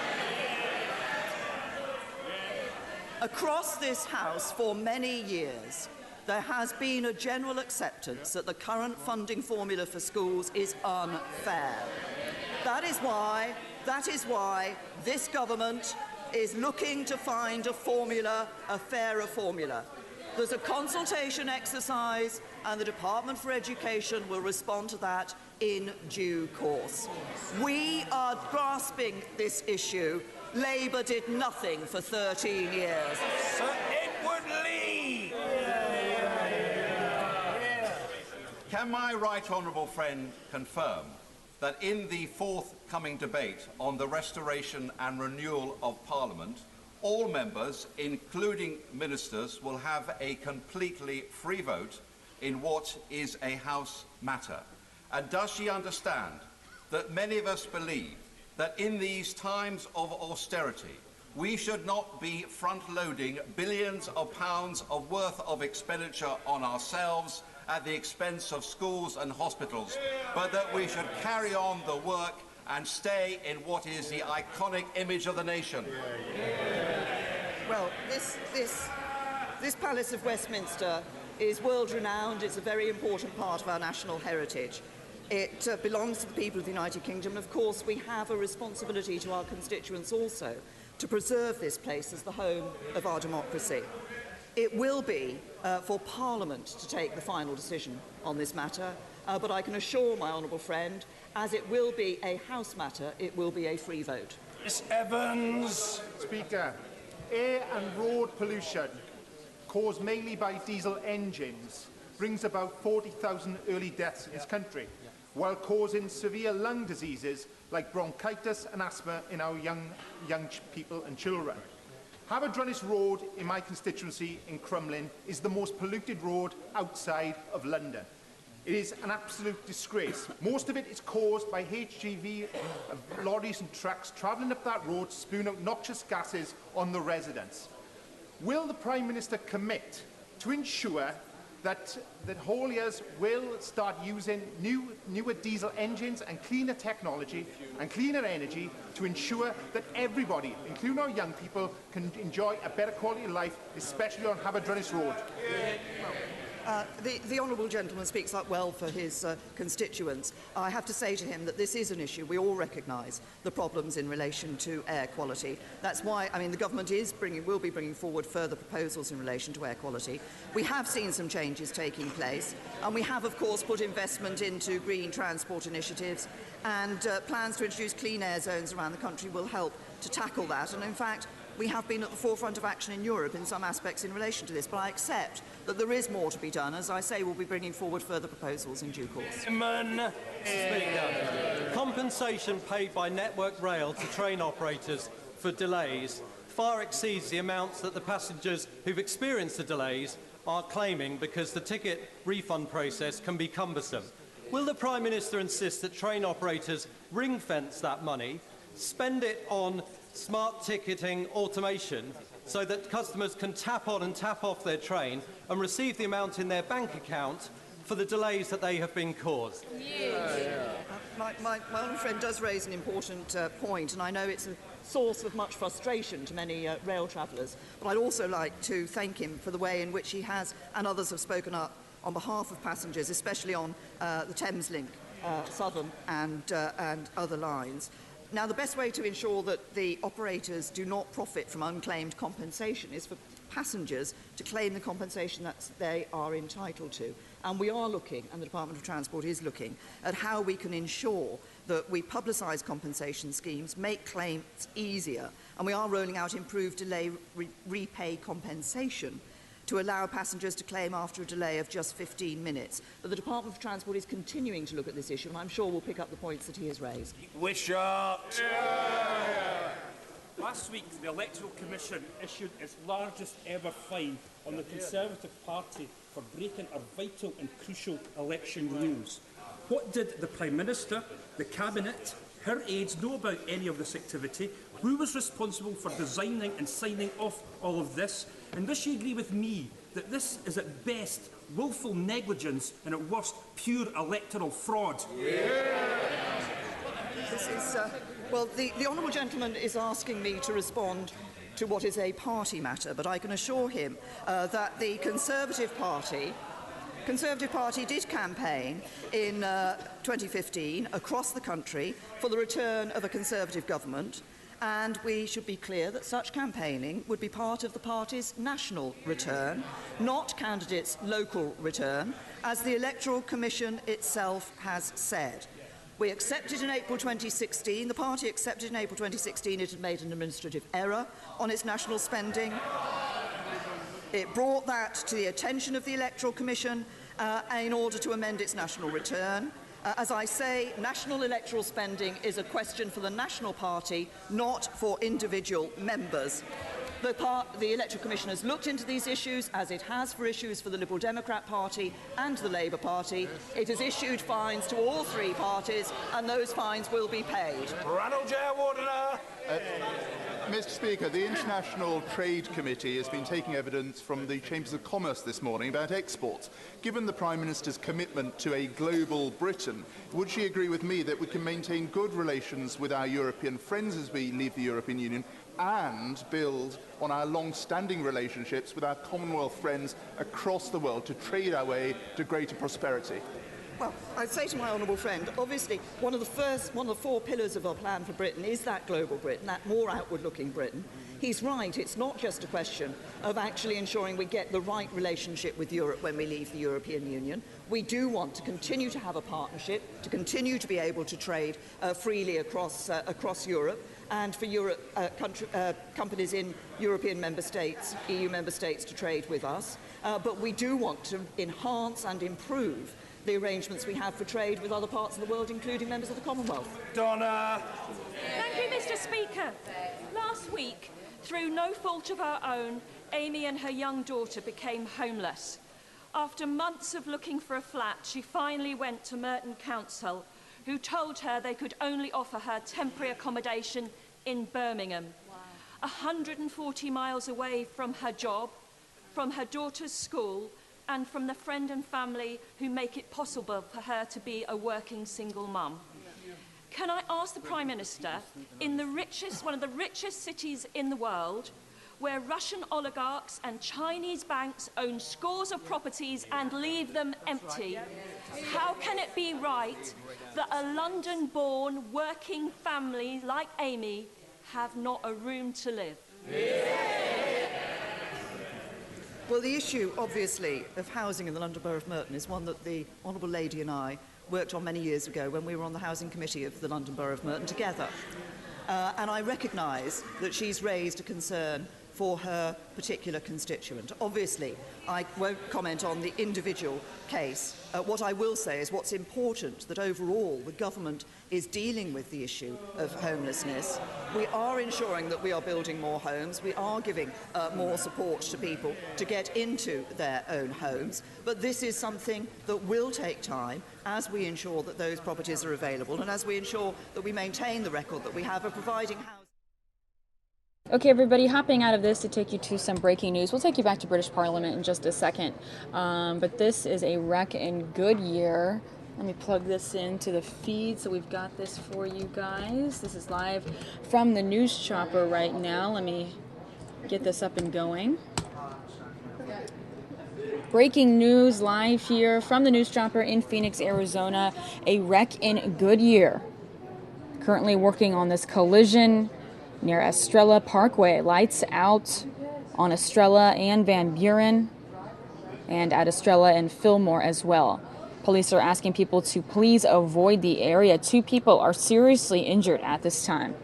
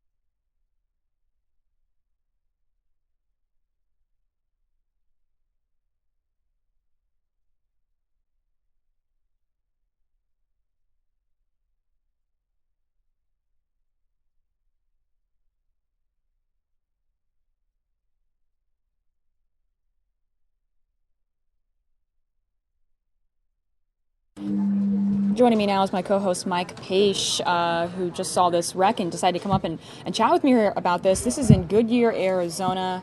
Take a look at this, Mike. I know, this is a bad wreck here. It's going to be something when the investigation is concluded, just how exactly this happened. And, you know, the obvious thing always is, well, was impairment an issue, too, you got to think about. Yeah, I'm trying to see how this wreck even happened. I mean, clearly they went way off the road here. They've knocked down several objects there you can see on the side. I'm not sure if those are trash cans or part of the bus stop there. Yeah. But yeah, that looks like a very bad wreck. Impairment is definitely something to consider in something like this. Or, you know, I see so many people, you probably do too, when you're driving and you look over and the person that is next to you is definitely not looking at the road, but they're on their phone. I'm like, oh no. I see people do that, and you watch them text. Oh no. And they do that look down, look up, look down, look up as they're texting. Yeah. It's very obvious. And we don't know what the cause of this one was, but you know, you got to figure, okay, it's daylight, there's no weather conditions. I mean, you know, so this was either an impairment issue or someone just not paying attention. Yeah, and you can see, too, just above those lights there at the street corner, there is a traffic cam, as most of our lights have here in Arizona. So they'll be looking at that. Yeah. So right they're gonna away. find that out. Yeah, there's a traffic cam on every corner there. That's what we've got here in Arizona. You know, it's interesting. We didn't have that in Cincinnati. Did you guys have that in Chicago? We didn't have that many traffic cams. No, this is like traffic cam Everywhere. Yeah. I'm being filmed everywhere I go. Yes. But that is always helpful in accidents like this. So I guess it's good that we have that so we can see what really happened here. I mean, I don't know if the guy was trying to turn left and then he just veered off, or what happened. But look at this. We got the yellow tape up already. So yeah, something's going on. 2 people are seriously injured. We know that now. Oh boy, see now that's the rough that's why part. they've got the tape up right now. And again, this is at Estrella Parkway. Now, do you think it was the 2 people in the vehicle, or do you think... I don't see another person involved, right? I don't either. So I'm guessing maybe the 2 people in the vehicle, but we don't know many details yet, just that 2 people are injured, but that's a good guess. I don't see another vehicle there. Keeping my eyes out. And what about... I wonder if maybe one wasn't a pedestrian, hopefully not. Yeah, hopefully that's not the case, because look, that crosswalk is right there. Yeah, and could you imagine just seeing this car just veering off and you're like, oh no. Yeah, I'm wondering if he was trying to make a left turn and then just went way off. Something was going to happen. He was trying to avoid. That to me looks like someone who was trying to avoid a wreck and went way off. Yeah. Or like you said, someone who wasn't paying attention. Well, let's look. You got some of those investigators. They're looking at the water area there. Oh, yeah. So I don't know what that means. Schultz in the chat saying traffic cameras are all over the place in Northeast Ohio. Yeah, I don't know about Northeast Ohio. I mean, I was in the Cincinnati area, and we did not have that many, from what I remember. They trust you. They trust you in Cincinnati. Yeah. Much smaller town than Phoenix, but they take your word for it. Well, I'm just going to be interested to see how they try to get this car out of there.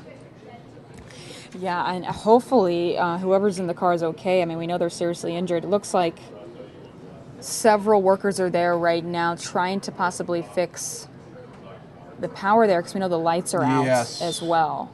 So it looks like they're prying open the door right now. All right, this will be something to see, everyone. We always have to warn you guys, viewer discretion. We don't know if they've gotten the injured parties out of the vehicle yet. Yeah, but what do you think? Do you think they're just trying to get someone out right now? I don't know. It's interesting that... Oh, okay. Oh. Well, we'll that's never so know. quickly how Chopper just gets out of there. All right, we'll never know that. Well, you guys, I'm sure Chopper left the scene because that was something that maybe, it could have been much worse since it's a bad wreck. Yeah. Well, thanks for joining me up here and chatting with me during that breaking news event, Mike. No problem. What do you have coming up on your show? Anything special coming up that we can tease for the audience members here? Oh, well, coming up next, if there's not any breaking news, what I'd like to do, if Temporary knows this, some of our Temporary big channel. viewers, some of our He big... hates it when we call him a loyal viewer. Well, He's hey, like, no. you're a loyal viewer, huh? He's a loyal one. How about this? We're going to do a little NASA coverage because I have this great interview with this astronaut. I didn't do it, but... I was about to say, yes, good for Mike. But it is going to be coming up, and we're going to talk Awesome. about the future of NASA. Would you ever live on Mars? No. No. I would never even want to go. How could you even get that tan on Mars? Yeah. You really couldn't. Yeah, I couldn't. He's so pale. I know. Well, a funny thing, I was watching a documentary yesterday on Mars. Oh, really? About going to Mars. And they're thinking, hopefully, by at least 2030, we'd be there. That is insane to me. Yes. How they'll send some people there and no return. Mhm. It's like, hey, I love the people that are brave enough to do it and people that are interested in space exploration. So that's coming up next on the show, you guys. Mike Page in just about 30 minutes. Hey, have a good one, everyone. And stay tan, Mike. We love it. Yep. You can't get that tan on Mars, people, No, okay? no. We all want Mike to stay here so he can keep streaming the Fox News Now show for us. So, yeah, you guys, NASA events coming up later in the show. And as you can see, Chopper has left the scene of that wreck now. Let me give you guys just a live look of London right now to stream this live for you. There's been a lot of bad news coming out of London this week, but take a look at that shot, everybody. You can really appreciate the beauty of London just from this live shot here. I mean, doesn't it look gorgeous? Myself, I've never been there. Has anyone in the chat been to London? Let me know. You're watching live at the on the Fox News Now stream. I'm taking you back to British Parliament, everybody, where Prime Minister Theresa May is answering questions live. It must be right that the same pupils with the same characteristics attract the same amount of money. And that's an unfairness that was not challenged for 13 years under the Labour Party. Yes, there may need to be changes to the current draft formula, but I hope that she will commit to fulfilling our manifesto promise of making school funding fairer, and I think she'd agree with me that if the Labour Party had carried on in office, their spending plans would have led to what's happened in Greece and Spain, where not just hundreds, but tens of thousands of teachers have had to be fired. Well, my right honourable friend is right that, as I said earlier, this is an issue in terms of the funding formula for schools that was ducked for too long, and certainly ducked by the last Labour government. We have actually started to address it. We have been looking at the formula. We have brought forward a proposal. We will look at the consultation responses on that and respond in due course. But she is also absolutely right about the Labour Party. The Labour Party's education policies would mean fewer opportunities in schools, and their economic policy would mean less funding for schools. Jonathan Edwards! Mr. Speaker, last week her government confirmed that there had been no assessment of the economic impact of the failure to strike a trade deal with the EU before Brexit. Mr. Speaker, is it not the case, in triggering Article 50 next week, she is the modern-day equivalent of Lord Cardigan, the military commander responsible for the charge of the Light Brigade, and we all know how that ended. In triggering Article 50 next week, what I'm doing is responding to the wishes of the British people. Thank you, Mr. Speaker. Does the Prime Minister agree that we urgently need to find a solution to the impact of the national living wage on sleeping shifts in the care sector? This, together with HMRC policies that are insisting on the payment of 6 years back pay plus penalties, may have a devastating impact on this vitally important sector. Yes, my honourable friend has raised a very important point, and obviously through the national living wage we are giving Britain a pay rise. We are making sure pay is fair in social care and in all sectors. But on the specific point that he's raised, this is an issue that we are addressing. We're looking at it very carefully, including in the context of the funding pressures on social care. We're working to ensure enforcement protects low-paid workers in a fair and proportionate manner. As my right honourable friend the Chancellor announced in the budget, £2 billion extra money is going into the social care sector, but the very specific issue that my honourable friend has raised is being carefully looked at by the Treasury. Lizzie Cooper. Thank you, Mr. Speaker. Despite austerity, shocking pay increases were awarded to the board of Liverpool CCG, where a lay deputy chair is paid over £100,000 after a 43% increase.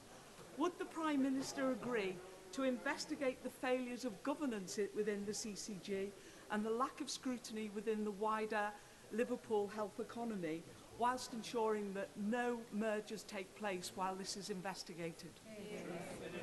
I understand that my right honourable friend the Health Secretary has asked NHS England to investigate the remuneration of non-executive directors at Liverpool CCG, and I'm sure he will keep her updated about this.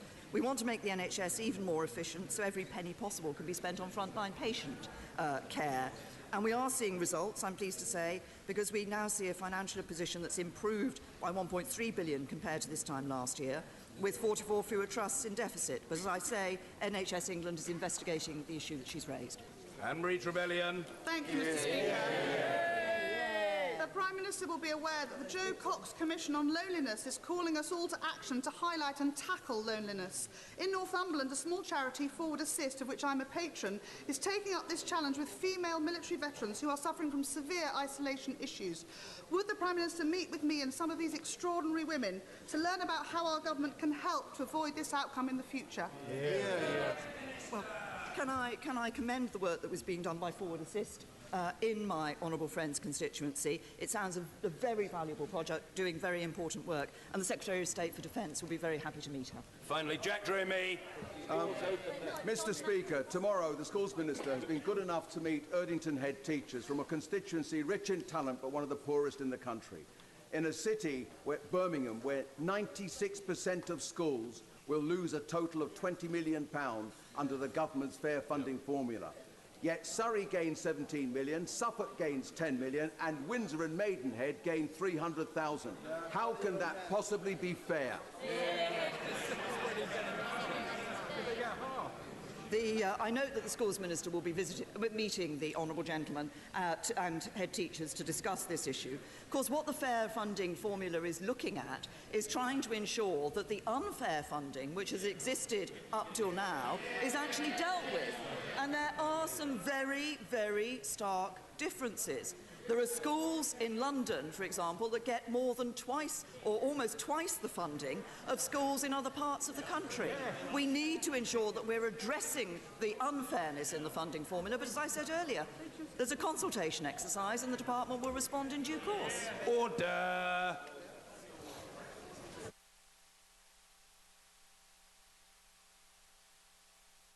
I think that is a perfect end to British Parliament, everybody, when they say order in the court, everybody. Again, that was Theresa May, Prime Minister there, answering questions.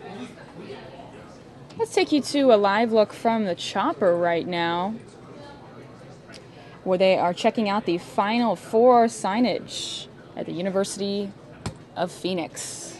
Take a look, everybody.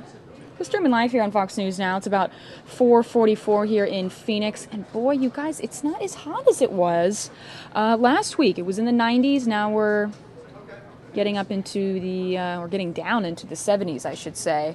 I prefer it to be a little warmer, personally. I get cold easily.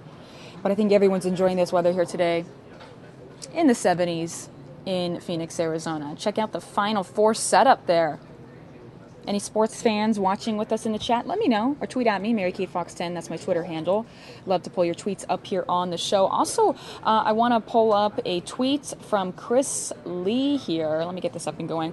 It's National Puppy Day, everybody. And I did ask you guys to send me pictures of your dog or your puppy if you have one. So I want to pull up this tweet from Chris Lee here. Very, very cute tweet. So let me get this up for just a second here. Take a look, everybody. Thanks, Chris Lee, for tweeting. Very cute. Sent this picture of his puppy. Oh, so adorable. Let me remove that lower third there. A lot of fun and a lot of trouble, he says. I like this one. This one's cute, too. I think this one's my favorite. Any sort of Alaskan dog, I think, is cute.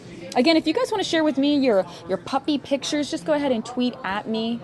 My handle's MaryKateFox10. I want to see all of the puppies today, you guys. It makes everybody happy. I love it. And speaking of National Puppy Day, why don't I pull up a video celebrating it? Let me get this up and going. Give me 1 second here.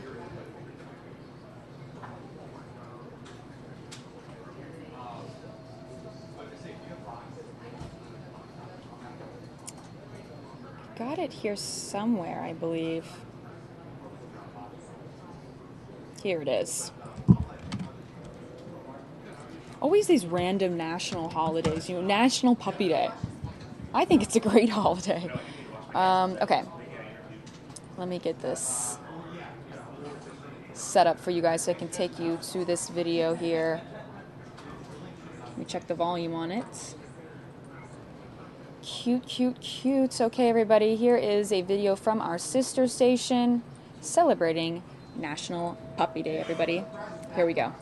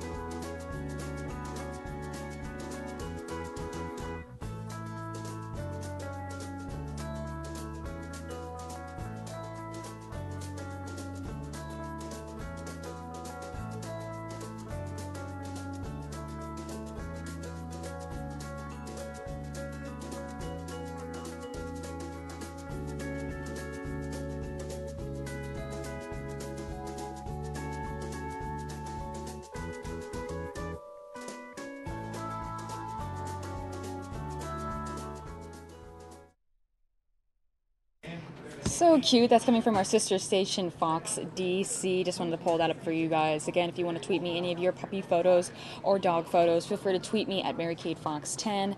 In the meantime, I'm going to pull up the next event for you here in the show. Let me get this up and going for you guys here. Give me 1 second.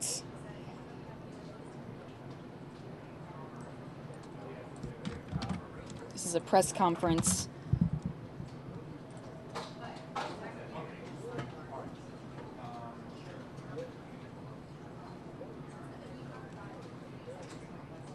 Let me check the volume on this really quickly here.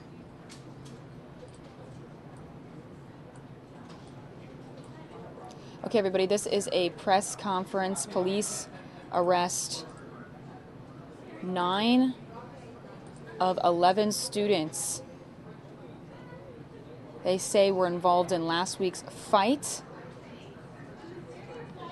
in SEPTA's Race Vine subway station in Philadelphia. So let's hear what they have to say at this press conference, everybody. Here we go.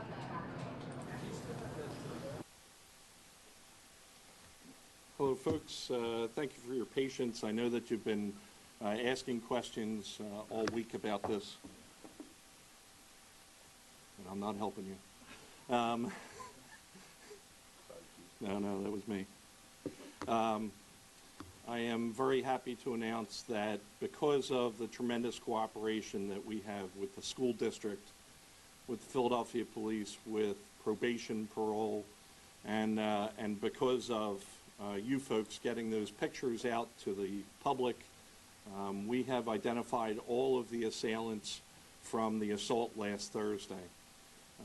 Today, arrest warrants were executed at multiple locations throughout the city, and 9 of the 11 assailants have been apprehended.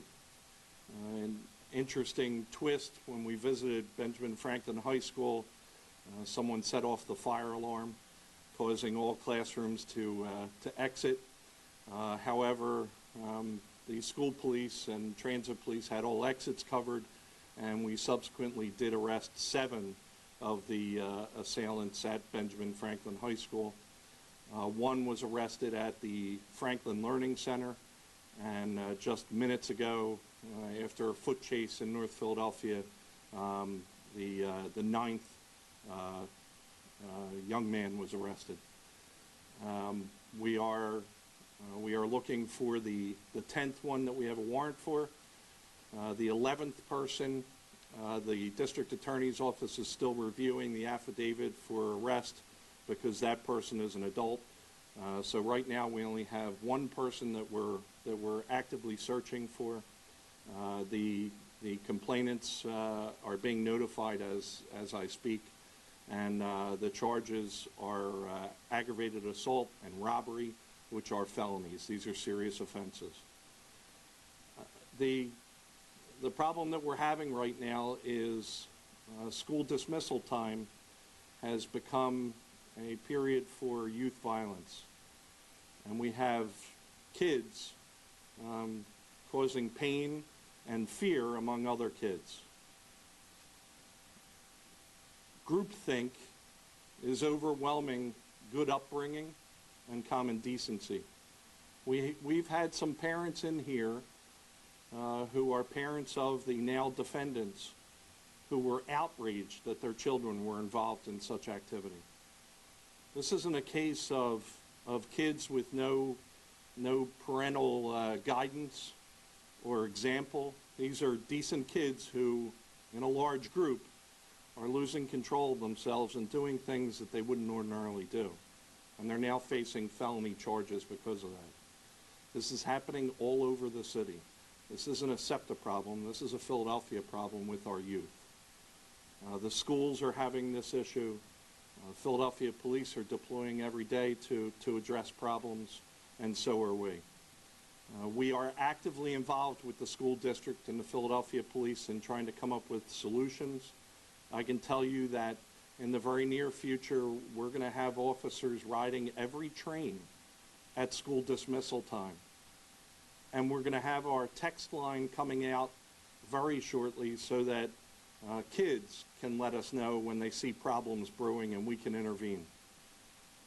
This is a significant problem. You know, last night, some of you may have heard about the incident that occurred at 46th and Market. This was a continuing battle from earlier in the day that happened on a street somewhere in Philadelphia. And the kids contacted each other through social media to meet up for round 2 of a fight. And in this round, a victim, a 13-year-old victim, was stabbed multiple times. Now that stabbing, the attempted stabbing, didn't penetrate her clothes, but the intent was certainly there to seriously injure her. A 16-year-old victim had a aerosol can that was lit, firing at her like a torch that burned her hair. This is serious, serious stuff that's occurring with our young kids. Young kids. So we're looking for help from parents because the target time for victimization, if you believe that your child isn't going to ever hurt someone, be concerned that they may be hurt. And from 3 to 7, make sure you know where they are and who they're with. We're making arrests for felony offenses which can ruin the rest of their lives. We would much prefer the kids are using the system to go to and from school, that it's a safe arena, and that when kids leave school, they don't have to worry about being jumped by groups that aren't thinking like they normally would. Questions? Where are they from?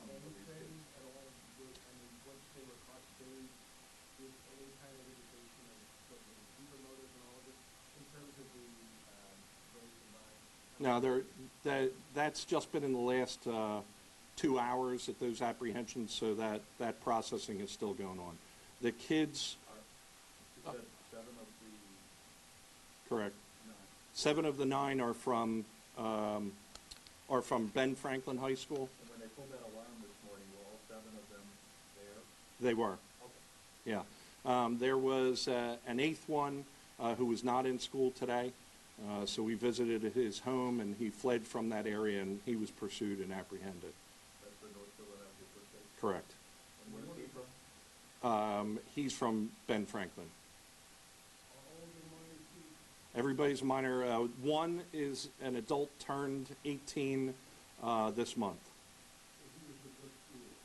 He's a Ben Franklin student. The warrant for him has not been approved yet, but I'm expecting that it will be. He's the number 11 assailant. We have 10 warrants and 9 in custody. Yep. Number 10 is now in custody. Just got a message. So all 10 that we have warrants for, we have in custody. Their ages, I'll have to get back to you on the ages.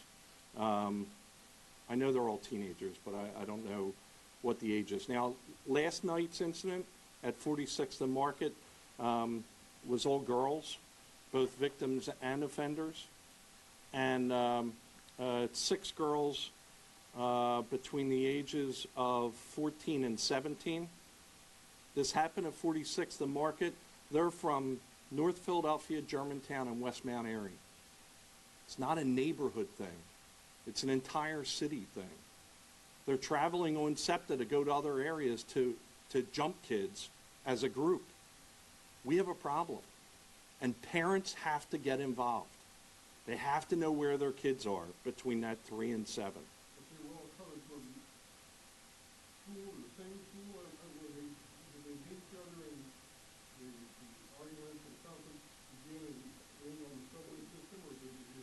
No, as a matter of fact, a lot of times it's not on the subway system. You know about the subway system incidents because there's video. There's not video of the street corner incidents. There's not video of the fights outside the schools. You know, the video is what creates the story for the public. We try to share that just to show what's going on, but we're a piece of the problem.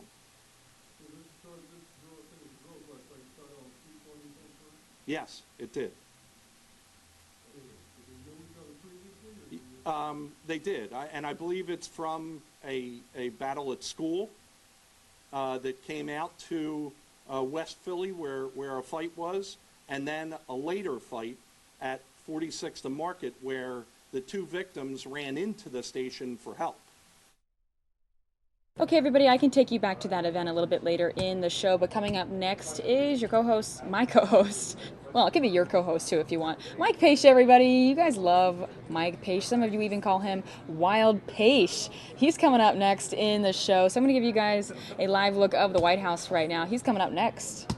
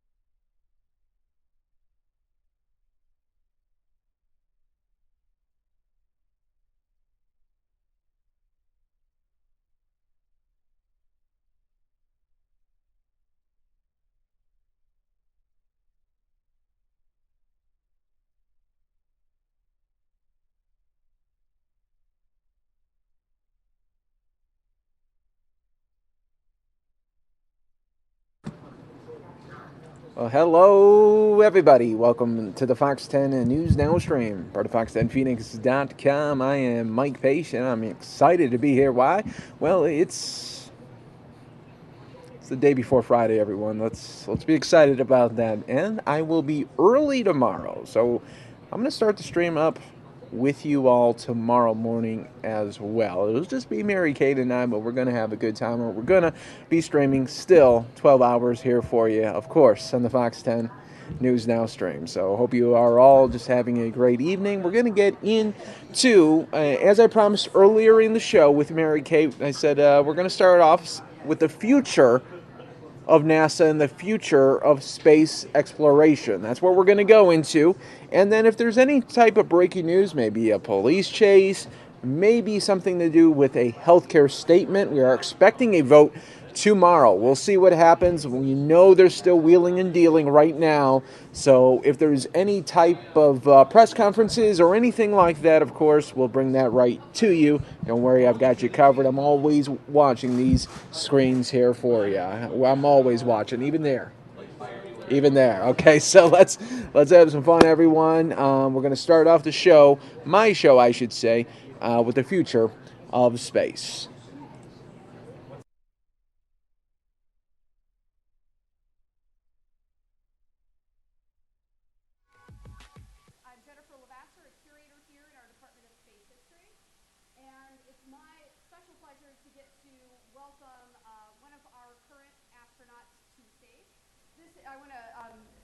You that throughout the program, please feel free to come up to our microphones to ask questions if you have them.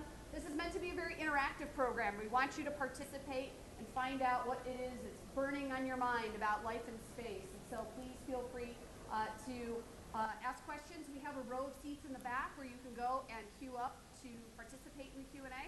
And we'll, of course, give you a lot of opportunity to do that because this is meant to be for you, for your information and your enjoyment. Today, we welcome astronaut Jeff Williams to the museum. Jeff is a native of northern Wisconsin.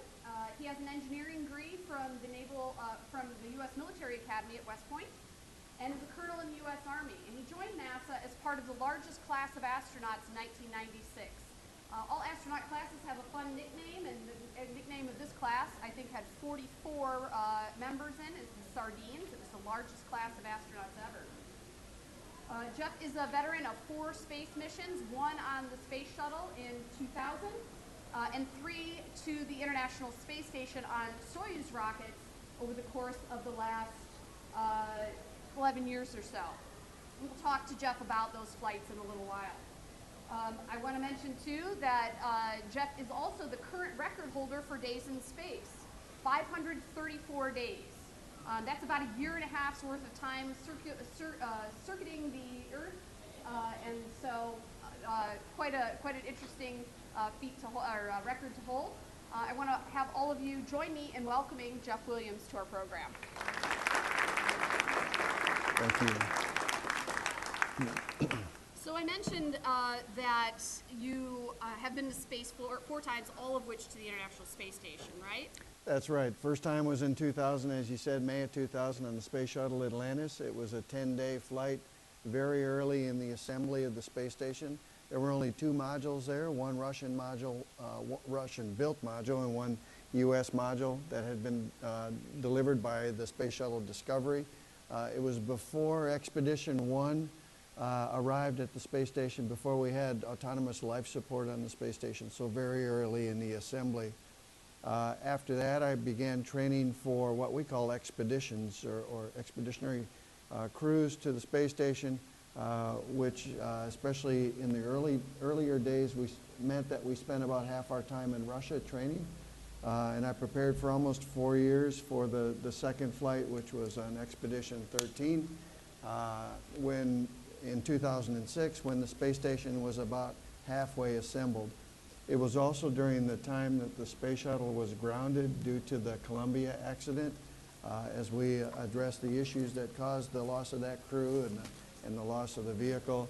And of course, it was a time when we were no longer, when we were not continuing with the assembly of the space station. So it was a very critical part of the history of the space station when it was about, as I said, halfway assembled. So to imagine over the course of it's about 16, 17 years now, you've seen the space station change quite a bit. Obviously, it's grown a lot bigger. What kinds of things about astronaut life or work on the space station have changed? You saw it at the very beginning. You've seen it very recently. You just returned in September from the space station. So how has what you do up in space changed? Well, the early years, of course, were focused on the assembly of the space station. And when, of course, we went through those years when the space shuttle was grounded. And in that time, while we fixed that problem, we were maintaining the space station. And still doing science and research. Started doing science and research early on in the program. But the primary purpose, of course, was assembly. The assembly was finished in 2011, essentially. I had a visit there in 09 and 10, and it was right at the end of towards the end of the assembly when we were putting up the last major components. There was another component added shortly after that. After that, though, we transitioned into what we call the utilization phase of the space station, where it's a full-up, it's very big, it's a laboratory, and we're doing the science and research and technology development that will support lots of disciplines of science as well as future exploration of space.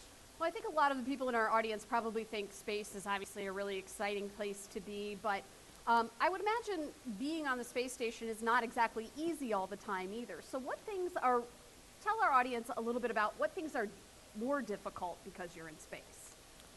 Well, one, you're isolated off the planet and isolated somewhat, although right now we're a crew of 6, and I've been on crews of 2, 3, 5, and 6, different sizes, but crew of 6 is the current size.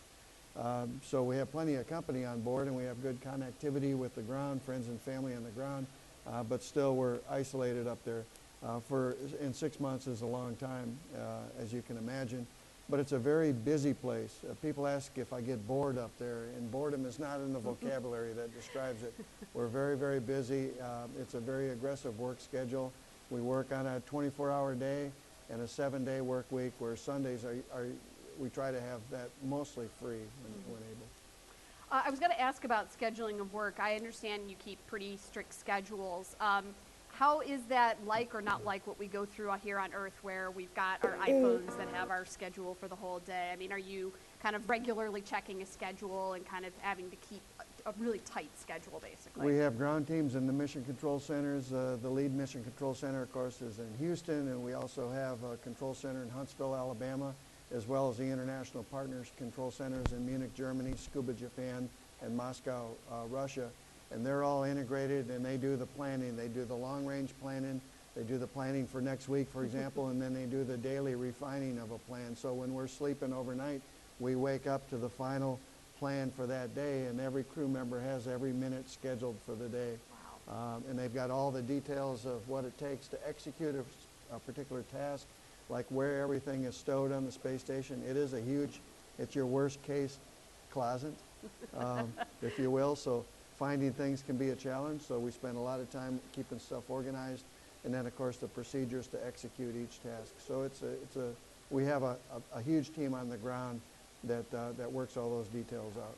And it's a big physical challenge being in space too. So can you talk a little bit about sort of the things that make it maybe a little bit easier to deal with, as far as how do you keep up your exercise, and what are the sort of I guess ways that you maybe keep things really light and entertaining, because it can't all be work, I would imagine. No, it's not all work. I mean, I've been on orbit, I think if I count all the missions and the visiting shuttle crews on some long duration flights, I think I've been on orbit with 50 different people. Wow. From, I don't even know how many countries, I'd have to go look them up, but many different countries. And every crew combination has been just a joy to be with and to work with. So we have a lot of fun. There's a little bit of humor that usually goes on in the background, but we're all predominantly seriously focused on the mission and accomplishing our mission for our particular crew in great detail. And we can see one of the light moments in a photo here. Looks like you celebrated Christmas there. That's even. right. When you're there for 6 months, you go through major events that we all experience on the ground, and Christmas obviously was one of those examples. Great. So when we get visitors here at the museum, people often ask what's life like in space, what's different from being on the ground. What are some of the basic things that really physically are experienced differently? What are the sort of, we've heard lots of stories about sleeping being a little different, about eating obviously being different.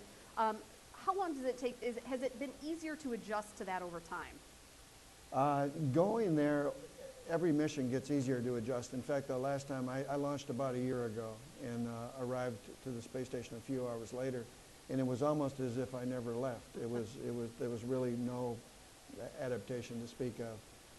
So we learn, our bodies learn, our bodies adapt. The first time it was a little bit more challenging, of course. Second time a little less challenging, and then very easy this last time. But the obvious difference would be the weightless environment and living and working and managing life with everything floating around. And We lose things all the time, but thankfully it's in an enclosed space, so eventually you find everything. So that's the basic challenge with So it. just like a messy bedroom for a kid, eventually you might find that sock that you left behind one day. Yes, except the mess keeps moving around, so you... There was a photo that we just showed of some things that come from home. What kinds of things did you take with you to remind you of home? I know we talk a lot about, I like to talk a lot about how food has a psychological effect. Having fresh food and having meals together has a good positive psychological effect. But what kinds of things did you take with you to remind you of home, other than just obviously maybe comfort food that you might get to eat? Yeah, well, we can, on our person, in the Soyuz, we can only take a very small amount. It's about 1.5 kilograms, 3 or 4 pounds, well, 5 pounds or so, no less than that. So it's small stuff, but it's family photography and maybe a few knickknacks and stuff. I took some things for my 4 grandchildren as souvenirs later. And you kind of, each crew member has a crew quarters on board, so you might put some of those photos up there, make that sort of your private place and with the personal connection. But food, as you mentioned, is also very important. And we have the standard space food, which is very good, and it's a wide variety of different types of food.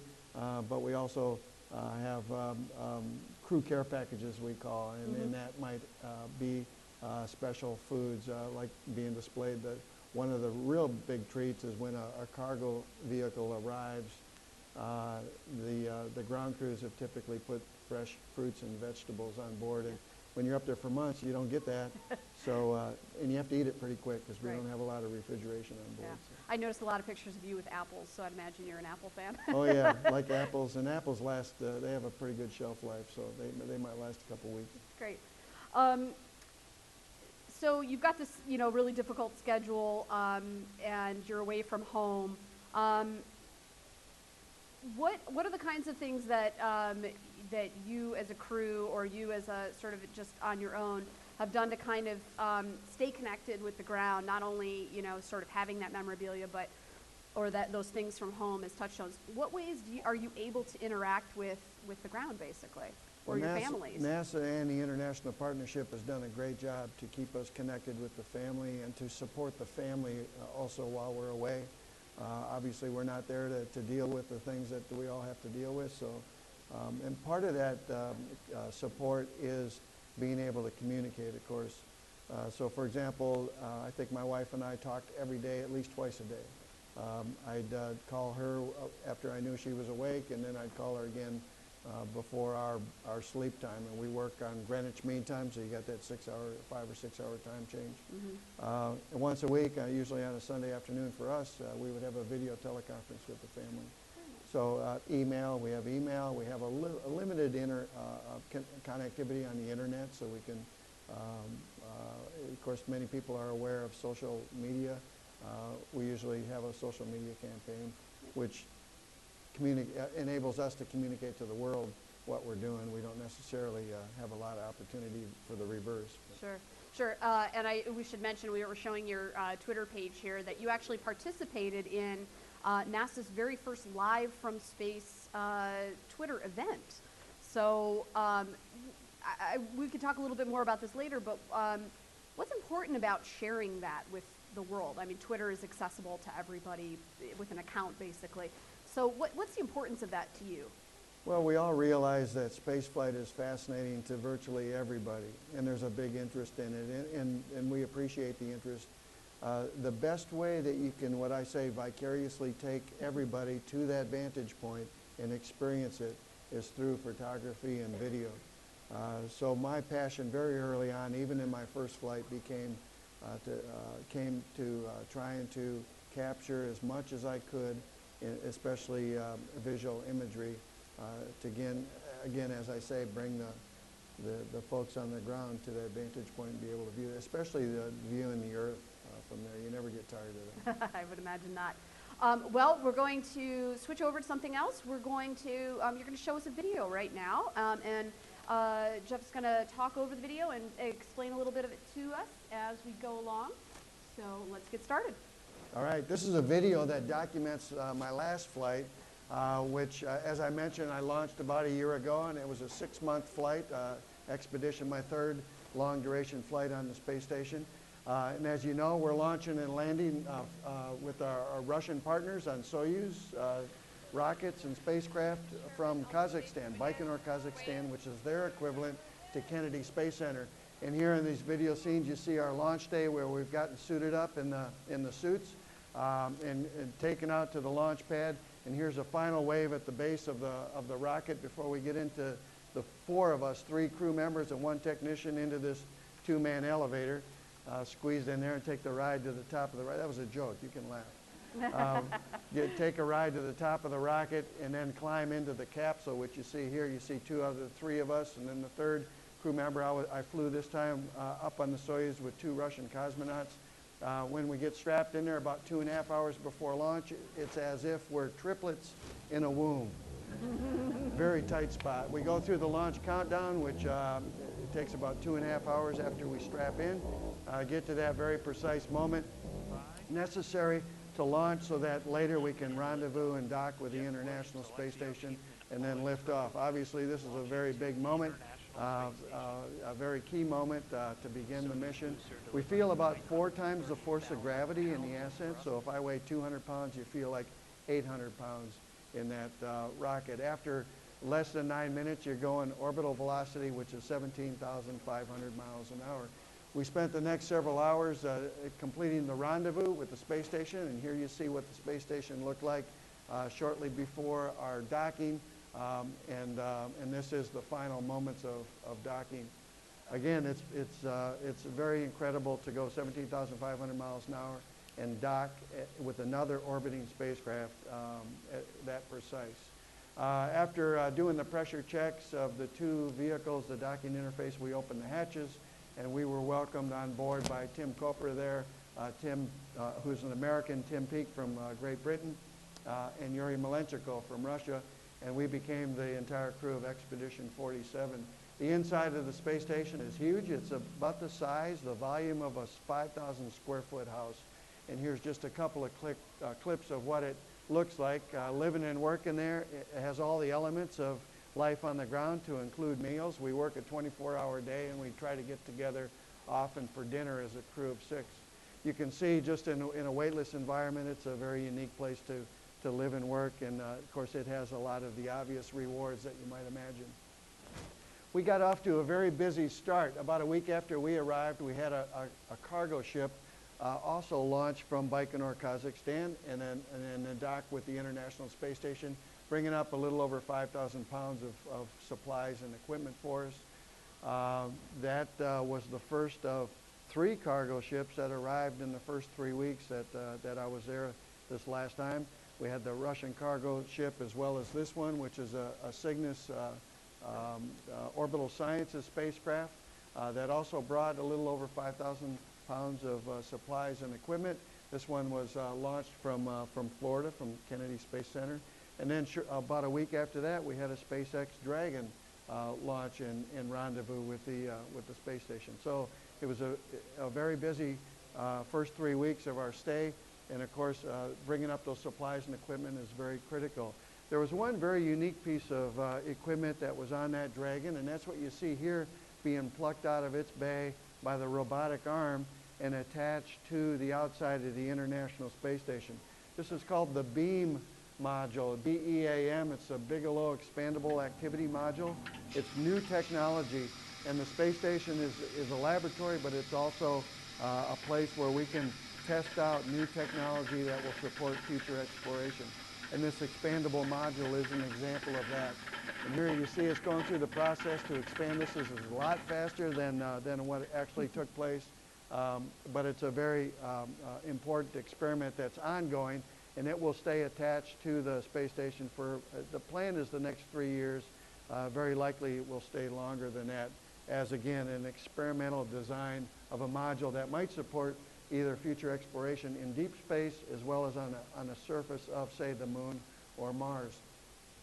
And here you see the crew of 6 with a moment of celebration as we got that module expanded and opened up. Fast forward a little bit into June of last year, it was time to end Expedition 47, and that milestone meant that Tim, and Yuri had completed their 6-month stay, and it was time for them to return to Earth and their friends and family, and for us to, the three of us, to continue to operate the space station. So we got them ready to get into their Soyuz, said our goodbyes, our farewells, basically said we'll see you in another 3 months after we get back, and then got them buttoned up into their Soyuz spacecraft. They undocked and deorbited and returned to the planet in Kazakhstan. That left 3 of us on board, as I said, myself and my 2 Russian crewmates. And it's a kind of a quiet time when you get rid of the other 3. So it's a very roomy place. And Alexei and Oleg and I stayed very busy during that 3 weeks, continuing to run the space station and doing many of the science experiments that were on our schedule. And this is Oleg and Alexei in the Russian segment doing a test actually with a docking test with that supply ship that had arrived a couple days earlier.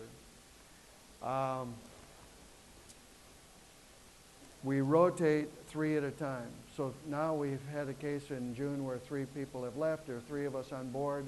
In the meantime, back in Baikonur, Kazakhstan, another 3 people were preparing to launch and to join us. So now we're into early July after our 3 weeks with 3 on board, and Kate Rubins, Takuya Nishi, and Anatoly Ivanishin, an American, a Japanese, and a Russian, launched from Baikonur, Kazakhstan, and docked, in their case, 2 days after launch. So here we are welcoming them on board. And now you get the sense of the rhythm on board the ISS, the International Space Station. 4 times a year, we're rotating 3 crew members. So we have this going on every couple of months. So it's a very dynamic place. The crews are changing out all the time. A lot of people don't realize we've had continuous human presence in space since the fall of 2000. Continuous human presence. And this is the rhythm of life that's been going on since then on board the space station. Here's a very interesting experiment developed up at MIT. It's developing control systems for satellites. We have these volleyball-shaped satellites that fly around, programmed to do different maneuvers inside the modules of the space station. And it's been flying up there for many years, I think since 2006, as I recall, and has accomplished a lot of good engineering development, as well as some educational activities with students. Kate Rubins is a scientist by background, so she was involved in some new science. For the first time on board, we had live heart cells, and that's what you see there in that short video clip. At the cellular level, human heart cells actually beat, and they communicate to each other, so they beat in unison, and I found that to be just fascinating. Kate also was able to, for the first time, sequence DNA in space. So that's a new capability that we just developed last year, got on board the space station, and that has a lot of promise for the future with all the research that goes on in genetics and DNA research. So that was a very exciting milestone, and here's Kate celebrating the first sequencing of DNA. We study the human body a lot. That's one of our primary areas of study, to understand the effects of gravity and the space environment on the human body, and to develop countermeasures. And here, Alexei and I are involved in an experiment called fluid shifts, where we're trying to understand. It's a very aggressive experiment, studying lots of functions of the body and trying to isolate the effects of the space environment. It's also a joint experiment that NASA has with the Russians. The space station has several laboratory modules. It has a laboratory module that the European space agencies put up. It also has one that the Japanese space agencies put up. And here, Takuya is showing a sequence of activity in the Japanese module. The Japanese module has a unique facility of an airlock where we can put payloads and equipment outside the space station. And that's what he's doing here. He's assembled an experiment, put it in the airlock, and then we close the inside hatch and then able to let the air out of the airlock, open the outside hatch. It slides out on a remotely controlled table, as you see here, and then grabbed by a robotic arm. And then the robotic arm is used to place it in its position, its planned position outside the space station, or in some cases, even using it to deploy satellites that are going to be, in this case, fired away from the space station, other experiments that are have a variety of different science in them, some of them basic science research, some of them educational activities that student programs have put together, gotten their small satellites on board the space station, and we deploy them from the space station, as you see here. So that's just some examples of some of the science and research that's taken place on board. Let's see, we go into July, mid-July now. We've got another Dragon SpaceX vehicle, cargo ship that arrived. And here we are in the cupola, which, by the way, is a great vantage point that enables you to see the entire globe. We also have a robotic arm control system there, and that's where we grabbed the SpaceX, got it on board the space station.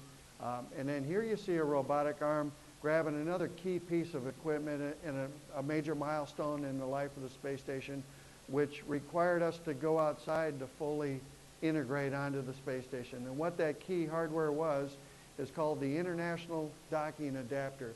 So we used the robotic arm to put it in its place at the very front end of the space station, and then Kate Rubins and I went outside and executed about a 6.5-hour spacewalk to integrate it on the front end of the space station. It will be used as the docking adapter for the commercial crewed vehicles that are currently being developed and hopefully will fly in the next couple of years, one being developed by SpaceX, the other one being developed by Boeing.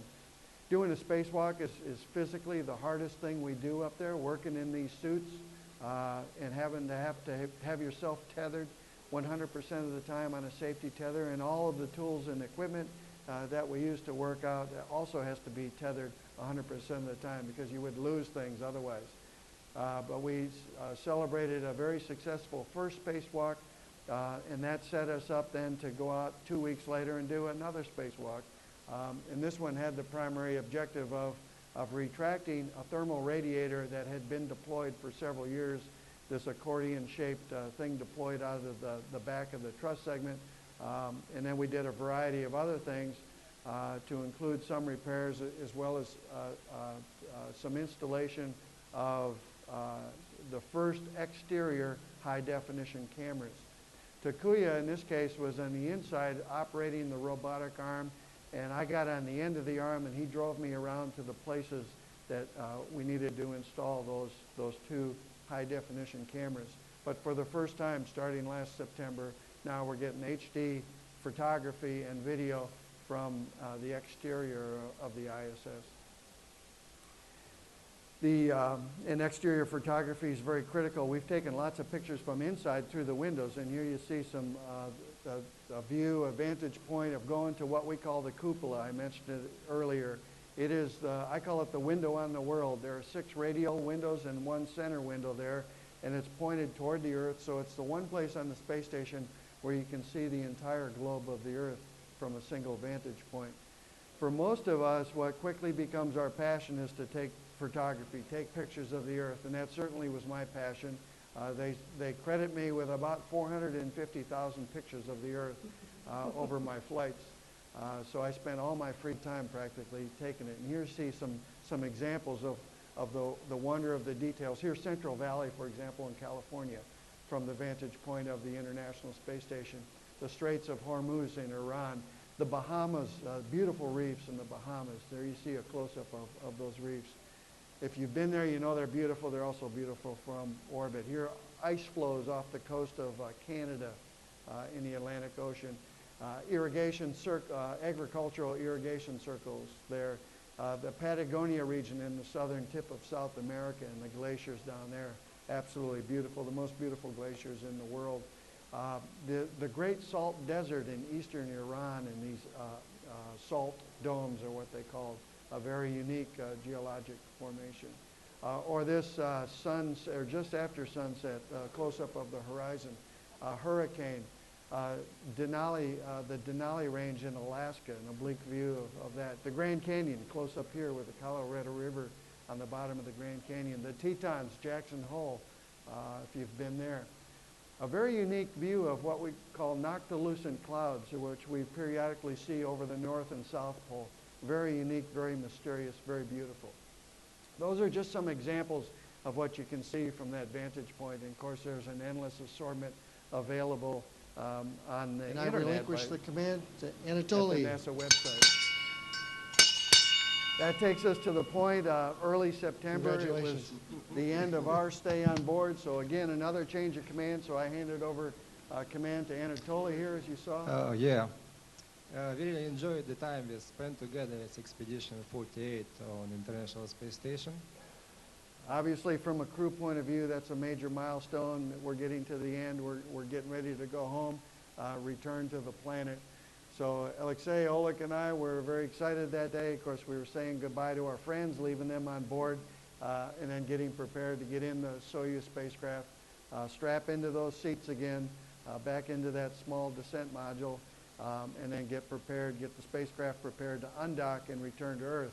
The time from undocking to touching down on the ground is about 3 hours and 15 or 20 minutes. So it happens very fast. We undock here, and here you see the moment of separation from the space station. Separate from the space station.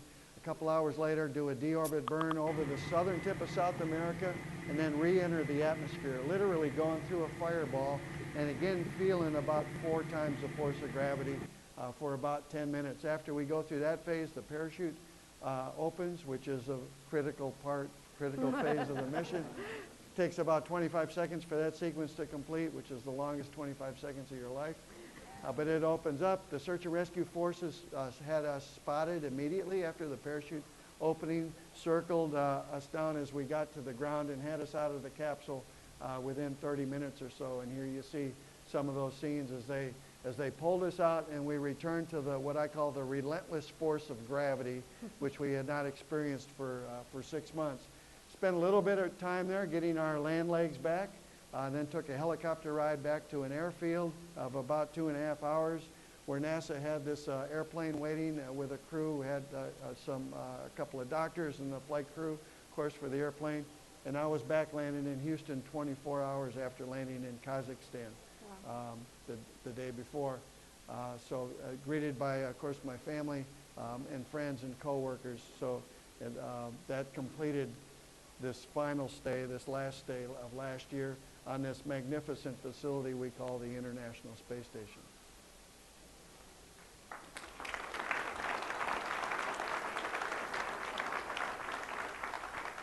Now I know, Jennifer, we're going to get into some Q&A, but before we do, so we don't run out of time, I appreciate the opportunity to come here to the Air and Space Museum here in Washington, D.C., and have another opportunity to tell the story of this program we call the International Space Station.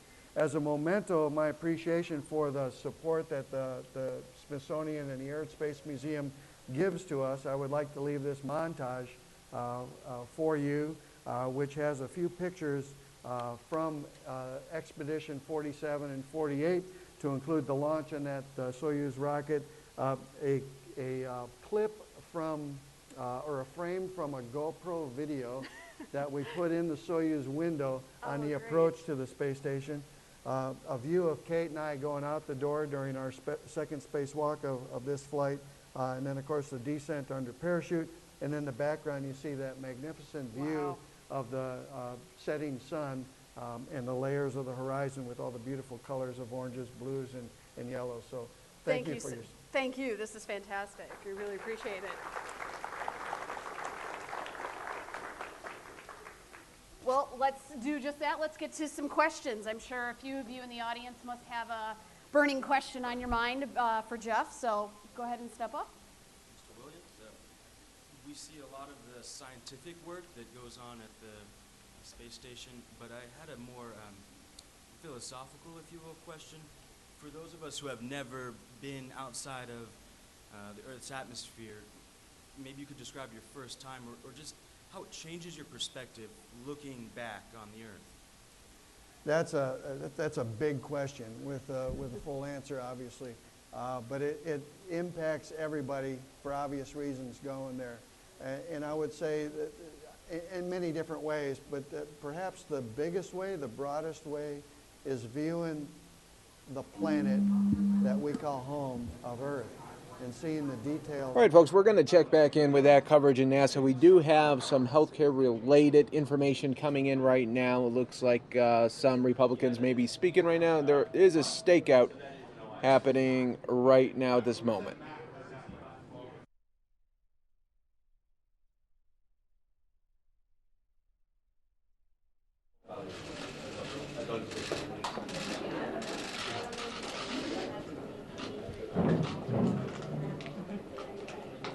You guys are going to be that far up, can you not step out? I have to because or else I get hit. Okay, just do whatever you need. Yeah, could you kind of step in? Yes, of course, of course. Thank you. Here, And actually, how about if I go, can I take this off? Well, if you yes. could, that would help. Yeah. Thank you. Is that good? Am I out of your shot? Yeah, thank you.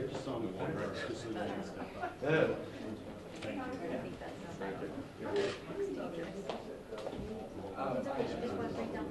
Wim, down.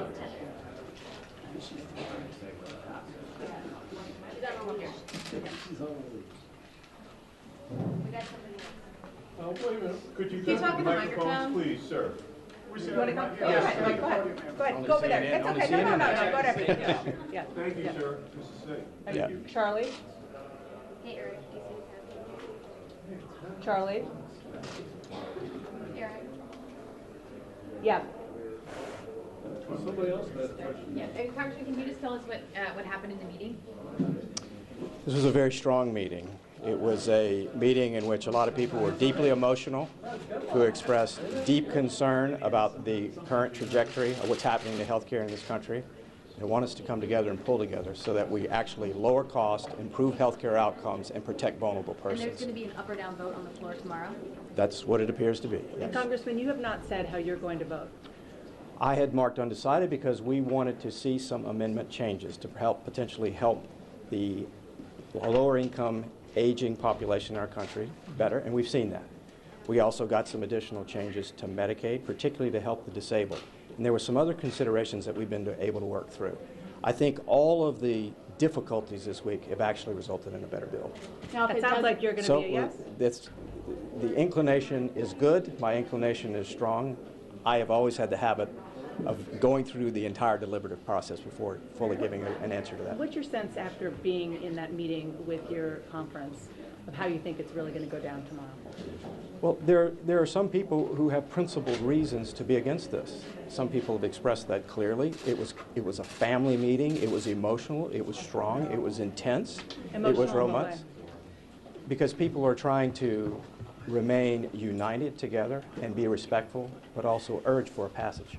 Now, if it doesn't stand, our members let Obamacare stand? If the current construct of health care stands, we will see collapsing insurance markets and escalating premiums. That's why, even though this might not be perfect in everyone's mind, the ability and the reason to act now is urgent. Okay? Thank you. 2-minute warning, the speaker's coming out. Clear the shot. Clear the shot, please. Clear it. Hey guys, the speaker's coming out. Yes, clear it. Sorry, I'm going to be.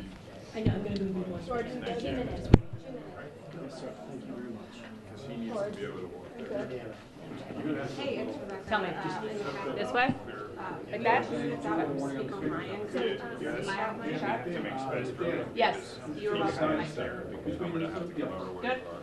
You good? Just to be close. It's okay. You don't have to move. I'm just letting you know.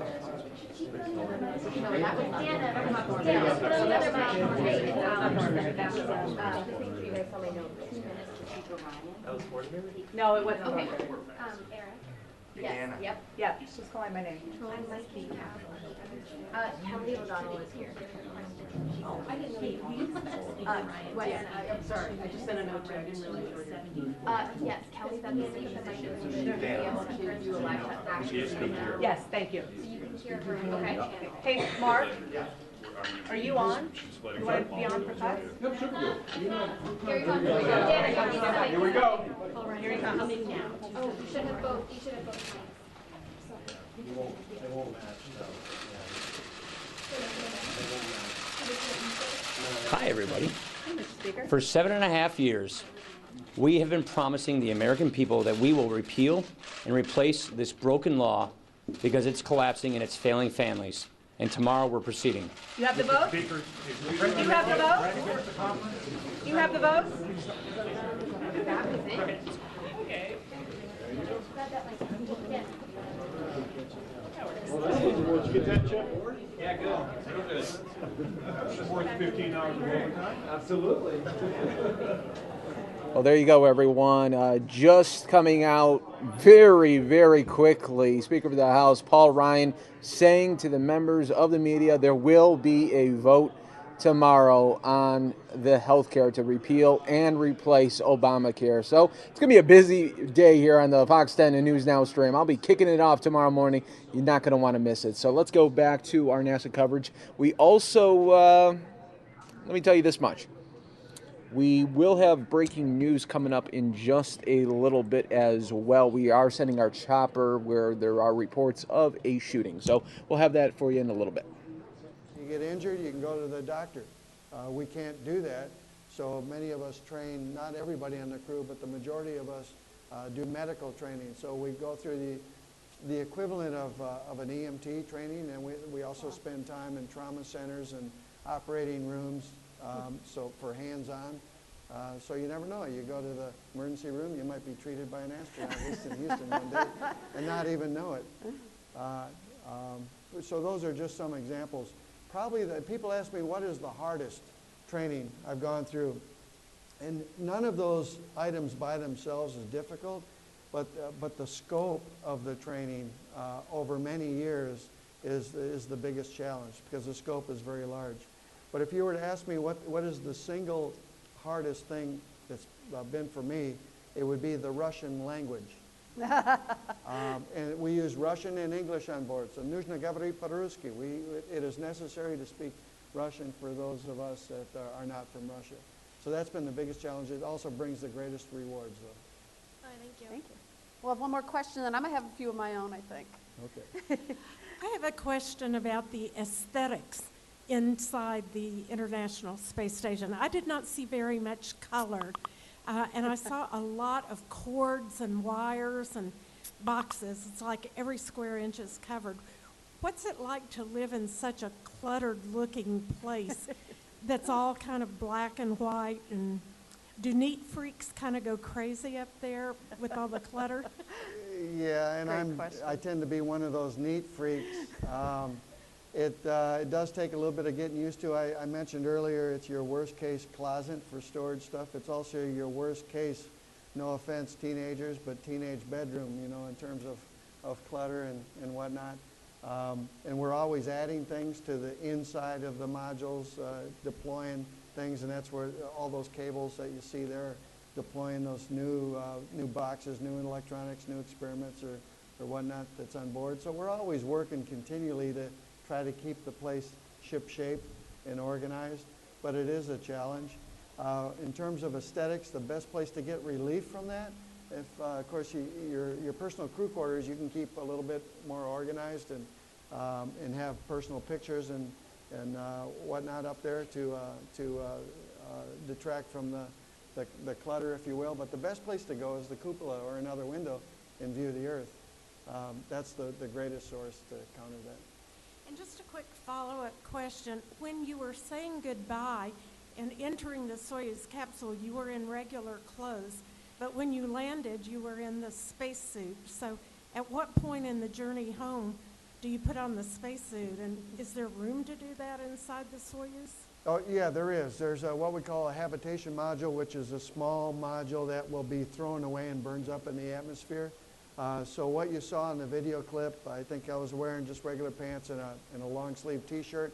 The long sleeve t-shirt was basically long underwear that we wear underneath the spacesuit. And I also had long bottoms on under the pants. When we got into the Soyuz, closed the hatch, I took the pants off and stowed them in the corner, and they were going to get thrown away. And then our spacesuits were stowed inside that habitation module. So the first thing that we were doing after we did the wave on the camera and said goodbye to the crew is close the hatch and then get into those spacesuits. And that's a process that takes 20 or 30 minutes or so. And after we're strapped up in the spacesuits, and by the way, there's an example of one right over here on the display of a Sokol spacesuit. Then we get strapped into the seats, and we're on our way. Well, I'm going to ask a question that some of our young people might want to, or might be thinking about right now. And typically we ask this at the beginning, but I'm going to ask it at the end. What inspired you to become an astronaut? And particularly, what would you say to people who are interested in working in the space program, but maybe being an astronaut isn't their thing? Yeah, there are many things I think I could claim to be part of the inspiration along the way. Certainly my father was an inspiration. He was a school teacher and a guidance counselor during the years I went through high school.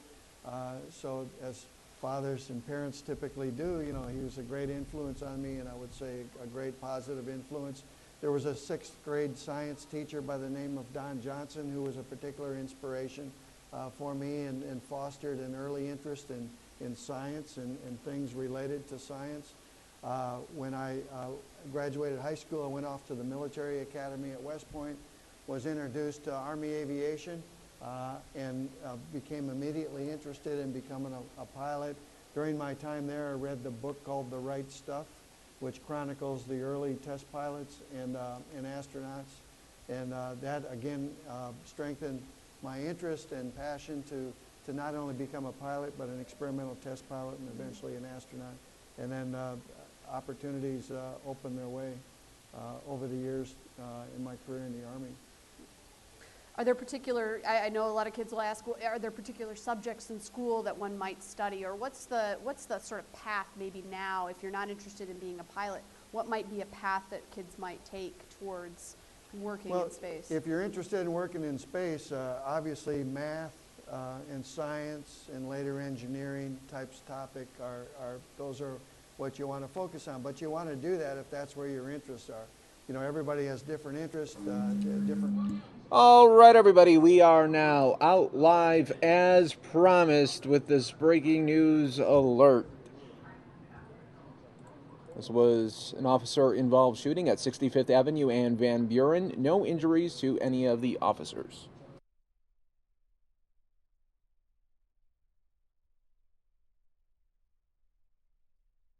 All right, everybody, you are watching live breaking news here on the Fox 10 News Now stream, part of fox10phoenix.com. This is an officer-involved shooting right now. No injuries to any of the officers. We are working to get you the latest details. This is all happening at 65th Avenue and Van Buren. Once again, no injuries to any of the police officers.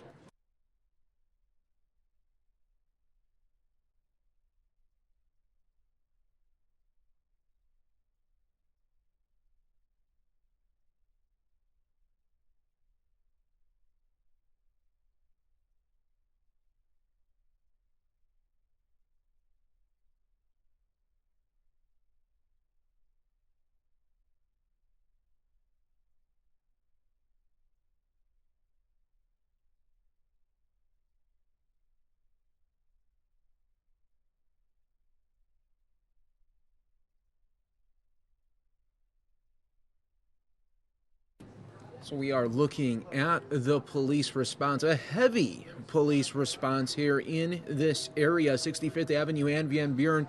Let us know where you are watching from if you are part of the Fox 10 News Now stream on Facebook Live here. You can see an active investigation is happening right now. Once again, no injuries to any of the police officers. We do not know the situation that started this encounter here.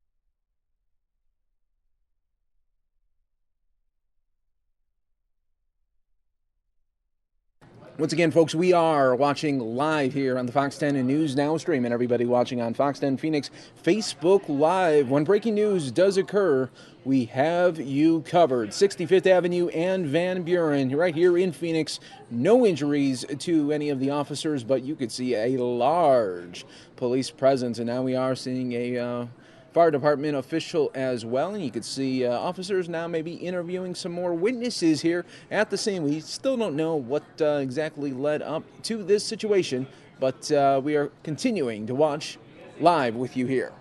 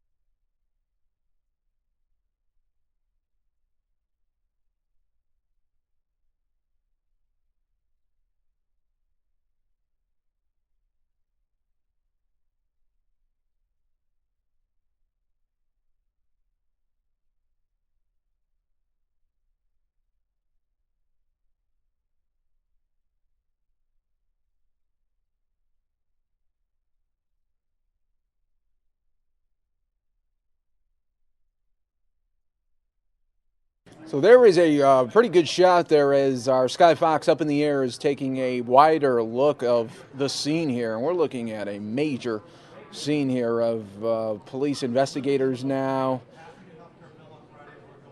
We're working to get you guys the very latest here on the Fox 10 News Now stream. When breaking news does occur, we have you covered.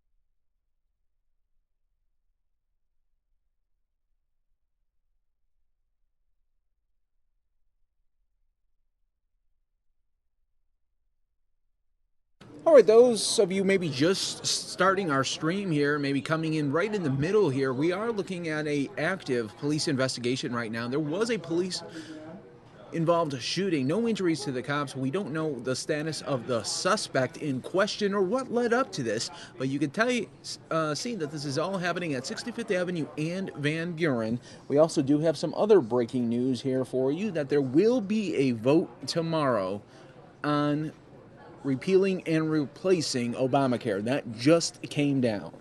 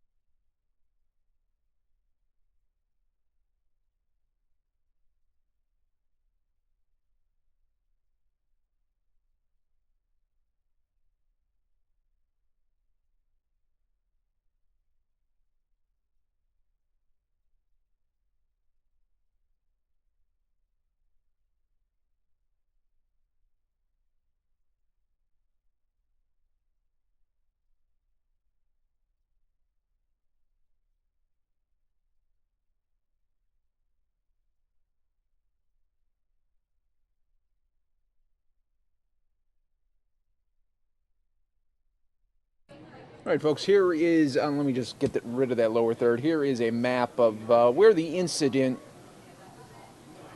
happened there. For you guys that are local, take a look at the map right here. You guys are all watching live on the Fox 10 News Now stream, part of fox10phoenix.com. We'll take you back out to the action.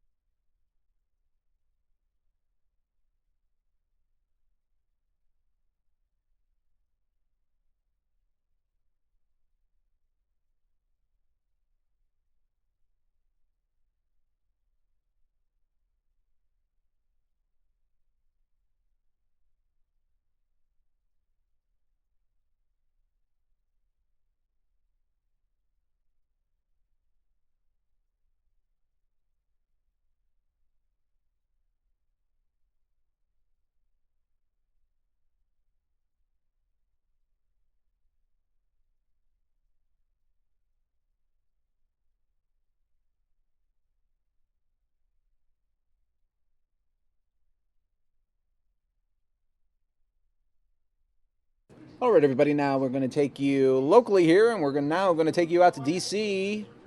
Members of Congress on the House floor right now. Let's see. Which allowed more than 20 million people to achieve opportunities and access to health care that many have never had. Throughout America, the Affordable Care Act provided hardworking Americans access to wellness care, hospitalization, care that we could not have before because it eliminated the barrier for those who had pre-existing disease. Now, tomorrow, we'll be debating this fast-moving, thoughtless, and devastating legislation that will see in 2026 some 52 to 54 million Americans without insurance and be able to undermine the opportunity for those in nursing homes, disabled, the blind, and many other children that are in great need of health care eliminated. So I don't know what the purpose of this bill is tomorrow, but we will be here to debate it and hopefully defeat it, because I believe that the quality of life for all Americans truly is based upon their access to good, strong health care. That is what the Affordable Care Act is, helping rural hospitals, providing hospital resources for uncompensated care. So, Mr. Speaker, tomorrow we'll be debating a bill that hopefully will be defeated because it will not save lives. I yield back. Under the Speaker's announced policy of January 3, 2017, the gentleman from Georgia, Mr. Woodall, is recognized until 10 p.m. as the designee of the Majority Leader.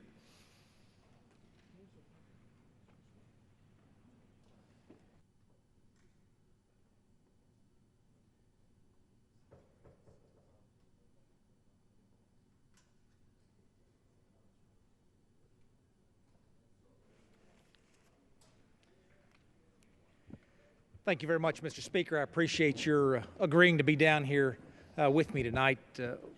I came down to talk about health care, but I actually have a personal story I want to tell before that begins right there in the middle of the realm of health care. A friend of mine back home in Georgia, his name's John Richards.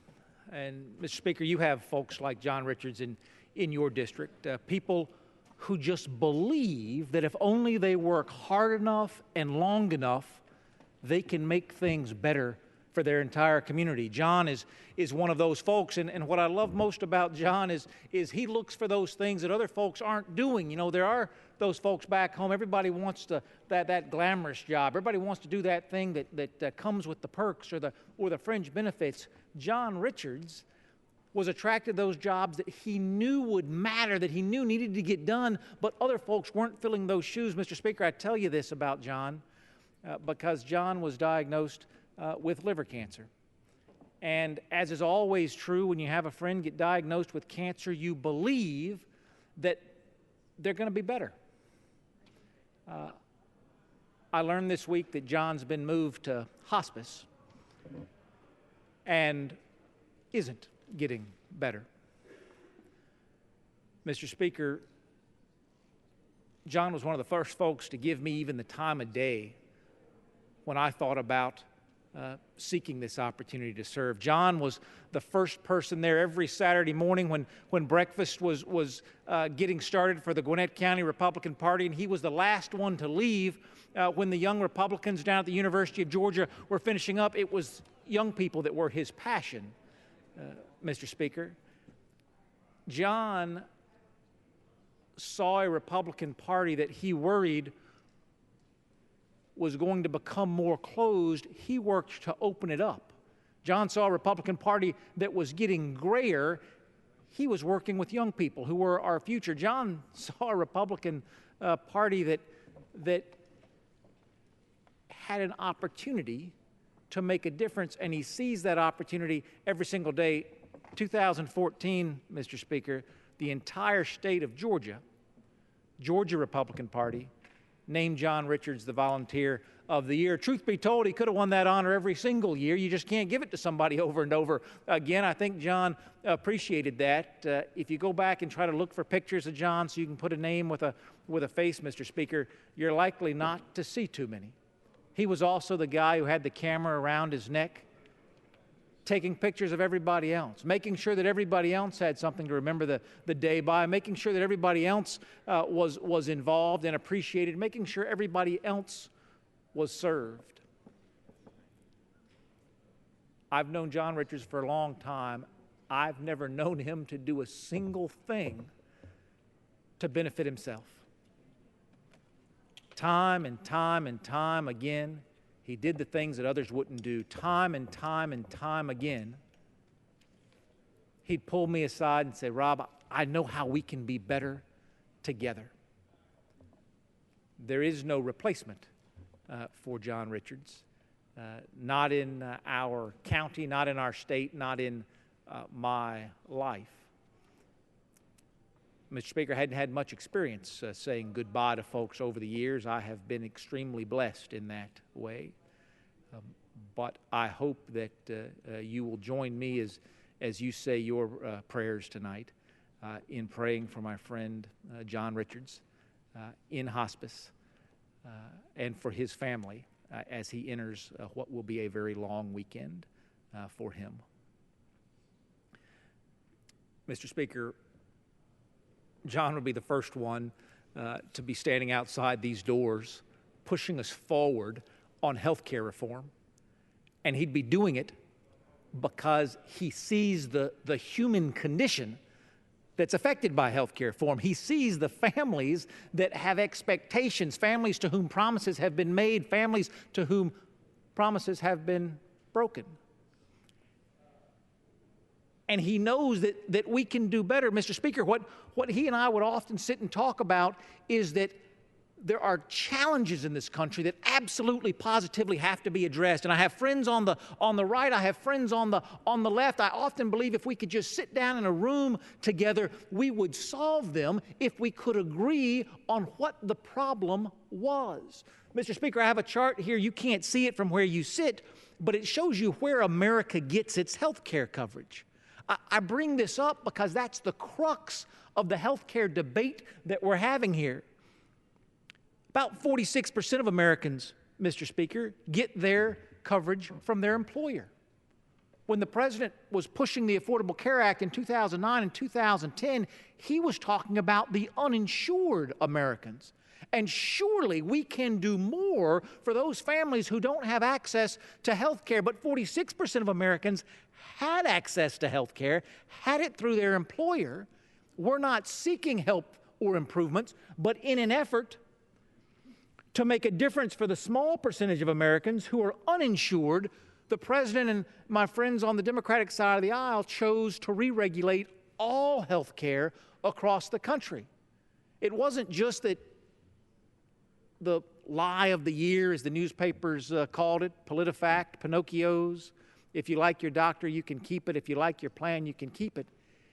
It wasn't just that promise was broken. It's that folks who weren't seeking any help at all got caught up in this net of a new federal regulatory scheme. And Mr. Speaker, about 46% of Americans get their health insurance from their employer. About 17% of Americans are on Medicare. We've got another 17% of Americans that are in Medicaid or CHIP or those safety net programs. And even here today, after the passage of the Affordable Care Act, 8% of Americans who are uninsured. Now, we have folks who are in the exchanges. They're represented here. That's about 12.4% of the population. We have folks who are in Medicaid represented here. That's about 11.3% of the population. And we have folks who don't have any insurance at all. Mr. Speaker, if we'd come together to solve the problem for folks who didn't have access to health care, I believe we could have found a solution together. Instead, what we tried to do was re-regulate the entire health care system, even for all the Americans who were perfectly happy with their care. And it didn't work. You don't have to take my word for it, Mr. Speaker. I can quote from my big newspaper back home in my district, the Atlanta Journal-Constitution, Aetna to pull out of Georgia's Obamacare insurance marketplace. Many counties in Georgia now, Mr. Speaker, only have one insurer to choose from. Humana's announced it's pulling out. Union Leader in New Hampshire, another ACA failure. Bad idea keeps getting worse. In Kaiser Health News in Arkansas, largest U.S. Health insurer pulls out of health exchanges in Georgia and Arkansas. From the Washington Post, Aetna chief executive says Obamacare is in a death spiral. And from the Courier Tribune in North Carolina, Blue Cross projects $400 million loss in ACA in just 2 years.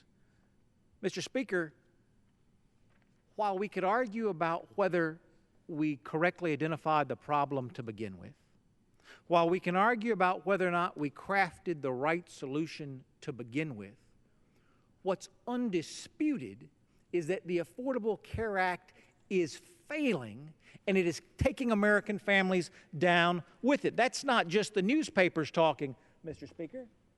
I'll quote from former President Barack Obama. In August of last year, he says, despite this progress, he's talking about the progress of the ACA, too many Americans still strain to pay for their physician visits and prescriptions, to cover their deductibles, or pay their monthly insurance bills. They struggle to navigate a complex, sometimes bewildering system, and they remain uninsured.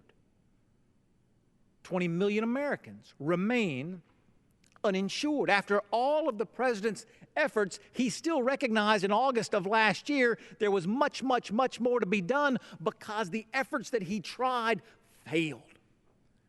Governor Mark Dayton, a Democrat from Minnesota, October of last year, he says the reality is the Affordable Care Act is no longer affordable. The aspiration was that premiums would come down by $2,500, but the reality is that premiums were going up by double digits and in some case triple digits. The Affordable Care Act is no longer affordable. And former President Bill Clinton in October of last year, Mr. Speaker, he says, so you've got this crazy system where all of a sudden 25 million more people have health care. And then the people who are out there busting it, sometimes 60 hours a week, wind up with their premiums doubled and their coverage cut in half. He says it's the craziest thing in the world. There is a group of people, mostly small business owners and employees, who make just a little too much money to qualify for Medicaid expansion or for the tax incentives, who can't get affordable health insurance premiums in a lot of places. Mr. Speaker, I don't believe health care is a partisan issue. Regulation and how we use it may be a partisan issue. Federal control and whether we should use it may be a partisan issue. But providing Americans access to health care is an American issue, and every one of these Democrats I have just cited recognize the failures of the current system. I don't say that, Mr. Speaker, to try to point the finger of blame. I say it because either we believe that everything's working just great and we should all pack our bags and head back home to the district, or we believe that there are American families in crisis that are calling on us to serve them. You can't see this map, Mr. Speaker, but it shows some of that crisis. In just 1 year, from 2016 to 2017, Mr. Speaker, the number of counties in America that only have one insurer to choose from quintupled. I'll say that again.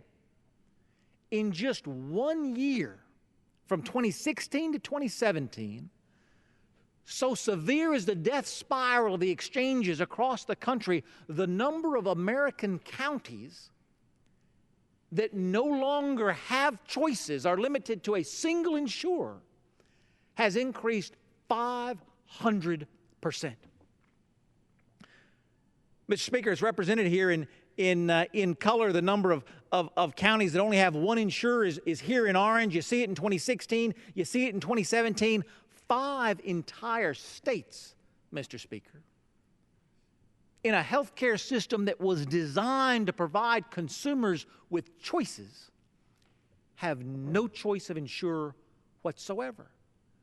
I say that because we've gotten wrapped around the political axle here, Mr. Speaker, as if somehow if you're on the Republican side of the aisle, you cannot recognize that the Affordable Care Act achieved any successes whatsoever. And if you're on the Democratic side of the aisle, you can't recognize that the Affordable Care Act has failed anyone in any way whatsoever. Both of those positions are nonsense.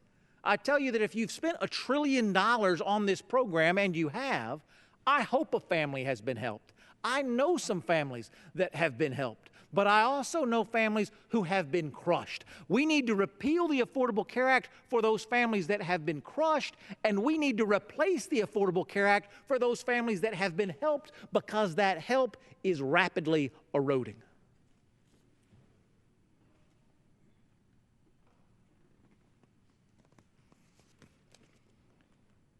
Mr. Speaker, I want you to think about the thought, the idea that is the Affordable Care Act. The idea is we're going to provide these choices, and then we're going to provide these government subsidies, and folks are going to have access to health care for the very first time.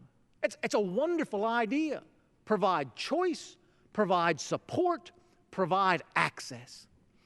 The reality is, though, Mr. Speaker, with those choices, with those subsidies, with that offer of access, almost 20 million Americans said, forget it, I'm out. Now, you remember this whole plan was put together where the IRS comes and fines you if you're out.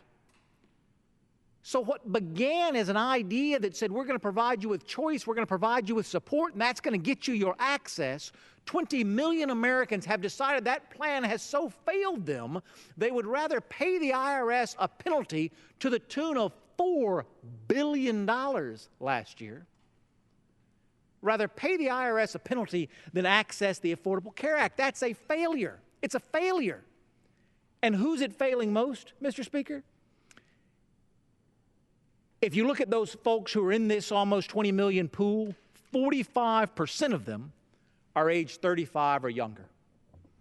I don't fall under the age category of 35 and under, Mr. Speaker. But I can tell you that folks who are 35 and under cost less to take care of than folks who are my age bracket and older. And so if you're going to try to craft a national insurance system, you need these people who are 35 and under to be involved, enthusiastically involved. And rather than getting involved with the choices and with the subsidies to get the access, 20 million Americans have said, it's not for me. I'll pay the fine instead, most of them young people.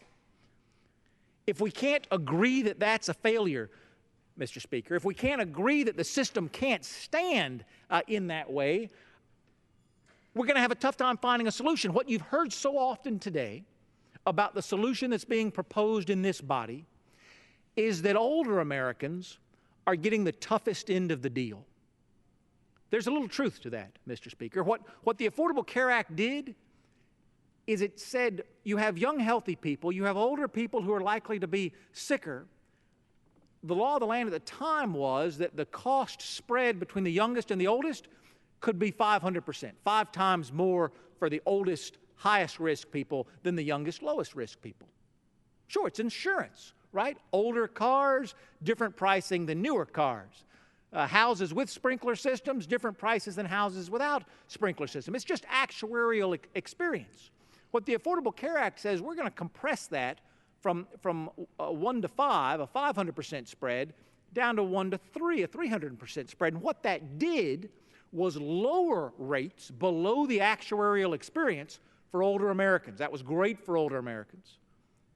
And at the same time, raise rates for younger Americans, which forced all the younger Americans out of the marketplace, which then raised rates for all Americans. I'll quote from Grace Marie Turner. She's the president of the Galen Institute. She testified in front of the Budget Committee this year on this issue, and she said this, Mr. Speaker: young people purchasing individual policies in or out of the exchanges are required to pay much more for their policies than their actuarially expected costs because of the law's required 3-to-1 age rating band.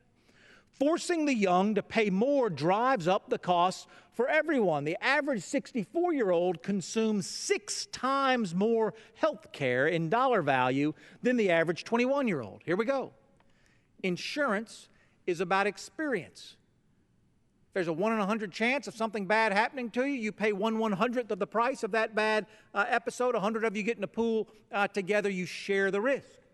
Actuarially, a 64-year-old consumes 6 times more health care than a young person.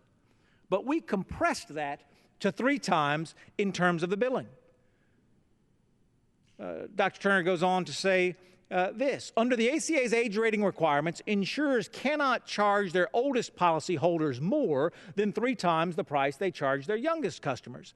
If every customer were to remain in the insurance market, this would have the net effect of increasing premiums for 21-year-olds by 75% and reducing them for 64-year-olds by 13%. Now think about this.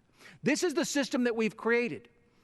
If you can get the young people to stay in the system, which you cannot, the young people are paying rates 75% higher than they should, so that older Americans can pay premiums 13% lower than they should. But we're losing all the young people because 77% is forcing these folks out. They're not dumb folks. They're making good choices about their own self-interest. Their insurance prices are too high. They reject the insurance. An individual in my district, Mr. Speaker, from Beaufort, Georgia, wrote to me and said, Rob, I'm a full-time student with a part-time job that doesn't offer health or dental insurance. I can't get health insurance through my parents because they're on Medicare. I shop for health plans, but most are out of my budget. I shouldn't have to pay a fine if a health care plan is not in my budget. There should be alternatives to this plan. Please help. Folks say young people don't want insurance. I don't believe that's true. I do think young people believe they're going to live forever and they're never going to get sick, but they do worry about that rainy day. Forbid the thought, should something bad happen. But you can't buy a policy you can't afford, and we have priced these young people out of the marketplace. When we price young people out of the marketplace, rates go up for everybody. When rates go up for everybody, more young people drop out of the marketplace, and that death spiral that Aetna's CEO recognized grows faster and faster. Which brings us to the solution that we're working on here together. I don't know what you thought of President Trump when you first met him, Mr. Speaker. I don't know what you thought of the campaign and how things were going to transpire in these first 60 days of a new administration. But I think a lot of folks in my district imagined the president as a take-it-or-leave-it kind of guy, my way or the highway kind of guy. I think you would agree with me that nothing could be further from the truth in our experience. This is what he tweeted out. As you know, that's our new method of communication here in Washington, D.C. This is what he tweeted out when this House dropped its health care bill. He says, our wonderful new health care bill is now out for review and negotiation. Obamacare is a complete and total disaster. It's imploding fast. It's out for review and negotiation. And those weren't just words, Mr. Speaker. You've seen it. You've seen it going on this week. You've seen it going on even to the 11th hour. The president has never said my way or the highway. He has brought people in from every end of the political spectrum to work with them on their ideas here, to work to see what we could do more for children, more for the near elderly, more for families. How do we get the incentives in the right place?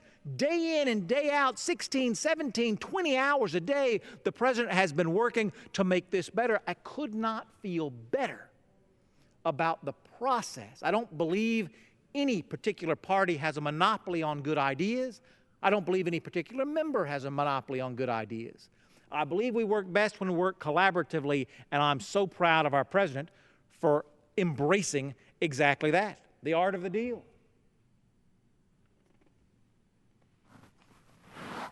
Mr. Speaker, there are 4 main parts of our replacement plan. 4 main parts. Number 1, Medicaid reforms to allow states the freedom to run their own Medicaid programs. I serve on the Rules Committee with Liz Cheney from Wyoming. I promise you, the rural nature and the low population area of Wyoming means she needs a very different Medicaid program than the high density, high population area of Metro Atlanta that I serve. So often the state programs, as dictated by the federal government, lock states into a one-size-fits-all solution, or the states can come begging to Washington, D.C. for an exception or an exemption or a waiver. You shouldn't have to come beg Washington, D.C. to best serve your constituents, Mr. Speaker. We give folks the flexibility to run these state-based programs to serve the most vulnerable of state populations. Number two, a patient and state stability fund. Mr. Speaker, the challenge in any insurance pool is what do you do with the sickest of the individuals in that pool? If I buy insurance today and I'm not yet sick, well, now I'm in the insurance pool and I'm paying for whatever my actuarial risk is. But forbid the thought, if someone has already gotten sick, they've been fighting illness their entire life, they're trying to run their small business, they show up to buy a new insurance policy, they have struggled mightily throughout my lifetime to get access to coverage. Now, in 1996, President Bill Clinton and Speaker of the House Newt Gingrich, right here on this very floor of the House, passed a bill that abolished pre-existing conditions for every federally regulated plan. Those are the plans that the big companies use, like Coca-Cola or Home Depot, Walmart, all of those plans, those big employer-based plans. The federal government abolished pre-existing conditions in those plans decades ago. But states have moved a little bit slower, and the mechanism that many states are trying to use is high-risk pools to say that when folks find themselves ailing and trying to buy insurance for the first time, perhaps they need a different kind of medical home, perhaps they need a different incentive to get into the insurance pool. These high-risk pools are funded in order to make insurance available, accessible, affordable for folks who have pre-existing conditions and are outside the insurance pool today. We've got to get them on the inside. We provide money to do that. Personal tax credits, Mr. Speaker, refundable, advanceable personal tax credits. What we say in this bill is you don't have to pick a plan off of an Obamacare exchange that isn't right for you and your family. You don't have to wait for the government to approve what your choices are. You can pick any plan, anywhere, that serves your needs, that you believe is best for your family. And if you are a middle-income, low-income American, we will help you defray the cost of that insurance policy. Now, everybody's got skin in the game. There's no free lunch here, Mr. Speaker. Everybody has to have skin in the game. We're putting people in charge of their own choices. But if you're a 63-year-old couple and your kids have left the house, we ask, do you need to buy a policy that covers maternity care? Is it important to you that you have a policy that covers pediatric care? Or, because you're in that older American status, you're in that age bracket where the actuaries say you're likely to consume 6 times more health care dollar-wise than young people do, should you be able to pick and choose those benefits so that you get the policy that provides the best value for you and your family? These personal tax credits go to the individual so the individual can make choices about what's best for them. And it creates health savings accounts. Oh, Mr. Speaker, I did not understand the economics of health care until I got my first medical savings account. I thought health care cost $50 a visit because that's what my copay was. When I got my first medical savings account, my insurer sent me a list and they said, well, Rob, if you want to go to the doctor for a CT scan, you can go to this one down the road that charges $200. You can go to this one down the road that charges $2,000. You just do whatever you think is best. I went and looked last night, Mr. Speaker. If you want to go in for a CT scan in Washington, D.C., we have fabulous hospitals here. You can go to George Washington University, right down the street here in Foggy Bottom. And if you have a United plan, the cost is going to be $1,500 for your CT scan. If instead of driving west to George Washington University, you drive north to Howard University, you can go to Howard University Hospital, get the same CT scan for $200. Mr. Speaker, I can't bring down health insurance cost unless I bring down health care costs. And I can't bring down health care costs unless we have transparency in health care pricing so that you and I and 300 million Americans become more active consumers of these products. Health savings accounts give us that opportunity. But I can't solve all of our health care problems in one bill. And shame on this Congress for having created the expectations across a decade of stuffing giant bills through this body at one time that we've come to set expectations that we can do everything for everybody in a single bill. We can't, and even if we could, we shouldn't. Taking issues one at a time leads to better legislating. So we have a three-phase approach here, Mr. Speaker.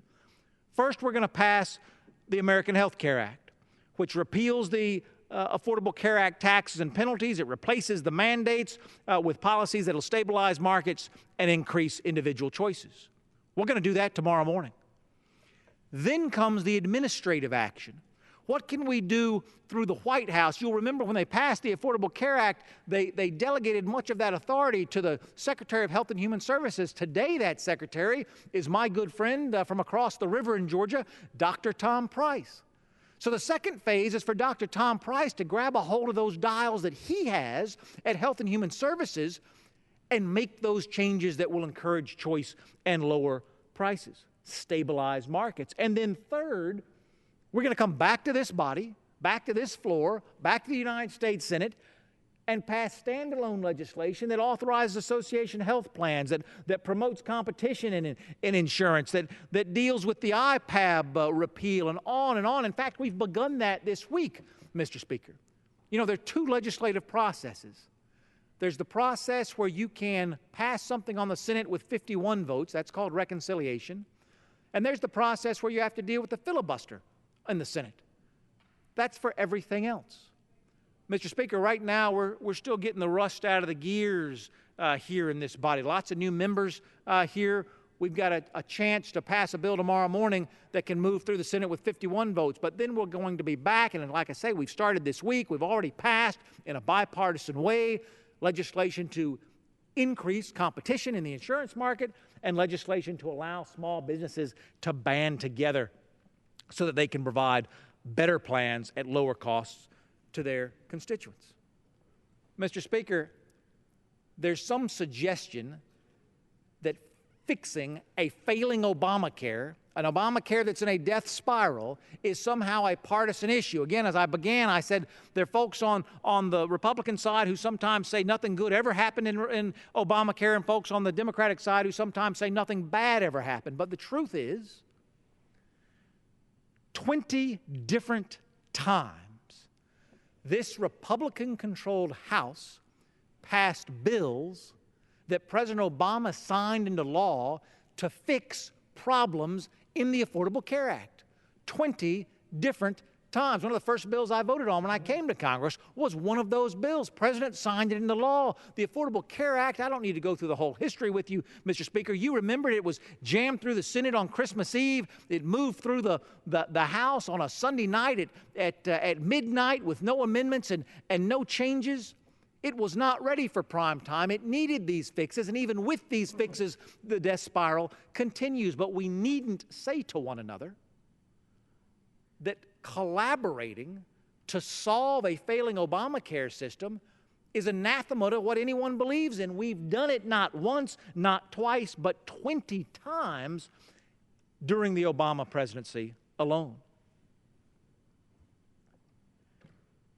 Mr. Speaker, I'll close with this tonight. It's a Kaiser Family Foundation study, and they went to folks who have policies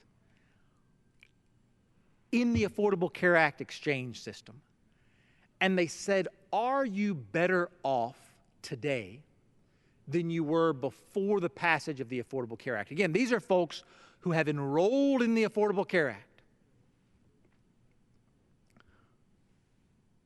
What they found is it's about 50-50. It's just this small red and green sliver, Mr. Speaker, of the entire health care market in this country. Just this small sliver that enrolled in the Affordable Care Act.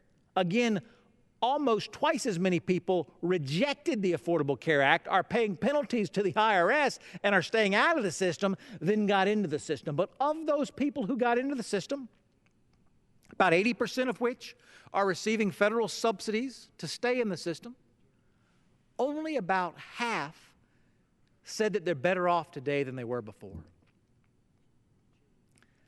That's $1 trillion that we've spent, borrowed from our children and spent, to reform health care for 300 million Americans, even though most Americans valued the plan they had,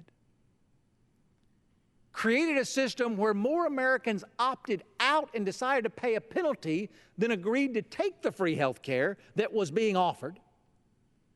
And of those who agreed to take the health care, more than half of them believe things were better off before. Mr. Speaker, I will stipulate, if it's valuable, that folks who passed the Affordable Care Act before you and I got here were trying to do the best they could to serve their constituency the best they know how. But it didn't work.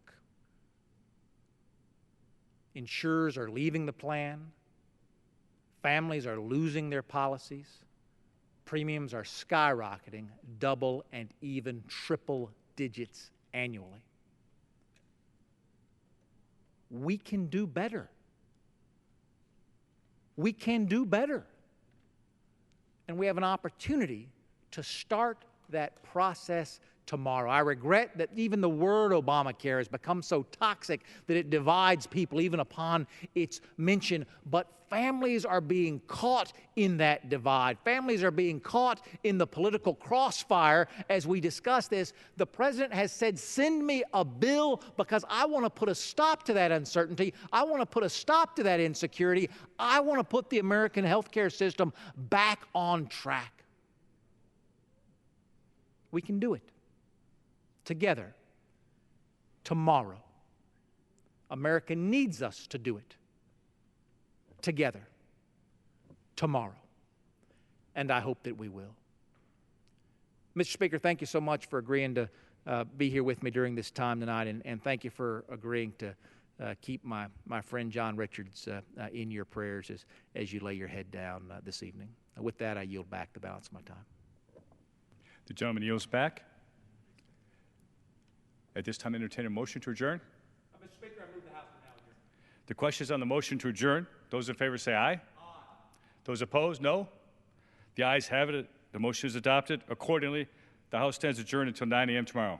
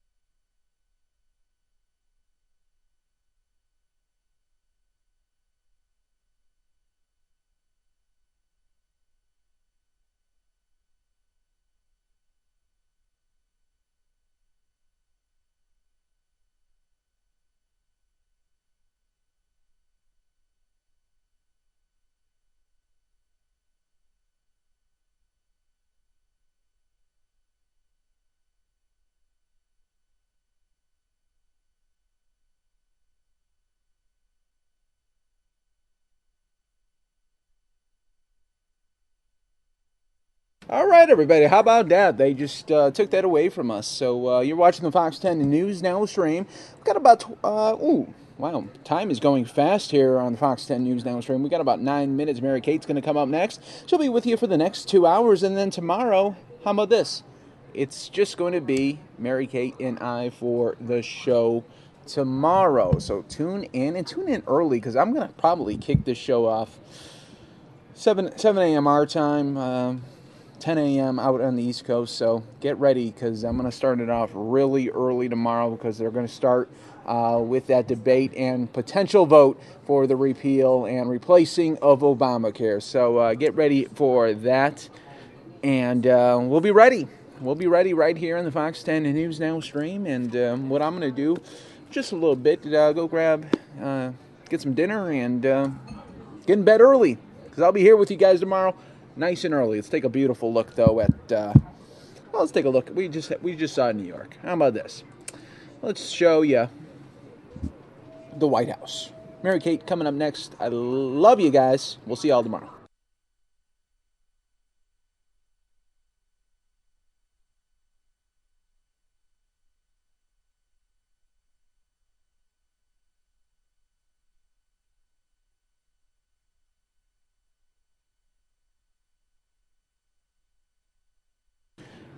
While we do have a couple minutes here, folks, I do want to show you one of our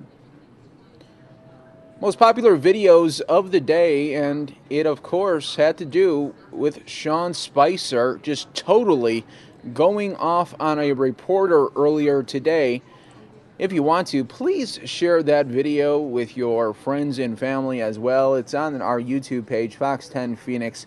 You're really going to like this. I'm going to show it to you right now.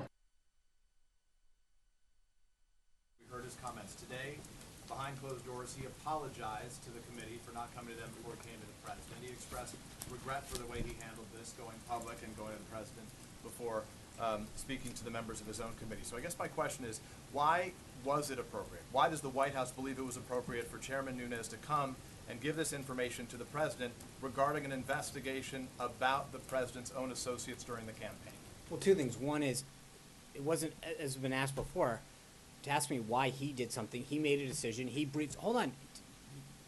You were getting there. I saw. You've seen it enough of you, Peter. I know where you're going. I know where you were going. But the reality is that he made a decision. He briefed the press first. No one had a problem, by the way, in the press corps getting briefed before everybody else. He went down. He briefed your colleagues before he briefed anybody else. I don't hear too much crying about that. The reality is, and then he made a statement and said, I'm going to come down to the White House and share this information with the president. As has just been noted, he didn't give us a heads up. He told us, he made an announcement. He said, I'm coming down to the White House, asked for time to share this with the president. And I think part of the reason, to be clear to your question, is specifically to say that there is a big difference between any discussion about what's going on in Russia and why this intelligence was picked up. His comments yesterday were very clear.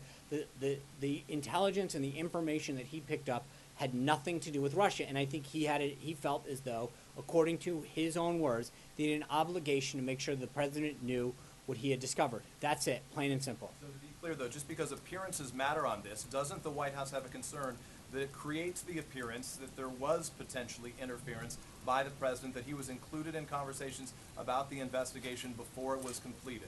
My concern, to be perfectly blunt with you, is that it's always you seem to have an obsession with the process and not the substance. At some point, hold on. The president's the one who wants the conclusion. He asked for it, so I'm asking I understand why did he that. ask for details before it was completed? Because as Chairman Nunes said, and again, I'm just going to make it clear, because he said that he wanted to make it very clear that the discussion and the revelations that he had did not regard anything to do with Russia, and he wanted the president to understand that. But there seems to be this obsession with the process. You know, how did he get here? When did he go? What was the reaction? At some point, there should be a concern about the substance. That's a very serious revelation that he's made about what happened during the 26th election with respect to our side and some of the things that happened. And at some point, I would implore, urge, beg some of you to use some of your investigative skills to look into what actually did happen. Why did it happen? What was going on back there? Who knew what when? But I think that there should be a similar concern as opposed to figuring out whether he took a skateboard or a car here to exactly what happened and why it happened. And the reality is that whether he briefed us first or he briefed the Democratic members, and that's up to him to decide, the substance of what he shared should be troubling to everybody. And that's what I think is the important thing. To follow on this thought, I want to ask you, at CPAC, President Trump said people, quote, shouldn't be allowed to use sources unless they use someone's name. He said it does, quote, tremendous disservice. It's following up the conversation you started with Sarah earlier. So I guess the simple question is, Chairman Nunes came out, he noted sources that he couldn't create and provide publicly. So why, when it's politically advantageous, is that use of sourcing okay, but when it's politically damaging, it's not okay? No, I think there's a different, he came out and briefed people on what he knew at the time and said he was literally going to get further briefs and would have further updates. That's a big difference than reporting and making a serious allegation. In fact, he was doing quite the opposite. He was vindicating the president and saying, there is something that you need to know about the substance of the allegations that are being made against you and why that may or may not be the case, because some of what I've seen... Wouldn't it have been just as important for the president to learn? Sure. And I think maybe he would have, and then you probably wouldn't have any concern with that, would you? My question is to you. Margaret. All right, folks, so that was probably our biggest trending video of the day. It's on our YouTube page at Fox 10 Phoenix. We'd love for you to share it. Coming up next is Mary Kate. I thought I'd just do a couple different shots here. Oh, yeah, like I saw that in the corner like that. That was good. That was good. You know, I'm just showing them like that one and this one. So wait, here we go. Oh, that was a good one, Mary Kate. Yeah, my desk is right there, and I just watch Mike all night hosting a great show, everybody. I hope you guys enjoyed. Hey. Mike, Paige, where are you going to get your tacos tonight? You said you're going to get some tacos. Yeah, I'm going to get some tacos. You know, I'm going to cruise around Scottsdale for a little bit and maybe pick my favorite one. Hey, where the tacos at? Yeah, how about that? Okay, guys, have a great one. Mary Kate coming up next.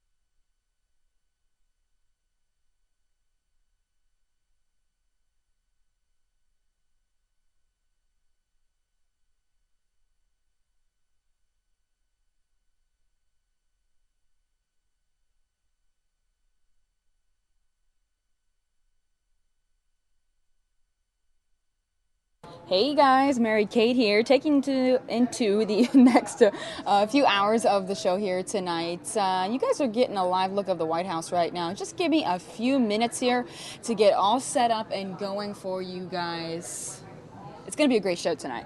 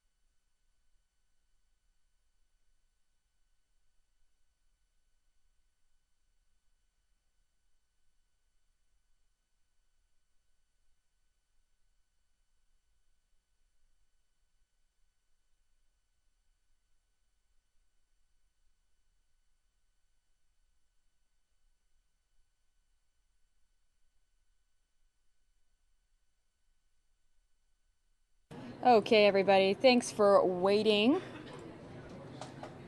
I just clipped that moment earlier with Mike and I up here when he was taking all the different camera shots, just because I thought it would be funny. So that'll be on the video section of our YouTube page soon. I'm going to tweet it out as well, although you guys might not think of it's as funny as we did.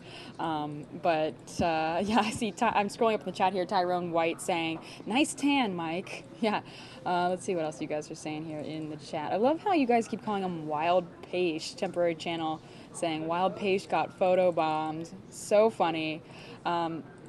Okay, let's take you into some events here in the show. Thanks for joining me tonight. If you're new to the channel, I am your host, Mary Kate Gaffney, and I'll be taking you into the next few hours of the show here this evening, getting all set up here. We've got a bunch of different live shots here. We've got New York City, everybody. We have a different shot of New York City there. Gorgeous. Love it. And of course, we have the White House, but I won't take you back to that because I know you guys were just watching that for quite some time. Okay, so I'm going to pull up the next event that I want to take you guys to here. Let's get this up and going. It's Friday Eve, everybody. Welcome to the show. No, this is what I want to get here. Okay. I think exactly 9 months ago. All right. So, this is Jack Berkman, who's the GOP lobbyist and lawyer, and he's announcing a new independent investigative team to find Seth Rich's killer or killers. It's still up for debate on exactly what happened. So I want to take you guys to this event right now and see what he had to say a little bit earlier today in D.C. Here we go. And that is to find the killer of Seth Rich. That's why I have offered the reward. That's why I have done all of the things that I have done. Today it's certainly not a happy day, and there will be no happy days for me or for the Rich family unless and until we find the killer or killers of Seth. But it is a hopeful day. Hopeful that today we take yet another big step forward in solving this matter. Today we announce what we believe to be the largest independent investigative effort in American history to investigate a murder, the largest private independent effort. We are establishing today in Arlington, Virginia, what we have called the Seth Rich Center for Investigation. The Seth Rich Center for Investigation in Arlington, Virginia.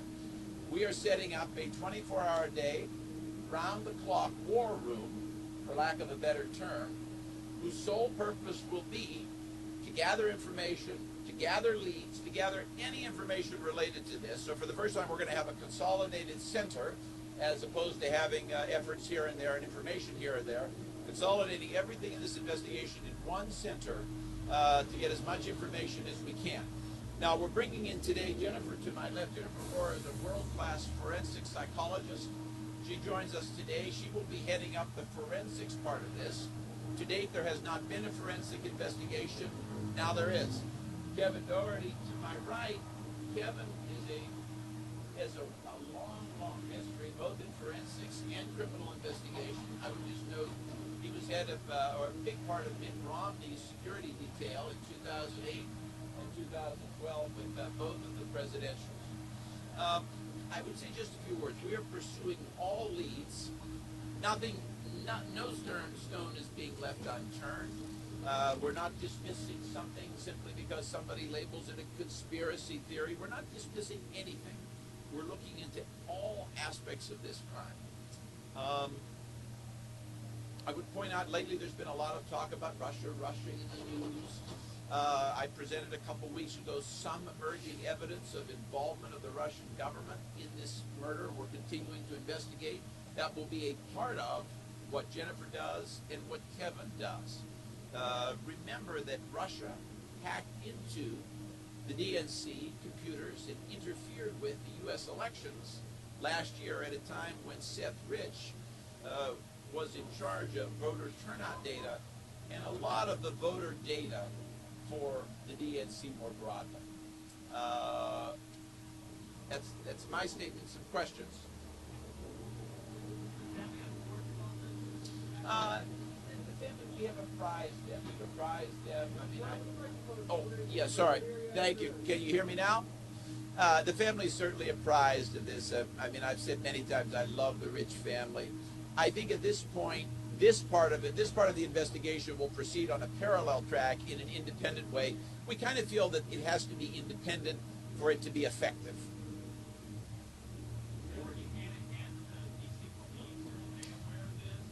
I don't know that. You have to ask them. This is a purely independent. We've talked to them, of course. This though, what we're now seeing really is an independent effort.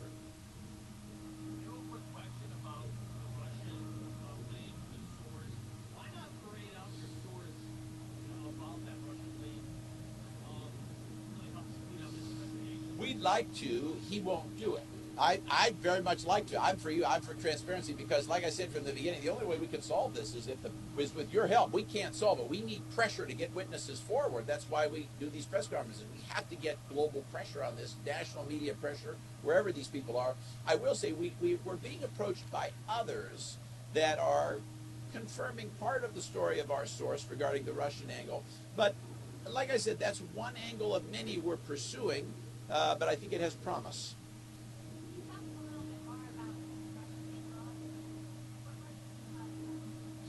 Well, I can tell you what I've told. I can't get into, for safety reasons, security reasons, I can't get into a whole lot. I can tell you what I've said before, and that was that we were approached by a person who styled himself as a former U.S. intel officer who said that he knew that the Russian government had been involved in the death of Seth because Seth had discovered the hacking. Now, we're trying ferociously hard to corroborate that. I can tell you the timeline matches because Seth was killed on July 12th. The Russia story broke, for the most part, the week of the Democratic National Convention, which was the end of July. So the timeline matches. That's what I can tell you.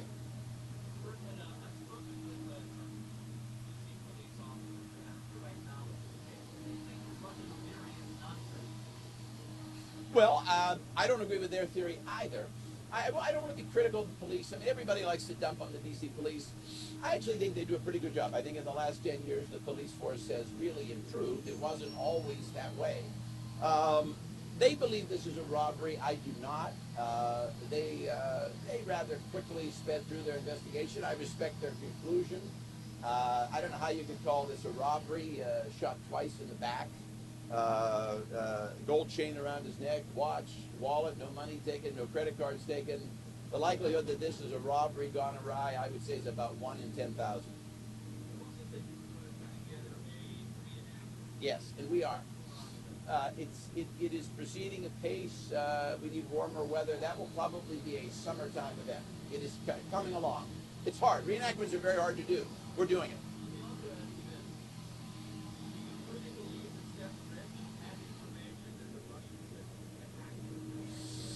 I don't know. We have some evidence in our possession that that is the case. I just follow the evidence. I don't come to this with any kind of preconceived notion or any kind of political notion or any kind of veneer at all. All we can do is follow the evidence. We just follow it where it leads. Right now we're trying to corroborate what we have. Yes.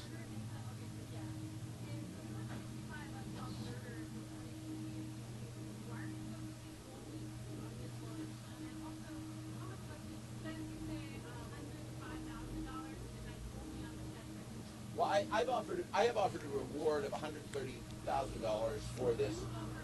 Yes, correct. Correct. And so the total. Oh, billboards. You know, I have to get back to you. Let me get back to you on that. I'll have to check with Kathy. The short answer is offhand, I don't know. But it's been a sizable amount. It's been a sizable effort. You know why? As to why? Oh. You know, I guess the real reason is when I moved to D.C., Seth was a young man. He was killed when he was 27, as you may know. Today he'd be 28. When I moved to Washington, which was 30 years ago, God forbid, I lived on Capitol Hill, and my mother used to talk about safety. At that time, D.C. had 2,000 murders a year, you may remember.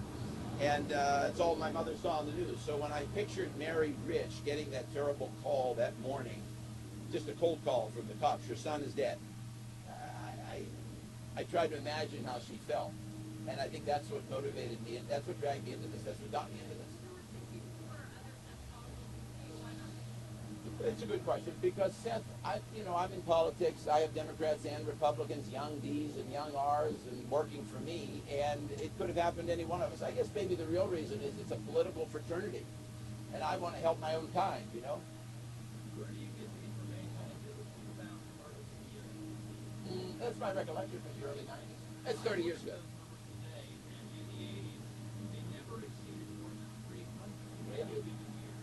Well, I could be wrong. I could be wrong. I'm hardly an authority on the murders in the district going back 30 years. But I thought I had a recollection of that in the early '90s. But I don't know.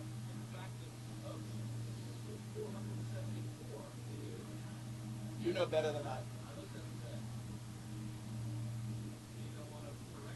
Oh, sure. I mean, I stand. I'm sure your statistics are right. That's just something I had in my mind. I suppose I stand corrected. Sure. Step forward, please. Sure. Dr. Jennifer Rohr, R-O-H-R-E-R.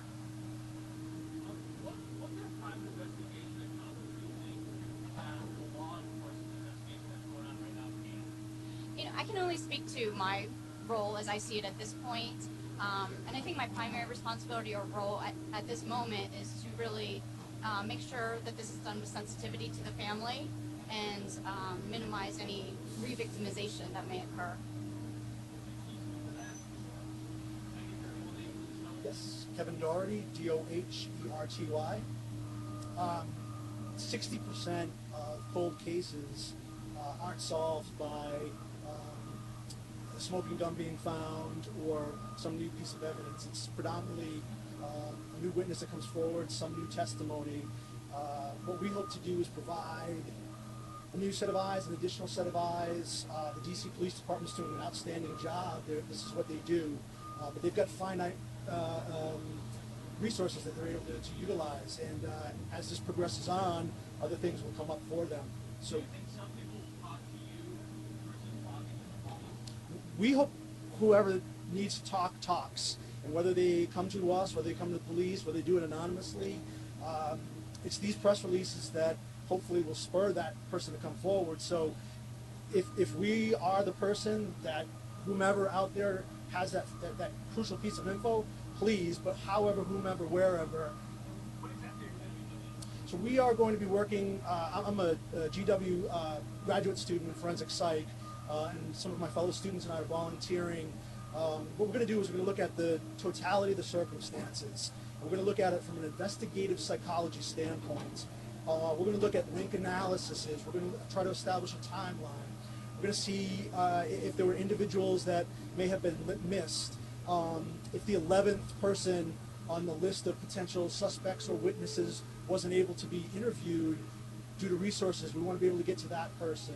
We want to be able to provide a holistic look at what happened and try to fill the gaps. We have the, I say luxury, we have the ability to make inferences that law enforcement doesn't. They're dealing with absolutes, they're dealing with evidence that has to meet certain standards. We can step back and look at this and hopefully fill those gaps, or at least rule things out, or be able to focus on other things. I'd also just like to mention too, the project that Dr. Rohr and I, our hearts go out to the family, and the necessity to get the story out there is obviously direct conflict with, the sensitivity to them and re-victimizing, and we are very conscious of that. We are going to do our best to hopefully work with, be available to them, transparent. The room we anticipate being readily available. But our condolences go out to them, and we very much understand It's on our YouTube. Where they are with regards to things.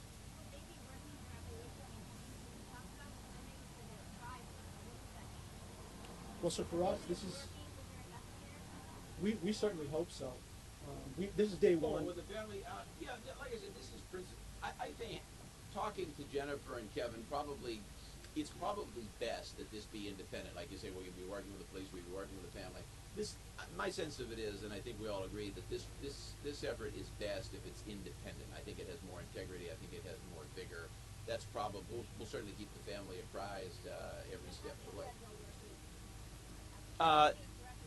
They have not. They have not. Keep in mind they're in Nebraska. So, I mean, it's not, this is set up in D.C. The war room is in Arlington. I do want to say that thanks to, under Kevin's leadership, we will have a lot of students. We probably will have as many as 100 students who are studying in this field from a number of universities in the area who will be involved with the war room effort. So this will be a very big project, and we really just want to fan out and attack in all directions. I just, you know, I don't want this to become another thing that ends up in the cold case bin. I want this thing resolved. The family is suffering. I committed my reputation to the resolution of this. I don't like to lose, and I want this done, and that's why we're doing this today.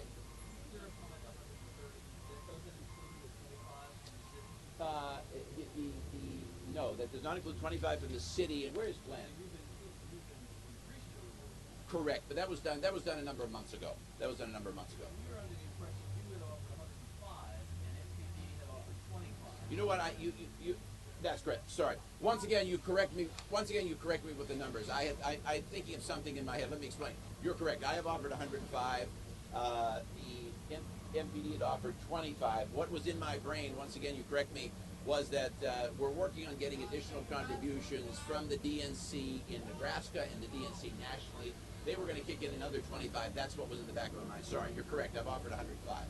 Senility has hit me at age 51. Too many numbers.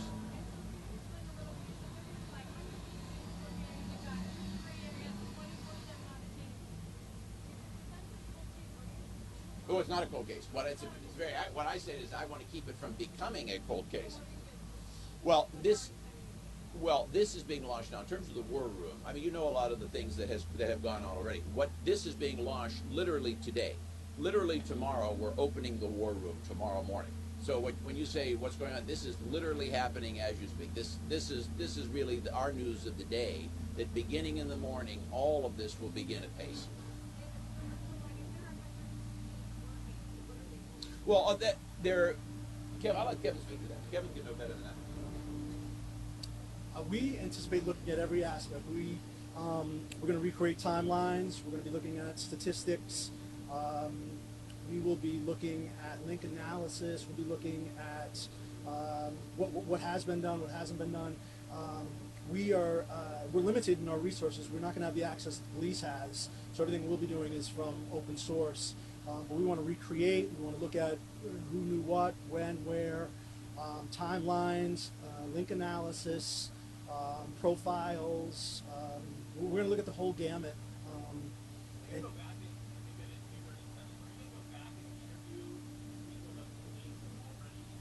We hope to. We sure hope to.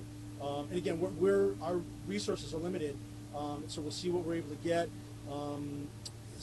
It's obviously an ongoing criminal investigation for them, but ideally, yes, we want to go back and at the very least make sure that the statements are consistent, potentially find that 11th person that was on a list of 10, and see if there's a stone that hasn't been turned yet.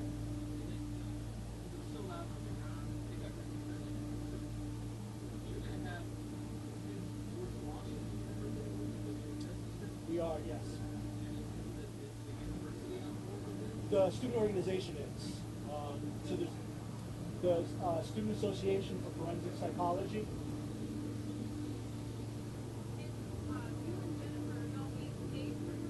No. This is what I've trained for. This is my background. I think we can provide a valuable tool, and I think that at the end of the day, our hope is to provide something actionable for the family and/or the DC police. I hope we have something that can help. At the very least, we've got volunteer man hours and women hours that we're going to allocate and do our best to help the cause.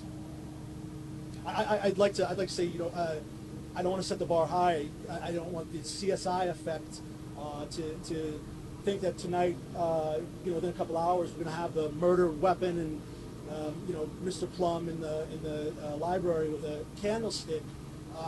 this is going to be a process, and what we're doing is hopefully providing an additional tool that gives something actionable for, like I said, the family and the police.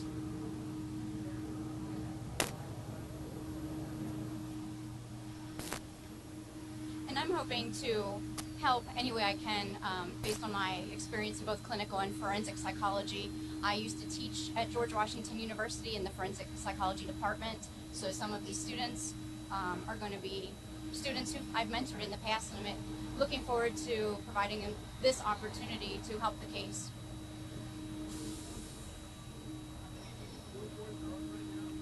Once again, I got to get back to you. Short answer is I don't know. Good question. I will find out. Okay, everybody, let's hop out of that and take you to the next event here in the show. Thanks for joining me tonight on the Fox News Now stream. I'm your host, Mary Kay Gaffney, taking you into the next hour and a half of the show this evening. It's Thursday, everybody. I know I keep saying it, but it's Friday Eve. And even if you don't have plans this weekend, it's just good that it's almost Friday. Now, my mom just went back to Ohio, but she was visiting over the weekend with my sister, and they saw the new Kong movie while I was at work, and my mom is just raving about it. She says it's such a good movie to see. It's exciting. It's like a roller coaster, all these scary parts and action scenes, and she said she highly recommends it. So that's what my mom says. If you guys are looking for something to see this weekend, I highly suggest you go see it. I think I'm going to see it just because my mom is still talking about it, and that was released last weekend. It's supposed to be a great movie.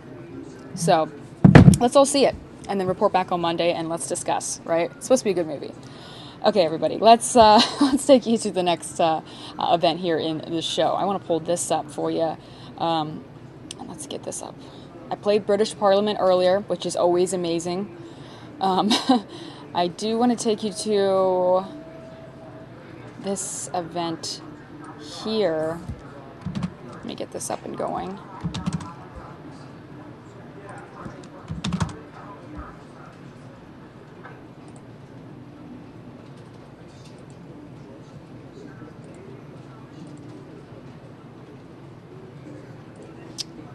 Give me 1 second, you guys.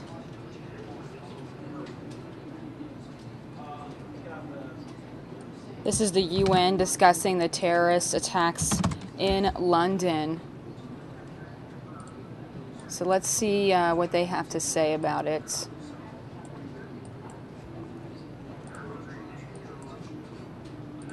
Okay, everybody. Here we go. We'd been asked about yesterday's London attack, and I can say that we condemn the terrorist attack in the vicinity of the Palace of Westminster. We extend our sincere condolences to the victims and their families and express our solidarity with the people and the government of the United Kingdom. We wish a speedy recovery to those injured. The Secretary General spoke this morning at the high-level General Assembly meeting on climate change and the Sustainable Development Agenda. He said that climate change is an unprecedented and growing threat to peace, prosperity, and to all of the Sustainable Development Goals. The Secretary General underlined that human activity is causing dangerous global warming, stressing that we are dealing with scientific facts, not politics. He also highlighted how addressing climate change is a massive opportunity that we cannot afford to reject. Not only is action now far cheaper than the cost of inaction, but the Secretary General said that it can unlock vast potential economic growth in all regions and for all people. His full remarks are available online. The UN Special Envoy for Syria, Staffan de Mistura, is pleased to note that all invitees to the 5th round of inter-Syrian talks have arrived in Geneva. The Deputy Special Envoy, Ramzi Izzeldin Ramzi, has begun preliminary informal consultations with them today. The Special Envoy is returning later today to Geneva, having completed a series of consultations with international and regional stakeholders. He looks forward to formally engaging the invitees to the talks starting tomorrow. The Special Envoy will be addressing the media at an early opportunity in the days ahead. The Secretary General's Special Representative for Somalia, Michael Keating, briefed the Security Council this morning on the humanitarian crisis and risk of imminent famine engulfing Somalia. Despite the persistent drought in the country, scaled-up humanitarian efforts meant that more people were being reached with food aid, nutritional support, healthcare services, and access to safe water, said Mr. Keating. One of the most urgent challenges included the need for funding for immediate life-saving action, in particular for cholera response, which now affects 11 of the 18 regions. Mr. Keating noted that there was optimism in the country, however, following the recent electoral process, which had created momentum for fresh political engagement among Somalis. I also want to flag that later this afternoon, the Secretary General will deliver remarks at the Security Council when it meets on the situation in South Sudan. The head of the UN peacekeeping mission in South Sudan, David Shearer, visited Toret in Imatong State on Thursday. Community leaders reported to him that up to 75% of people living in the state may have left their homes because they cannot get enough to eat.